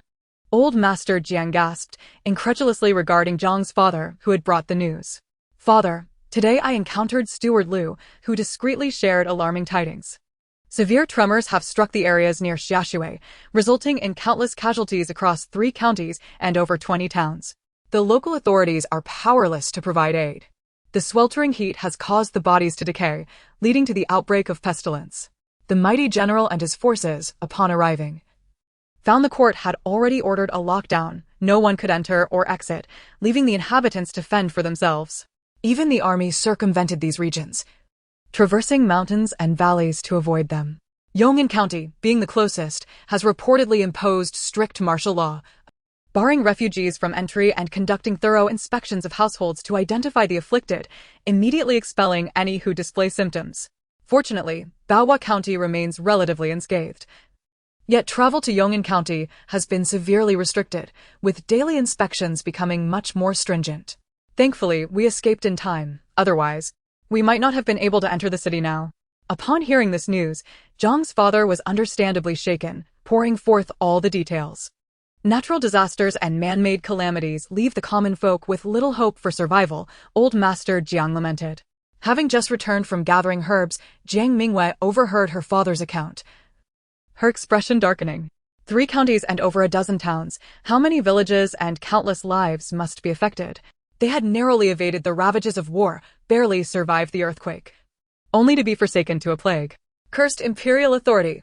Jiang Mingyue seethed, yet in the current situation, she found herself utterly powerless. Grandfather. Notices have been posted in the streets, indicating an impending increase in taxes. Brother Jiang rushed in, for in 5 days, A door-to-door tax collection was to commence, indiscriminately affecting both local residents and outsiders alike. I overheard literate individuals discussing that in addition to the existing land tax, property tax, head tax, military tax, and tolls at various checkpoints, now even currency would be taxed. Marriage and dowries were to be taxed, as were the construction of homes, and even farming implements such as plows and hoes. Is this not treating the common folk as mere chives, repeatedly harvested? Upon hearing this news, Elder Jiang and Zhang's father furrowed their brows. Although the family could manage their current tax obligations, under such circumstances, where would their livelihood lie? Jiang Mingyue pondered a pressing concern. With the increase in taxes, would the burdens of labor also intensify? Previously, conscription occurred every 3 years, beginning at the age of 20. However, in light of the ongoing conflicts, who could predict sudden changes and decrees? Moreover, if one could pay to evade conscription, it would be bearable. But if forced conscription were to occur, then the family would be left with only the elderly, the weak, and women. Jiang Mingyue shared her apprehensions with Elder Jiang, Zhang's father and brother Jiang, and they all agreed that her concerns were not unfounded. With the northern Yan and the northwest Wuyan mounting invasions, it was hard to believe the court would refrain from increasing labor obligations. Yet, even if such increases were imposed, what could ordinary folk like them do? Elder Jiang contemplated for a moment. Recent experiences had sharpened his mind, freeing it from past constraints. He looked at the 4 pillars of the family and softly stated that he had an idea to discuss with them. The 3 listened attentively, sensing the gravity in his demeanor. In these times of natural disasters and human calamities, external threats and internal strife, the burdensome taxes rendered the lives of the common people increasingly arduous. Should forced labor be added, it seemed they would truly be left without a way to survive. While he, as an old man, could bear it himself, he could not bear to see his descendants suffer such a fate. Should matters reach such a dire point, it may be wiser for them to retreat into the mountains, seeking a secluded haven where at least the children could live in peace. Elder Zhang's perspective remained rooted in that of an ordinary citizen. If one could not confront, at least one could evade. Though he dared not incite rebellion, escaping to the deep mountains to live a simple life was still an option. While this may seem a method of avoidance, it was nonetheless a viable solution. Zhang's father and brother Jiang, known for their loyalty and filial piety, were initially taken aback but did not oppose the notion. Jiang Mingyue, though possessing a spirit of adventure, was not bloodthirsty or belligerent, and soon found herself in agreement with Elder Zhang's plan. Was not the idyllic peach blossom spring, as described by Mr. Tao, conceived in such a manner? Their ancestors had fled the chaos of the Qin dynasty, bringing their families and fellow villagers to this remote sanctuary, never to return, thus separating themselves from the outside world. If Elder Zhang's words held true, then in due time, they could find a flat expanse of land, well-constructed homes, fertile fields, and lush gardens. There would be well-trodden paths and the sounds of chickens and dogs in the distance. The elderly and children would live joyfully, embodying a beautiful state of existence. Moreover, the original owner's wish had been to protect his children amidst chaos, allowing them to grow up safely. Thus retreating from the world indeed seemed the best course of action. The challenge lay in discovering a safe haven. Ding! Side Quest 25, Evade the Labor Turmoil. Seek a secluded peach blossom spring. Quest reward, the art of the I Ching. Will you accept? This side quest offered the option to accept or decline. Jiang Mingyue was taken aback. It was her first encounter with such a quest, indicating that completion would be challenging. However, upon seeing the reward, she felt a surge of desire. If the quest could be completed, might it be possible to establish protective formations in their secluded dwelling to shield it from external discovery and intrusion? With this thought, Jiang Mingyue decisively chose to accept. Grandfather, have you considered any ideal secluded locations? She inquired. Not yet, but the Qinglong mountain we passed is quite promising, though the banditry is rampant, otherwise. It could be worth a try, Elder Jiang mused after a moment's reflection. I will go to the study and procure some geographical records. They must contain descriptions of the surrounding areas, and we can discuss further then, Jiang Mingyue suggested. Good, go quickly and return swiftly, Elder Jiang urged. Jiang Mingyue promptly ventured into the streets. The study was located at the easternmost edge of the commercial district, not too far away. With her swift pace, she arrived in no time, quickly locating the necessary geographical records, and also acquired a map, albeit lacking the detail of the one previously held by Steward Liu. Nevertheless, the prominent mountains, rivers, and towns in the vicinity were clearly marked. Just as she was about to leave the study, she unexpectedly encountered a familiar face. Miss Jiang? Young Master Lu? The newcomer, clad in white and wielding a folding fan, exuded an extraordinary demeanor. It was none other than young Master Lu, whom she had not seen for over half a month. During her previous visit to sell a remedy, she had crossed paths with the eldest son of the Lu family, and this was her first encounter with the third young master since then. We are acquaintances. I am John, courtesy name Xiang. You may call me Xiang, Miss Jiang. I must also express my gratitude to your family for their protection and assistance along the way. Young Master Lu, or Lu Zhan, spoke gently. And though it was merely a polite exchange, one could feel his sincerity, perfectly befitting his name. You flatter me, young Master Lu. Escorting you is merely my duty. Especially since Steward Lu generously provided us with additional silver, Jiang Mingyue replied, pressed for time and unwilling to engage in lengthy conversation. However, she still politely inquired, how is the recovery of old Madame Lu? After days of recuperation, she is much improved. Just a couple of days ago, she was able to walk. Young Master Lu's smile deepened at the mention of his grandmother. He glanced at the items in Jiang Mingyue's hands and asked, are you continuing southward, Miss Jiang? Our family frequently has merchant caravans traveling to the state capital. If you need, you can join us for safety. Additionally, the study has many books and texts you may find useful, all available at a discount. Jiang Mingyue was momentarily taken aback, realizing that the study was also a property of the Lu family. She couldn't help but marvel at how the Lu family was indeed the local authority in Baoshan County. Chapter 56. A Conversation in the Tea House. With a local authority present, Jiang Mingyue abandoned her immediate return plans, eager to gather information. Young Master Lu, would it be convenient for us to converse privately? Lu Zhan hesitated for a moment before smiling lightly, since we have not seen each other in a while. Why not discuss it over tea at the nearby tea house? Jiang Mingyue nodded in agreement and followed Lu Zhan to the tea house diagonally across from the study. Upon entering, the attendant greeted him warmly. Master, you're here. Second floor again? Upon seeing Jiang Mingyue behind him, he stammered, is it a private room? Lu Zhan nodded and courteously gestured to Jiang Mingyue. Miss Jiang, please, the second floor awaits. Jiang Mingyue acknowledged him. She noticed Lu Zhan had a slight limp, which was not apparent when standing but became noticeable while climbing stairs. She surmised he wished to avoid embarrassment in front of others, so she led the way up the stairs.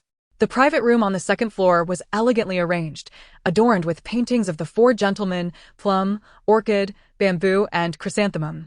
A three-legged incense burner on the small table emitted fragrant wisps of smoke, and the gentle scent of orchids filled the air. After the attendant escorted them in and they took their seats, they were promptly served fragrant tea and a selection of exquisite delicacies. The pastries were dainty, and the fruits were fresh and aromatic, all appearing quite delightful. The attendant soon withdrew, leaving only Lu Zhan and Jiang Mingyue. Lu Zhan personally poured a cup of tea for Jiang Mingyue, smiling, I see you are in a hurry today, so I can only offer you this tea brewed by others. He added, when you have more leisure time, I would be delighted to demonstrate the art of tea-making for you. While it may not compare to the royal delicacy of Long Tuan Feng Shui, it is certainly a fine tea that is hard to come by. Jiang Mingyue had never been acquainted with the world of tea ceremonies. Yet upon hearing the term cha bai shi, she couldn't help but conjure images of the tea culture from the Song dynasty. Cha bai shi, also known as fen cha, shui danqing, tang shi, or cha shi, is an ancient tea art that allows the infusion to form intricate patterns and representations within the tea soup, using solely tea and water without any other ingredients. The motifs predominantly feature landscapes, flowers, and birds, creating a spectacle that is both peculiar and aesthetically pleasing. Jiang Mingyue had not witnessed this in her previous life, and if the timing were more auspicious, she would have relished the opportunity to observe a performance firsthand. Alas, she had more pressing matters to address. Master Lu, she stated earnestly, locking her gaze onto Lu Zhan, ensuring she did not overlook even the subtlest expression on his face. If it is convenient, I would appreciate your insight on a particular matter. If not, please consider my inquiry a jest. Noticing her serious demeanor, Lu Zhan's playful smile faded, revealing his willingness to listen. Are our forces sufficiently manned for the upcoming battle? Lu Zhan, perceptive and attuned to nuances, quickly grasped Jiang Mingyue's concerns regarding the stalemate in the front lines. Naturally, the more personnel, the better. However, he reassured her, "Do not fret, Miss Jiang. The matter can be resolved with silver." Jiang Mingyue felt a sense of relief. It seemed that monetary compensation could indeed offset the labor obligations. Yet, recalling the tasks mandated by the system, she sensed that relying solely on silver would not suffice indefinitely. Nevertheless, for the time being, conscription was likely not imminent, allowing her to relax enough to sip her tea. Observing her demeanor, Lu Zhan promptly pushed a plate of lotus-shaped pastries towards her. "Miss Jiang, do sample this lotus crisp." Jiang Mingyue picked one up and found it delectably fragrant and crispy, noting that she could bring some back for the children. "Miss Jiang appears to be quite the connoisseur of cuisine," Lu Zhan remarked, recalling how the dishes she had sold to his elder brother had become signature items, much to his brother's delight as profit soared. As Jiang Mingyue ceased her inquiries, Lu Zhan deftly shifted the conversation. "Your virtuous character is truly admirable, Miss Jiang. It has been enlightening to journey alongside you. One wonders if there exists anything you are not proficient in." After a moment of contemplation, Jiang Mingyue realized that, bolstered by the training in the trial space, she had indeed acquired numerous skills. However, despite her extensive training, there remained one area where she faltered. "I cannot sing," she confessed candidly. From a young age, she had been tone-deaf. No amount of practice could rectify her pitch. Those who had the misfortune of hearing her sing often lamented their fate, fearing the toll her discordant notes might take on their spirits. The only song she could sing in tune was the national anthem. She recalled an occasion during a team-building event when she had been compelled to sing, despite her reluctance. The only song she could manage without faltering was the anthem, "Arise, ye who refuse to be slaves." The anthem's stirring cadence had turned a rival group leader pale, suspecting her of a veiled insult. In all honesty, she had no other song that she could sing in key. "My sister once remarked that for others, singing earns them money, but for me, it costs me my life," Jiang Mingyue quipped. Lu Zhan chuckled, clearing his throat. "Who would have thought your sister held such a unique perspective?" Jiang Mingyue smiled, choosing not to clarify that this sister was not Jiang Xiaomei but rather Jiang Fanqing. With her inquiries satisfactorily addressed, she bid farewell to Lu Zhan, who graciously consented and thoughtfully arranged for some pastries to be packed for her to take back to the children. He accompanied her to the tea house's entrance before parting ways. Jiang Mingyue, choosing to disregard any speculation about Lu Zhan's expression upon discovering the piece of silver left on the table, expressed her gratitude and departed with purposeful strides. Upon arriving home, she found the elders of the Jiang family anxiously awaiting her return. Jiang Mingyue omitted the details of her tea-drinking encounter, simply informing them that she had met Master Lu, who had indicated that labor obligations could be offset with silver. This revelation eased the anxieties of the elders, yet they promptly unfolded a map, combining it with Jiang Mingyue's insights from the county records to formulate a plan. After thorough examination, Jiang Mingyue discerned that Qinglong Mountain did not refer to a singular peak, but rather an entire mountain range. This extensive range stretched from northeast to southwest, connecting with Shuafang Wuyan to the north, bordering the Xia Sui River to the east, linking with the southern Qin Kingdom to the west, and even extending southward into another nation. There were two peaks perpetually capped with snow. They had traversed one, while the other lay far within Wuyan territory. The terrain was complex, with diverse flora thriving there. Numerous bandit factions occupied the area, predominantly establishing themselves on smaller peaks, as the higher summits were less hospitable for habitation. After conferring with the elders, Jiang Mingyue marked two suitable locations on the map using charcoal. "Grandfather, while Master Lu mentioned that we could use money to offset labor obligations, the duration of this conflict remains uncertain. Should it persist for an extended period, it may not be resolved merely with silver, especially given our proximity to the front line, which is prime for conscription. We ought to prepare in advance. I have circled two locations that are closest to Baoshan County, and the elevation of these mountains is quite favorable. We should commence our search. Should any changes arise, we will not be caught off guard." Grandfather Jiang nodded in agreement. It is prudent to prepare for both fair and foul weather. Decheng and Qing'an, take advantage of the opportunity to escort people out of the city to scout the mountains. Establish a concealed location to store provisions and garments for unforeseen circumstances. After a moment's reflection, Grandfather Jiang added, "This matter need not be concealed from De Zhuang and De Hu, but we shall refrain from mentioning it to the Niu family until we ascertain the government's subsequent policies." The others nodded in accord, and they promptly began planning and strategizing. In the days that followed, the Jiang family, alongside Lu Dehu and others, discreetly procured food and clothing, using the guise of escorting people out of the city to quietly transport their supplies beyond its borders. Within a cave 10 miles outside the city, they had established a secret base, fortified against moisture and wild beasts. Jiang Mingyue descended the mountain path, carrying her medicinal basket, and as she approached a small village outside Baoshan County, familiar faces greeted her. Dr. Jiang, back to gather herbs again, are you? Dr. Jiang. The prescription you provided last time worked wonders. My mother hasn't experienced any back pain in days. Dr. Jiang, here are some fresh cucumbers from my family. Take a couple to try. As she exchanged pleasantries with the warm-hearted villagers, Jiang Mingyue felt a profound sense of camaraderie. This village was along her herb-gathering route and had been a site for her free clinics. Many villagers had received her care, which fostered a familial bond. Suddenly, a ragged figure rushed towards her. Jiang Mingyue deftly sidestepped, protecting her medicinal basket, which contained not only freshly gathered herbs, but also a precious little jar. Inside the jar was the wild honey she had just collected, perfect for soothing her grandmother's recent cough. For that small jar of honey, she had traversed 2 mountains and narrowly avoided a painful sting, making it all the more precious. The individual nearly fell as she dodged, turning to her with a furious retort, "You wretched woman. You've brought nothing but misery upon my family." The villagers, initially startled by his outburst, gathered around in shock. Jiang Mingyue halted, gazing curiously at the individual sprawled on the ground. "Who are you?" she inquired. "You vile creature. How can you feign ignorance?" The person, appearing as disheveled as a beggar, wore tattered rags that barely concealed their body. Their arms and legs were exposed, covered in scratches, scars, and filth. With hair that seemed to have not seen a comb in ages, unfit even for a chicken's nest, while fleas and lice made themselves at home. Most importantly, her face bore streaks of black and gray, rendering her true visage unrecognizable. Were it not for your treachery in absconding with the family's silver, provisions, and ox cart, how could we have faced disdain from the villagers? Why were we not allowed to flee together? Mother's sudden demise from distress is unfathomable. Had you not forsaken the ox cart, how could we have encountered the earthquake before escaping from Xiaosui? Father was crushed in that instant. Eldest brother suffered a broken leg, and sister-in-law hastily fled with her children.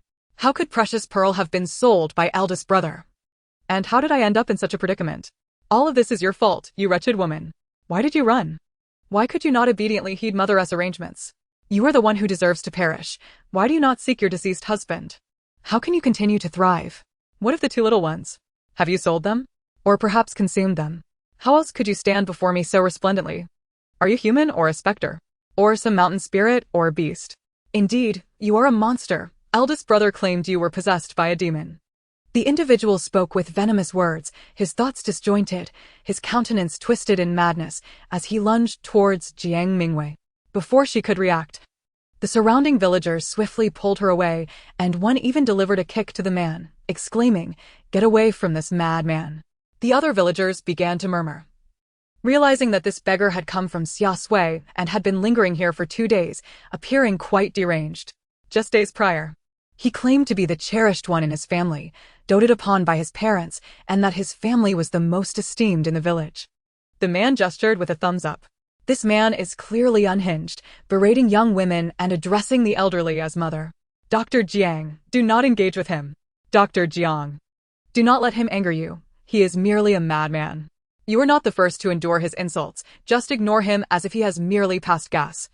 Do not let him upset your health, for we await your healing touch. With a solemn expression, Jiang Mingyue nodded in gratitude to the crowd before turning to depart. The madman, now restrained by the villagers, immediately fell to his knees, weeping and pleading, "Second sister-in-law, do not leave. Save me. I am the root of the Oldley family. You cannot let our lineage perish.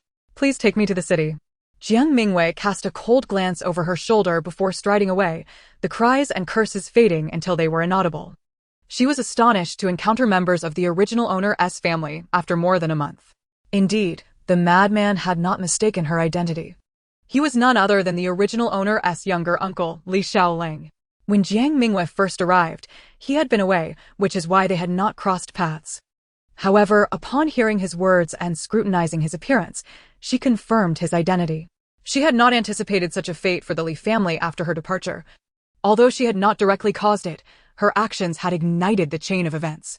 Nevertheless, if given the chance again, she would act the same way. For in her previous life, the original owner had been treated like a leech by that family, only to be discarded like refuse. Each member of the Li family bore guilt. The blood debt of the original owner's family of 4 was inexorably tied to them. Since it was an inextricable blood feud, what further discussion could there be regarding methods? Moreover, she had merely beaten Li Baozhu and injured Wang Shi. Without intent to take their lives, compared to their past actions, she had merely collected interest. As for the principal owed now, one could only attribute it to fate. Having reconciled her thoughts, Jiang Mingyue felt unburdened and continued her journey back to the city. Upon entering her home, before she could even set down her medicine basket, Jiang Dage rushed over with an anxious expression. "Donghua, I saw my cousin in the market being sold by someone." "Your cousin?" "Yes, the youngest, only 13 this year. I dared not inform your sister-in-law, as she has just recovered from her pregnancy, and I feared it might provoke her condition." "I didn't know who else to tell. Grandpa and father have both gone out today, so I could only wait for you." Jiang Dage was as agitated as an ant on a hot stove, pulling at his hair in distress. "Slow down, tell me everything in detail. When and where did you see her? Are you sure there are people watching? Is she still at the market?" Jiang Mingyue placed the medicine basket down and spoke calmly. "I saw her at Donghua market half an hour ago. There were many selling slaves. The moment I spotted her, I ran back to find someone. Tianming is keeping watch over there." Jiang Dage replied urgently. "Why didn't you just buy her?" Jiang Mingyue asked, puzzled. "Buy her? Buy her? Yes, why didn't I think of that?" Jiang Dage suddenly realized, as the concept of purchasing a person had never crossed his mind. Angrily, he stomped his foot and bolted outside. Seeing his reckless behavior, Jiang Mingyue hurriedly followed. The pair rushed to Donghua market, where indeed many were selling various slaves, predominantly young and strong, with a mix of genders, and occasionally, children could be seen. Jiang Dage led the way, with Jiang Mingyue following closely, as the siblings navigated through the crowd. Lu Tianming, who had stayed behind, spotted them immediately and exclaimed, "Why did you take so long? She was just bought." "Bought?" Jiang Dage exclaimed in alarm, grabbing Lu Tianming by the collar. "Where did they take her? Why didn't you buy her?" The question was one that Jiang Dage had not considered himself. "Buy her?" Lu Tianming echoed, bewildered. "I hadn't thought of that." Jiang Mingyue face-palmed. It was no wonder they had grown up together. Neither seemed particularly clever. "Stop staring blankly. It doesn't help us find her. Which seller sold her?" Oh, this one." Lu Tianming pointed to a middle-aged man nearby. Upon closer inspection, Jiang Mingyue recognized him and couldn't help but smile. He was the very man who had discarded Yusheng after picking him up. The young man beside him was the one who had abandoned Yusheng in the alley. Since they were familiar faces, Jiang Mingyue chose not to resort to violence. She stepped forward and said, "Good day, sir. Business seems to be thriving." The middle-aged man, who was accustomed to flattery, smiled in return. "You flatter me, madam. We have just opened. May I ask if you are interested in a maid or a young servant? Or perhaps a stable boy? I have all new stock, and the prices are negotiable." Jiang Mingyue smiled and offered a small piece of silver. "My brother was interested in a young maid, but arrived too late. She was just sold. I wonder which family purchased her, as our tastes seem to align." The middle-aged man, reluctant to divulge customer information yet unable to resist the allure of silver, leaned in slightly and whispered, "Which girl did the madam have in mind?" "I just sold 2 young girls. The one about this tall, wearing a chestnut-red dress." Jiang Dage quickly gestured. After a moment's thought, the middle-aged man's expression shifted. "Unfortunately, that girl is quite unfortunate. She was just purchased by the madam from Xuanfang Tower." Jiang Mingyue was uncertain of the true nature of Xuanfang Tower, yet upon hearing the term madam, her mind immediately conjured a specific location. Her brows furrowed slightly as she coldly inquired, "Which direction?" "That way." The middle-aged man gestured ahead, instructing her to proceed straight, then take a left. After 2 intersections on the right side, they would find it adorned with bright red lanterns. "Let us go." Jiang Mingyue beckoned her brother Jiang and Lu Tianming, swiftly turning to depart. Jiang, still somewhat bewildered, questioned, "What exactly is Xuanfang Tower? A flower shop?" Casting a knowing glance at her rather naive brother, Jiang Mingyue sighed before succinctly replying, "It's a brothel." "What?" Both Jiang and Lu Tianming flushed crimson, and upon realizing the implications, Jiang rushed off with greater urgency. The trio hurried like a gust of wind toward Xuanfang Tower's entrance. At that moment, the grand door was firmly shut. Jiang hesitated, suggesting, "Daimyo, perhaps Tianming and I should enter. It may not be appropriate for you, being a young woman. And what do you propose to do inside?" Jiang Mingyue coolly retorted. "Rescue her," Jiang replied, somewhat dim-wittedly. "Do you have any money?" "What?" Jiang patted his pockets, sheepishly admitting, "I left in such a hurry, I forgot." Lu Tianming mumbled, "I don't have any money either." Jiang Mingyue shot them both an exasperated look, choosing not to engage further as she made her way to the back door. Jiang hurriedly followed, insisting, "Daimyo, you must have brought some money. Hand it over to me, I'll rescue her. It's not suitable for a young lady like you to enter such a place." Ignoring him, Jiang Mingyue knocked on the rear door. "Who goes there?" a gruff voice inquired. The door opened a crack, revealing a wary man who peered out and asked, "Who are you looking for?" "This esteemed brother. If you would be so kind, my little sister has been abducted and just entered your establishment. We wish to speak with the madam about her release." Jiang Mingyue politely explained, slipping a silver coin into his hand. The burly man weighed the coin, scrutinizing Jiang Mingyue and her companions before coldly stating, "Wait here." With that, the door was slammed shut and footsteps retreated. Jiang Mingyue patiently awaited, while Jiang paced anxiously, his nervous energy palpable. After a brief interval, footsteps approached once more.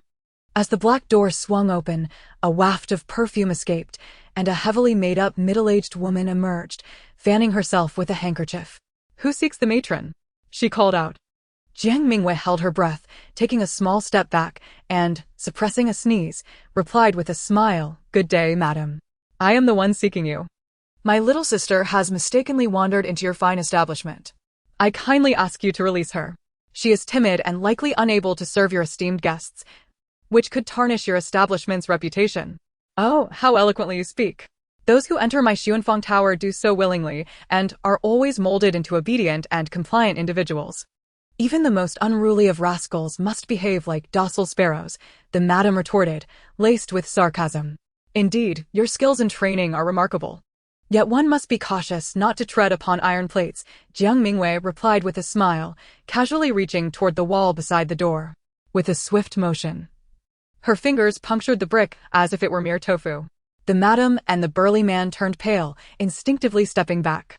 Jiang Mingyue retracted her hand, still smiling, and said in a gentle tone, "I apologize for inadvertently damaging your wall, madam.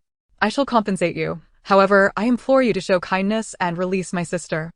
The madam gritted her teeth. "Is that the same little girl in the dark red dress?" "Indeed," Jiang Mingyue confirmed with a nod. "Wait here," the madam huffed, turning on her heel. This time, the burly man dared not close the door, merely standing sentinel as Jiang Mingyue maintained her unwavering stance on the threshold, a serene smile gracing her lips. Yet, the smile, juxtaposed with the 5-finger holes in the wall, sent an involuntary shiver down the man's spine. The madam returned swiftly, accompanied by 2 burly men and a sobbing young girl trailing behind her. Jiang Mingyue had not seen her in many years. The last time was when Zhang's elder sister gave birth to her son, and she had visited with her mother-in-law. Now, after 6 or 7 years, her appearance had changed, leaving Jiang uncertain. She glanced at Jiang, who appeared anxious, and concluded that the madam had indeed brought the right person. "Let me be clear. This girl was purchased for 2 taels of silver. You cannot take her for less than 5.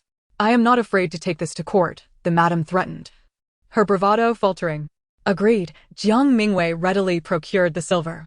"And I would like the deed of sale returned, please." The madam rolled her eyes, a patch of makeup crumbling away, and produced a piece of paper from her bosom, handing it over to Jiang Mingyue while snatching the silver from her grasp. "Be off with you. You're fortunate, little girl, to have such a caring sister. You may look forward to a life of comfort," the madam remarked, shoving the girl forward before swaying back inside, the 2 burly men trailing behind her. Zhang's younger sister, Su Lainan, now resembled a frightened quail, hesitantly lifting her gaze towards Jiang Mingyue, momentarily stunned. It was Jiang who stepped forward, saying, "Lainan, it's me." Upon hearing the familiar voice, Su Lainan's eyes brightened as she exclaimed, "Brother-in-law." Then, turning to Jiang Mingyue, she hesitated, asking, "Sister Daimyo?" Jiang Mingyue smiled and drew her in, wrapping an arm around her shoulder as they made their way out. Let us go home and talk. Su Lainan nodded vigorously, leaning against Jiang Mingyue as they exited. The moment they crossed the threshold, she collapsed slightly, her voice tremulous as she stammered, "Sister, it's terrifying in there.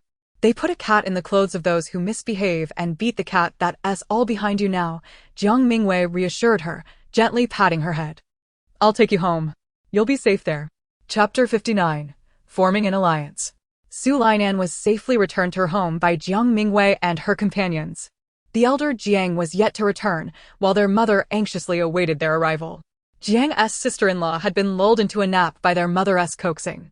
Upon seeing the trio return safely, Jiang's mother clasped her hands in gratitude to the heavens and hurried to the kitchen to prepare water and a meal. Jiang Mingyue led Su Lainan to her room. The children were off playing at Lu's house, leaving the space empty. As Jiang Mingyue helped Su Lainan tidy herself up, she listened to her recount the harrowing tale of her abduction.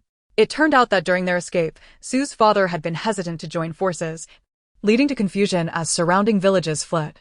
When their own village decided to flee, panic ensued, and they ultimately followed the crowd. Without sufficient food, their journey had been arduous. In their desperate plight, Su Lainan's grandmother had set her sights on the sisters. Her fourth sister was sold to a man as a concubine in exchange for a mere bag of grain. Su Lainan's fate was even grimmer. She was sold for a paltry sum to a trafficker. Her mother fought desperately against her grandmother, only to be struck down by her father. When the traffickers took Su Lainan away, she was unconscious, unaware of her fate. The traffickers treated them with threats and insults, providing barely enough food but refraining from physical abuse, likely out of concern for their market value. Despite the horror surrounding her, Su Lainan was fortunate enough to hide beneath a cart during the chaos of an earthquake, which ultimately spared her life. Jiang Mingyue learned the rest of the story thereafter. After they had bathed and eaten, Jiang's sister-in-law awoke, and the sisters shared an emotional reunion.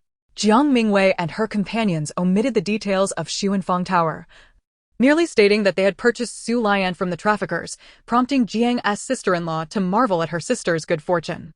After the return of Elder Jiang and Father Jiang, there was little reaction to the addition of another member to the household.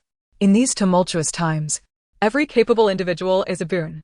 Moreover, Su Lainan was quite perceptive. Aside from accompanying Sister Jiang, he frequently busied himself alongside Mother Jiang, tending the fire, preparing meals, washing and mending clothes, fetching water, chopping firewood, and feeding livestock, his industrious feet hardly ever resting, spinning like a top. It was only when Mother Jiang Mingyue could no longer bear to watch that she forcibly pulled him back to his room for a brief respite, after which he would inevitably return to his chores. On the 10th day following the increased taxes, a new corvée system was indeed announced. The previous policy mandated that for every 3 male members in a household, at least 1 was to serve, and for every 5, at least 2. Now, however, every male aged 16 and above was required to participate in corvée labor. Should one refuse, a fee of 10 taels of silver per individual was imposed, with a maximum of 1 exemption per household. This new decree profoundly impacted the Jiang and Mingyue families, as Jiang's elder brother and younger brother, along with the 3 sons of Uncle Mingyue, all fell within the scope of this obligation. Even if they were willing to pay, the available exemptions were insufficient. Upon learning of this news, Uncle Mingyue sought out Jiang's family. Curiously, he was particularly interested in Jiang Mingyue. "Uncle Mingyue, what brings you here?"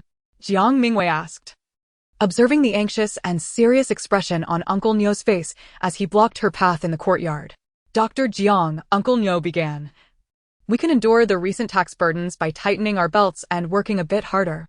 But with this increase in corvée, it feels as if my entire family is being driven to despair.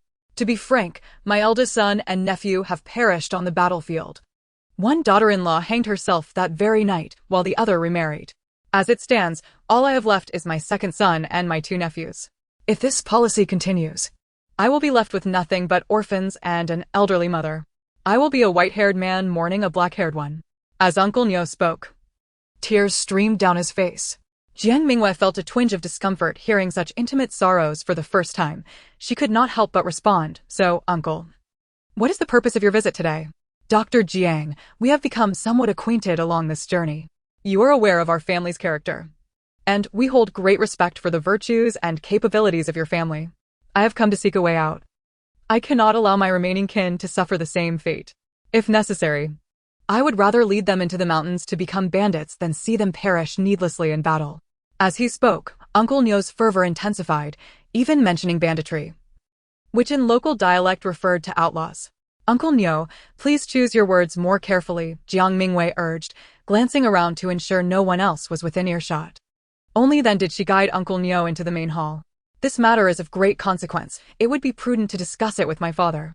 Elder Jiang, who had already sensed the commotion from the hall, guessed his daughter's intentions upon seeing her accompany a visitor. After listening to Uncle Nyo's thoughts, he paused in contemplation before quietly stating, "Since my dear nephew harbors such intentions, allow me to confide in you. Our family has considered retreating into the mountains, though not to become bandits, but to seek seclusion. These times are arduous. Without power or influence, we can only be at the mercy of others. If we cannot confront them, we can at least evade them. We could find a secluded spot in the deep mountains, cultivate barren land, and build a few straw huts. During busy seasons we can farm, and in our leisure, we can hunt. Though life may be frugal, it would be stable. Far better than living in constant fear within the city." Uncle Nyo was overjoyed upon hearing this and immediately expressed his gratitude. "Uncle Jiang, your willingness to share your thoughts truly honors my family. Rest assured, I will keep this matter confidential. My family has 3 strong laborers.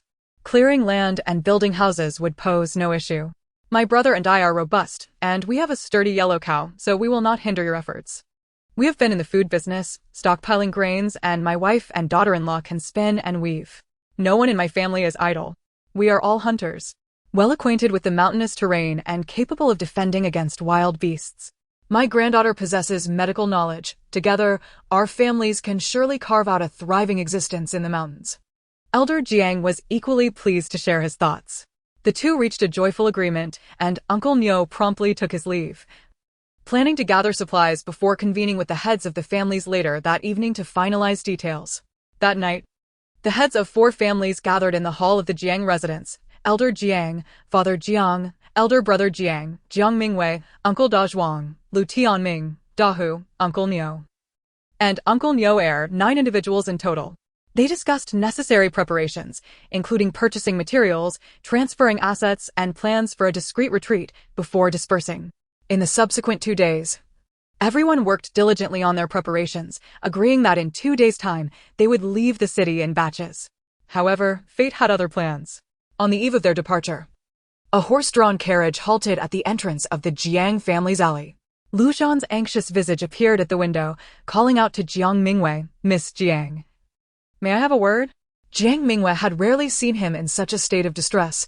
The last time was during the earthquake, which caused her heart to sink, a foreboding feeling washing over her. "Come to my house," she instructed. Lu Zhan nodded, and after a brief distance, he dismounted and hurried into the courtyard, disregarding his appearance. Jiang Mingyue felt the gravity of the situation deepen. Elder Jiang, present in the hall, noticed the commotion and stepped forward, his expression grave. Chapter 60. Deceiving the city gates. Lu Zhan hurriedly saluted, then, with urgency in his voice, explained, "I apologize for my lack of formalities due to the pressing nature of the situation. A few days ago, I assured Miss Jiang that the Corvi issue could be resolved with silver, but I did not anticipate the court's abrupt changes in policy, which has left me feeling guilty and restless. I have just learned that in nearby Ning'an County, due to the Corvi, there have been instances of individuals fleeing, inciting the anger of the authorities. Since yesterday, orders have been issued to seal the city for conscription. It is likely that tonight, Bowen County will also be sealed, and all eligible males will be forcibly conscripted to the front lines to construct military defenses against Wu Yan. I have come to propose that you and your family take refuge in our estate, posing as relatives or servants, to weather this storm. The Lu family is large and prosperous. They will likely not scrutinize the number of guests too closely." Jiang Mingyue was taken aback by the gravity of his news and his willingness to take such a risk for their sake, prompting her to reconsider her perception of Lu Zhan as a potential ally. Elder Jiang also appreciated his goodwill, but could only politely decline, saying, "Thank you for your kind offer, young Master Lu, but we already have plans in place." Lu Zhan, unaware of their arrangements, remained anxious and hesitated to inquire further, feeling that their mutual trust had yet to reach that level. After a few more attempts to persuade them, seeing Elder Jiang's firm stance, he finally conceded. Since you have a plan, I shall take my leave. Should you require any assistance, do not hesitate to ask. Thank you, young Master Liu, Elder Jiang replied once more. With no other recourse, Lu Zhan turned and departed. Jiang Mingyue accompanied him as he prepared to depart. Just before stepping into the carriage, he suddenly turned back and remarked, Miss Jiang, I have a caravan transporting provisions about to leave the city, and we are in need of a few more horsemen to accompany us. Would you care to join? He instructed them to gather at the city gate in 15 minutes, reminding them to bring the token he had previously given. In that fleeting moment, Jiang Mingyue gazed into his clear eyes and experienced a moment of enlightenment. Gratefully, she responded, Thank you, I shall be there. With that, Lu Zhan felt a sense of relief wash over him.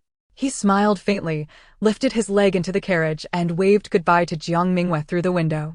As soon as Jiang Mingyue saw his carriage turn the corner, she hurried back to the courtyard. At that moment, old Master Jiang had already begun giving orders, while Jiang's mother and others were busy loading items onto the carriage. Fortunately, their plan was to depart the following day, so most belongings had already been packed. Only a few essential kitchen utensils and bedding needed to be loaded. Jiang Xiaodi had swiftly gone to inform several other families, while Jiang Dage was at the secret base in the mountains, guarding with Dahu and Xiao Tanghua, and thus was not at home.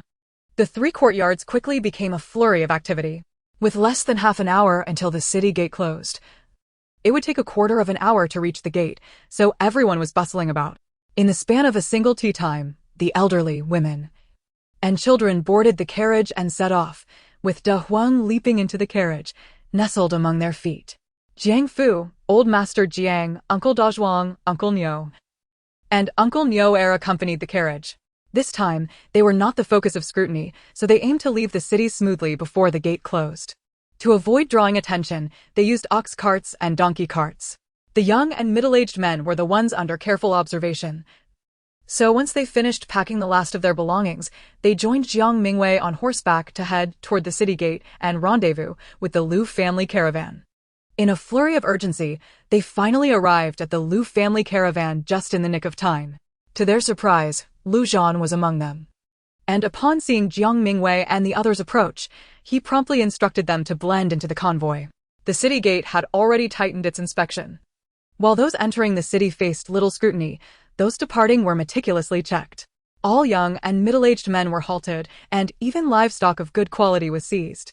Jiang Mingyue rode alongside Lu Zhan's carriage, and with the protection of the Liu family, everyone passed through the city gate without incident.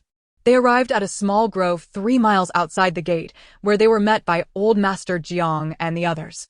The brief separation felt like a poignant farewell, and their reunion stirred a wave of emotion. Old Master Jiang, taken aback by Lu Zhan's unexpected presence, hurried to express his gratitude for the assistance. Lu Zhan dismounted and returned the gesture, refraining from inquiring about Old Master Jiang's subsequent plans, but kindly urging them to depart swiftly, lest they provoke further complications. Aware of the urgency, Old Master Jiang and the others promptly boarded the carriage and left. At this moment, the Liu family caravan had already begun to move, leaving behind a solitary carriage and a guard awaiting Lu Zhan's return. However, he stood still, watching the retreating figures of the group. Jiang Mingyue lingered at the rear, hesitating as she regarded Lu Zhan, then gently urged her steed forward, the black horse trotting a few steps to stand before him. Shiheng, could your actions today invite calamity upon you? Lu Zhan was momentarily taken aback by her question, then smiled softly as he lowered his gaze and replied, Miss Jiang, rest assured, while I may not partake in the significant affairs of my family, I am still capable of bearing such trivial matters. That is a relief, Jiang Mingyue said, her heart settling. She clasped her fists on horseback and bid, May the mountains remain verdant and the waters flow eternal. Take care. Take care. Lu Zhan reciprocated the salute. The sun had set, leaving only a crimson glow in the sky above the mountains. As Jiang Mingyue spurred her horse to catch up with Old Master Jiang and the others, Lu Zhan remained rooted in place for a long time, watching the agile figure of the girl on horseback until, eventually urged by his guard, he turned to board the carriage. As it rolled forward, he glanced back through the window, murmuring, I still owe you a cup of tea, I wonder. Jiang Mingyue quickly caught up to Old Master Jiang and the others. Their immediate destination was the secret base to reunite with Jiang Mingyue and donghua, where they would spend the night before making further plans. The secret base lay within a valley approximately 10 miles from Baoguan County, requiring them to traverse 2 small hills and a larger mountain to reach it. Originally, there was no path, but over the past month, they had carved one out for transporting supplies. While they could walk or lead livestock, the horse-drawn carts could not make it through. They would have to rely on a few makeshift handcarts. Therefore, as they entered the forest and began their ascent, everyone dismounted from the carts. Heavier items were loaded onto the backs of the animals, while lighter goods and children were placed onto the pre-hidden handcarts. They formed a line and began their climb. Jiang Fu and Uncle Dazhuang led the way, having made numerous trips and familiarized themselves with the route. Uncle Nyo remained in the center to address any unexpected issues, while Uncle Nyo brought up the rear. Jiang Mingyue lingered at the back, instructing the others to deal with the abandoned carts to prevent attracting unwanted attention. Once the group was out of sight, she swiftly stowed them into the system warehouse, though the carts would not be needed in the mountains. Who could say if they might be required in the future, especially the meticulously crafted one, which would be too regrettable to dismantle without cause. It was wiser to keep it for unforeseen needs. After securing the carts, Jiang Mingyue estimated the time and gathered some medicinal herbs before hurrying to rejoin the main group. Chapter 61. The sky is high, allowing birds to fly freely. Pushing the carts along the rugged mountain path was undeniably arduous. But perhaps because everyone had finally shed various constraints, taxes, forced labor, and conscription, all burdens seemed to lift, resulting in an unexpected sense of ease, even though the future remained uncertain.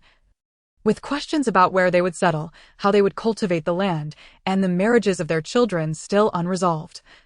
The fact that they had escaped war and survived the upheaval, living together in peace, rendered all else trivial. Particularly for the Jiang family, the Liu family, and Hu, all of whom had hunter origins. Entering the mountains bestowed upon them a feeling of liberation akin to fish leaping through the sea and birds soaring through the sky. The group quietly conversed and laughed, quickly crossing over the mountain top and nearing their secret base. Just as they evaded a few traps set for wild beasts, Jiang Mingyue and donghua emerged, alerted by the sounds. They had arrived ahead of the scheduled meeting time, leaving Jiang Mingyue quite surprised, sensing that changes must have occurred. However, seeing that everyone was present and smiling, he surmised that things could not be too dire, and he quickly set about helping them unload their belongings. The secret base was a location discovered by Jiang Mingyue and the others, akin to the cave they had taken refuge in during their journey, but even better, as it also had a smaller cave nearby, which they transformed into a grain storage facility, while the larger one would serve as temporary living quarters. Before they ventured deeper into the mountains to find a suitable place for settlement and cultivation. At this moment, they were placing everything except for sleeping arrangements into the granary. Over the past few days, they had stockpiled over 3,000 jin of provisions, mostly coarse grains, along with some rough cloth, cotton, salt, and daily necessities. The stock of vegetables was minimal, just enough for 2 or 3 days, as these were challenging to preserve, and foraged wild vegetables were readily available in this season. So they did not prepare much. An adult male typically consumes about 3 jin of food a day, with 1/3 being staples, while the remainder comprises vegetables, meat, and fruits. Elderly individuals and women consume approximately 2 jin, while children consume half. Now, their group of 38 people, spanning old and young, had enough provisions to last them about 3 months. It is now mid-June, and 3 months hence will usher in late autumn, a time ripe for the harvest of crops. However, the looming challenge of enduring a bitter 5-month winter and the subsequent spring weighs heavily on us. Thus, the immediate priority is to seek out a suitable refuge for seclusion and cultivation, and to hastily plant our crops. After partaking in a modest dinner prepared by Jiang Mingyue and the others, the group retired early to ensure a prompt departure the following morning to scout for a hidden sanctuary. Given the limited resources, they reverted to a state reminiscent of their fugitive days. The men took turns keeping watch through the night, resting outside the cave, while the women, elderly, and children settled in the innermost part. Fortunately, they were well equipped, and the situation was not overly arduous. A spring, a mere 10-minute walk from the cave, provided them with fresh water.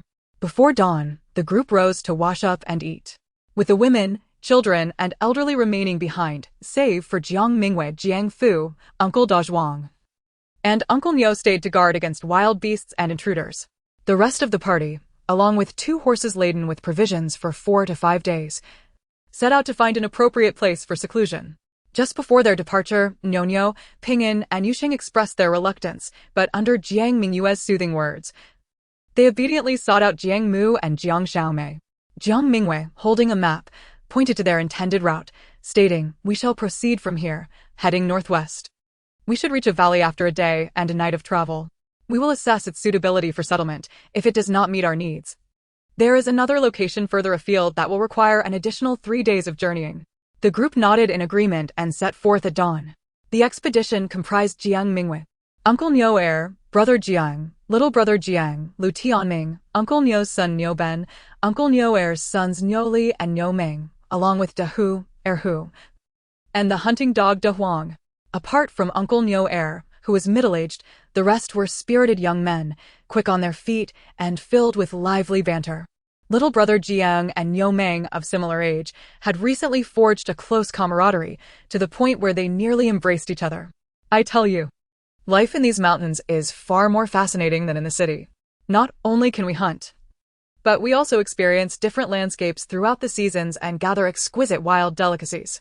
As he spoke, Little Brother Jiang detailed the bounty of each season. In spring, they could forage for wild vegetables, collect bird and pheasant eggs.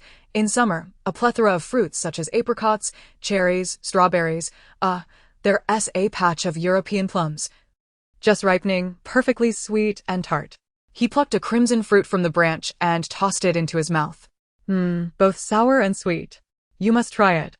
Nyo Ming sampled a red fruit, finding it somewhat tart. It will taste better when it ripens, he remarked. Little Brother Jiang then picked an even riper fruit and continued on.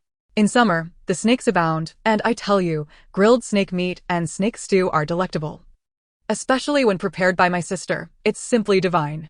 As autumn approaches, we can begin foraging for hazelnuts, wild grapes, and hickory nuts. It is a season of abundance. With hawthorn, wild pears, jujubes, apples, an array of autumn mushrooms, wild yam, kudzu root, catalpa seeds, acorns, so many treasures await us. During this time, the rabbits and wild chickens are at their plumpest. Even the bears are bulking up for winter. If my sister manages to hunt a bear, the bear paws would be a true delicacy. In winter, I will take you to pick vibrant persimmons and frost-kissed black jujubes, as well as frozen pears and apples. We can set traps for rabbits, chase wild chickens, and pursue the yellow goats and naive roe deer. They often bury their heads in the snow, which is quite amusing. Little Brother Jiang animatedly described the joys of mountain life, captivating the Nyo brothers, who had never ventured into the wilderness. Even Uncle Nyo heir displayed a glimmer of longing. Lu Tianming teased him, "Why is it your sister who hunts the bear? Why not yourself or your older brother?" "Well, I know my own capabilities," Little Brother Jiang responded, shaking his head vigorously. "Hunting a yellow goat or a stray wolf is within my reach, but a bear is a ferocious beast. It sees me as a delightful meal. You and Brother Tianming could likely take down a bear, or at least a wild boar," he continued. "Last time, the roasted wild boar ribs were exquisite. But I wonder if roasted suckling pig would taste even better?" When it comes to food, Little Brother Jiang could easily speak for 3 days and nights without pause. Coincidentally, Nyo Ming was also a glutton, and thus the two food enthusiasts found a kindred spirit in each other, passionately discussing culinary delights along the journey, which left the others salivating. However, their raucous chatter soon startled away any game along the path. Only Jiang Mingyue, with her quick reflexes, managed to shoot down 2 wild chickens as they took flight, stowing them in the pack carried by the black horse for an evening feast. At midday, they rested in a small clearing, quenching their thirst with water from their skins while munching on dry flatbreads, accompanied by a generous handful of raspberries they had foraged along the way. After a brief respite, they resumed their trek until sunset, when the group sought refuge beneath a large tree for the night. That afternoon, they had successfully hunted 2 wild chickens and 3 rabbits, prompting Little Brother Jiang to diligently gather firewood for cooking. Chapter 62. The road is long and arduous.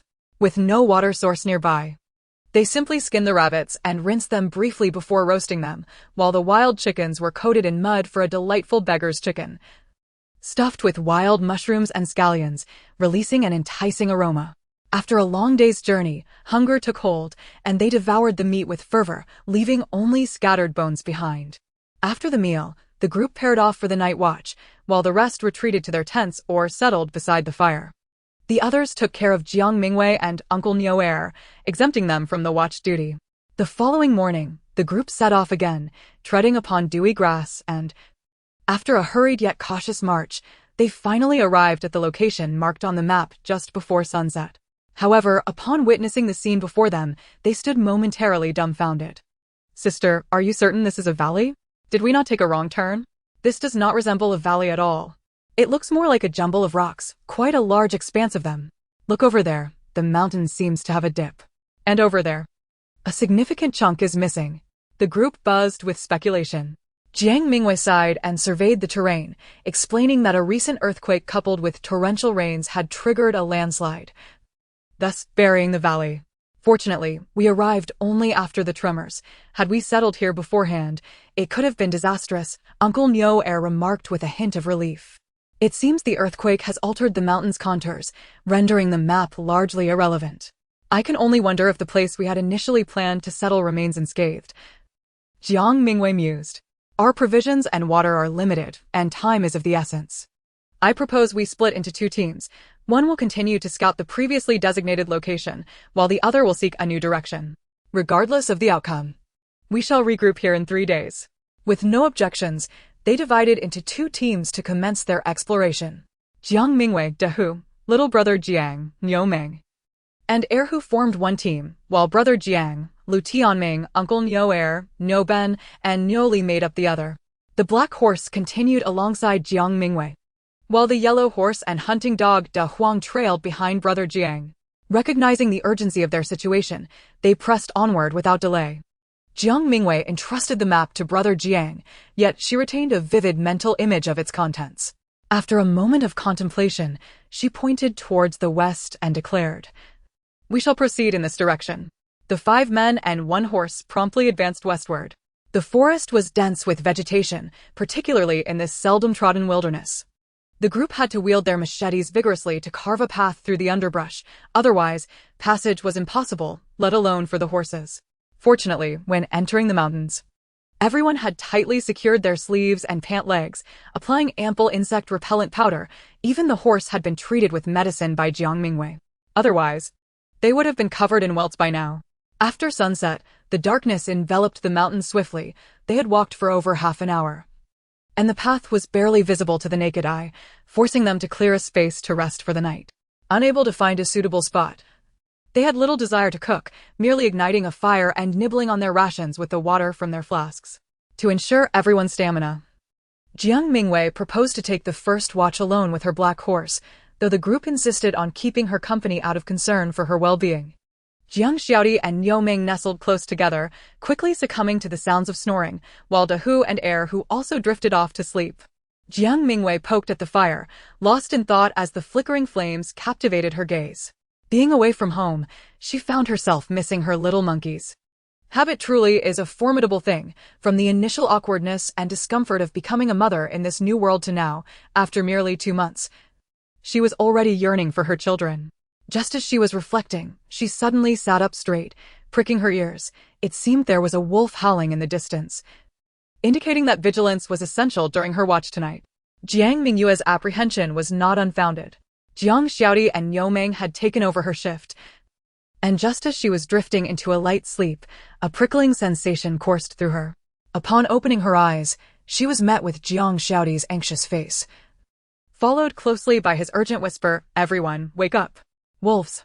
Jiang Mingyue sprang to her feet, while Dehu and Erhu quickly got up, knocking arrows and preparing to face the impending threat. The black horse sensed the danger as well, pawing the ground and snorting. "Make the fire larger, animals fear flames," Dehu commanded, already a seasoned hunter. Jiang Mingyue and Dehu remained alert, while the others hastily gathered more wood, causing the fire to blaze brighter.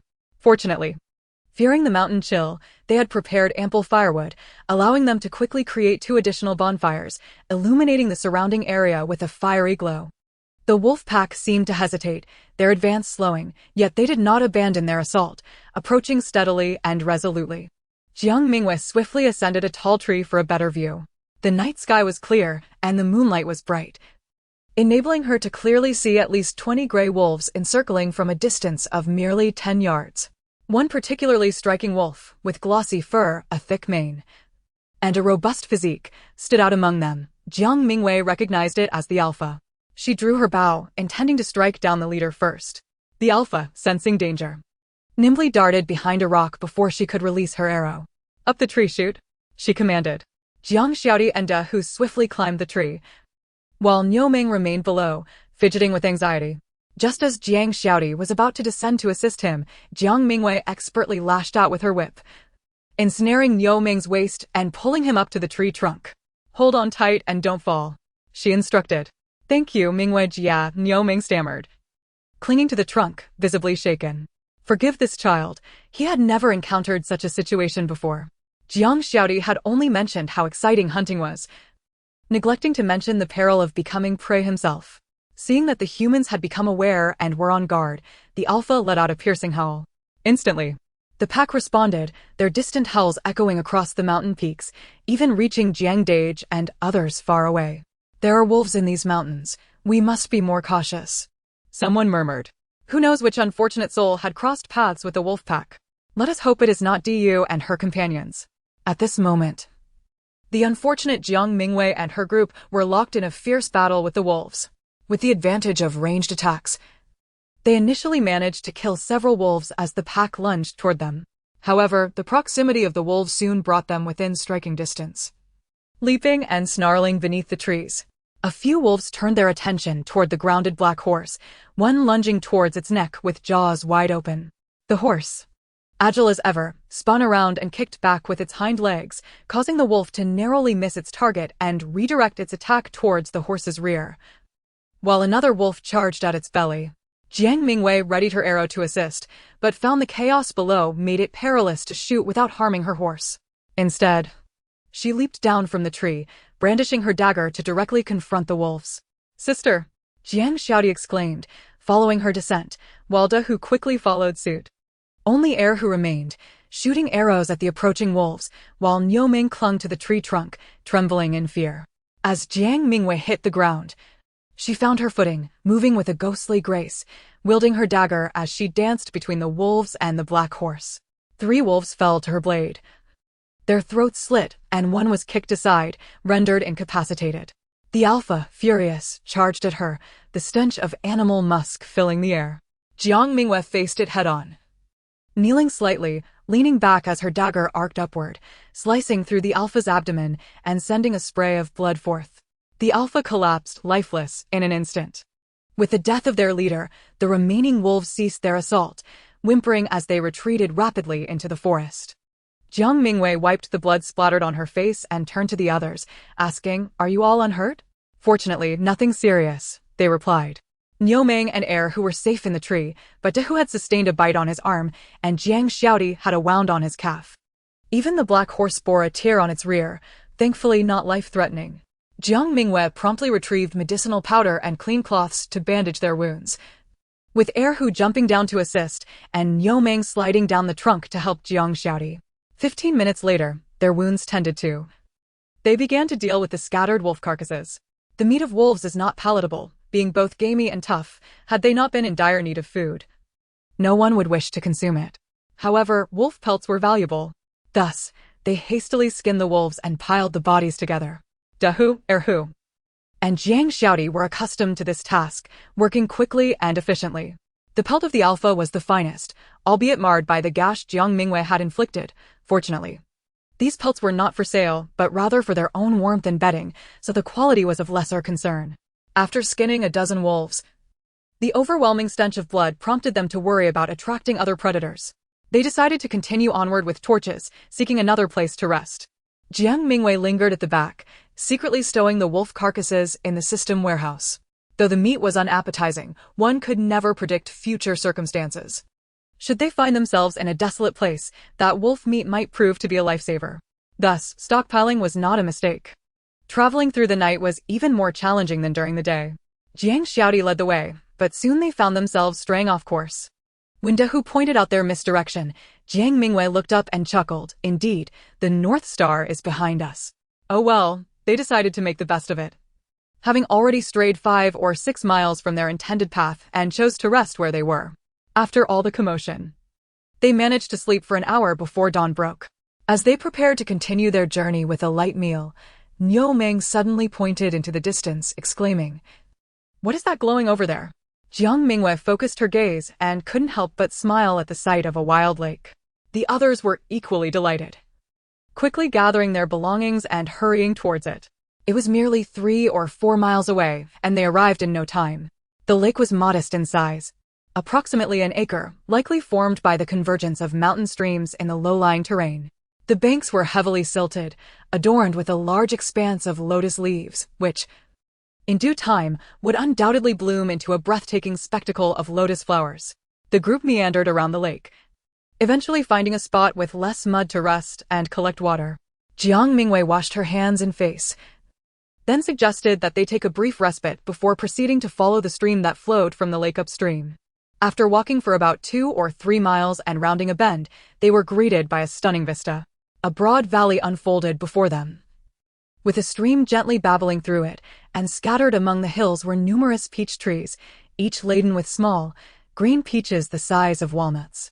As they ventured further, traversing the peach grove, they came upon a large rock at a slightly elevated position.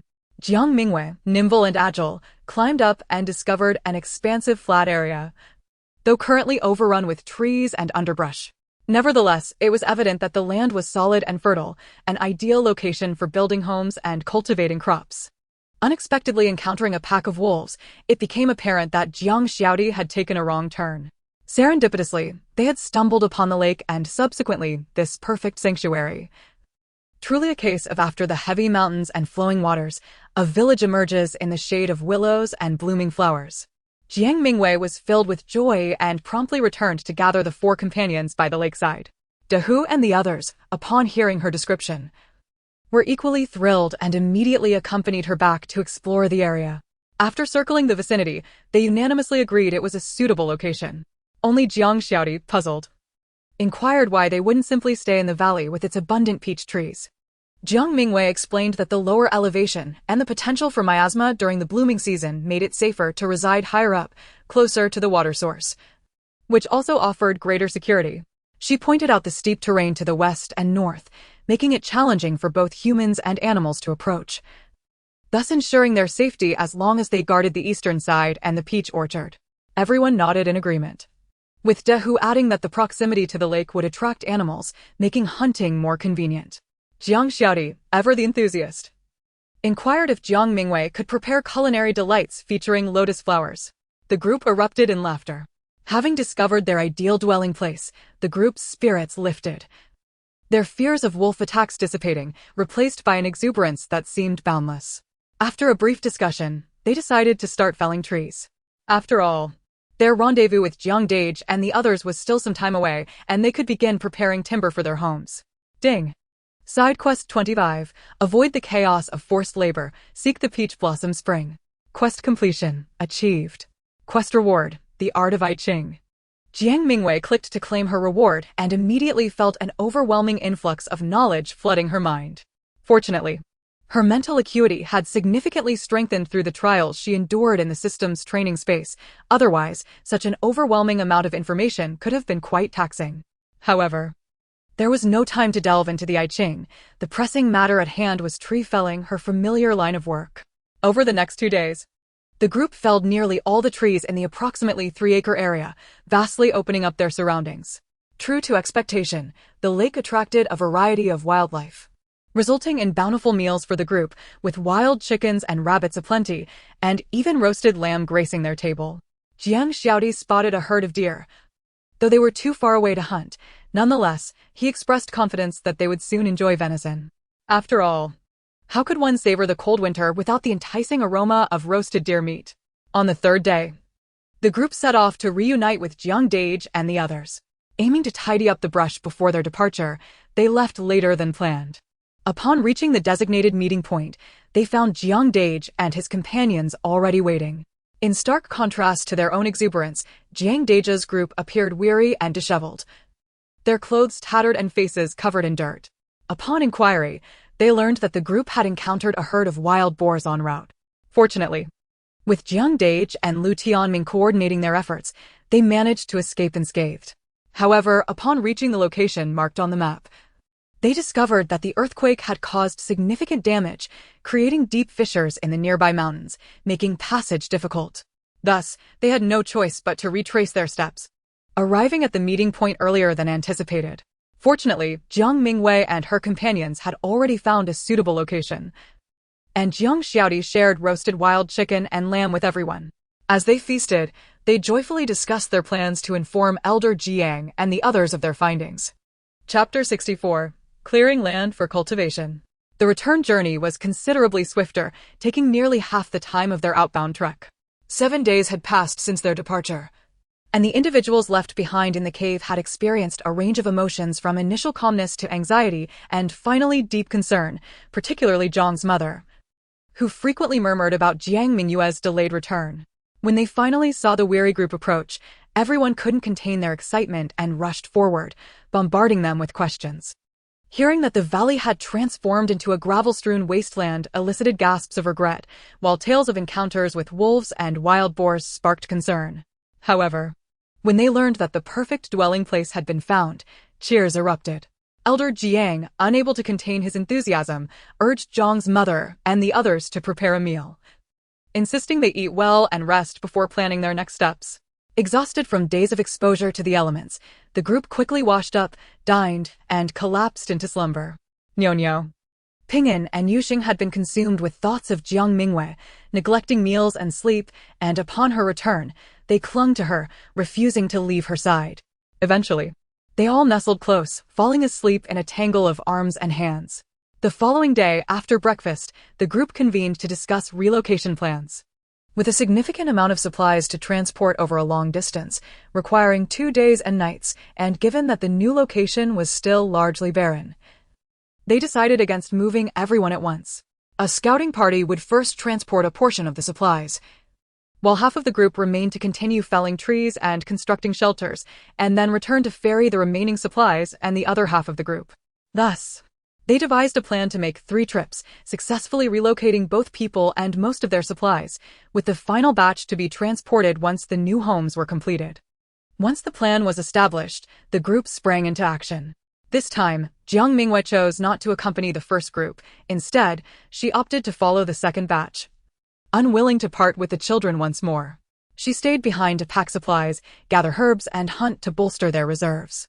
After more than half a month of diligent effort, they finally completed the move. Simultaneously, they constructed 3 log cabins, providing temporary shelter for the elderly and children, as well as storage for their food supplies. With everyone settled in, a sense of relief washed over them. And while some continued felling trees, others began clearing land for cultivation. Initially, they carved out a buffer zone around the periphery of the land they intended to cultivate, and on a still day, they set a fire to burn sections of the ground they wished to clear, dividing it into smaller plots. In the summer, the vegetation flourishes and is not particularly conducive to burning. However, the mountains are abundant with pine trees, and the branches from felled timber intended for construction were carelessly tossed into the flames. Jiang Mingyue discreetly added some fuel, and soon, the fire blazed efficiently. The onlookers diligently managed the flames, spending half a day to consume this area completely. The ashes from the burnt foliage fell into the soil, enriching it as the insects within were incinerated, thus preventing further harm to the crops. Once the fire was extinguished, the group commenced the arduous task of tilling the land, which required considerable strength. They first had to clear away stones, excavate the roots of trees and shrubs, and dispose of any rocks unearthed from the soil. This labor was purely manual, save for the final plowing, which could involve livestock. Otherwise, the plowshares would be damaged by roots and stones in the earth. Adults and children alike joined the effort. The strong laborers dug up roots and moved stones, while the children followed behind, gathering grass roots and breaking up clumps of soil, all working fervently. Thanks to the fire, there were no snakes, insects, rodents, or scorpions to be found, making it considerably safer for the children. Occasionally, they stumbled upon rabbit holes and quail nests, prompting delighted exclamations as if they were on a treasure hunt. The newly cleared land was soon designated for crop cultivation. However, it was already too late in the season to plant sorghum, millet, or beans, as they would likely succumb to frost before harvest. This left the community in a quandary regarding their planting choices. Vegetables, on the other hand, posed less of an issue. Cabbages, radishes, cucumbers, and green beans could still be sown successfully, with cabbages and radishes even considered early, as they typically wouldn't be planted until at least a month later for winter harvest. Winter melons could indeed be planted now, promising a bountiful yield, yet they could not serve as a staple food. Winter wheat was also out of season, leaving the community somewhat perplexed. Jiang Mingyue produced a burlap sack and, while rummaging through it, announced to her grandfather that she had previously gathered some seeds. Some were from distant prefectures, and others were procured through Master Liu, who had acquired southern seeds from their merchant caravan. She had even heard that some were sourced from overseas. Within this sack were several fast-maturing varieties. Perhaps they should consider planting these.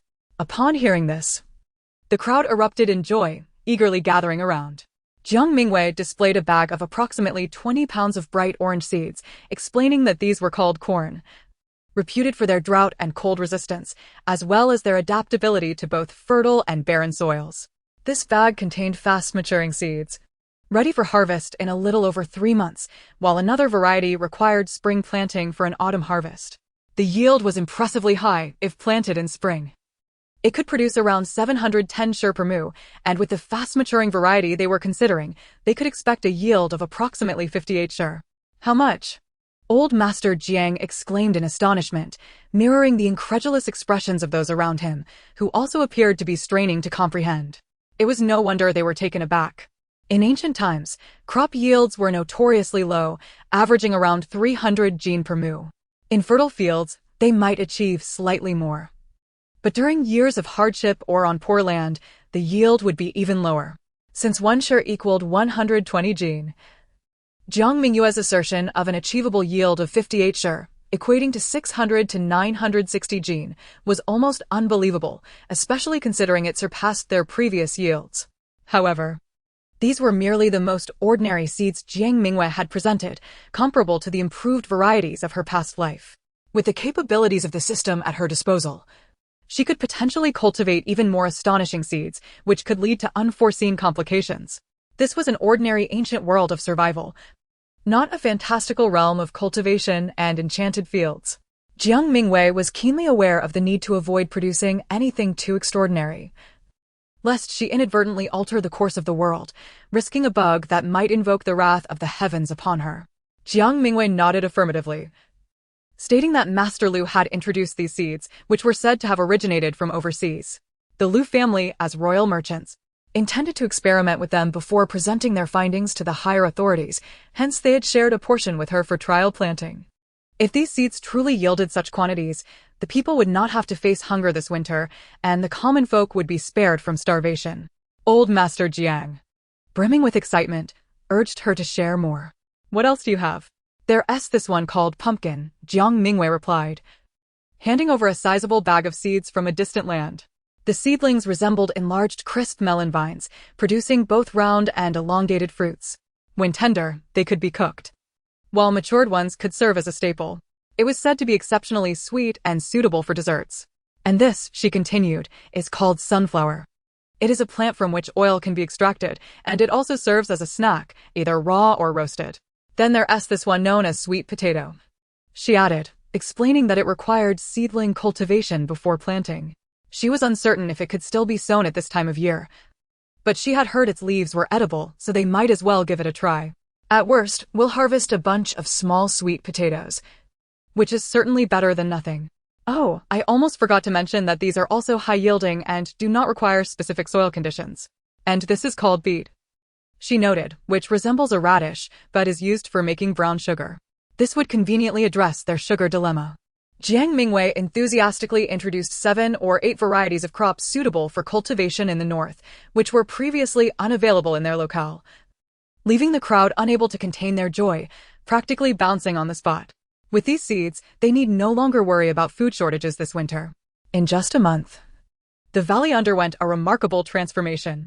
Initially, they carved out a series of large and small dry terraces along the mountainside, totaling around 20 acres of land. Furthermore, the development of additional terraces continued, as plans were laid to cultivate all arable land in the vicinity over the next 2 to 3 years. aiming for an average of 4 acres per person. The currently cultivated terraces were designated for this year's emergency crops, with the dark, nutrient-rich humus indicating its fertility. Most of it was now planted with corn, while the remaining area was sown with sunflowers and beets. Adjacent to the peach orchard, they planted a substantial quantity of pumpkins and winter melons, along with crisp melons, tomatoes, peppers, green beans, cabbages, rapeseed, and radishes. After nurturing the sweet potato seedlings, they allocated a separate plot of about an acre for them. The group also planted some potatoes, adhering to Jiang Mingyue's belief that even a small harvest is preferable to none. At this point, 6 houses had been constructed, with a significant amount of timber drying in the sun, ensuring the continued increase in their housing. The largest completed house measured 40 square meters, while the smallest was 20. All crafted from logs using traditional mortise and tenon techniques, exuding a rustic pastoral charm. Given the current warm weather, the houses were constructed as single-story structures. The community planned to apply a layer of mud inside during autumn, mixing in chopped straw, and then cover it with thinner wooden planks. If necessary, they would add oilcloth or animal hides to enhance insulation and wind resistance. The interiors currently featured wooden floors, and everyone opted to sleep directly on the ground, though they intended to dry mud bricks for building Kang soon. Living in the mountains, albeit in a valley, meant they faced significant temperature fluctuations due to the high altitude. And without Kangs, winter could be perilous. Meanwhile, Jiang Mingyue led the group to discover numerous persimmon trees, marking them for later harvesting of unripe fruit to ferment, which would yield natural lacquer for their homes. This would protect the wood from pests and moisture, while the sun would enhance its aesthetic appeal. It was a solution that was both economical and environmentally friendly. In their eagerness to inhabit their own homes, the community worked tirelessly over the following month. Ultimately, one by one, the small wooden houses were completed, and everyone moved into their private sanctuaries. The largest of the buildings has been designated as the kitchen and dining hall, serving as a communal space for meals and discussions. The central structure among the numerous houses has been repurposed as a granary, although it currently stands half empty. It remains a significant asset to the community. Following that are the modest homes of the residents, primarily around 20 square meters in size, suitable for couples with children or for young men sharing accommodations. 2 separate toilets for men and women have been constructed at the suggestion of Jiang Mingyue. Each squat toilet is built from stone slabs and features a large slope, allowing waste to roll directly into the pit outside the toilet walls.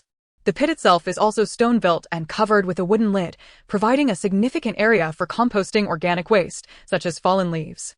Livestock is housed in a barn without partitions. Fortunately, despite their differing species, they coexist peacefully without conflict.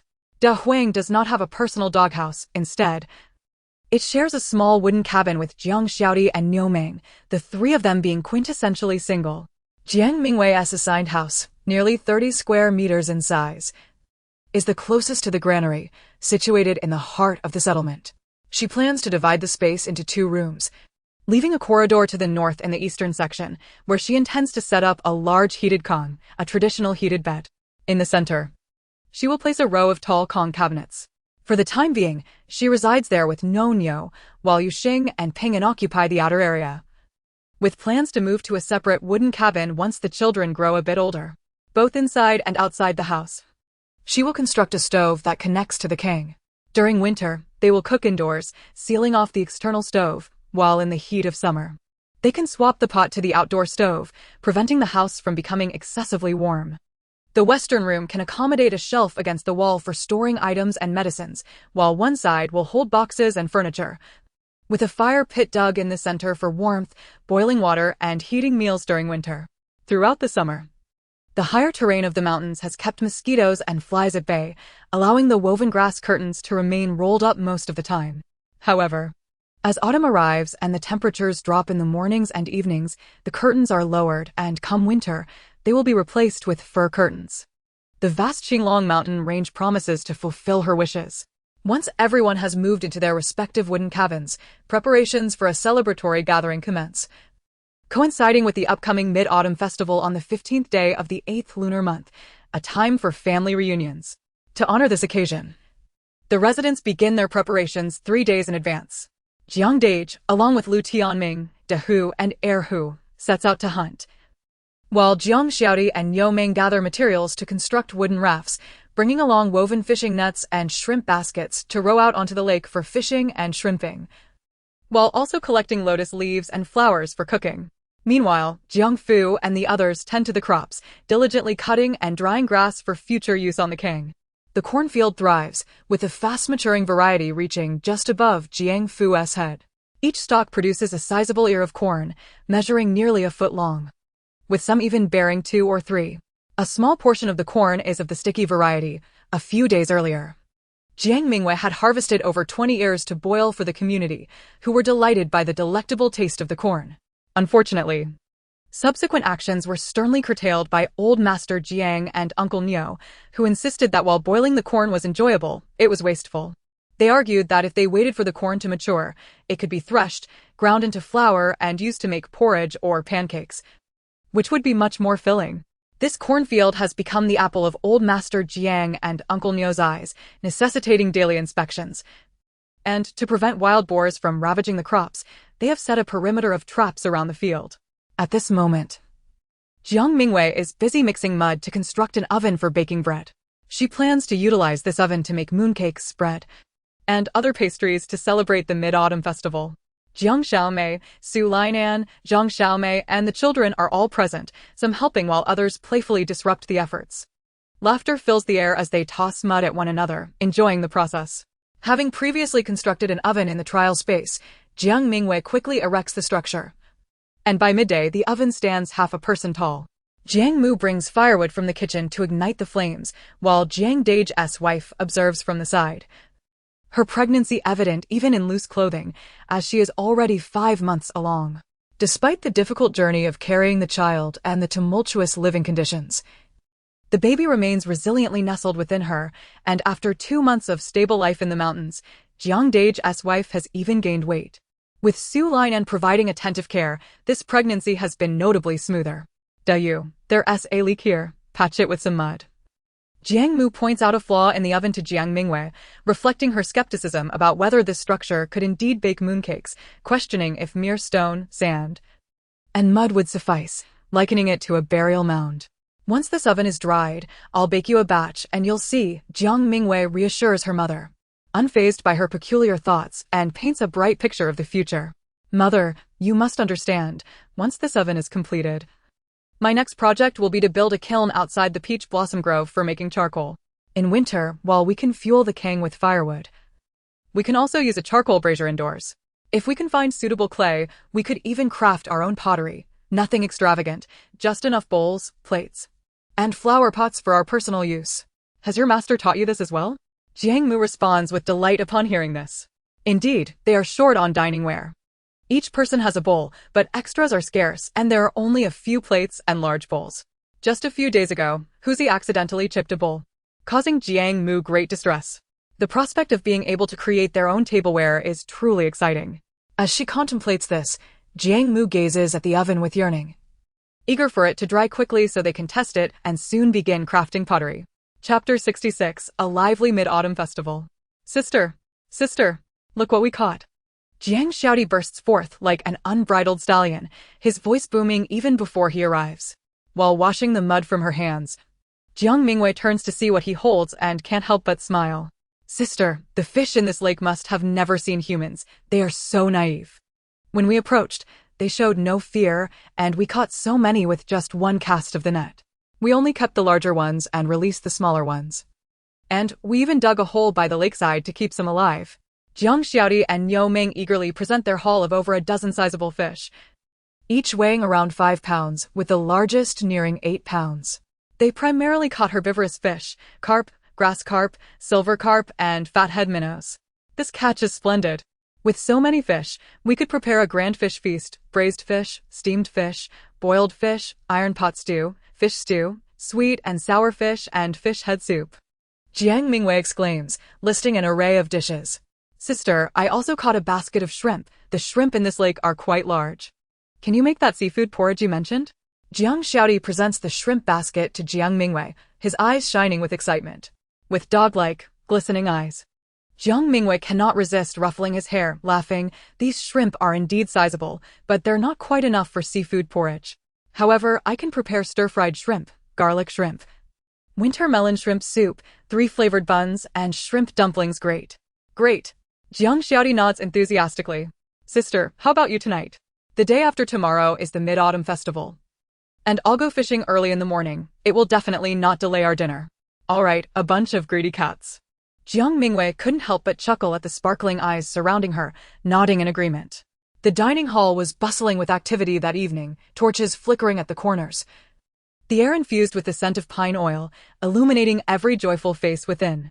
Long tables were laden with an abundance of dishes, carp leaping over the dragon gate.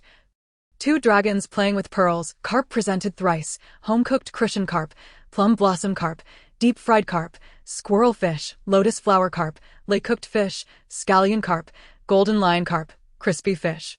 Tomato fish fillets, mandarin fish rolls, pocket carp, pan-fried white fish, oil-splashed shrimp, garlic shrimp, fresh shrimp stir-fried with chives, and fish head tofu soup. The tofu was homemade by Aunt Neo, who had brought a small stone mill during their escape, perfectly complementing the soybeans that the Jiang family had.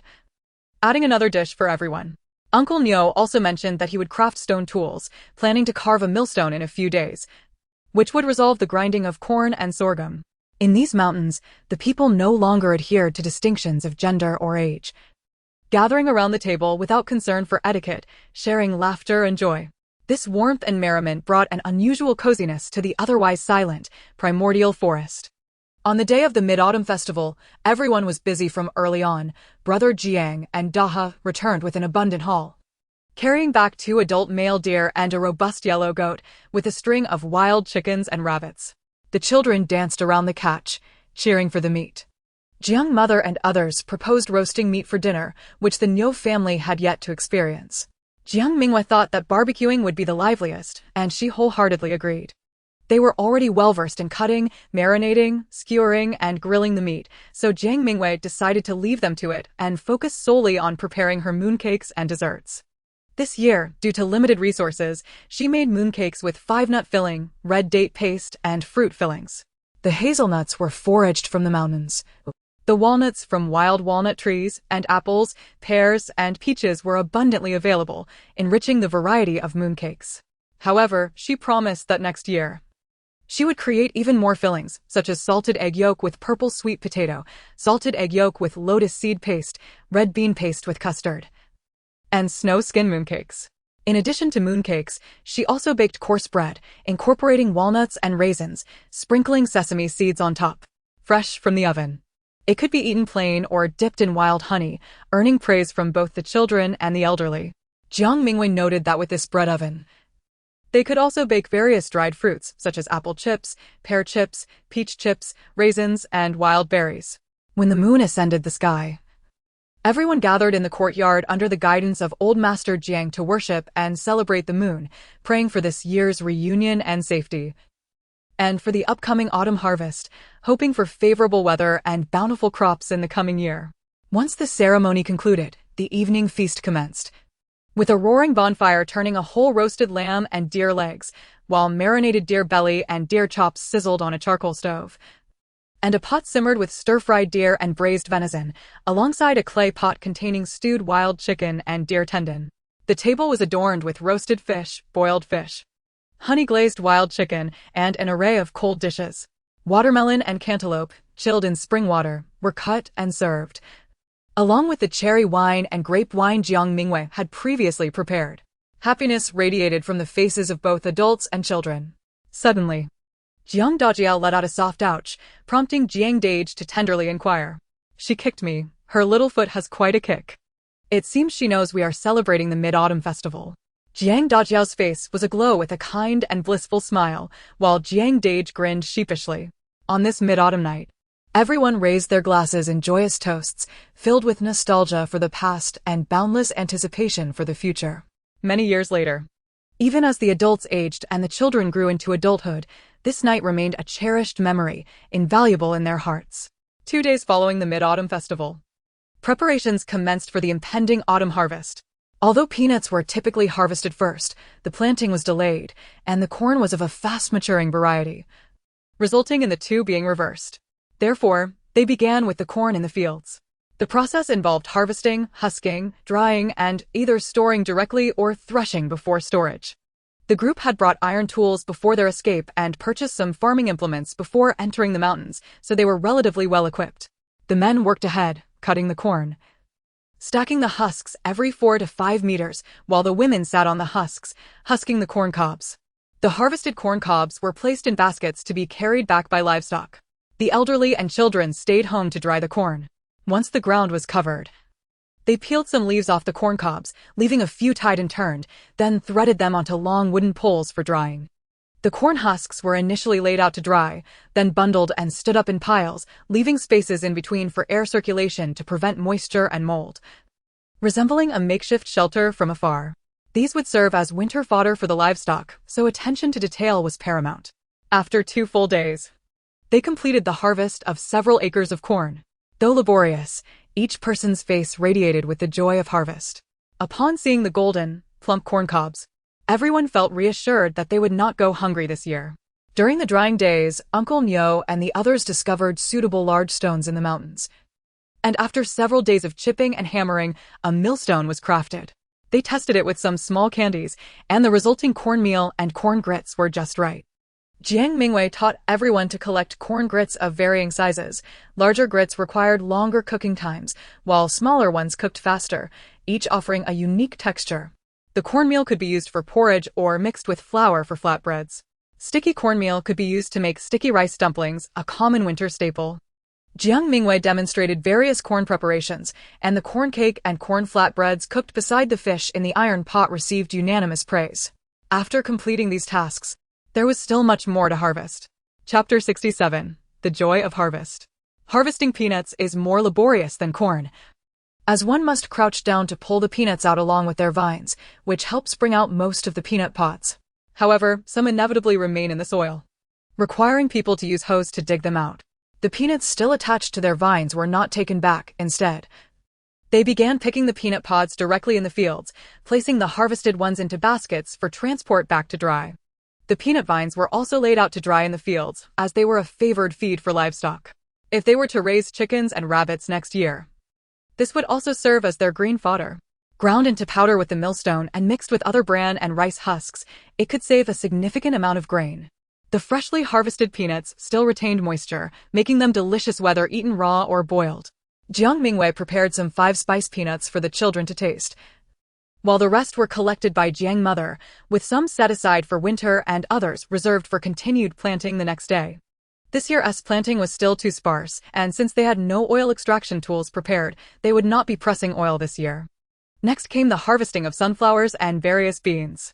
Plentiful sunflower heads were laid out to dry in homes, while beans were gathered in flat baskets woven from brambles. And the mountains offered bright red peppers. The rustic wooden houses have been adorned with an abundant harvest of grains, exuding a unique charm of rural life. Mother, come quickly. I can't move this old pumpkin, Mingyue exclaimed, racing in with Ping'an and Yusheng. Jiang Mingyue set aside her tasks to greet them, as the children tugged her hands, eager to see the pumpkin vines planted at the edge of the field. The pumpkin vines were not cultivated in a dedicated plot. Instead, seeds had been sown wherever there was space, much like the winter melons and cucumbers. Just a few days prior, they had harvested 2 large baskets of old cucumbers, enough to enjoy sour fish soup on 2 occasions. Oh my, this pumpkin is enormous, almost as big as a wash basin. No wonder you cannot lift it, Jiang Mingyue remarked, breaking off a pumpkin vine and effortlessly lifting the old pumpkin with one hand. Come, let us return home, and I shall prepare pumpkin cakes for you. Oh. We're having pumpkin cakes. The children cheered as they scampered back.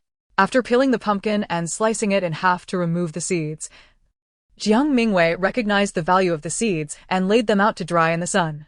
Some would be saved for planting next year, while others would be roasted in winter for snacking. Envisioning cozy evenings by the stove, enjoying seeds and fruit tea, filled her with delight.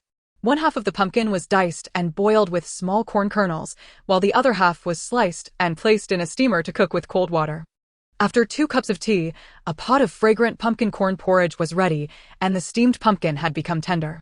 The soft pumpkin was mashed into a puree, combined with cornmeal, and a clandestine addition of glutinous rice flour from the system's storage was mixed in, forming a dough. After letting it rest, The dough was pinched into small pieces, shaped into bowls, filled with leftover bean paste from yesterday's steamed buns, and then sealed and flattened. Oil was heated in a pan, and the cakes were fried over low heat until both sides turned golden brown. While deep frying would have been preferable, Jiang Mingyue could not openly indulge in excessive oil, so she settled for pan frying. Fortunately, although the process was slower, the results were equally delightful. Freshly made. The pumpkin cakes were crispy on the outside yet soft and chewy within, pleasing not only the children but also the elders. The sweet and smooth corn pumpkin porridge also received unanimous praise. In the following days, they continued to reap a bountiful harvest of winter melons, cabbages, radishes, and beets. Observing the winter melons the size of a woman's waist, the tightly packed cabbages, various crisp radishes, and flourishing beets, everyone felt a mix of fatigue and joy. The mountain climate arrived early. By mid-September, frost had already settled on the peaks and nighttime temperatures dropped significantly. Fortunately, residing in the valley offered a few degrees of warmth. But it was essential to start preparing the heated kongbeds. Jiang's father had long prepared a multitude of clay bricks made from yellow earth, mixed with ordinary soil and dried straw.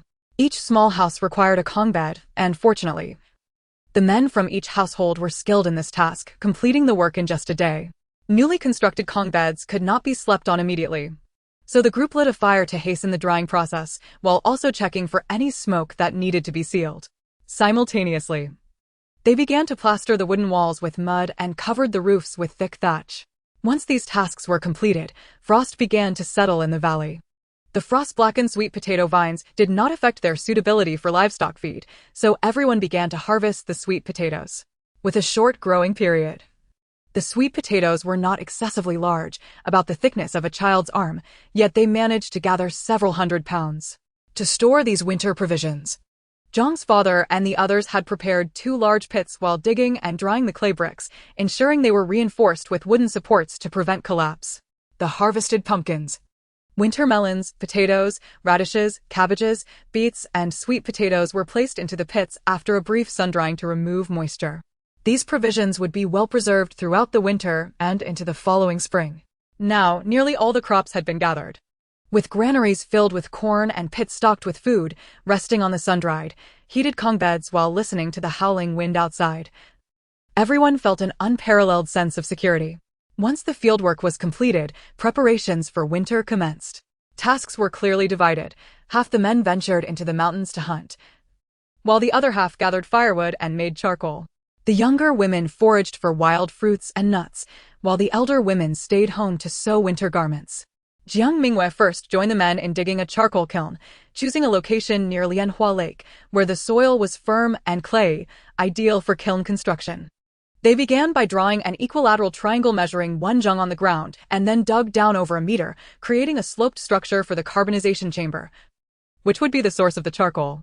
Behind the carbonization chamber, they excavated a flue and smoke outlet, while at the front apex of the triangle, they inserted wooden wedges for loading the wood. The wood was cut into 1-meter lengths, arranged upright in the carbonization chamber with the thinner ends facing down and the thicker ends facing up, forming a slightly higher center. A layer of thatch was placed on top, with a wrought tin ring at the smoke outlet, and then soil was packed tightly around the edges to construct the kiln cover. This layer of soil needed to be compacted firmly for optimal results. After completing the kiln cover, they removed the loose soil from the smoke outlet, spread loose soil, and constructed a combustion chamber in front of the carbonization chamber, similarly sloped. Thus began the process of firing the kiln. They first ignited a small fire in the combustion chamber, allowing it to gradually burn into the carbonization chamber. As the loose soil at the smoke outlet turned white, they removed it, and when the smoke changed from white to blue, they covered the outlet, letting the smoke escape through the flue. Once the smoke turned blue, they sealed all openings, as the success of the charcoal would only be revealed after 7 days. Since this was their first attempt at an outdoor kiln, Jiang Mingyue kept it relatively small, primarily to familiarize everyone with the process, as this task would soon be entrusted to them, hence the slower pace. During the waiting period, the group continued their busy activities. Chapter 68, Charcoal and Pottery. The reserves in the 2 pits were gradually increasing, filled with harvested pumpkins, winter melons, radishes, cabbages, old cucumbers, potatoes, and sweet potatoes, alongside wild apples and pears collected from the mountains. While somewhat sour in taste, these fruits served as vital sources of vitamins for the winter. The granary held not only the grains purchased previously, but also newly harvested corn, peanuts, various beans, and sunflowers. In the courtyard, prickly willow baskets were drying with red dates, sour dates, assorted dried fruits, sweet potato chips, and wild chrysanthemums. The group had also constructed 2 small houses. One served as a storage space for game during the winter, currently filled with animal pelts, while the other was used for smoking various cured meats. The smoking chamber had been in use for some time, its interior dark and filled with hanging strings of smoked delicacies, including smoked fish, wild chicken, wild rabbit, mutton, wild boar, and venison. These would be crucial sources of meat during the snowbound months and into the following spring. In front of Jiang Mingyue's house, an array of medicinal herbs dried in the sun, collected daily by everyone. Whenever someone suffered from a headache or an injury while hunting, it was Jiang Mingyue who tended to their ailments. In this secluded mountain retreat, having someone knowledgeable in medicine was invaluable, prompting everyone to instinctively gather more herbs. One morning, Jiang Mingyue brewed a pot of chrysanthemum tea, distributing it into several cups before calling Niu and Yusheng to rise. With the recent dry weather leaving the children with parched noses and mouths from sleeping on the warm kong, the tea would help alleviate their discomfort. The chrysanthemum tea, crafted from wild chrysanthemums gathered from the mountains, may not possess aesthetic appeal, yet its flavor is delightful and its benefits substantial. Jiang Mingyue, after waiting for the water to reach the appropriate temperature, added a touch of wild honey, much to the children's delight. As the temperature plummeted rapidly over the past few days, warm clothing became a necessity during the early mornings and evenings, while only midday offered a respite for lighter attire. Following a hearty bowl of warm corn and pumpkin porridge, the group merrily descended from the upper reaches of the valley, gathering by the Lotus Lake. For today marked the day of the charcoal kiln's opening. With a hint of trepidation, the villagers approached the inaugural charcoal burn. Zhang's father cautiously opened a vent in the now-cool kiln's side, beginning to extract the charcoal within. The initial pieces were not yet well carbonized, but soon the fully formed charcoal emerged. Success! A chorus of jubilant cheers erupted as several individuals took turns retrieving the charcoal, while others prepared to load it for transport. And some commenced the setup for a second burn. Armed with the knowledge gained from their first endeavor, Jiang Mingyue relinquished control, allowing her father and the others to manage the process, intent on producing ample charcoal before the snow fell, ensuring a secure winter for everyone. Jiang Mingyue then turned her attention to a task long yearned for by her mother, pottery making. The clay had been prepped in advance, and witnessing the successful charcoal burn instilled newfound confidence in the villagers regarding the pottery endeavor. Women and children alike enthusiastically joined in the clay-mixing efforts. They planned to create primarily coarse pottery, suitable for washing vegetables, rinsing rice, and holding water, as well as large bowls, drinking cups, and flower pots. Jiang Mingyue promised that each child could mold their own cup to be fired, prompting them to invest great care into their creations. Niu adorned her cup with a small flower, Yusheng drew a rabbit's head, and Jiang Mingyue shaped Ping'an's cup into the form of an elephant. The children, unfamiliar with elephants, amusingly remarked that it resembled a pig with a long nose. After explaining, they eagerly crowded around, requesting her to mold various animals. Eventually, she had to accommodate their wishes, fashioning chicks, ducks, monkeys, and figurines to keep the children engaged. Since pottery does not require frequent firing and can last long after a single burn, Jiang Mingyue decided against constructing a kiln for the moment, opting instead for the simplest method of a one-time yellow clay kiln. The process was straightforward. She built several layers of firewood of bowl width on the ground, covered it with a layer of straw, arranged the crafted pottery atop, and then topped it with another layer of straw. Using wooden supports, she formed a peaked shape with the straw, then coated the exterior with thick yellow clay, leaving openings at the top and bottom for fire and smoke. Once the clay was adequately thickened, she ignited the fire beneath, and smoke gradually billowed from the upper vent. As the flames grew stronger and the smoke changed color, she sealed the bottom opening, leaving only the upper vent open to ensure continued combustion without rapid temperature drops. After a day and a night of firing, they removed the now hardened yellow clay, revealing a scattering of black and gray coarse pottery nestled among the ashes. The temperature remained high, so they waited a moment before continuing to excavate. Except for 2 pieces that may have been damaged during the initial clay coating, all others remained intact, including the children's cups, which had successfully fired. The villagers beamed with joy as they cradled their creations, thrilled with the prospect of using them. Jiang Mingyue assured them that once spring arrived, they would gather pigments and construct a kiln for decorative pottery. Hooray! Hooray! The children cheered in delight. Drinking from their handcrafted cups made the water taste sweeter. The essence of happiness lies in seeking sweetness amidst the bitterness of life, and by cherishing those moments of sweetness, one can endure the challenges. Understanding the nature of life while still embracing its beauty, despite its trials, is the key to true joy. Happiness has always been within one's grasp.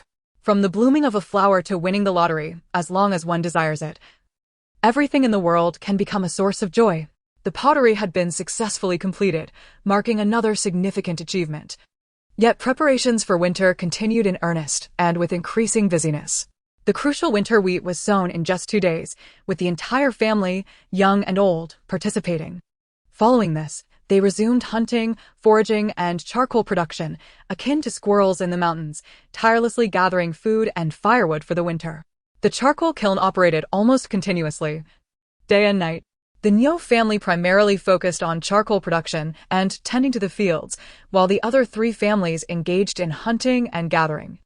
After a day of rest spent with the children, Jiang Mingyue began her own foraging expedition into the mountains, accompanied by Su Lanian, Jiang Xiaomei, Niu Hohat, and Zhang Xiaomei.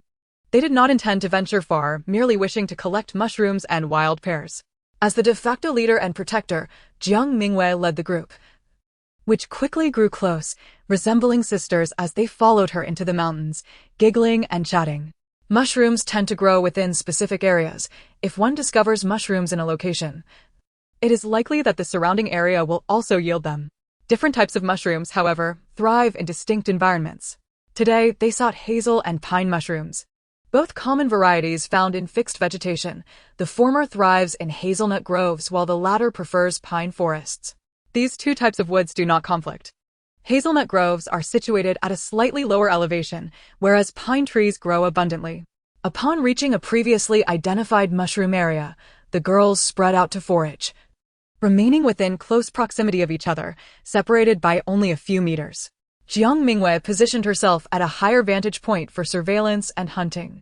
After observing for a while without noticing anything amiss, she called out to the others and ventured toward a sunny slope, shielding her eyes to survey the area, and suddenly broke into a smile.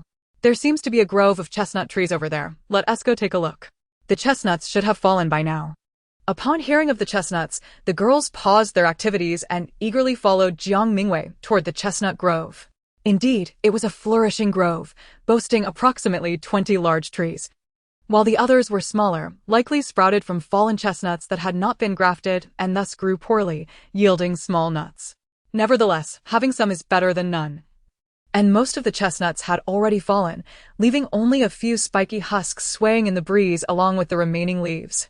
Be cautious of the spiky husks while gathering. Don't get pricked. Set aside the ones that haven't opened yet. The fallen chestnuts will suffice for our needs. Once we return, we can inform everyone and gather together to collect more. This bounty should last us quite a while. In her previous life, Jiang Mingyue had once accompanied adults to gather chestnuts in the mountains. The exterior of the chestnuts is encased in hard, spiky husks that crack open upon ripening, causing the chestnuts to fall. This necessitated daily foraging for a month during the harvest season. However, not all husks would open. Some remained closed even when fallen, requiring manual intervention to extract the chestnuts. One could use fire tongs or simply step on them, but given that everyone wore rubber shoes, which were thick enough to withstand punctures, the girls in cloth shoes opted for stones or sticks for safety. Otherwise, the tiny, sharp spines on the chestnut husks could cause painful and itchy pricks that were difficult to extract, leading to considerable inconvenience. Indeed, the prickly balls serve as excellent combustible materials. Not only are they highly flammable, but they also burn steadily. In my previous life, many individuals would gather prickly balls while foraging for chestnuts, using rakes to collect them. During the winter, they proved to be an ideal fuel for heating the kang. However, that was on well-maintained chestnut hills, where weeds and underbrush had been meticulously cleared, making it convenient to gather both chestnuts and prickly balls. In contrast, the current area is a wild forest, with chestnuts scattered everywhere in the grass, thickets, and crevices of rocks, making the collection a laborious endeavor. Moreover, Many leaves have already fallen, further complicating the search for chestnuts. Nevertheless, the group remains enthusiastic, regarding this as a form of exploration, a delightful treasure hunt, for these are indeed the bounties of the mountains. After a lengthy search, they finally filled their baskets, tying the mushrooms they had previously gathered with grass ropes, returning joyfully to announce to everyone that they would continue their foraging in the afternoon. It took 2 full days of collective effort to clear the chestnut grove, and the group plans to graft the chestnut trees in the spring, while also clearing the area to ensure a sustainable yield of chestnuts for the community.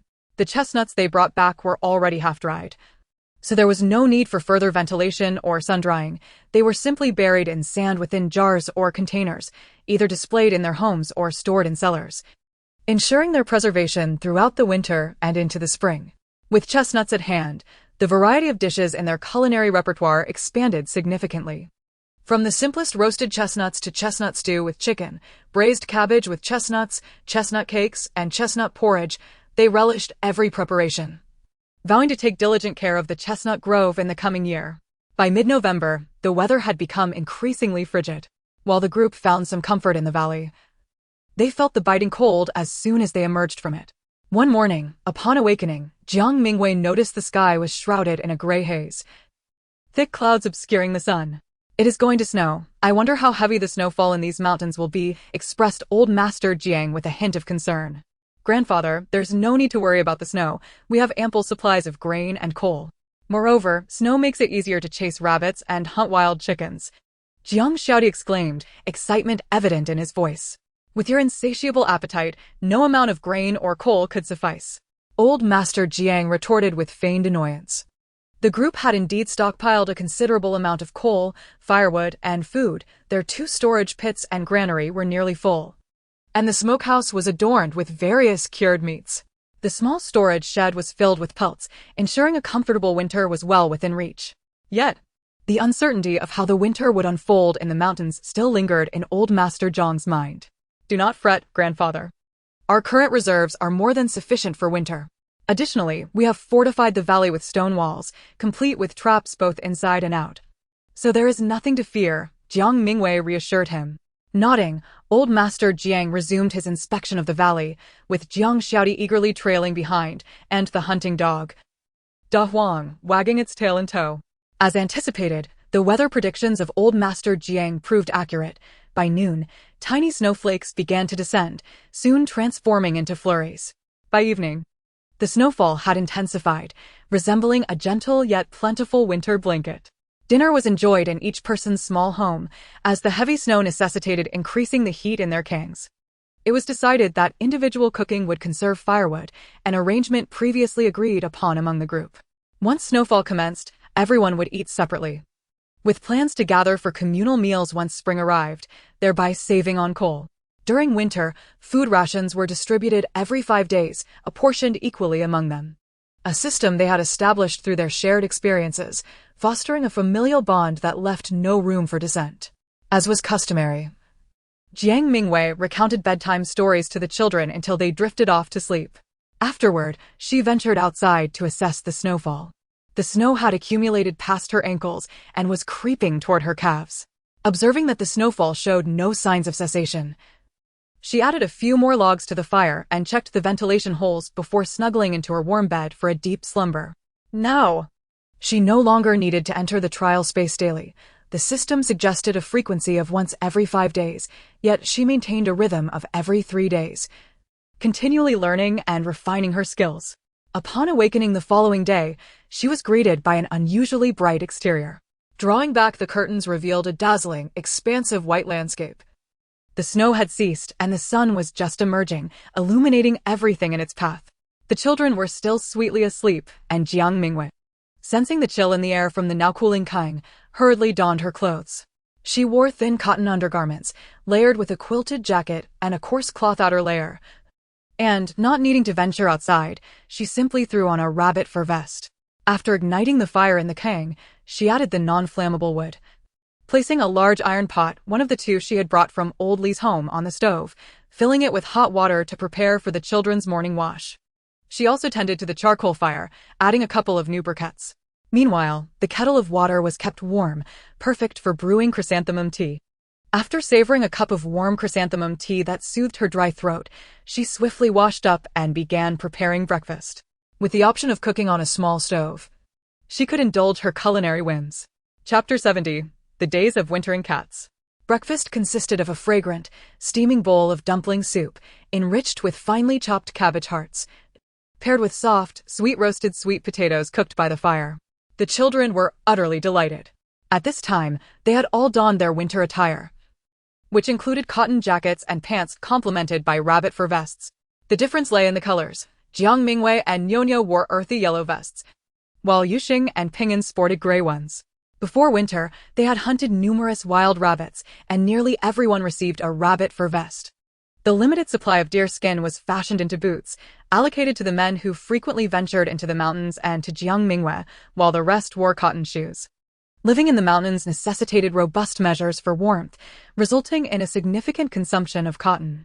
Besides cotton jackets and trousers, thick mattresses and quilts were essential. Fortunately, they had prepared ample cotton fabric in advance. Though it was only sufficient for one piece per person, there was still a need for replacements, prompting plans to plant cotton in the coming spring, alongside seeking ramie and mulberry trees. Raising silkworms for silk, cultivating cotton for thread, and producing garments from ramie had all become priorities.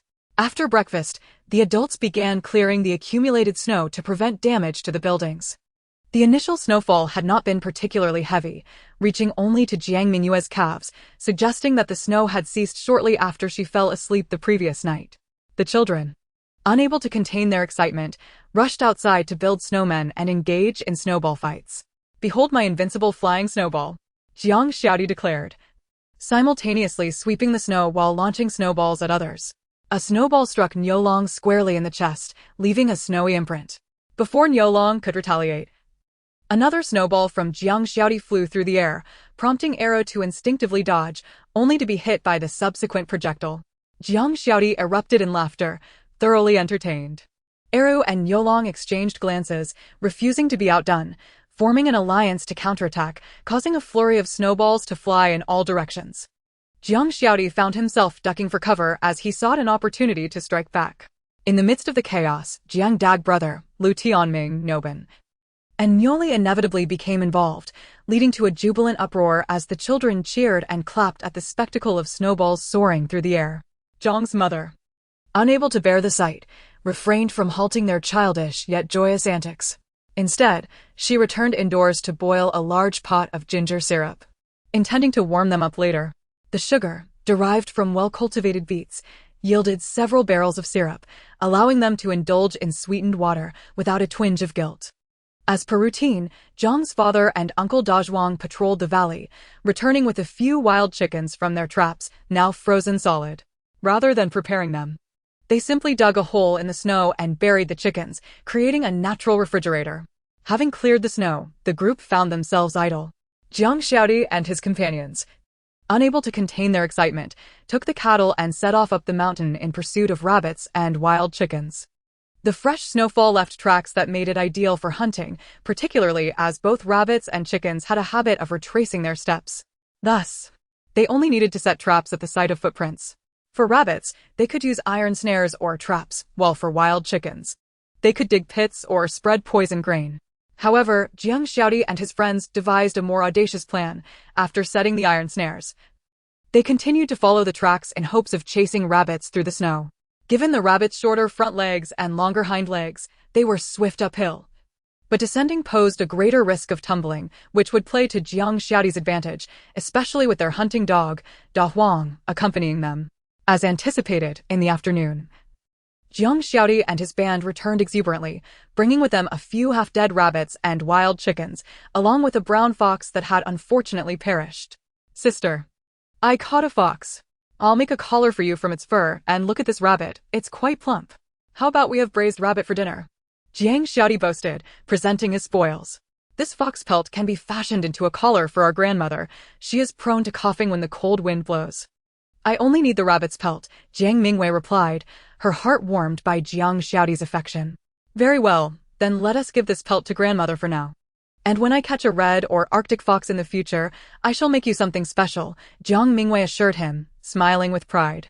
After preparing the rabbits and wild chickens, she decided to create a hot pot for everyone to enjoy in their respective small houses. Sister, you're amazing. Did you? Let us go now. I'll notify everyone. The young men busily scurried about, brimming with excitement. This era had already embraced the concept of hot pot, albeit referred to as warm pot, typically featuring a chicken broth base into which various vegetables, meatballs, and slices of meat were dipped. Jiang Mingyue prepared improved versions of hot pot chicken and rabbit, one mild for the children and elderly, and another spicy for the young adults who relished heat. Using the large pots from their heated stove and the ones belonging to Jiang's mother, she crafted a sumptuous broth, serving it in clay pots for everyone to share as they returned to their small abodes to relish the warm pot.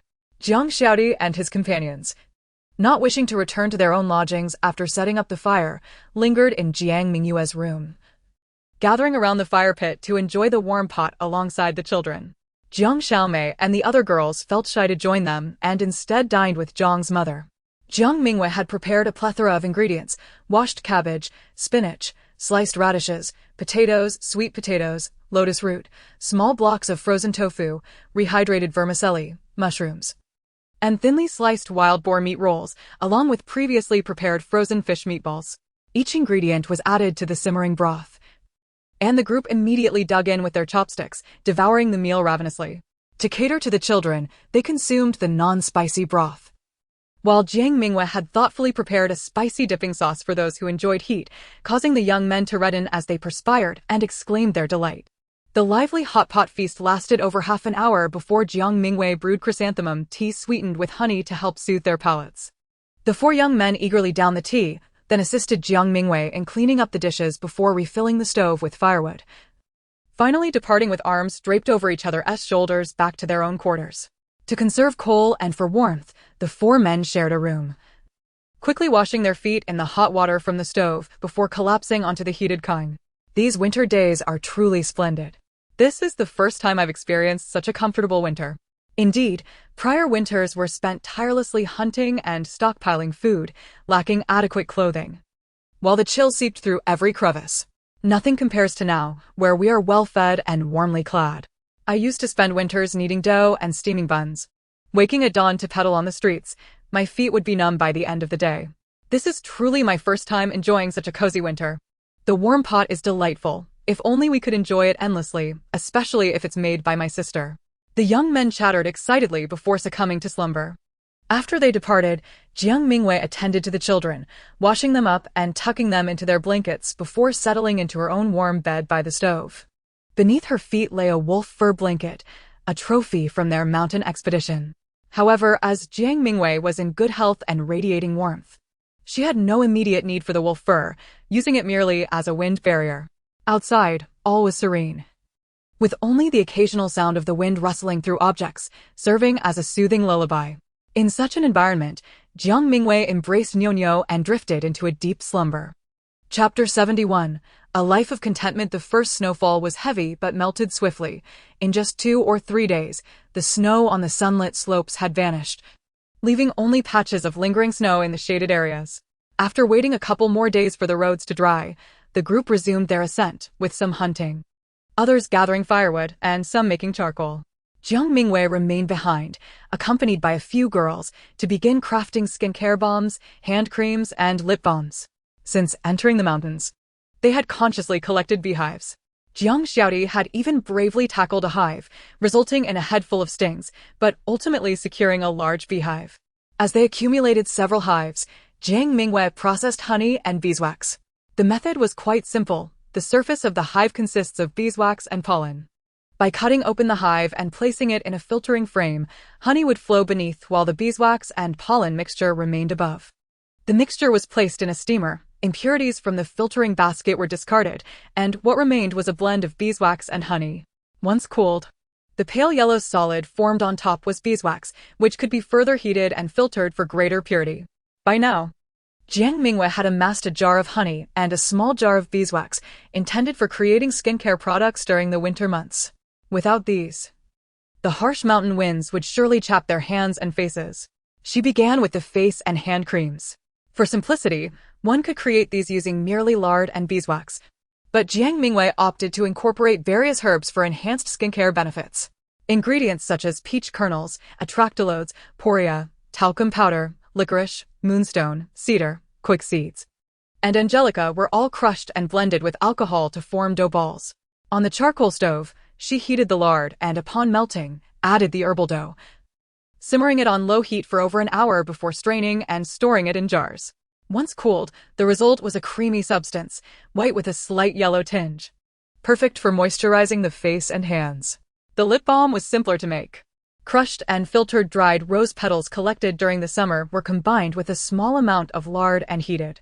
Just before completion, beeswax was added to melt, and the mixture was then jarred and allowed to cool. The meticulously crafted lip balm exudes a delicate fragrance reminiscent of blooming roses, enriched with the nourishing qualities of beeswax and lard, adorned with a subtle hue of crimson. Whether applied lightly or generously, it is favored greatly by young ladies. To cater to the needs of the young men, Jiang Mingyue has also prepared several jars of pure beeswax and lard, intended to soothe their chapped lips ravaged by the wind. Sister Dayue, how is it that you excel at everything? Your dexterity is unparalleled, in comparison. My hands seem like the clumsy paws of a duck. She chuckled. Sister, this lip balm is delightful. We must gather more fresh flowers in spring next year. Indeed. Let us collect an abundance of flowers and herbs next year, so we may also craft pure essences, fragrant balms, and even shampoo bars, countless delightful and useful creations. You are simply wonderful, Sister Dayue. Next year, we shall also raise silkworms. Once we harvest the silk, I will concoct a luxurious silk cream for everyone. And we can fashion silk flowers, those exquisite blossoms that symbolize wealth and prosperity, perfect for adorning our heads. Oh, how I wish time would hasten, so we can commence our endeavors. The girls erupted into joyful laughter, filling the small workshop with mirth. After a morning spent crafting skincare products, the group set off into the mountains post-lunch, baskets on their backs, to gather persimmons and jujubes. The previously harvested green persimmons had been transformed into natural dye and were fermenting, leaving only a handful behind. The group, however, did not rush to pick them, as the persimmons had matured splendidly after enduring the frost and snow, making this the ideal moment to harvest the sweet fruit. The bright red persimmons, resembling tiny lanterns, clung tenaciously to the branches despite the harsh weather. Scattered on the ground were those that had fallen, some already nibbled by animals. The group carefully selected the unblemished fruit, employing a long pole with a funnel-shaped basket to pluck the persimmons from their lofty perches. Freshly picked, the persimmons were still icy to the touch. Biting into their skin felt akin to savoring a frozen treat. Once thawed, the skin would soften and thin, allowing one to gently peel it back and sip the sweet, juicy flesh, devouring it effortlessly until nothing remained. The soft seeds within could also be enjoyed, offering a delightful crunch. Jiang Mingyue and her companions preferred the tender fruit, so they handled the harvest with care, placing them gently into their baskets before heading toward the nearby jujube grove. The jujubes, also known as black dates, began as yellow fruits before maturing into a rich black hue after withstanding the elements, though they could have been harvested while still unripe for persimmon lacquer. The group had opted for persimmons instead, leaving plenty of jujubes on the trees. These sweet, chewy delights made for an excellent winter snack, quenching thirst and alleviating heat, and could be transformed into sugar, wine, or vinegar, truly versatile. However, one must be cautious not to consume them alongside overly greasy foods, such as fatty meats, lest one finds themselves questioning their life choices. Jujubes can be harvested while still yellow and laid out to dry in flat baskets, gradually turning black. Or they may remain on the branches, though some will inevitably be consumed by animals, particularly birds. The group, however, did not mind during their foraging excursions. They always ensured to leave some fruit for the creatures enduring the winter. After gathering persimmons and jujubes, the group made their way back, passing a pear tree. The pears, too, had succumbed to the frost, though they had yet to darken. It would take several cycles of freezing for them to transition from yellow to black. At that time, they would be harvested, soaked in water to thaw, producing a thin layer of ice on the surface. The defrosted pears could then be savored for their refreshing juice. Soothing and delightful, a perfect snack. Upon returning to the wooden cabin, the sun was nearing the horizon. John's mother had already warmed the kang in Jiang Mingyue's room, where a pot of cabbage, frozen tofu, and vermicelli simmered. On the steamer, several corn cakes awaited, while the hearth boasted the enticing aroma of roasted sweet potatoes and potatoes. Breaking open a roasted sweet potato, she took a bite, reveling in its sweetness and chewiness, and paired it with a cup of ginger syrup, warming her entire being as the chill from the mountain air gradually dissipated. Nevertheless, Jiang Mingyue preferred flower tea and pear water, as the ginger syrup tended to overheat her. So she pondered making pear syrup or a stewed radish and pear dish for the following day. With such thoughts in mind, Jiang Mingyue called the children to come and dine. At this moment, Nyo was increasingly considerate, assisting with the arrangement of bowls and chairs, while Yuxing and Ping'an joined in the bustling activity, and soon the four gathered around the low table by the hearth. In her previous life, Jiang Mingyue's family had no strict rules concerning silence during meals. Rather, they cherished the opportunity to share the joys and anecdotes of the day at the dining table, which served as a wonderful time to strengthen familial bonds. Here, in Jiang's family, it remained the same, though the conversations were not as boisterous as before. Thus, the four of them chatted amiably while enjoying their meal. Yuxing's cranial bruising had subsided, yet he remained silent. Jiang Mingyue surmised that this was likely the aftermath of psychological trauma, and he would heal in time. Perhaps a special moment would trigger him to speak. So she did not press him. Yuxing was a charming child, handsome, intelligent, and well-mannered. When others spoke, he would attentively fixate his round, dark eyes on them, indicating his engagement. When questioned, he communicated through gestures, and over time, the group had come to understand his intentions. At that moment, he tugged at Jiang Mingyue's sleeve, gesturing animatedly. "All right. Aunt Jiang will ensure safety. We will not be cold. The next time the weather is better, I will take you all along to gather frozen pears. And we shall enjoy their juice together, shall we?" The three little heads nodded vigorously in agreement. 3 meals a day. The warmth of human connection. This is the simplest yet most precious form of happiness. Chapter 72. The snow seals the mountains.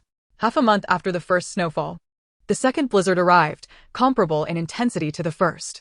Observing the frequency of the snowfall, Old Master Jiang predicted that a heavy snow was imminent, perhaps even sealing off the mountains, prompting everyone to work with renewed vigor.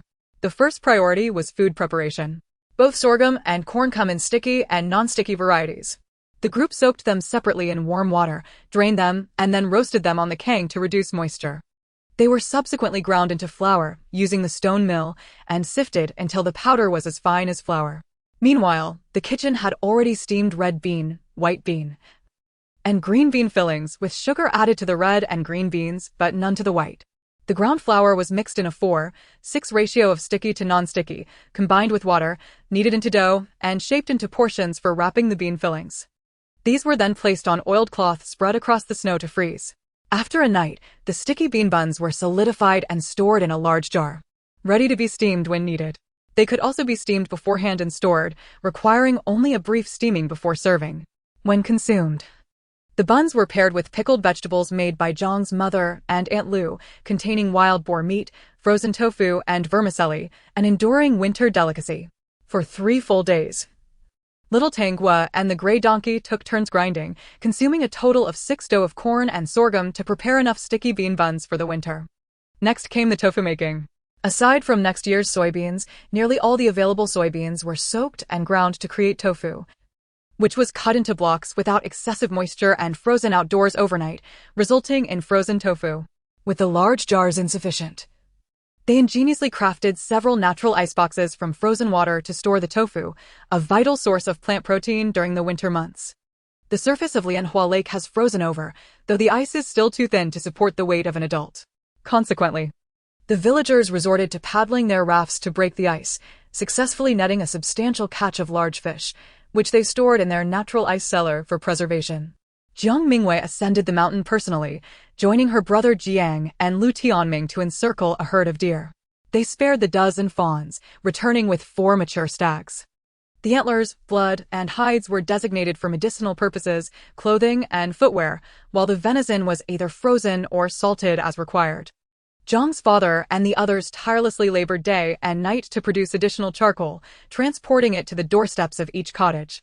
The water containers in every small wooden hut were filled with spring water, as the once flowing stream had long since frozen over, yet the current still coursed beneath the ice. The villagers routinely excavated holes in the same spot to conveniently access water, but fearing that heavy snowfall might obstruct their supply, they preemptively stored a considerable amount. Should their reserves fall short, they would resort to melting snow for water. Just as they completed these preparations, a shift in the weather occurred. Dark clouds gathered ominously, forming thick blankets of gray that pressed down, accompanied by biting winds that left those venturing outdoors shivering uncontrollably. By evening, snow began to fall, more voluminous and enduring than the previous two storms, cascading down through the night without pause. After a breakfast of wild boar, sauerkraut, frozen tofu, and vermicelli, the children found themselves unable to venture outside, relegated to huddling by the king with Jiang Mingyue, learning to read and listening to stories. In the interim, the men occasionally stepped outside to clear the accumulating snow from the rooftops, preventing the weight from collapsing their wooden homes. When evening arrived and the snowfall finally ceased, Jiang Mingyue opened the door and a frigid gust of air rushed in. Tightening her rabbit fur collar, she gazed outwards to behold an expanse of white. The fields lay completely blanketed, with many plants barely visible, rendering the paths and stones indistinguishable. The villagers, disregarding their meals, rushed outside to clear the snow. Jiang Mingyue discovered that the snow had reached her knees. Fortunately, the villagers had been diligently clearing the roofs throughout the day, or else the door might not have opened at all, necessitating an exit through the windows. Following the snowfall, the temperature remained relatively mild. The villagers lit torches and carved out pathways to the grain store, cellar, fumigation room, toilet, and livestock shed. The livestock pen had been fortified with walls and plastered with mud since the onset of winter, additionally surrounded by several layers of corn stalks, ensuring the animals remained relatively warm within. After completing this labor, the villagers were drenched in perspiration, only to be chilled to the bone by the cold wind. They hurried back indoors, retreating to the warmth of their beds, and after a moment's respite with a cup of tea, they gradually warmed up before gathering to prepare the evening meal. Jiang Mingyue's dinner consisted of steaming corn and pumpkin porridge, sweet and glutinous upon tasting, warming her insides with each sip. Accompanied by finely chopped cabbage mixed with tofu and pickled radish strips, the meal was both refreshing and delicious. After a day filled with stories, the villagers washed their feet and retired for the night. In the profound stillness, the only sound was the occasional crackle of the burning charcoal. The snowy night was truly conducive to restful slumber. Before the last snowfall could melt, yet another storm arrived, sealing the villagers within the valley. The days of being snowbound were both tranquil and somewhat tedious, prompting Jiang Mingyue to return to the routine of half-day teaching and half-day play for the children. Instruction had been paused during the autumn harvest and winter preparations, making this the perfect opportunity to catch up. The children lamented their daily learning tasks, yet simultaneously relished the delightful meals and drinks provided by Jiang Mingyue, experiencing a bittersweet blend of joy and sorrow. The adults busied themselves with various tasks such as repairing farming tools, hunting equipment, sewing clothes, and bedding, while often indulging in casual conversations, relishing this rare opportunity for leisure and relaxation amidst the year's labors. However, this tranquility began to dissipate with the arrival of yet another heavy snowfall. Grandfather, with such heavy snow, will many animals in the forest freeze to death? And what of the carnivores, will they not turn to the valley in search of food? Jiang Mingyue inquired with a tinge of concern. The elder Jiang nodded gravely, his expression darkening. After a few days of confinement, Jiang Xiaodi and several of the young men could no longer endure the stifling atmosphere and decided to venture out to Lianhua Lake. Jiang grandfather, recognizing their restlessness, reluctantly permitted their departure. To their surprise, they returned in the evening bearing the half-eaten carcass of a yellow goat, evidently frozen to death, yet its belly had been gutted. Upon examining the wound, Jiang grandfather's countenance grew somber. "Wolves," he declared. "Where did you come across this?" Jiang father inquired. "We aimed for Lianhua Lake, but the ice was solid and there was little of interest, so we wandered the surrounding mountains," Jiang Xiaodi explained, scratching his head, "and we stumbled upon this. No more than 5 or 6 miles from the lake." If the distance to Lianhua Lake was a mere 5 or 6 miles, then it stands to reason that the valley is less than 10 miles away. The presence of wolves in the area suggested they would soon discover the valley. The mood among the villagers grew heavy. Jiang grandfather promptly dispatched a team to scout the surroundings of the valley. Fortunately, they had yet to find any signs of wolves, and the traps remained intact. However, they could not afford to be complacent. The wolves currently had ample food and would not provoke a confrontation. But if the snowbound conditions persisted for too long, the wolves might well venture into the valley in search of sustenance.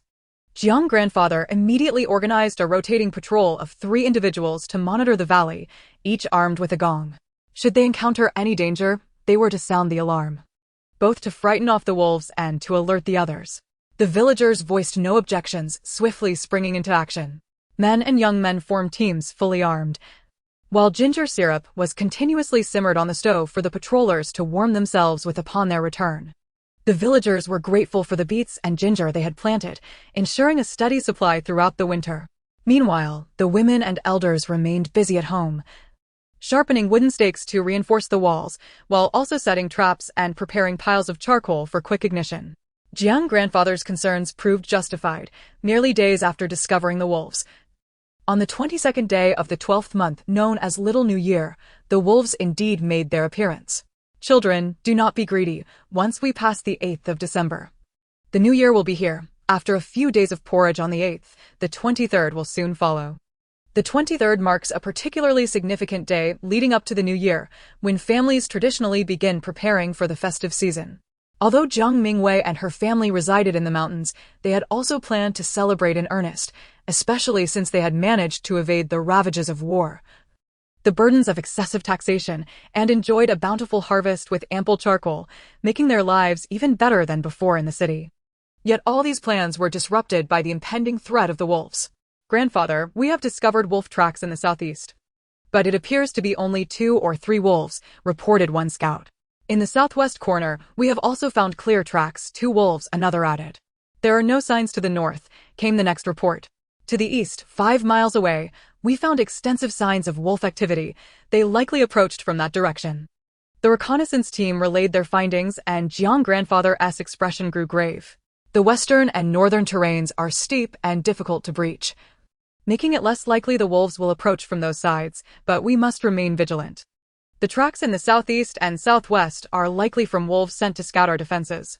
Given the signs of activity to the east, it is probable the wolf pack intends to approach from that direction, flanking us from the southeast and southwest. The small wolf pack typically comprises 7 to 10 members, while a medium-sized pack consists of a dozen or so, and a large pack does not exceed 30. With a well-thought-out strategy, we can surely navigate through this challenging ordeal. Jiang's father added, given the abundance of hunters and the robust young men among us, we have no reason to fear. Their arrival provides us the opportunity to acquire wolf pelts. Uncle Dazhuang also rallied the spirits of the group. However, we must remain vigilant and maintain a defensive stance. For our territory is considerable. If the wolves launch a dispersed attack, it will be challenging to concentrate our forces, leading us to a precarious position, Jiang Mingyue cautioned. Currently, the primary forces against the wolves are only Zhang's father, Uncle Dazhuang, Jiang Dage, Lu Tianming, Dahu, Jiang Xiaodi, Eru, and herself. Uncle No, his brothers, and the 3 Niu family siblings are merely ordinary farmers, skilled at tilling the land, but expecting them to confront wolves is indeed a tall order. The wolves that dare to encircle the valley are certainly not small packs. We can anticipate at least a dozen, if not 20 or more. This means that each of us may have to contend with 2 or 3 wolves, and the exact direction of the pack's approach remains uncertain. Even if we manage to repel the wolves, ensuring that no one gets injured or that our resources remain intact will be a formidable challenge. Let us construct a 2-story watchtower. We already reside in a high valley, and with the addition of a watchtower, we will have a vantage point over the entire area. Any disturbances will be visible, allowing us to issue timely warnings. This is a splendid idea, and we have plenty of dry timber. It won't take long to complete. Aside from those on patrol, everyone will dedicate their efforts to building the watchtower. If possible, we shall also erect a wall within for archery. Elder Jiang made the decision, and the group immediately sprang into action. Jiang Mingyue prepared a concoction, dipping the arrowheads and the tips of short sticks into it before allowing them to dry. We cannot allow the injured wolves to perish immediately. Rather, we must slow their movements, ensuring that they are affected by paralysis and chronic poisoning. By nightfall, 3 watchtowers had been erected, arranged in a triangular formation within the valley. Jiang Mingyue stood vigilant atop the highest tower with her bow and arrows, while Jiang Dage and Lu Tianming manned the other 2. With her keen eyesight, Jiang Mingyue could already see great distances. Now, With the addition of night vision binoculars from the storeroom, her observational capabilities were greatly enhanced, allowing her to scrutinize the surroundings meticulously. As the hour of Su approached, she noticed disturbances in the underbrush to the east, and upon closer inspection, the wolves had split into 4 packs, advancing toward the valley. Surprisingly, they had yet to launch an attack even as the hour of high arrived. Jiang Mingyue pondered deeply. The leader of this pack must possess exceptional cunning. Understanding that the cover of darkness and the weariness of night would be the perfect time for an assault. Were they driven to such desperation by the snow sealing the mountains and a scarcity of food? Or had their confidence swelled, deeming the bipeds too weak to pose a threat, making them akin to an old woman picking only the ripe persimmons? Regardless, she could not allow any creature, be it human or animal, to threaten her home and loved ones. At the stroke of Z, a shrill whistle pierced through the valley. Jiang Mingyue sounded the alarm while drawing her bow, her specially crafted longbow requiring immense strength to pull, yet capable of remarkable range. While Jiang Dage and the others could shoot only up to 150 meters, Jiang Mingyue's arrows could reach an impressive 300 meters, almost double the distance. She released a powerful arrow, striking the first gray wolf that attempted to leap over the wall. This shot seemed to momentarily stun the pack, halting their advance. However, with a howl that resonated through the heavens, the eastern and southern flanks erupted in a chorus of wolf howls in response. Dozens of agile forms leaped over the wall from various directions, skillfully evading traps as they launched their assault into the heart of the valley. Jiang Dage, Lu Tianming, and Jiang Xiaodi immediately began to shoot arrows. Uncle Niu and his brother also clanged pots and pans, hoping to drive and intimidate the wolves. The women, elderly, and children had long retreated to the cellar, which was fortified with thick wooden planks and boulders, impervious to wolf strength. Jiang Mingyue released several flaming arrows from her elevated position, igniting the stacks of timber soaked in pine oil that had been strategically placed, illuminating the valley with a brilliant blaze.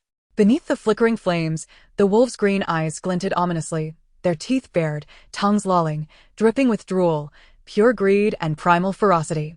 Uncle Niu inadvertently locked eyes with a wolf, his legs quaking slightly, but he continued to strike the copper basin mechanically.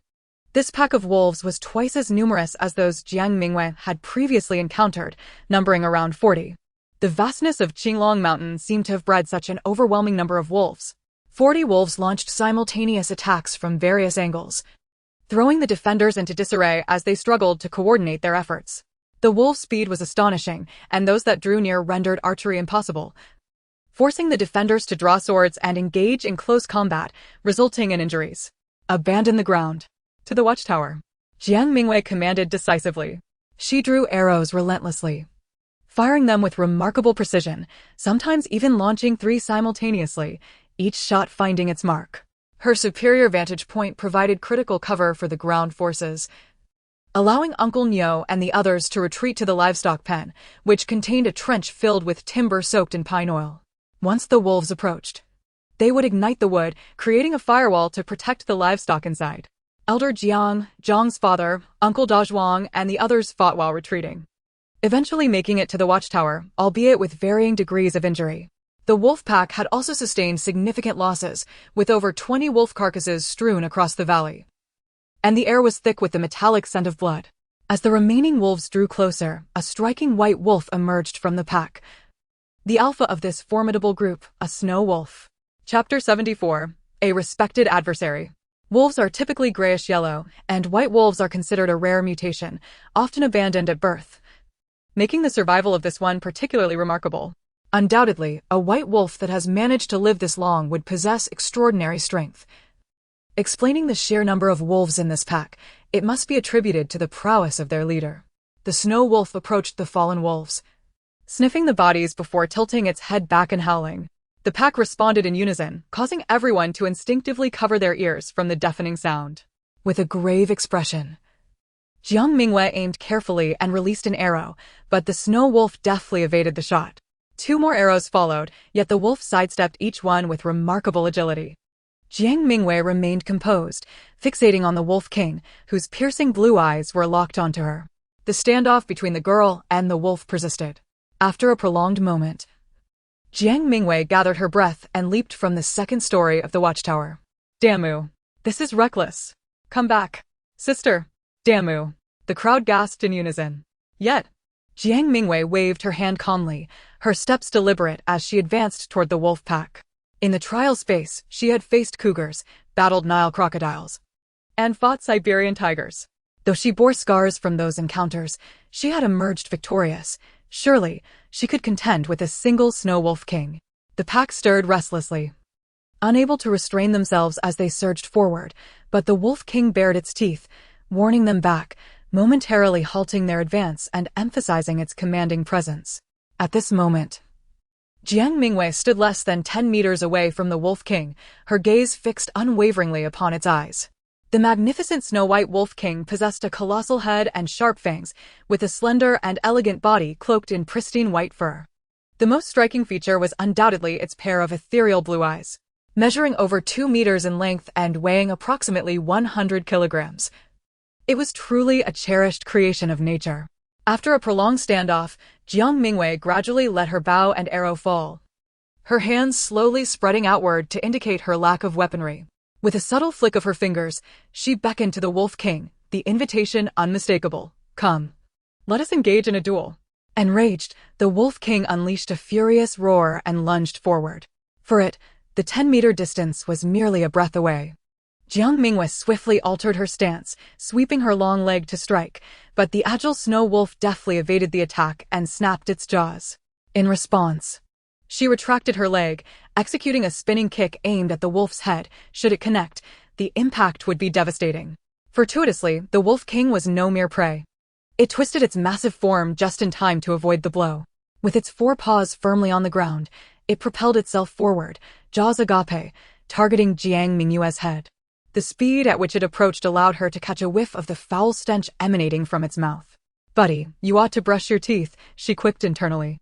While she jested, Jiang Mingyue seized the Wolf King's jaws, simultaneously driving her knee into its soft abdomen, then twisting her waist to force the beast to the ground, her body pressing down to subdue it. The snow wolf howled in pain, but with its jaws restrained, it could only produce whimpers, vigorously shaking its massive head in an attempt to break free, unaware of the immense strength of this seemingly delicate bipedal creature, which held it fast as if welded together. The pair tumbled together like a rolling gourd, causing havoc among the surrounding rocks, timber, and campfire. The flames singed a significant patch of the Wolf King's pristine fur, filling the air with the acrid scent of burnt hair. "Dayu, sister," came the startled cries from those atop the lookout tower. Zhang's father immediately reached for his bow, prepared to intervene, but the entangled struggle between Jiang Mingyue and the Wolf King made it perilous to shoot, as a misfire could easily injure her. "Don't move," Jiang Mingyue shouted, the command directed at both the onlookers and the Wolf King. Observers watched as she flipped over to dominate the Wolf King, one hand firmly gripping its jaws while the other brandished a sharp dagger at its throat, her legs tightly clamped around the wolf's waist. The Wolf King's blue eyes were filled with terror and disbelief, a look of accusation as if to say, "You, a biped, have resorted to treachery." Jiang Mingyue, feeling the sting of her own injuries, her back ablaze with pain, hair disheveled, and clothing torn, grinned mischievously, her tone leisurely. "You see, no matter how clever you are, you must understand that all's fair in war." The Wolf King appeared to comprehend her words, its blue eyes expressing a humiliating acknowledgement, and it raised its head, unexpectedly charging towards the dagger. Suddenly, a gray wolf from the pack let out a howl and charged forward. The sentinels atop the tower immediately retaliated with arrows. Wait! Jiang Mingyue had not anticipated the Wolf King's fierce nature. Fortunately, she reacted swiftly, withdrawing the dagger and plunging it into a nearby boulder. The stone shattered, sending debris flying, striking the oncoming gray wolf, which yelped and collapsed, whimpering in pain. The Wolf King, taken aback that Jiang Mingyue had spared its life, grew anxious upon hearing the whimpering of its pack mate, twisting its body to assist it. Jiang Mingyue seized the opportunity to rise, signaling for her companions to cease their attacks. The Wolf King rushed to the side of the downed gray wolf, anxiously circling and nudging it with its nose, urging it to rise. The gray wolf, larger than an ordinary wolf, but still smaller than the Snow Wolf King, struggled briefly before finally managing to stand, seeking refuge beside its protector. The stone had merely grazed its abdomen, inflicting an internal injury, as Jiang Mingyue had shown mercy, otherwise a blow to the head would have been fatal. Seeing its companion regain strength eased the Wolf King's tension, and it affectionately nuzzled the gray wolf. Jiang Mingyue, observing their interaction, inquired, "Is she your mate?" While the Wolf King could not speak, it nuzzled the gray wolf's head, seemingly affirming her question. This revelation calmed Jiang Mingyue, for wolves are known for their unwavering loyalty. When one mate dies, the other often remains solitary for life, a trait of immense value. Moreover, she did not harbor a bloodthirsty nature, unless for survival. She preferred to avoid violence. With this thought, she produced a pill, gesturing for the Wolf King to take it, hoping it would hasten recovery. The gray wolf flinched at Jiang Mingyue's proximity, but the Snow Wolf King showed no sign of hostility. It sniffed the pill in her hand before stepping aside to reveal the gray wolf. Jiang Mingyue then placed the pill into the somewhat timid gray wolf's mouth, gently stroking its throat to help swallow the medication. After being touched in such a vulnerable manner, the gray wolf retreated, hiding behind the Snow Wolf King. Although Jiang Mingyue longed to pet it again, she resigned herself to the situation. She looked earnestly at the Snow Wolf King and said, "Return to your pack. We will not pursue you to the ends of the earth, but continuing this fight will yield no advantage for you." She believed the Wolf King could comprehend her words, as all signs indicated its extraordinary intelligence. Indeed, after a moment of mutual gaze, the Wolf King gradually stepped back, howling softly to the remaining members of its pack. This time, the howls were different, quieter and slower. The wolf pack began to disperse, retreating while carrying away several fallen comrades. The Snow Wolf King and the Grey Wolf lingered until the rest of the pack had safely exited the valley. The Wolf King cast one last deep, lingering gaze at Jiang Mingyue with its azure eyes before turning to follow its kin. "Keep your distance from humans. Bipedal creatures can be treacherous," Jiang Mingyue shouted, waving her hand. The Snow Wolf King's body seemed to stiffen momentarily before it leaped away, not looking back. Finally, Jiang Mingyue staggered back, sitting on a rock as she inhaled sharply. "Oh, that hurt." Chapter 75. Jiang Mingyue's Injuries. "Dayu, sister." The lookout sentinels hurried down, surrounding Jiang Mingyue to assess her condition. "Where are you hurt? Where does it hurt? How could you be so reckless, daring to challenge the Snow Wolf King alone? It is a legendary beast." "Dayu, you terrified me. My legs feel weak." "The Snow Wolf King is a divine creature. No wonder it possesses such high intelligence and remarkable agility. I nearly couldn't best it." "Ouch, that hurts. Don't touch my back." Jiang Mingyue grimaced as she rose, and the others finally noticed the state of her tattered clothing, her wolfskin coat shredded, revealing the quilted jacket beneath. Being all men, they felt uncomfortable staring at a woman's back and quickly averted their gazes. They proceeded to check the area for remaining wolves, collect the fallen carcasses, and clear the surroundings. "Open the cellar door. Decheng, have your wife attend to Dayu. She must have sustained injuries on her back," commanded Elder Jiang. The group sprang into action, with the lightly wounded patrolling, while the severely injured sat down. Uncle Niu and others retrieved healing ointments from Jiang Mingyue's supply to tend to the wounded. Jiang Mu and the others were released from the cellar, and upon witnessing the scene of devastation outside, they were left utterly astonished. The cellar had excellent soundproofing, allowing them only to hear faint noises, unclear about the chaos that had unfolded. However, the sight before them suggested that a fierce and harrowing battle had surely taken place. Fortunately, despite their injuries, everyone was still alive and intact. "How is everyone? Are you all right?" They rushed towards their families, their concern palpable. Although outwardly they appeared to be fine, an undercurrent of worry persisted. "Jiang Mingyue has sustained injuries on her back. We cannot tend to her here. Please take her inside and check on her," Jiang Fu urgently instructed Jiang Mu. "All right, I'll do that," Jiang Mu replied, hastily going to support Jiang Mingyue. "Where are you hurt? You seem to be the most disheveled of us all. Did you roll around on the ground?" Jiang Mingyue did not respond, but inwardly praised her mother's intuition. Indeed, she had rolled around, and not just anywhere, but with the Snow Wolf King, even tumbling into the fire. Niu and Ping'an were taken aback by Jiang Mingyue's condition, weeping inconsolably. Jiang Xiaomei quickly took them aside, fearing they would distract Jiang Mu from tending to Jiang Mingyue's injuries. However, Yuxing suddenly broke free from Jiang Xiaomei's grasp, rushing to Jiang Mingyue's side, clutching her leg and looking up with tear-filled eyes, exclaiming, "Mother! Mother!" Everyone was taken aback. The usually mute Yuxing had spoken. He even called Jiang Mingyue mother. Jiang Mingyue was equally astonished, but before she could inquire further, Yusheng's eyes rolled back, and he fainted. prompting her to disregard her own injuries and scoop him up into her arms, heading towards the small cabin. Niu and Ping'an, now worried, tugged at Jiang Xiaomei to follow, while Jiang Mu hurried after them. Jiang Mingyue laid Yuxing on the king, checking his pulse and feeling relieved. The child had merely been overly frightened and exhausted after a sleepless night. He would recover after some rest. The others who had followed felt reassured upon hearing her explanation. After massaging a few acupressure points on Yuxing, Jiang Mingyue finally turned her attention to her own wounds. The wolf fur coat was beyond salvaging, having been torn to shreds. But fortunately, the Snow Wolf King had left behind numerous wolf carcasses, promising new pelts. The padded coat inside was not severely damaged and could be mended, while the white inner garment, though soaked with sweat, remained intact. Removing the inner garment revealed the bruises on her back, no fresh blood, but plenty of contusions that were already turning a faint bluish hue, sure to darken in the coming days. Her arms and legs bore numerous scrapes, and her hands and cheeks were marked with 2 bleeding abrasions. Jiang Mu, her eyes brimming with tears, applied a blood-activating ointment to Jiang Mingyue's wounds. Bear with me. This ointment needs to be worked into the skin to be effective, otherwise, you'll feel worse in a couple of days.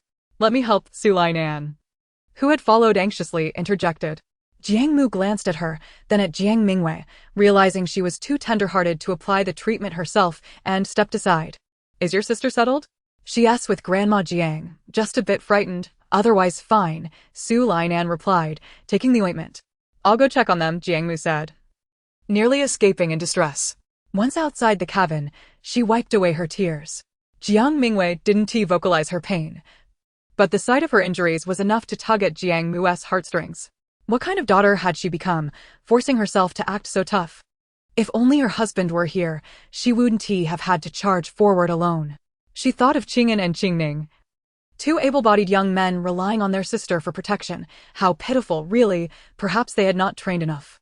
Jiang Mu's mind simmered with indignation as she set off to confront her sons. Inside, Su Lainan couldn't help but feel sorrow for Jiang Mingyue's wounds, her hands trembling as she gently brushed against them. Jiang Mingyue's skin was pale, a warm white, and the numerous bruises stood out starkly, causing Su Lainan to flinch as she touched them. I'm sorry, did I hurt you, Mingyue? Su Lainan immediately apologized. No, Jiang Mingyue shook her head. The ointment needs to be applied with force for it to penetrate. Just apply some pressure, I can endure it. All right. Su Lainan took a chunk of ointment in her palm, warming it before pressing both hands against Jiang Mingyue's back, rubbing vigorously. Jiang Mingyue furrowed her brows, gritting her teeth, her body tensing, yet she remained silent. Mother, does it hurt a lot? Niu anxiously asked, wiping the sweat from Jiang Mingyue's forehead. Mother will have some candy. Candy will make it feel better, Ping'an chimed in, holding out a piece of candy toward Jiang Mingyue. Jiang Mingyue offered a faint smile. Mother isn't in pain. These injuries are nothing to worry about. I haven't even bled. Your uncle's leg was bitten. He feels worse. No sooner had she spoken than a distant scream echoed from outside the cabin. Be gentle. Do you understand? Why are you yelling? Your sister is covered in injuries and hasn't made a sound. Your brother who has a wounded shoulder and is silent as well. And you're howling like a pig. How shameful. Jiang Mu's voice scolded from outside. Niu and Ping'an exchanged glances, both wearing expressions of pity for their uncle. Jiang Mingyue couldn't help but chuckle. In truth, these injuries were trivial to her. She had endured far worse during her year-long training in primitive forests and tropical jungles within the trial space. The suffering she had experienced was immeasurable, being bitten by a tiger, struck by the tail of a giant python, infested with leeches, and poisoned by venomous spiders. Countless injuries had forged her current prowess. Moreover, she had grown accustomed to tending to her wounds alone. The concern of so many people around her now left her feeling somewhat lost and unprepared. Yet, an inexplicable sweetness began to blossom within her, akin to a spring bubbling forth, gradually filling her heart, radiating outward uncontrollably. Perhaps this was the essence of family. The warped perception of time in the trial space had dulled her memories of her family in her past life. But the people and events before her now rekindled that profound connection. Home, a safe harbor, family, your everlasting bonds and support. This, indeed, was the driving force behind Jiang Mingyue's relentless pursuit of progress. Chapter 76, The New Year. On the 23rd, the sugar-coated gourds. On the 24th, cleaning the house. On the 20th, grinding tofu. On the 26th, butchering meat. On the 27th, slaughtering the New Year's chicken. On the 28th, preparing the dough. On the 29th, steaming buns. On the 30th, staying up all night. On the first day of the new year, dancing around, for dumplings are a yearly tradition. Though they resided in the mountains, the atmosphere of the new year had to be upheld. The little new year had been disrupted by the wolf pack's attack, but the subsequent days were to be taken seriously. The villagers busied themselves with preparations, filling the small valley with a lively spirit. However, none of this seemed to concern Jiang Mingyue, for she had been ordered to stay indoors to recuperate. Even Jiang Xiaodi, who had been bitten on the leg, could venture out with a crutch, and Hu, nursing a shoulder wound, continued his patrols. The others with injuries were also moving about normally. Yet Jiang Mingyue, who had hardly bled, was confined indoors. How infuriating! And the order originated from Jiangmu, upon learning that she had faced the Snow Wolf King alone. The poor mother was nearly driven to madness, almost ascending to the heavens in her fury, but upon seeing Jiang Mingyue's bruised and battered form, she found herself unable to discipline her, opting instead for a gentler form of punishment. Even Jiang Laozu and Jiang Fu did not intervene, seemingly equally incensed by Jiang Mingyue's audacity, and thus chose to let the matter be. How could such a flimsy wooden door possibly confine Jiang Mingyue? Yet, bound by the shackles of familial affection, she resigned herself to the solitude of recuperation.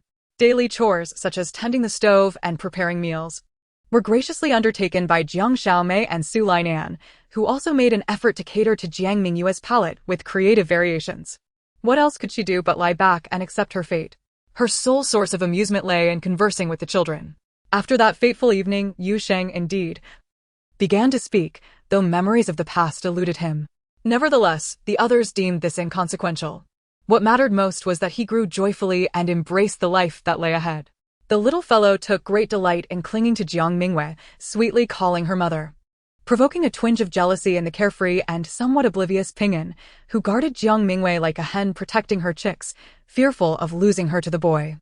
Watching the three little ones vie for her attention became a rare pleasure during Jiang Mingyue's convalescence.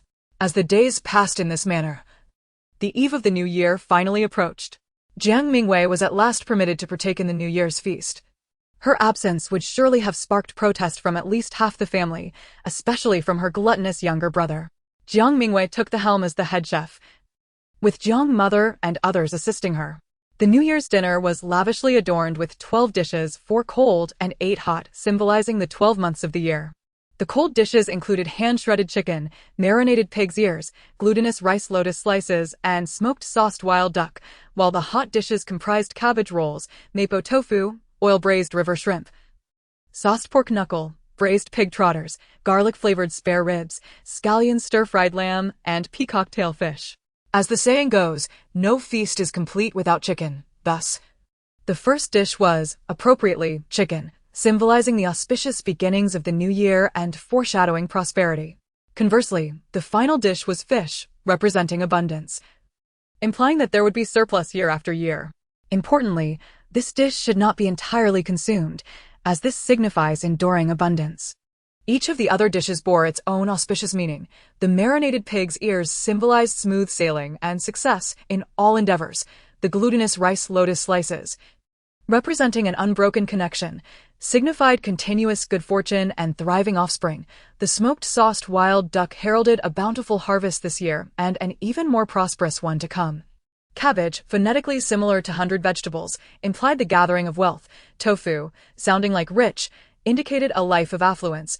Oil-braised shrimp promised laughter and joy.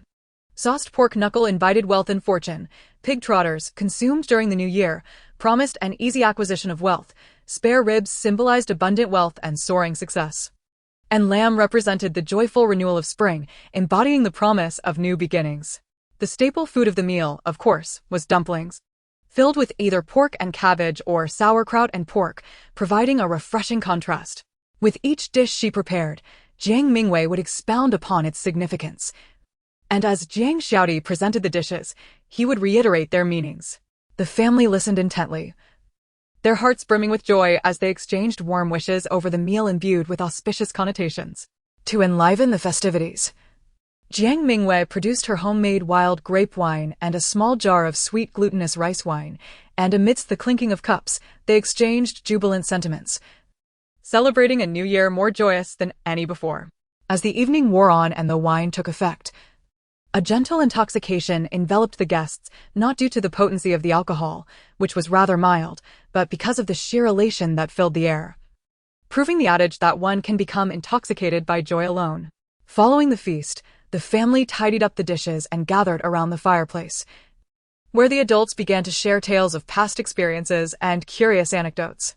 Old Master Jiang recounted his encounter with a black bear during a hunting expedition, while Jiang father spoke of being cornered by wild boars in a tree. Uncle Nyo shared stories of peculiar customers he had encountered while selling goods. When it was Jiang Mingyue's turn, she pondered briefly before beginning her tale. Once, a traveler wandered through the desert, when suddenly, a pack of famished wolves, their eyes glowing with hunger, appeared, relentlessly pursuing him, intent on making him their meal.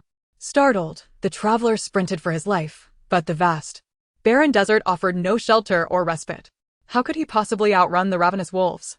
Jiang Mingyue's voice rose and fell dramatically, captivating her audience, their hearts racing in anticipation. The traveler, consumed by despair, understood he could not outrun the hungry wolves and would likely become their feast. However, just as the wolves were on the verge of catching him, he spotted a well ahead and, without a second thought, leaped into it. The onlookers collectively sighed in relief, grateful for the traveler's cleverness and fortune. Yet, as he plunged into the well, he quickly realized that not only was there no water, but also a multitude of venomous snakes awaited him below, their tongues flicking in eager anticipation of the unexpected meal. The audience gasped, and Jiang Xiaomei exclaimed in shock, hurriedly covering her mouth. In a state of panic, the traveler flailed his arms, desperately searching for something to grasp to halt his descent. Miraculously, a small tree had taken root within the well, and amidst his chaotic grasping, he managed to seize its trunk, hanging precariously in midair. Jiang Xiaomei breathed a sigh of relief, silently thanking her lucky stars. Yet, with hungry wolves above and venomous snakes below, what could he possibly do? Jiang Xiaodi, caught up in the story, could not help but ask. Indeed, with wolves above and snakes below, the traveler finds himself in a dire predicament. Yet at least he is safe for the moment. Just as he began to feel a glimmer of hope, a sudden scratching sound reached his ears. Terrified, he turned to see a horde of large rats gnawing at the roots of the small tree. It would not be long before the tree was severed. The audience gasped. Sister, just tell us what happened next. Don't leave us in suspense. Jiang Mingyue ignored him and continued. In that critical moment, the traveler noticed a small beehive on the tree, and a drop of crystal-clear honey began to drip down, swaying with his movements. In an instant, he forgot about the wolves and snakes, his sole focus now on that droplet of honey. He extended his tongue and caught the drop, closing his eyes in blissful contentment. Jiang Xiaodi waited for a resolution, but after a long pause, he stared blankly. Is that it? What happened next? Did he fall or climb back up? Is he dead or alive? Sister, leaving the story unfinished is bound to lead to trouble. Jiang Mingyue, however, paid him no mind, observing the contemplative expressions of the others as she rose to pour herself a cup of chrysanthemum tea, chewing on a piece of dried peach. Thinking to herself, you are all my drops of honey right now, cherishing this moment of beauty. To go with the flow is to embrace fortune.